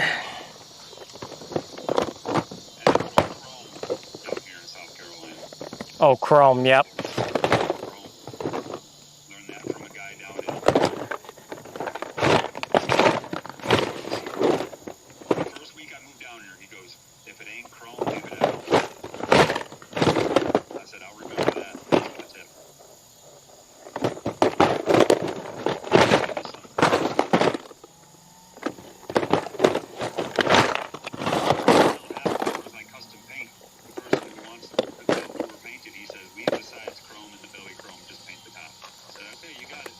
Well, I do have the only thing I got that's close is, it has a dark top, a light with some chartreuse underneath, but I got nothing other than, but it is a darker plopper. Okay, I'm at a spot now where you're digging through your tackle. I haven't seen it yet.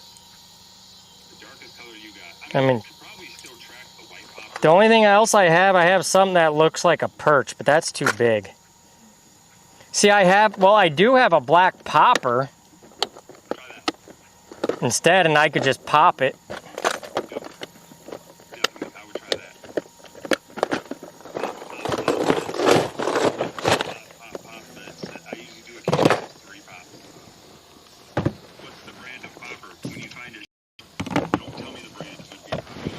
Okay.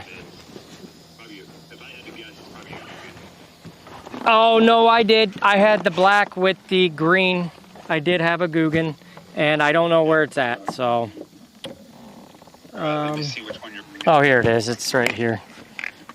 I think this is the original, like. Yeah, it's River to Sea. Yep, it's a color called Monkey Butt. This is the red with the black with the white eye, yellow eye, black. Yeah, River to Sea. Yeah. The eye has the letter R and S in the middle of it. If you look at it closely, it forms the letter R and S, which stands for River to Sea. Yeah. Like I told you earlier, the I gives the lure brand away. Okay. For me, I can look at a lure hanging off a person's rod and tell you 90% of the time I'll be able to tell you the brand. Okay. But yeah, R&S on the I is River to Sea. That's Dale Danberg's company. He's the original inventor of the Whopper Popper, the OG. Let's use. You cannot find it in Bass Pro Shop for 3 weeks. It was sold out everywhere. It was ridiculous.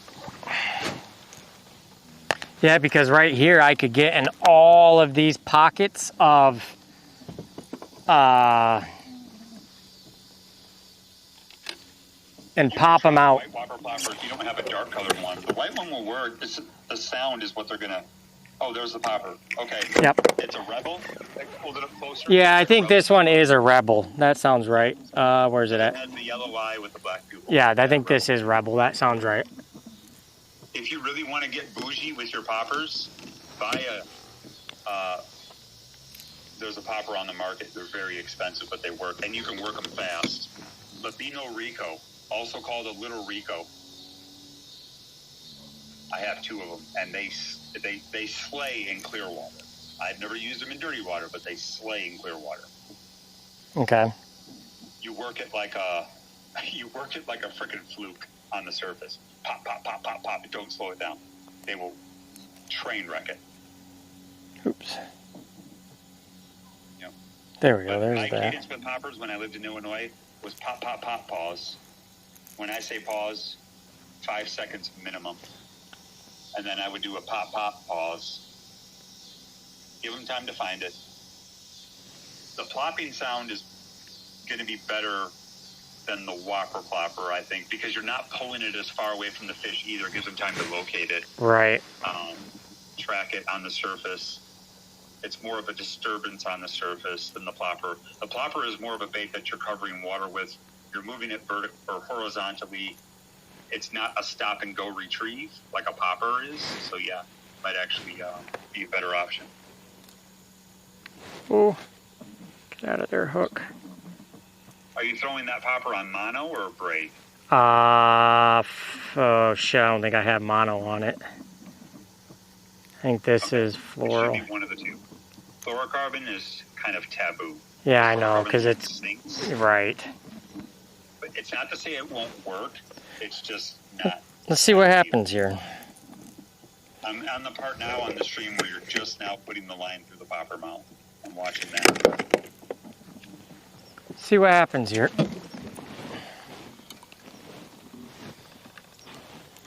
Oh shit. Well, make a cast here.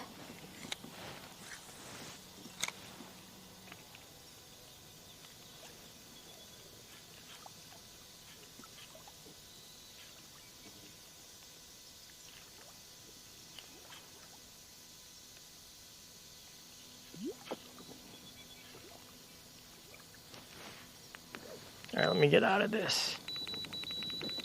Oh, I'm sure we just got... All right. I think it hit a lily pad there. Oh, we are good. We are good. The good thing with the popper too is if you get blowing up on it, you got 6 treble hooks or 6 hooks versus a frog. You got a jack. Yes, yeah. When you have the the treble hook in the back. Well, yeah, this one does have 6. Because I mean, throwing a frog in a kayak, I'll be honest, it could be a little sketch, especially if you're really leaning into them. You could potentially. Oh yeah, you just fly right back. Let me get spun around here.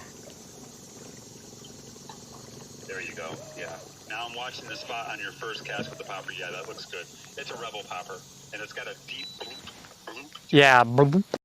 Yes, that's perfect. Yeah, definitely a good evening bait, early morning bait, especially in that color, black. Can't go wrong with it. Dirty water. I wouldn't be a bit surprised if you catch a fish on that. What I should do is Optimizing what the fish can feel and hear and see with that lure more so than you are a frog. with that sun going down. Yes. Yeah, because my frog doesn't make any plop noise. It just walks. It walks, right? Let's go around this. Still, I mean, if the clarity of the water was a little cleaner, I'd say, I mean, the pictures getting blowing up on a frog, they're telling you they can see it, first of all. Yep. But if that water is a little too dirty, they might not be able to see it until something has started to sink down below the water column. Yep, that's when it pops out for them.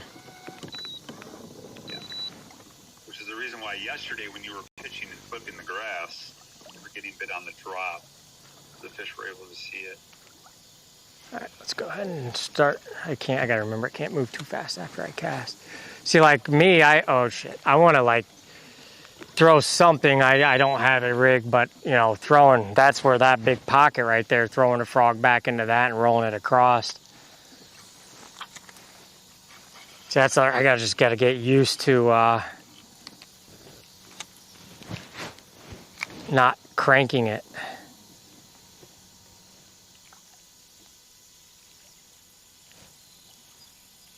This also probably isn't the right rod. It's pretty stiff. What's the action on the rod? Can you read it, or does This one has, it's extra medium, extra fast. they're fine?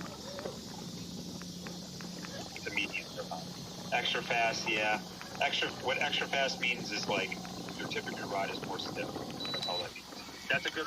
What that rod is good for like Senko, drop shot. Anything extra fast is good for like a drop shot rod. Okay. Senko, a tube bait. Yep, I read that on the internet. Think of the taper on your rod as kind of like your finger, like your pointer finger. The very first knuckle on your finger, if that first knuckle is able to bend, which some people can bend their first knuckle on the very tip of their finger, that is what an extra fast rod is like. It's just the tip that's bending. Does that make sense? Yep. And then as you come back into your finger, your second knuckle, your middle knuckle, not the one that you're punching somebody with, but the middle knuckle, is what they would call a fast action rod. After that, the knuckle coming back closer towards your wrist, the knuckles that you're actually landing when you punch somebody, that is a moderate action rod. So if you were to bend your finger like in a downward motion, like your fishing pole bends, your extra fast is the tippy tip of your finger. Your fast action rod is your middle part of your knuckle, and your moderate action rods are your knuckles where you punch somebody in the face with. Got it. Okay. That came from a guy who built rods who was in our bass club. That's exactly how he described it to me. And when he described it, I said, dude, that makes so much sense. Thank you for that. And I've never forgotten it. Because I was asking him, I needed him to build me a rod that was made specifically for throwing a chatterbait. This is when the chatterbait first came out. And his recommendation to me was a heavy action, moderate taper.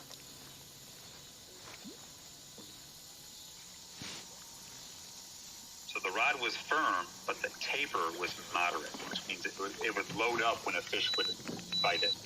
Okay. Yeah, heavy action, moderate taper. And you know, some people say like, oh, there's a rod and reel for every lure there is on the market. Of course, yeah. But do you need every rod and reel, every action, every length, every taper? No, you don't. No. It's marketing. And he sold me a rod. He did a good job selling me the rod. Do I still have that rod? No. I traded it to somebody else in the same bass club for a carrot stick rod. The carrot stick rod first came on the market. Great rod. I've had carrot stick rods. I've had Kisslers, Z-bone rods. I've had G. Loomis's. G. Loomis's now, if you ask me, are shit.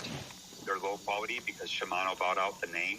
Shimano bought out G. Loomis. They're not as good as they used to be. I've had constant friends of mine complain about G. Loomis's customer service. The same thing happened with the rods that I now use, which is Dobbins. Dobbins used to be owned by Gary Dobbins in California. He's since moved the plant to Texas, and Gary Dobbins was bought out by GSM Outdoors 2 years ago. Since returning a rod to GSM Outdoors, the quality of the hassle-free warranty that they have has been a complete nightmare. Yeah, I hate when you have things and... Yeah, you call and you're, hello, thank you for calling. Yep, you don't get a human. Yep. You get a woman who's from Pakistan, no offense to those people, they need jobs too. Oh, 100%. And you can't blame the business for paying somebody 75% less than an American. Yep. So GSM Outdoors bought quite a few fishing brands 2 years ago. They purchased Dobbins rods, they purchased Phoenix rods. I believe they also purchased, let me check before I say this, I think they own Gary Yamamoto. I think GSM Outdoors bought Gary Yamamoto. Oh, shit. Wait, did he, so he sold? Okay, Pure Fishing is what's down here. They own so they did. GSM bought Walker's, whatever brand that is, Snell Camp, they bought Cold Steel, SOJ, Bill Lewis Lures, they bought some huge companies. Yes, they did buy Gary Yamamoto. They bought Dobbins, Bill Lewis, Gary Yamamoto, Big Bite Baits, Steel Shad, those are bladed baits from salmon, Buckeye Lures. I feel like that's just going to change everything overall, though. Like, Gary's baits are not going to be what they were when he did it. That's why I hate when these big corporate companies buy eight different brands, but 8 different brands were done differently. Now one guy buys it and makes it universal, so you just killed 8 brands that were all unique to what they made. Because I don't think you can actually replicate that unless you buy all their plates, all their factories, all... Yep. You have to have... The formula has to stay the same, too. The Yep. consistency... But it won't, because they're going to buy products that are cheaper, and they're going to cheapen the product, but they're going to charge double the price. Yep. I mean, that's just what all these people are doing nowadays. It's hard to buy quality.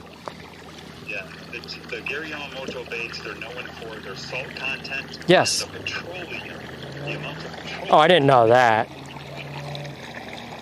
It creates the petroleum in the plastic in the mold injection. They use petroleum instead of whatever other companies use, which is the reason why so many guys like Gary Yamamoto's, is because they say that petroleum, which is fuel, I guess, applied to the plastic in the curing stage when it's still in the liquid form, they inject petroleum in at the same time as it's curing. I don't know what it does to the baits, but I'll be damned if Gary Yamamoto baits just simply seek it that's forbidden. Yeah. Specifically in Mexico, but you will pay $8 a pack. Yep, that's why I buy the Yum Dingers. They work just as well for me. And if you feel like your Yum Dingers are too firm, throw them in a pan of boiling hot water. Watch what happens. Oh, yeah. You'll soften them right up. Well, I notice also, well, I mean, with the water being 80-some degrees, they soften up pretty quick out here in the sun, too. Because after about 5 casts, I can tell the quality changes. Yeah, everything is going to these big corporations that are buying out these companies. Yep. These corporations have no affiliation with the fishing industry. No, they know nothing about fishing. They don't know one thing about it. They're just seeing it as a money grab. Yes, correct. This company's not doing so well. Let me go in here and offer them $12.5 million. Yep. And they're not going to say no. No, I wouldn't. If I was Gary Dobbins and a company came to me and said, here's $12.5 million check on your desk, you think for 1 second I would hesitate to sell it? I wouldn't. I would sell it right then and there, and I'd go create another product. But you can't blame them. You can't. Nope. The money talks. Well. As $1 million man used to say, say in the WWF, everybody has a price. Everybody does have a price. People that say, oh, I don't have a price, I got morals, bullshit. Yeah, I know. When I get told that, I just look at them and shake my head and say, you're probably a pathological liar then, because money talks, yes. According to that girl, the girl that went viral on the web, what's her name? Sophie? Yeah, Sophie Rain. Yeah, supposedly she still has her virginity. It's somebody in the FDA. I just found this out like 6 months ago. Oh, yeah. So I knew that about a year ago or whatever. Like, she preaches her virginity, yes. Yeah, supposedly offered her like $30 million to take her virginity. She said no. I'm pretty sure she's probably not a virgin. Although technically, in the public eye, she wouldn't be able to take that deal because that's just prostitution. But the guy would have to sign an NDA, yep. NDA, non-disclosure. God, these are some big swirls at the top when I go over them. I think they're just carp sitting under the surface. Yeah, or it could be bass suspended out in the main lake. They do that. Oh, yeah, kind of just waiting for something to plop there and eat it. Or just kind of hang out. That sun goes down, it gets a little cooler. Are you right in the middle of the lake now, where that light spot is at? I am literally, I think I am like directly, I'm damn near in the middle. Yeah, those might be bass. I mean, not to rack your brain, but they might be bass. Well, yeah, because if you look at my screen, you'll see all that bait fish. Yep, offshore fish this time of year, yeah. Most of the bait concentrate into the thermoclines offshore. Yep, you can see all that stuff up top. You might want one day just grab a full-size whopper popper, the big one, the 135 size, I think it's called. The number is 135 or 125. Yeah, the big one. And just get yourself a good, heavy, stout rod, not a frog rod. You want something that has some parabolic bend to it, like a 7-foot 5-power rod, and just bottom in main lake with a big black whopper plopper and walk it slow. See what happens. I'm going to have to do that. But that's going to be your evening and your morning. Yeah, because that's like when they're trying to feed off the surface. Yeah, so like right now, that could be it. It could be bass. It could be carp. Well, they are. I'm not there to see it. But are they making a big wake? Not really a big wake. It's hard to say. That looks like the thermocline on your screen, right? That's what It was, yeah. You could see it when I was there. Now you can't, well. Yeah, back there you could see it real well when I was in, 20 foot of water, or 60 foot of water. I gotta remember to do this. I'm gonna end up breaking this shaft one day, I swear. Yeah, because like 80% of your bass in the summer months, at least in a body of water like Murray, head offshore. Probably actually about 90 of them. I just talked to a guy today at the plant. He said he was catching most of his bass in 40 feet of water with residual grass around it. Okay. And I'm sure that happens here in these dirty lakes too. But a lot of our lake, a lot of these smaller lakes, they just have all that vegetation on the sides that might hold better oxygen and temperatures for them than it does out in the open water. Yeah, it all just depends on what is around, and that's why I've always been the guy to just pound the banks. What's the depth there? Is it 40, 30? Where I was back there, yeah, now we're I'm probably on about a 15, about probably 15-ish right now. So you're on a hump in the middle of the lake. Where I was, yeah. There was a hump there. And humps are good too, they'll sit right there. That's a high percentage spot in the summertime. Yep. Right on that hump. Yep. Offshore humps. And another thing I knew how you could tell, I think on bass, they would rub the belly, and if dirt came off, that's how you know they're in the dirt. Yeah. I think walleye usually just sit on the bottom anyway. Right. If you're seeing things tear off the surface, it's Indiana, it's water temps are what, 80? Yeah, they were running about 80 towards the closer to the shores, running closer to the 84, 85. Now she's running about 81. What's the main lake? The main lake, it was about 81.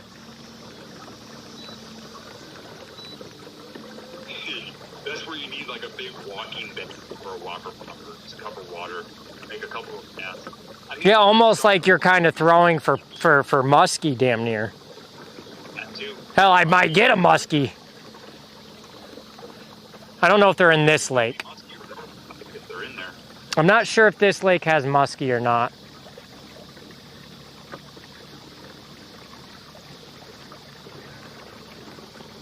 A guy asked on the chat on YouTube. Catching any? Yeah, I caught one on the drop shot. I caught some panfish. I lost one in the back there. I got out here a little late today,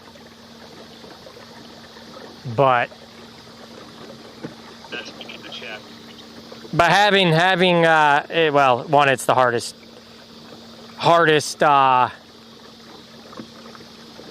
time of the year here. Soon it's gonna all change. Yeah. See, like this time of the day, the lures have the mind. Right. Yeah, any kind of topwater bait. Yeah, that's why I'm gonna try and go over to where I missed the one, and I'm gonna try maybe a couple cads on these pads over here. In the grass during the hottest day of the day, that was perfect. Oh yeah. Yep, and that's where I got to remember. Like, well, I've been going out later. Usually, I'm out there by 6, 7, and I'm getting off. You know, I'm out for 12 hours a day, so I have more opportunity. But now that I've been getting out later, I just go straight to, well, it's about 10, 11. I can hit the bank real quick. Well, now it's about to be noon 1. Now I just got to go find where they're going to be hitting. One day, if you're down for it, if this is the body of water you fish a lot, start structuring yourself, specifically on those offshore spots, that hump. If you can find a way to tether another smaller kayak to your kayak and put nothing in that small kayak but a Christmas tree or 2 Christmas trees, and you go drop them on the humps. put a small cinder block on the end of that Christmas tree, drop that tree down on that hump. Come back a year later, watch what happens. They'll find that spot. It'll take them a while, but they'll find it. They will find it, yeah. That's actually not a bad idea. In the movie Field of Dreams, they will come. It's the same and applies to bass fishing. Because I'm down here in Lake Murray, I guarantee you there's 6, 7 brush piles, cane piles on every frickin' main lake point in this lake. Yeah, and that's the other thing. I got to just kind of be offshore more at this time of year and find those brush piles. And if that lake has very little of it offshore, that's like a magnet to those things. You can even go to Ace Hardware, Home Depot, Lowe's, whatever you have up there in Indiana. It's probably Home Depot and Lowe's, Ace Hardware, and build you a PVC Christmas tree out of some pipes. Drop that down to the center of come back weeks later and watch. Yeah, the artificial bucket PVC artificial trees. Yep, they're making them with the rubber hosing and all that crap. Put it in the bucket, drive it tonight, take it out there the next day, put it in the back of your kayak, drop it. Tie a rope to it, tennis ball to the rope, so you can get a waypoint with your GPS on your. Take that tennis ball away so nobody knows that spot's out there. You'll catch them on that spot. They'll find it. The bait fish will find it first, then the bass will find the bait fish. Yep. How that works. Man, I should start doing that on some of these lakes. I should start getting a couple of these buckets, throwing them on the back of the kayak. Man, I used to go out there in the wintertime, walk out on the ice, dragging neighbors' Christmas trees from the neighborhood out on the ice, making sure it was first stable. and I would go up there and put a small little brick on the end of that Christmas tree. And by the spring, by March, the Christmas tree would be down in the bottom of that lake. I'd triangulate it with something on the shoreline. I'd find that brush. It takes me a while, but I'd find it with a jig. And I'd go out there in the summertime and fish those brush piles. And all the people on the shoreline of that lake would watch me just catch fish after fish after fish on these offshore pieces of cover. And they were wondering why they couldn't catch them. Because I was the cover out there to those fish. 1 second, I got to put you on hold. Oh, you're good.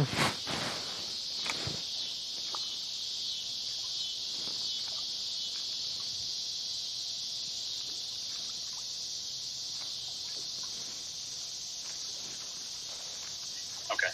Yeah, I used to have these guys on the shoreline just in amazement, throwing a football jig, a Jean LaRue biffle bug, and dragging it past the brush pile. I'd feel my bait come into contact with it. I'd stop it, and I'd just sit there and shake the rod tip, and then I would feel bonk, bonk. And I'd jack these fish that were 3-4 pounders, and these guys, these Mexican guys on the shoreline, were sitting 30 feet off the bank from where I'm at, trying to cast to me, and they couldn't get their lines out far enough because they're using like 90-pound monofilament. I was trying to cast this freaking worm out there, trying to get to where I was at, but I just had the right lineup, the right cast, and I would triangulate it with the railroad tracks in the distance. When I would drop that brush pile in the ice, I would say, okay, here's where I'm at. You know, the tree on the shoreline over here to my right, railroad tracks are right in front of me. I come back in the summertime and I'd find it. Take me about 10 minutes, and sure shit, there'd be a bass on it. Huh. Not 2 or 3.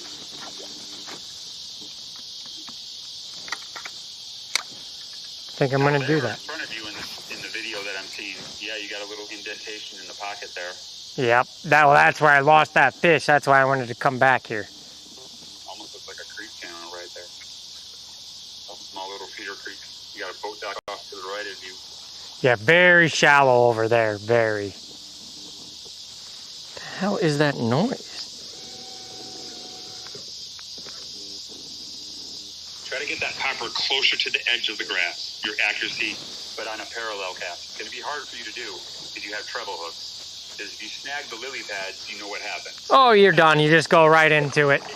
So there you go. Open that cast. That's your most accurate cast, straight over your head. And right on the edge of that grass line. Pop, pop, pop, let it sit. All right. And let me get closer to it. 4 pound. Oh, back right corner. You caught a 4 pound at goose today? Hell yeah. All right, let's do this. I'm hearing this weird noise. There you go. What is it? I'm watching. Sometimes you can get it stuck on the grass, and then you can free it off. Yeah, you kind of pull it off.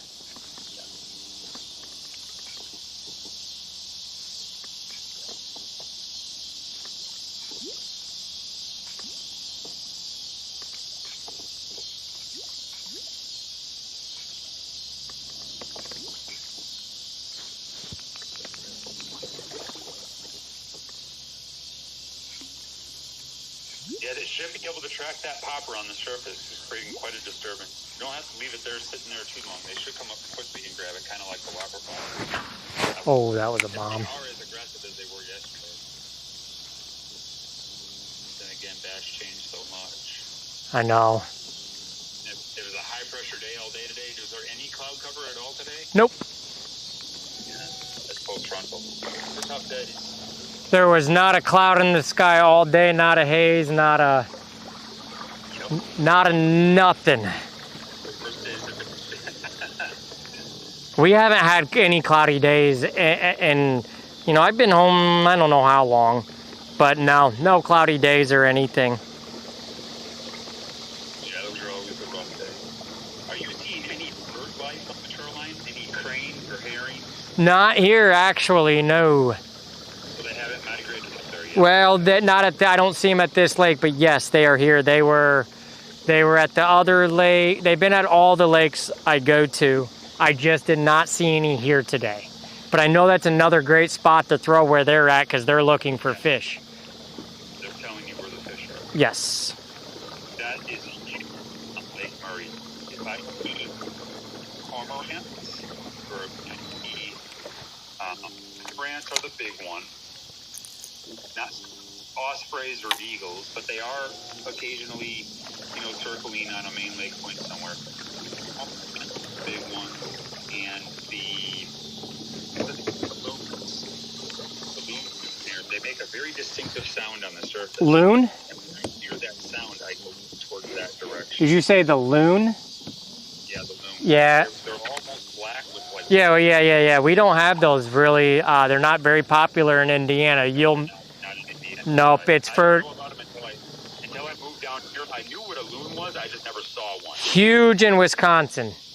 Yes. And Minnesota. I think they make a migration. I don't know.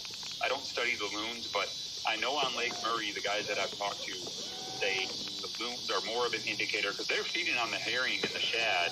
And I don't start seeing them in the coves until around October. Yeah, where I was just at the lake, they were out in the open. But the cormorants are out on this lake year-round, and when I start seeing them in the water, I know they're in the water for a reason. But if they're up in the treetops, there's nothing going on. Okay. There's no feeding going on.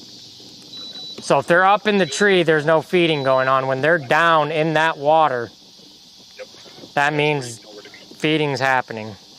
And a lot of people see that, and they just overlook it. They're just like, oh, look, there's a duck in the water. No, that's not a duck. That's a cormorant. Okay. He's there for a reason. I mean, it's like Mother Nature's way of showing you, and so many people who don't know what to look for would not have an idea, obviously. Right.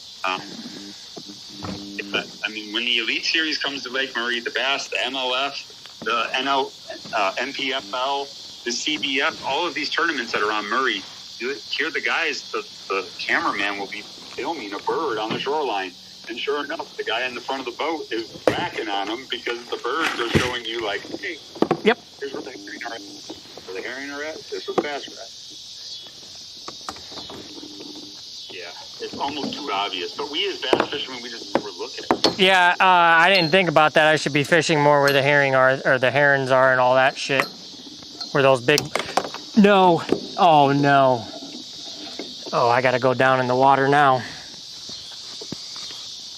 Just dropped my car key in the water. That's not good. Nope. You got a magnet?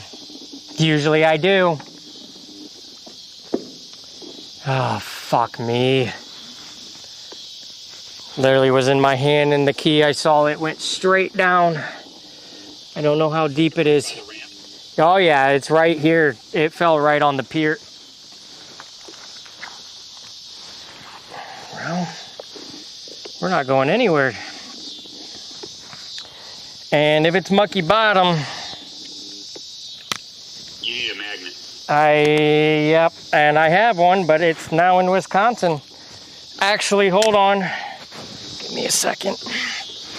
Oh no, I can't get in my car because it's locked. I have a magnet in there. Oh wait, hold on.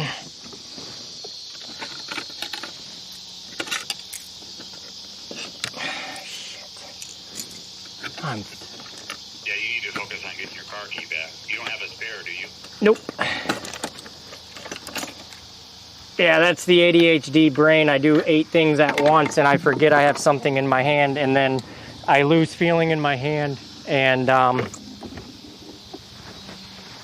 right, I got a magnet. Now what do I do?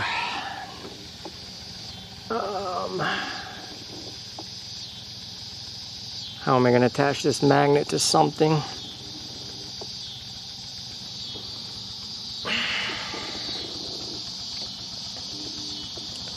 Shit. I don't have any tape.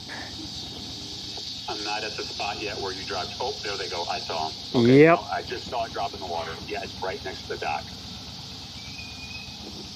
All right, let me call you back. I'll let you try to fish it out with a magnet. Yep, I'll figure it out. Okay. All right. I'll watch. All right, bye. Well, there goes the car keys. How am I going to do this, chat? They went straight down.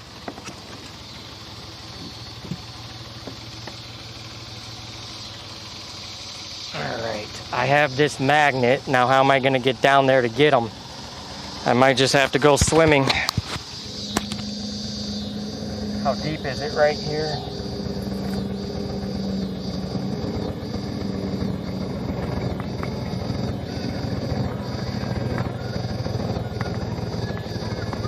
I don't know what to do in this situation.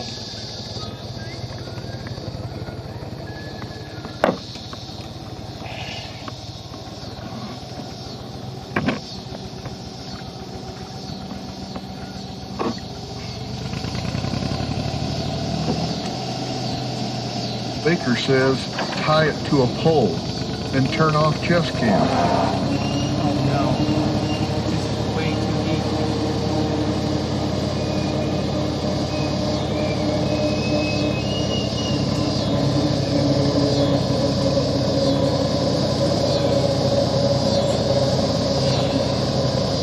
Where would you have gone?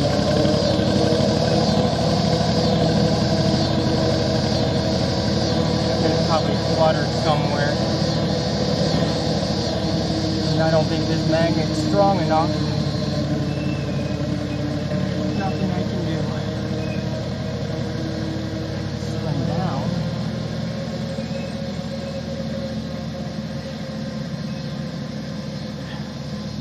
With a magnet and hope and pray.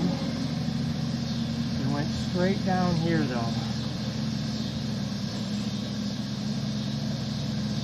So where could they have stick fluttered underneath?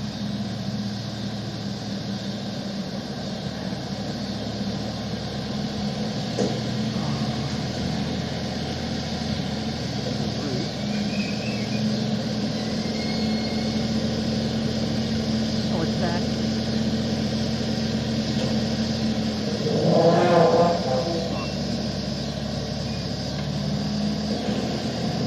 What's that? I think I'm done. Yeah, I'm done. I don't know what to do. I don't know how I can find.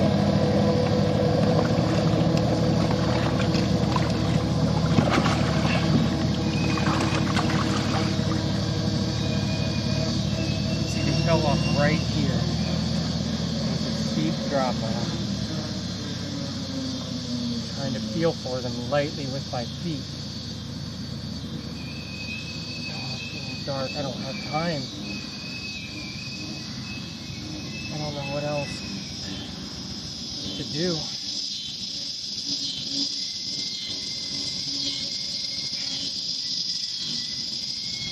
Fell right here. They went straight down. They should be heavy enough. That could have floated 5 feet in any direction. I don't, what am I gonna do? Oh, what is that? I got him.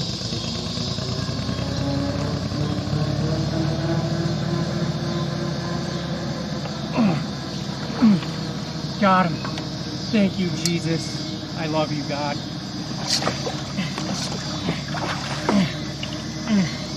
Thank you, fucking God. Thank you. Thank you.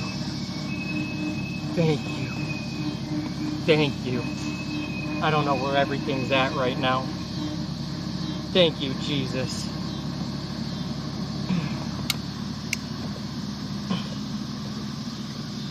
Grab the keys. Baker says, let's fucking go. I barely felt it with my foot and I could tell. Okay, I gotta get my bearings together. Fuck. That sucked. I've never had that. I've been so worried. That's what happens when I'm just, oh shoot, what's going on here? Okay. Let's just get the kayak out. Let's go ahead and, oh, I'm cold now. It's fine. Oh no, I took the clothes out of the car. All right. Just leave that there. Leave this all here. We'll organize when we get out. Jesus. Fuck.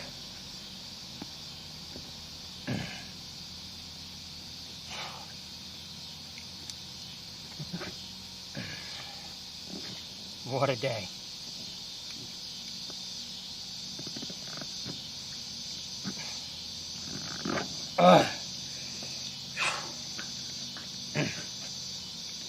Well, it's safe to say the battery part probably doesn't work anymore. Is everything? Bill Baker says got a short.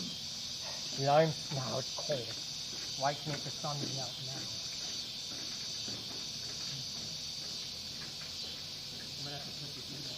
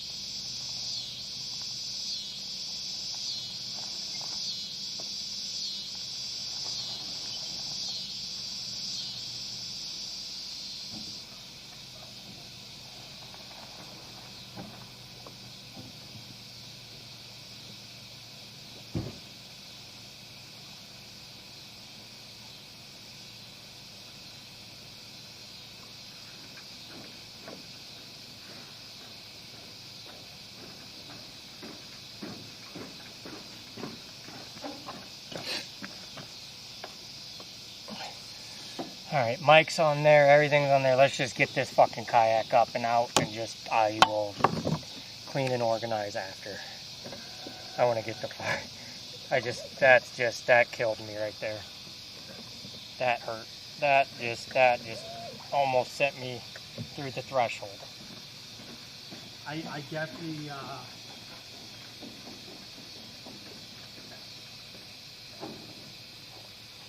I can tell I'm healing.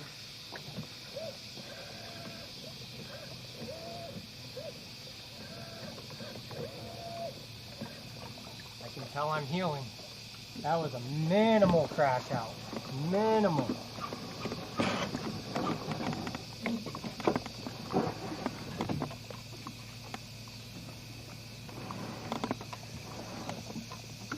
So I just want everybody to know tomorrow morning is now up in the air. You guys, no matter what, will get something after the doctor's appointment, but I won't know mentally.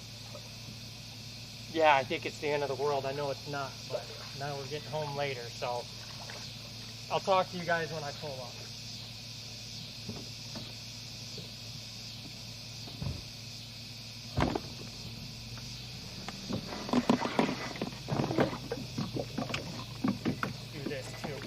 motor. I forgot. She told me my motor was hitting. Oh shit, other side. You guys can have a view.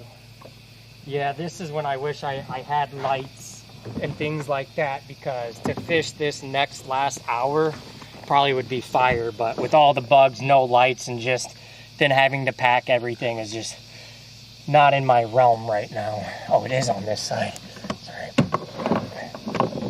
Alright, now we won't hit our motor. Looks like everything's secure except for this. And then I will get with you guys in a second. I don't know how good that short turned out. I don't even know if you saw me in the water.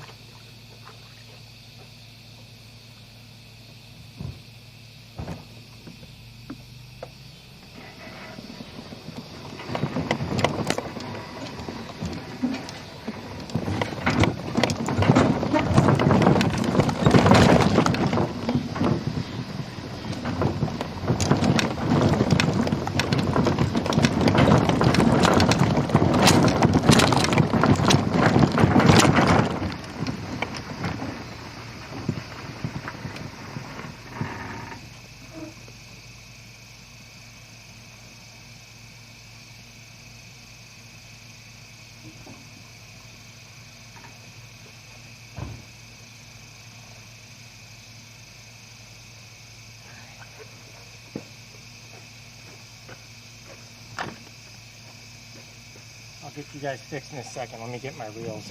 All right, so what I am gonna do is we are gonna, I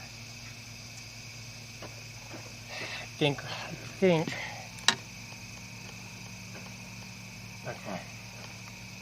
I think I need to do my wacky again. Since I do the wacky on the pads, we need to put the wacky back on 15, the other braid setup. We definitely have to, because if not, I'm gonna lose so many fish.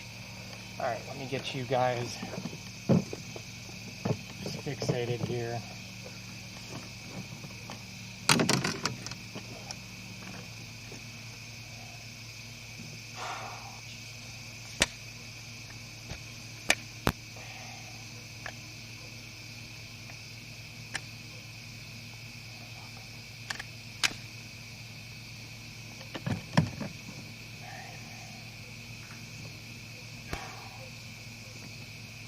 Hey, we get to go home tonight. Otherwise, we weren't, I don't know what I was doing. Because I got no spare keys. We don't even have a spare key at home.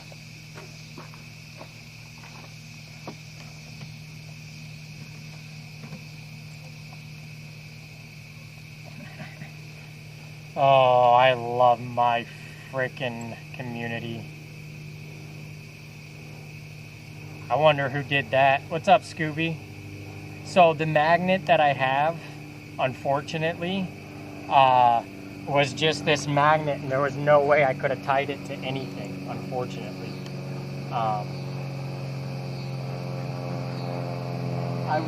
really want to know what F8 entity said, because like I saw them say, ha ha ha ha ha. What else did they say? Who banned them? I'm curious.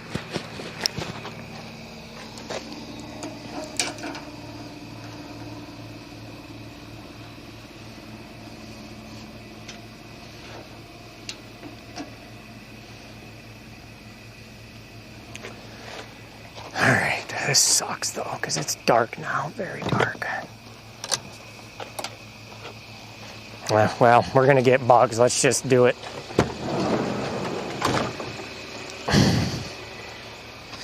All right, so that is the drop shot.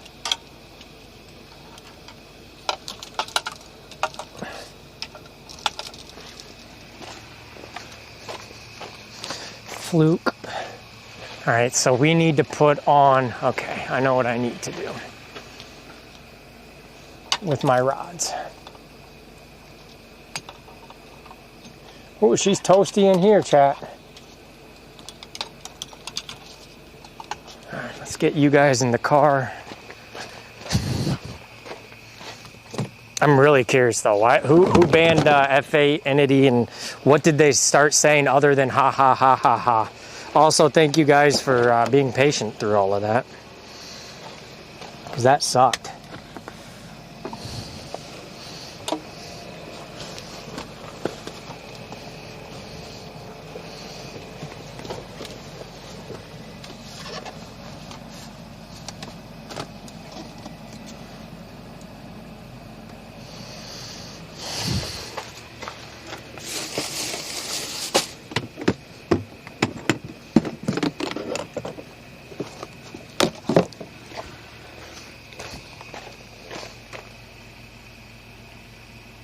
Are we good, chat?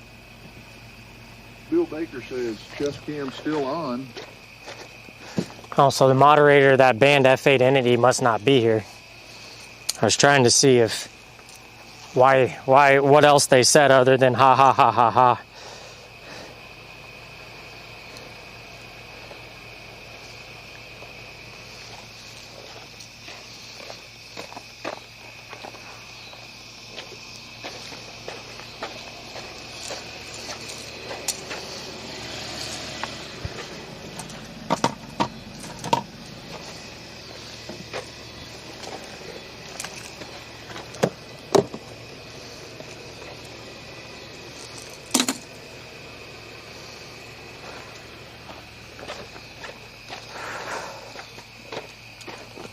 I'll just go on my computer and look it up. I can't get an answer.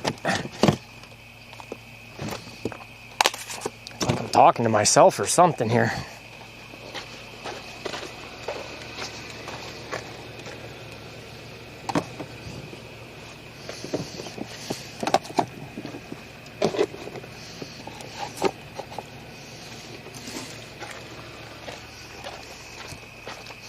Bill Baker says he pissed me of calling you a femboy and... Yay, there we go. Oh, so it was you. See, I was just trying to figure out what else they said. Oh, called me a femboy and a tranny. Yeah, get them out of here. They're worthless. I meant to ban that guy a long time ago, to be fair. They can go make another account or hate watch, I guess. Well, chat, I'm telling you what, it's day 2. We're going to keep getting better with the content. The fishing's going to get better. I usually do catch 3, well, I mean, I guess the one day. I do catch more bass. I do catch bass, you know. I right now am in this, I'm just trying to learn more. So hence why I'm not catching a lot, because I'm doing more practicing with certain lures, casting, line weights, presentations, and things like that, and I'm trying to understand it and learn it. Whereas right now in this heat, I'll bet if I just sat and threw the black and blue wacky worm and just circled the lake twice, consistently moving. I looked at all comments, and it wasn't worth keeping. Yeah, none of them are positive. I probably would slay fish, because they're there, and I know our Indiana lakes. I do it. I did it all last year. Remember, I threw that wacky worm 80% of the time, 90% of the time, going around a lake twice, and I was catching fucking 4-pounders daily, 3-pounders daily. That's power fishing. That's moving that water. That's going, and you're bound to get one. You're bound to, but we need to learn to be more efficient.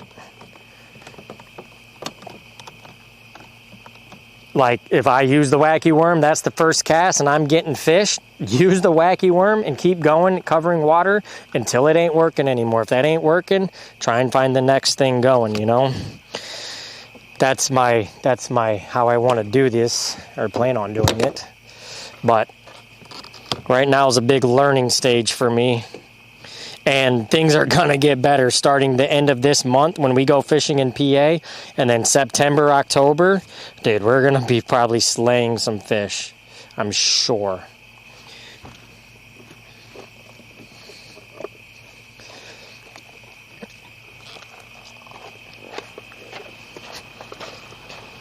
Hopefully not dropping keys. So now I know in my brain, keys don't have in hand over a dock when you're trying to do 18 things, Burkle. Okay.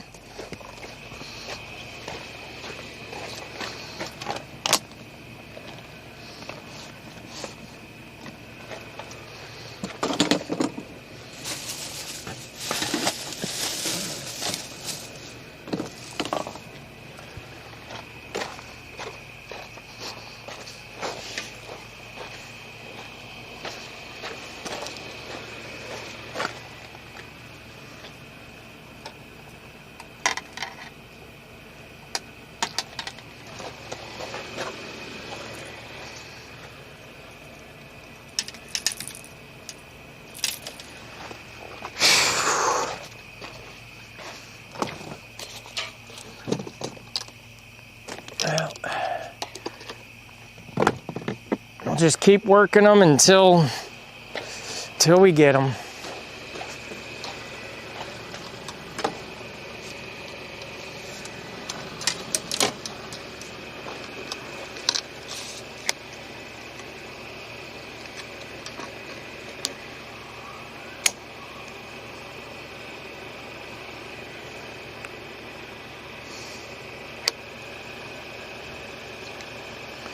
I think tomorrow we'll just go to the morning to Everett.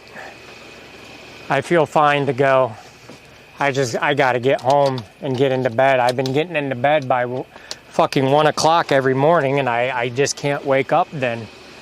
And I'm on this schedule where we're fishing the later hours when I would rather be up early morning, be done by 5, 6 o'clock, and then go home, eat dinner, be able to hang out on the computer, get to bed by 8, 9. That's the schedule I want to get back on. And I got to start somewhere, so I think I have to force myself up tomorrow no matter what and do it.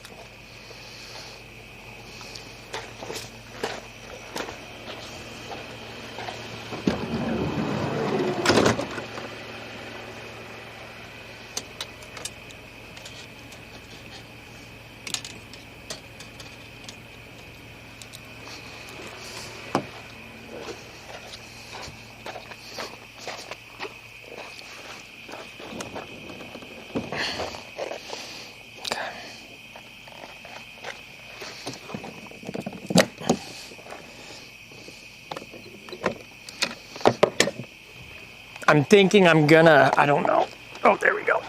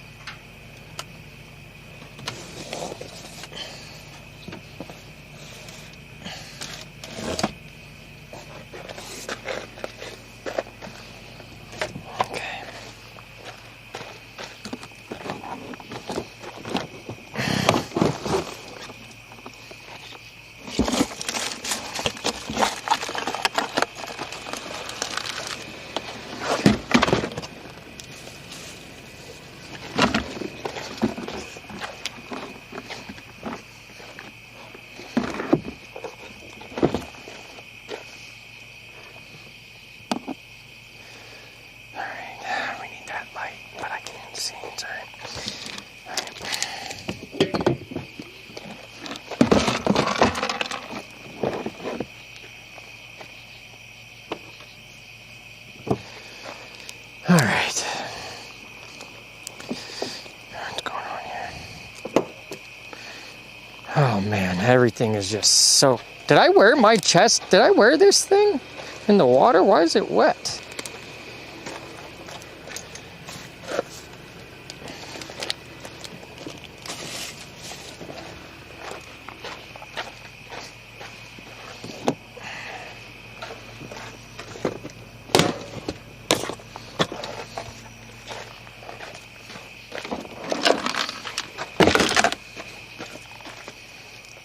Uh-oh. Oh, there it is. Oh, this still had monster in it? Oh, well.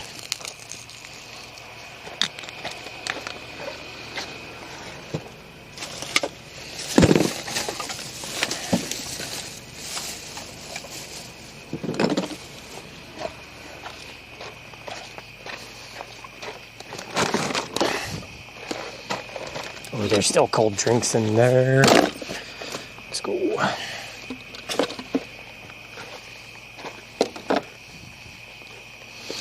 Yeah, I got it. I have my magnet, and I left that in Wisconsin. Oops. I got all these baits, so what I want to do is...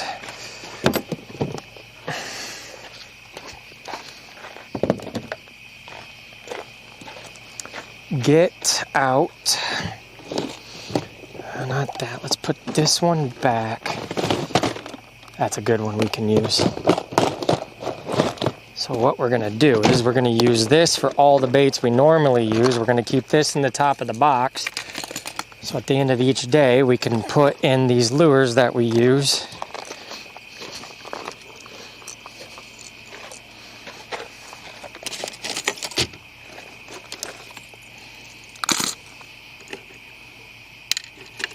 This whole thing is wrecked. Wrecked them.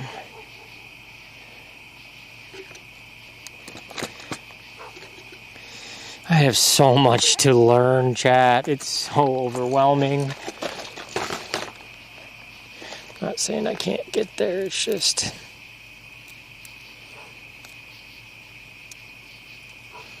yeah, this thing's just not going to work anymore. We're going to have it cleaned out the whole day.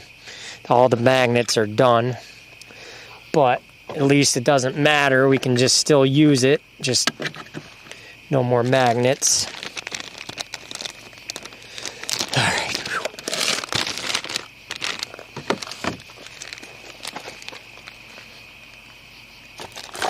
Ooh.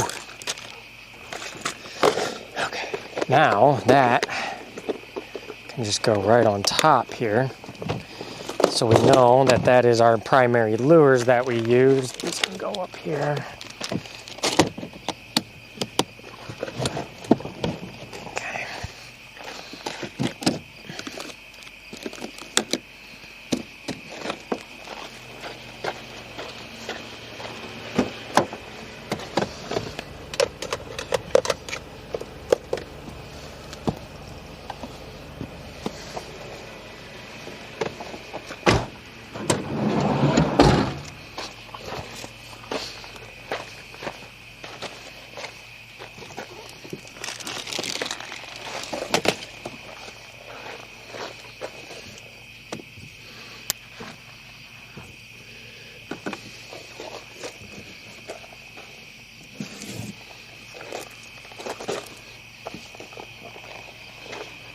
Throw all this shit away.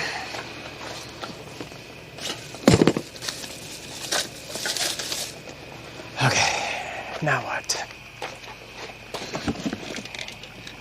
All right. Okay. All right, now what's up in here? So we got a phone, we have a microphone, a hook.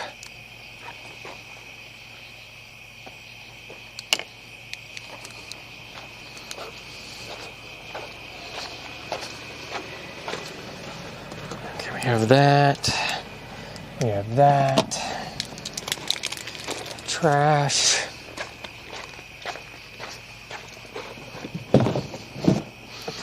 Whew, fuck.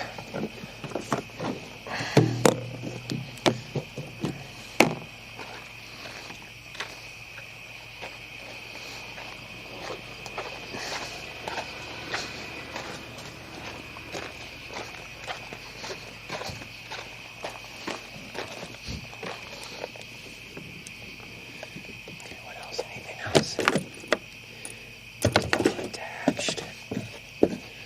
Okay.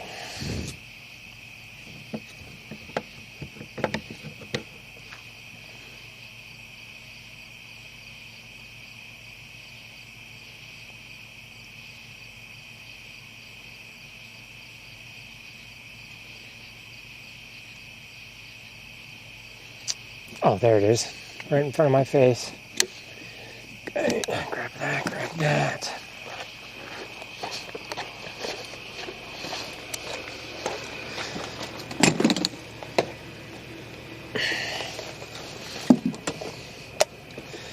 Surprised now that Butcher has an opportunity to be Borat and all this stuff. He doesn't want to do it, but he wants to do it when I'm on the phone.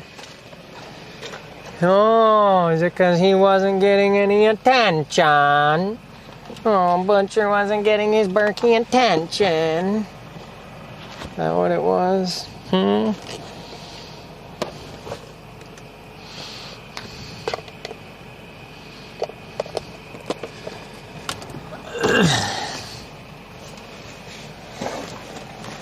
Jesus.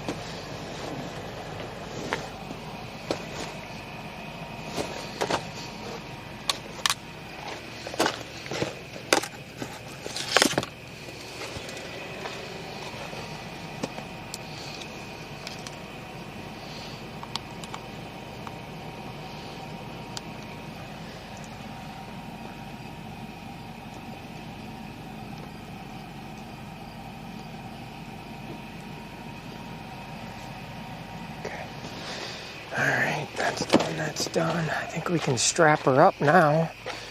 Everything looks good.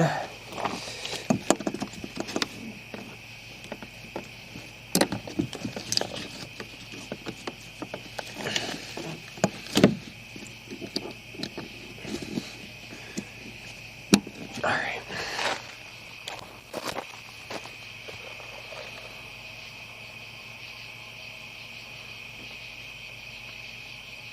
Oh, this. Not used to doing this in the dark like this dark. This is a pretty dark one, pretty dark evening. We're doing good. So Jackery box can stay in here because we didn't use it, right? Oh, wait, what?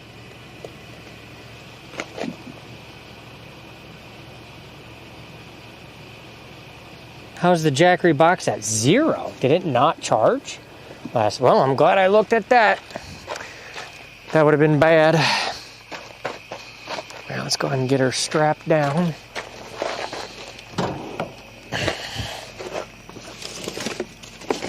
Get out of here.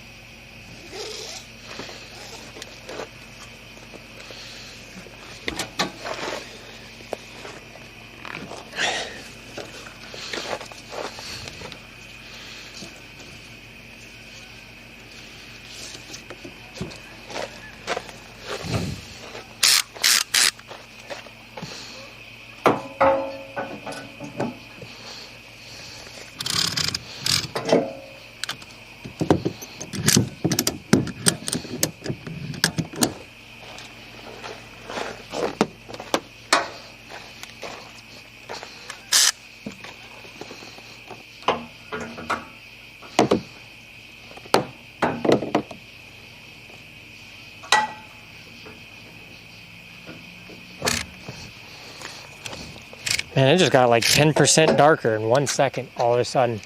A light must have went off. Oh, my bad. Okay.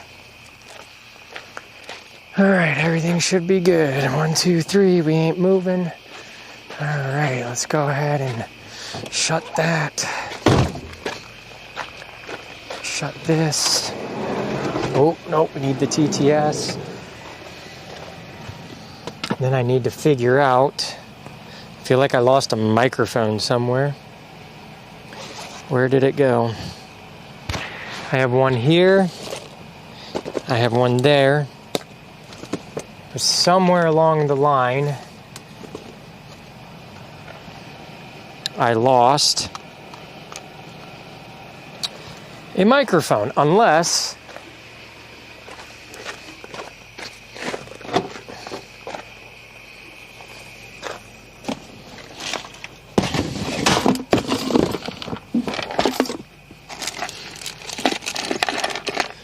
where would it be? I had it charging. Oh, is it? I wonder if it's still on the transducer. Okay, so I put that back away.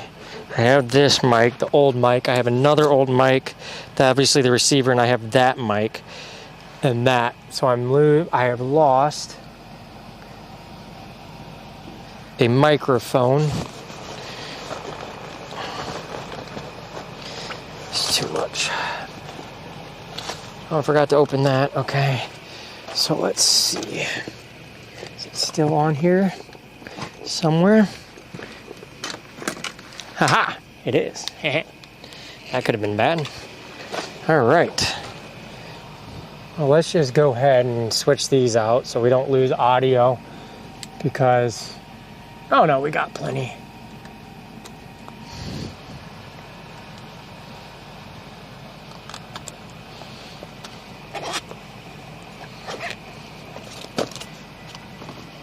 Okay, let's get us a drink. Nice cold Sprite. organize that in a second. Shut that down. We have that. All of that. That has to go in. We have to check batteries. This has to come with me. All right. There we go. Speaker says, just finding everything tonight, of course, you lost it all first. Yeah. Well, the more and more distractions I have, the more and more we're going to keep losing shit, unfortunately.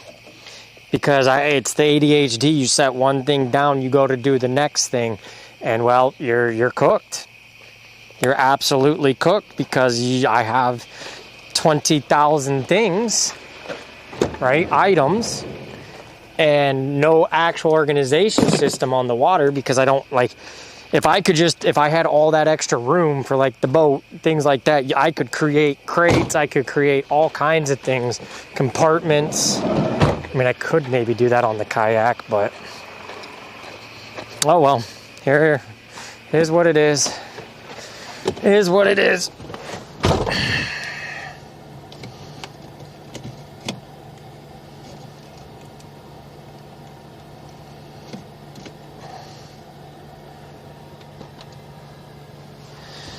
Okay.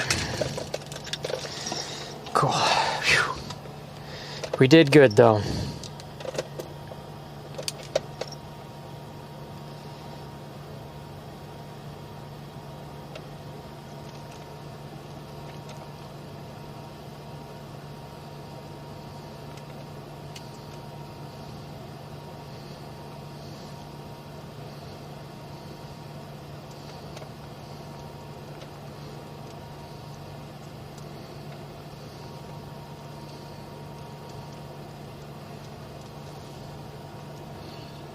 Oh, yep, that's the hook he's talking about when you do open water. So that's for short strike.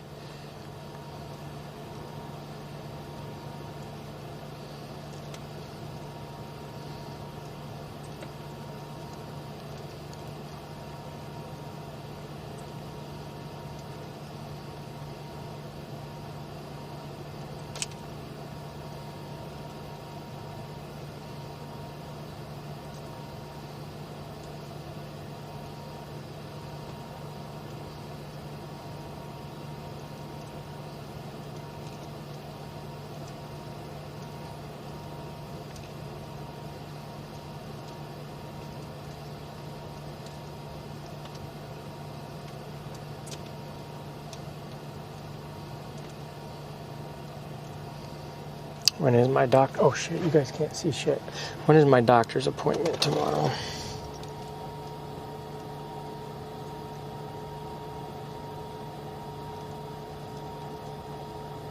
Oh, it's at 1:30, so I could leave by 12. Oh no, I have to be off by 11:30.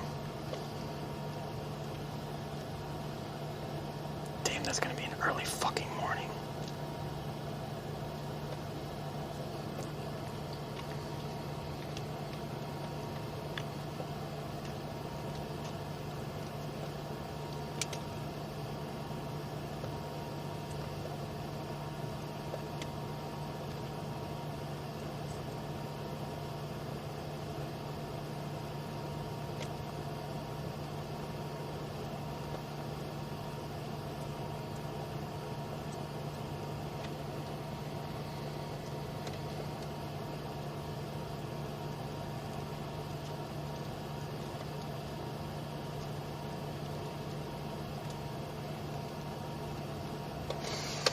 Alright, let's switch you guys now here to there. Okay. Alright, so YouTube, I apologize, but I am going to end on the YouTube because it's just the drive home and I want to listen to music. So I'm going to go ahead and end that. Bill, are you allowed to end the stream?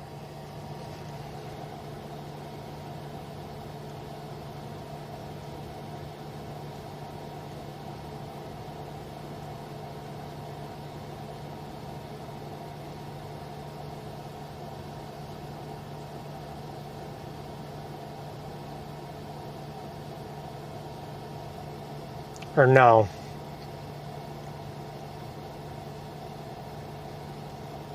I don't know if you can.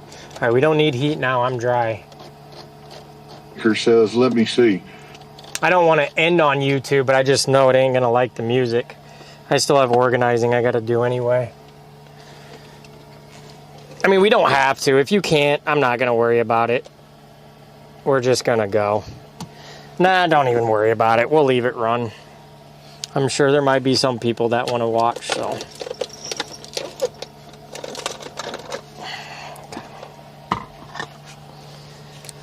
Alright, everything should be in the car, ready to go.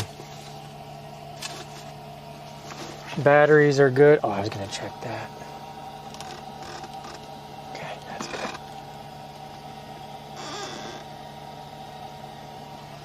Alright.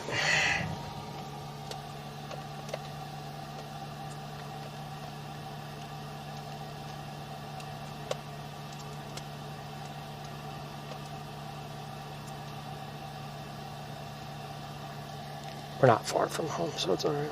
Start en route. La la la la la la la.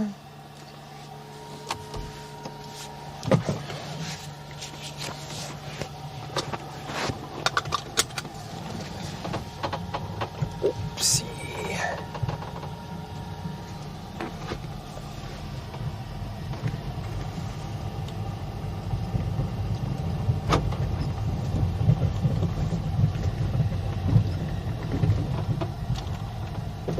Now I need AC because I'm hot.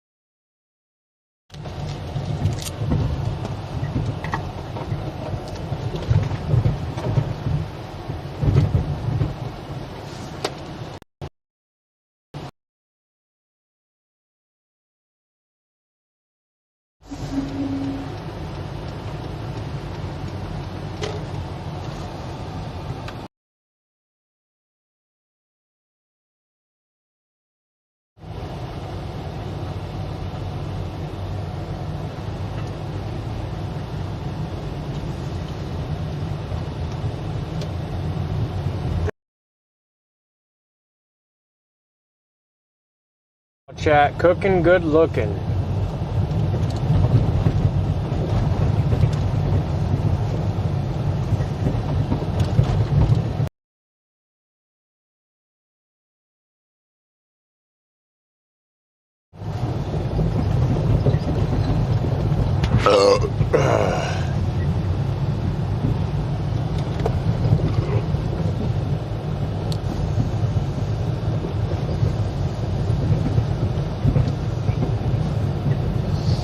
Wow, there's fucking Butcher.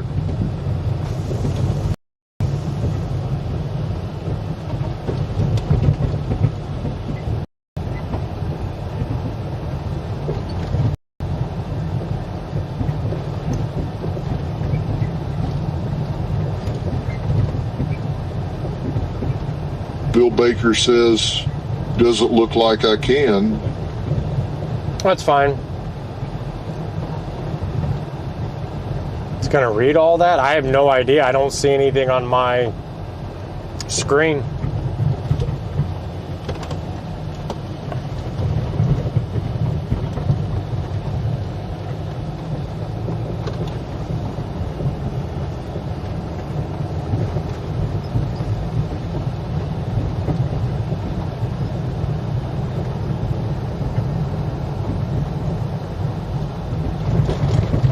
That's no big deal.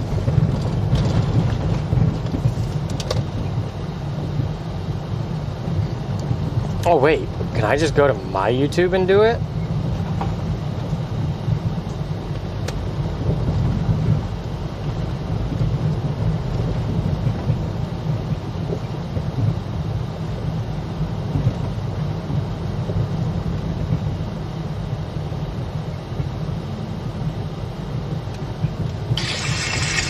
There's a fish.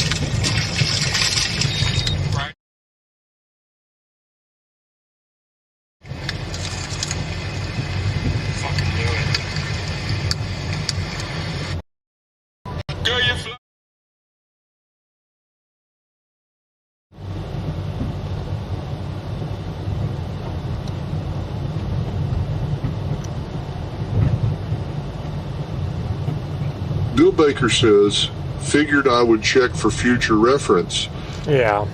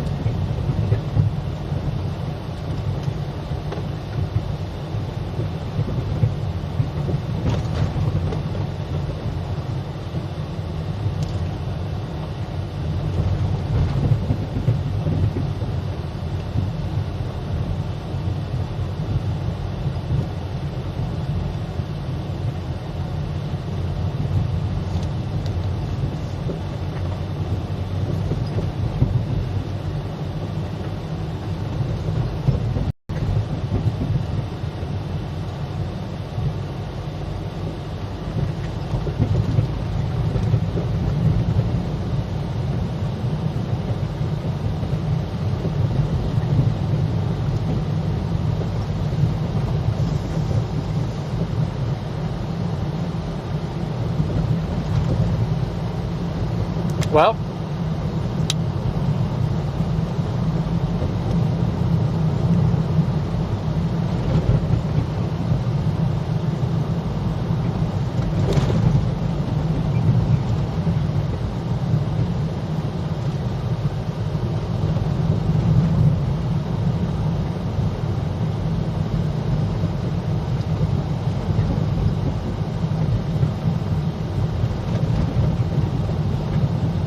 AI.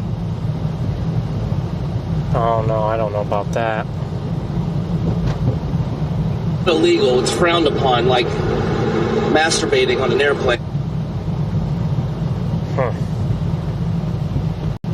I know if D-Tapper's around, he would be able to remote in and do it, but I mean, I could get on my computer and try it.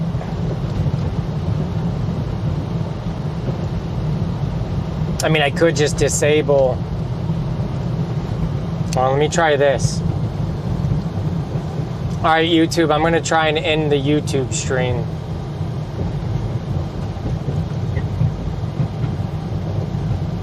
Bill Baker says, remember when you lost the keys of the old car? Oh, God, yeah.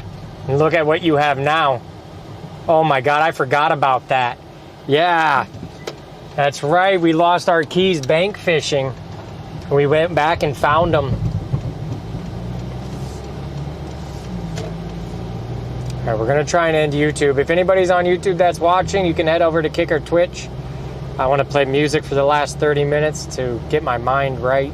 Do you suck on these little And Chinese nuts? we can't do that on YouTube. How'd that sound? So long, gay boys.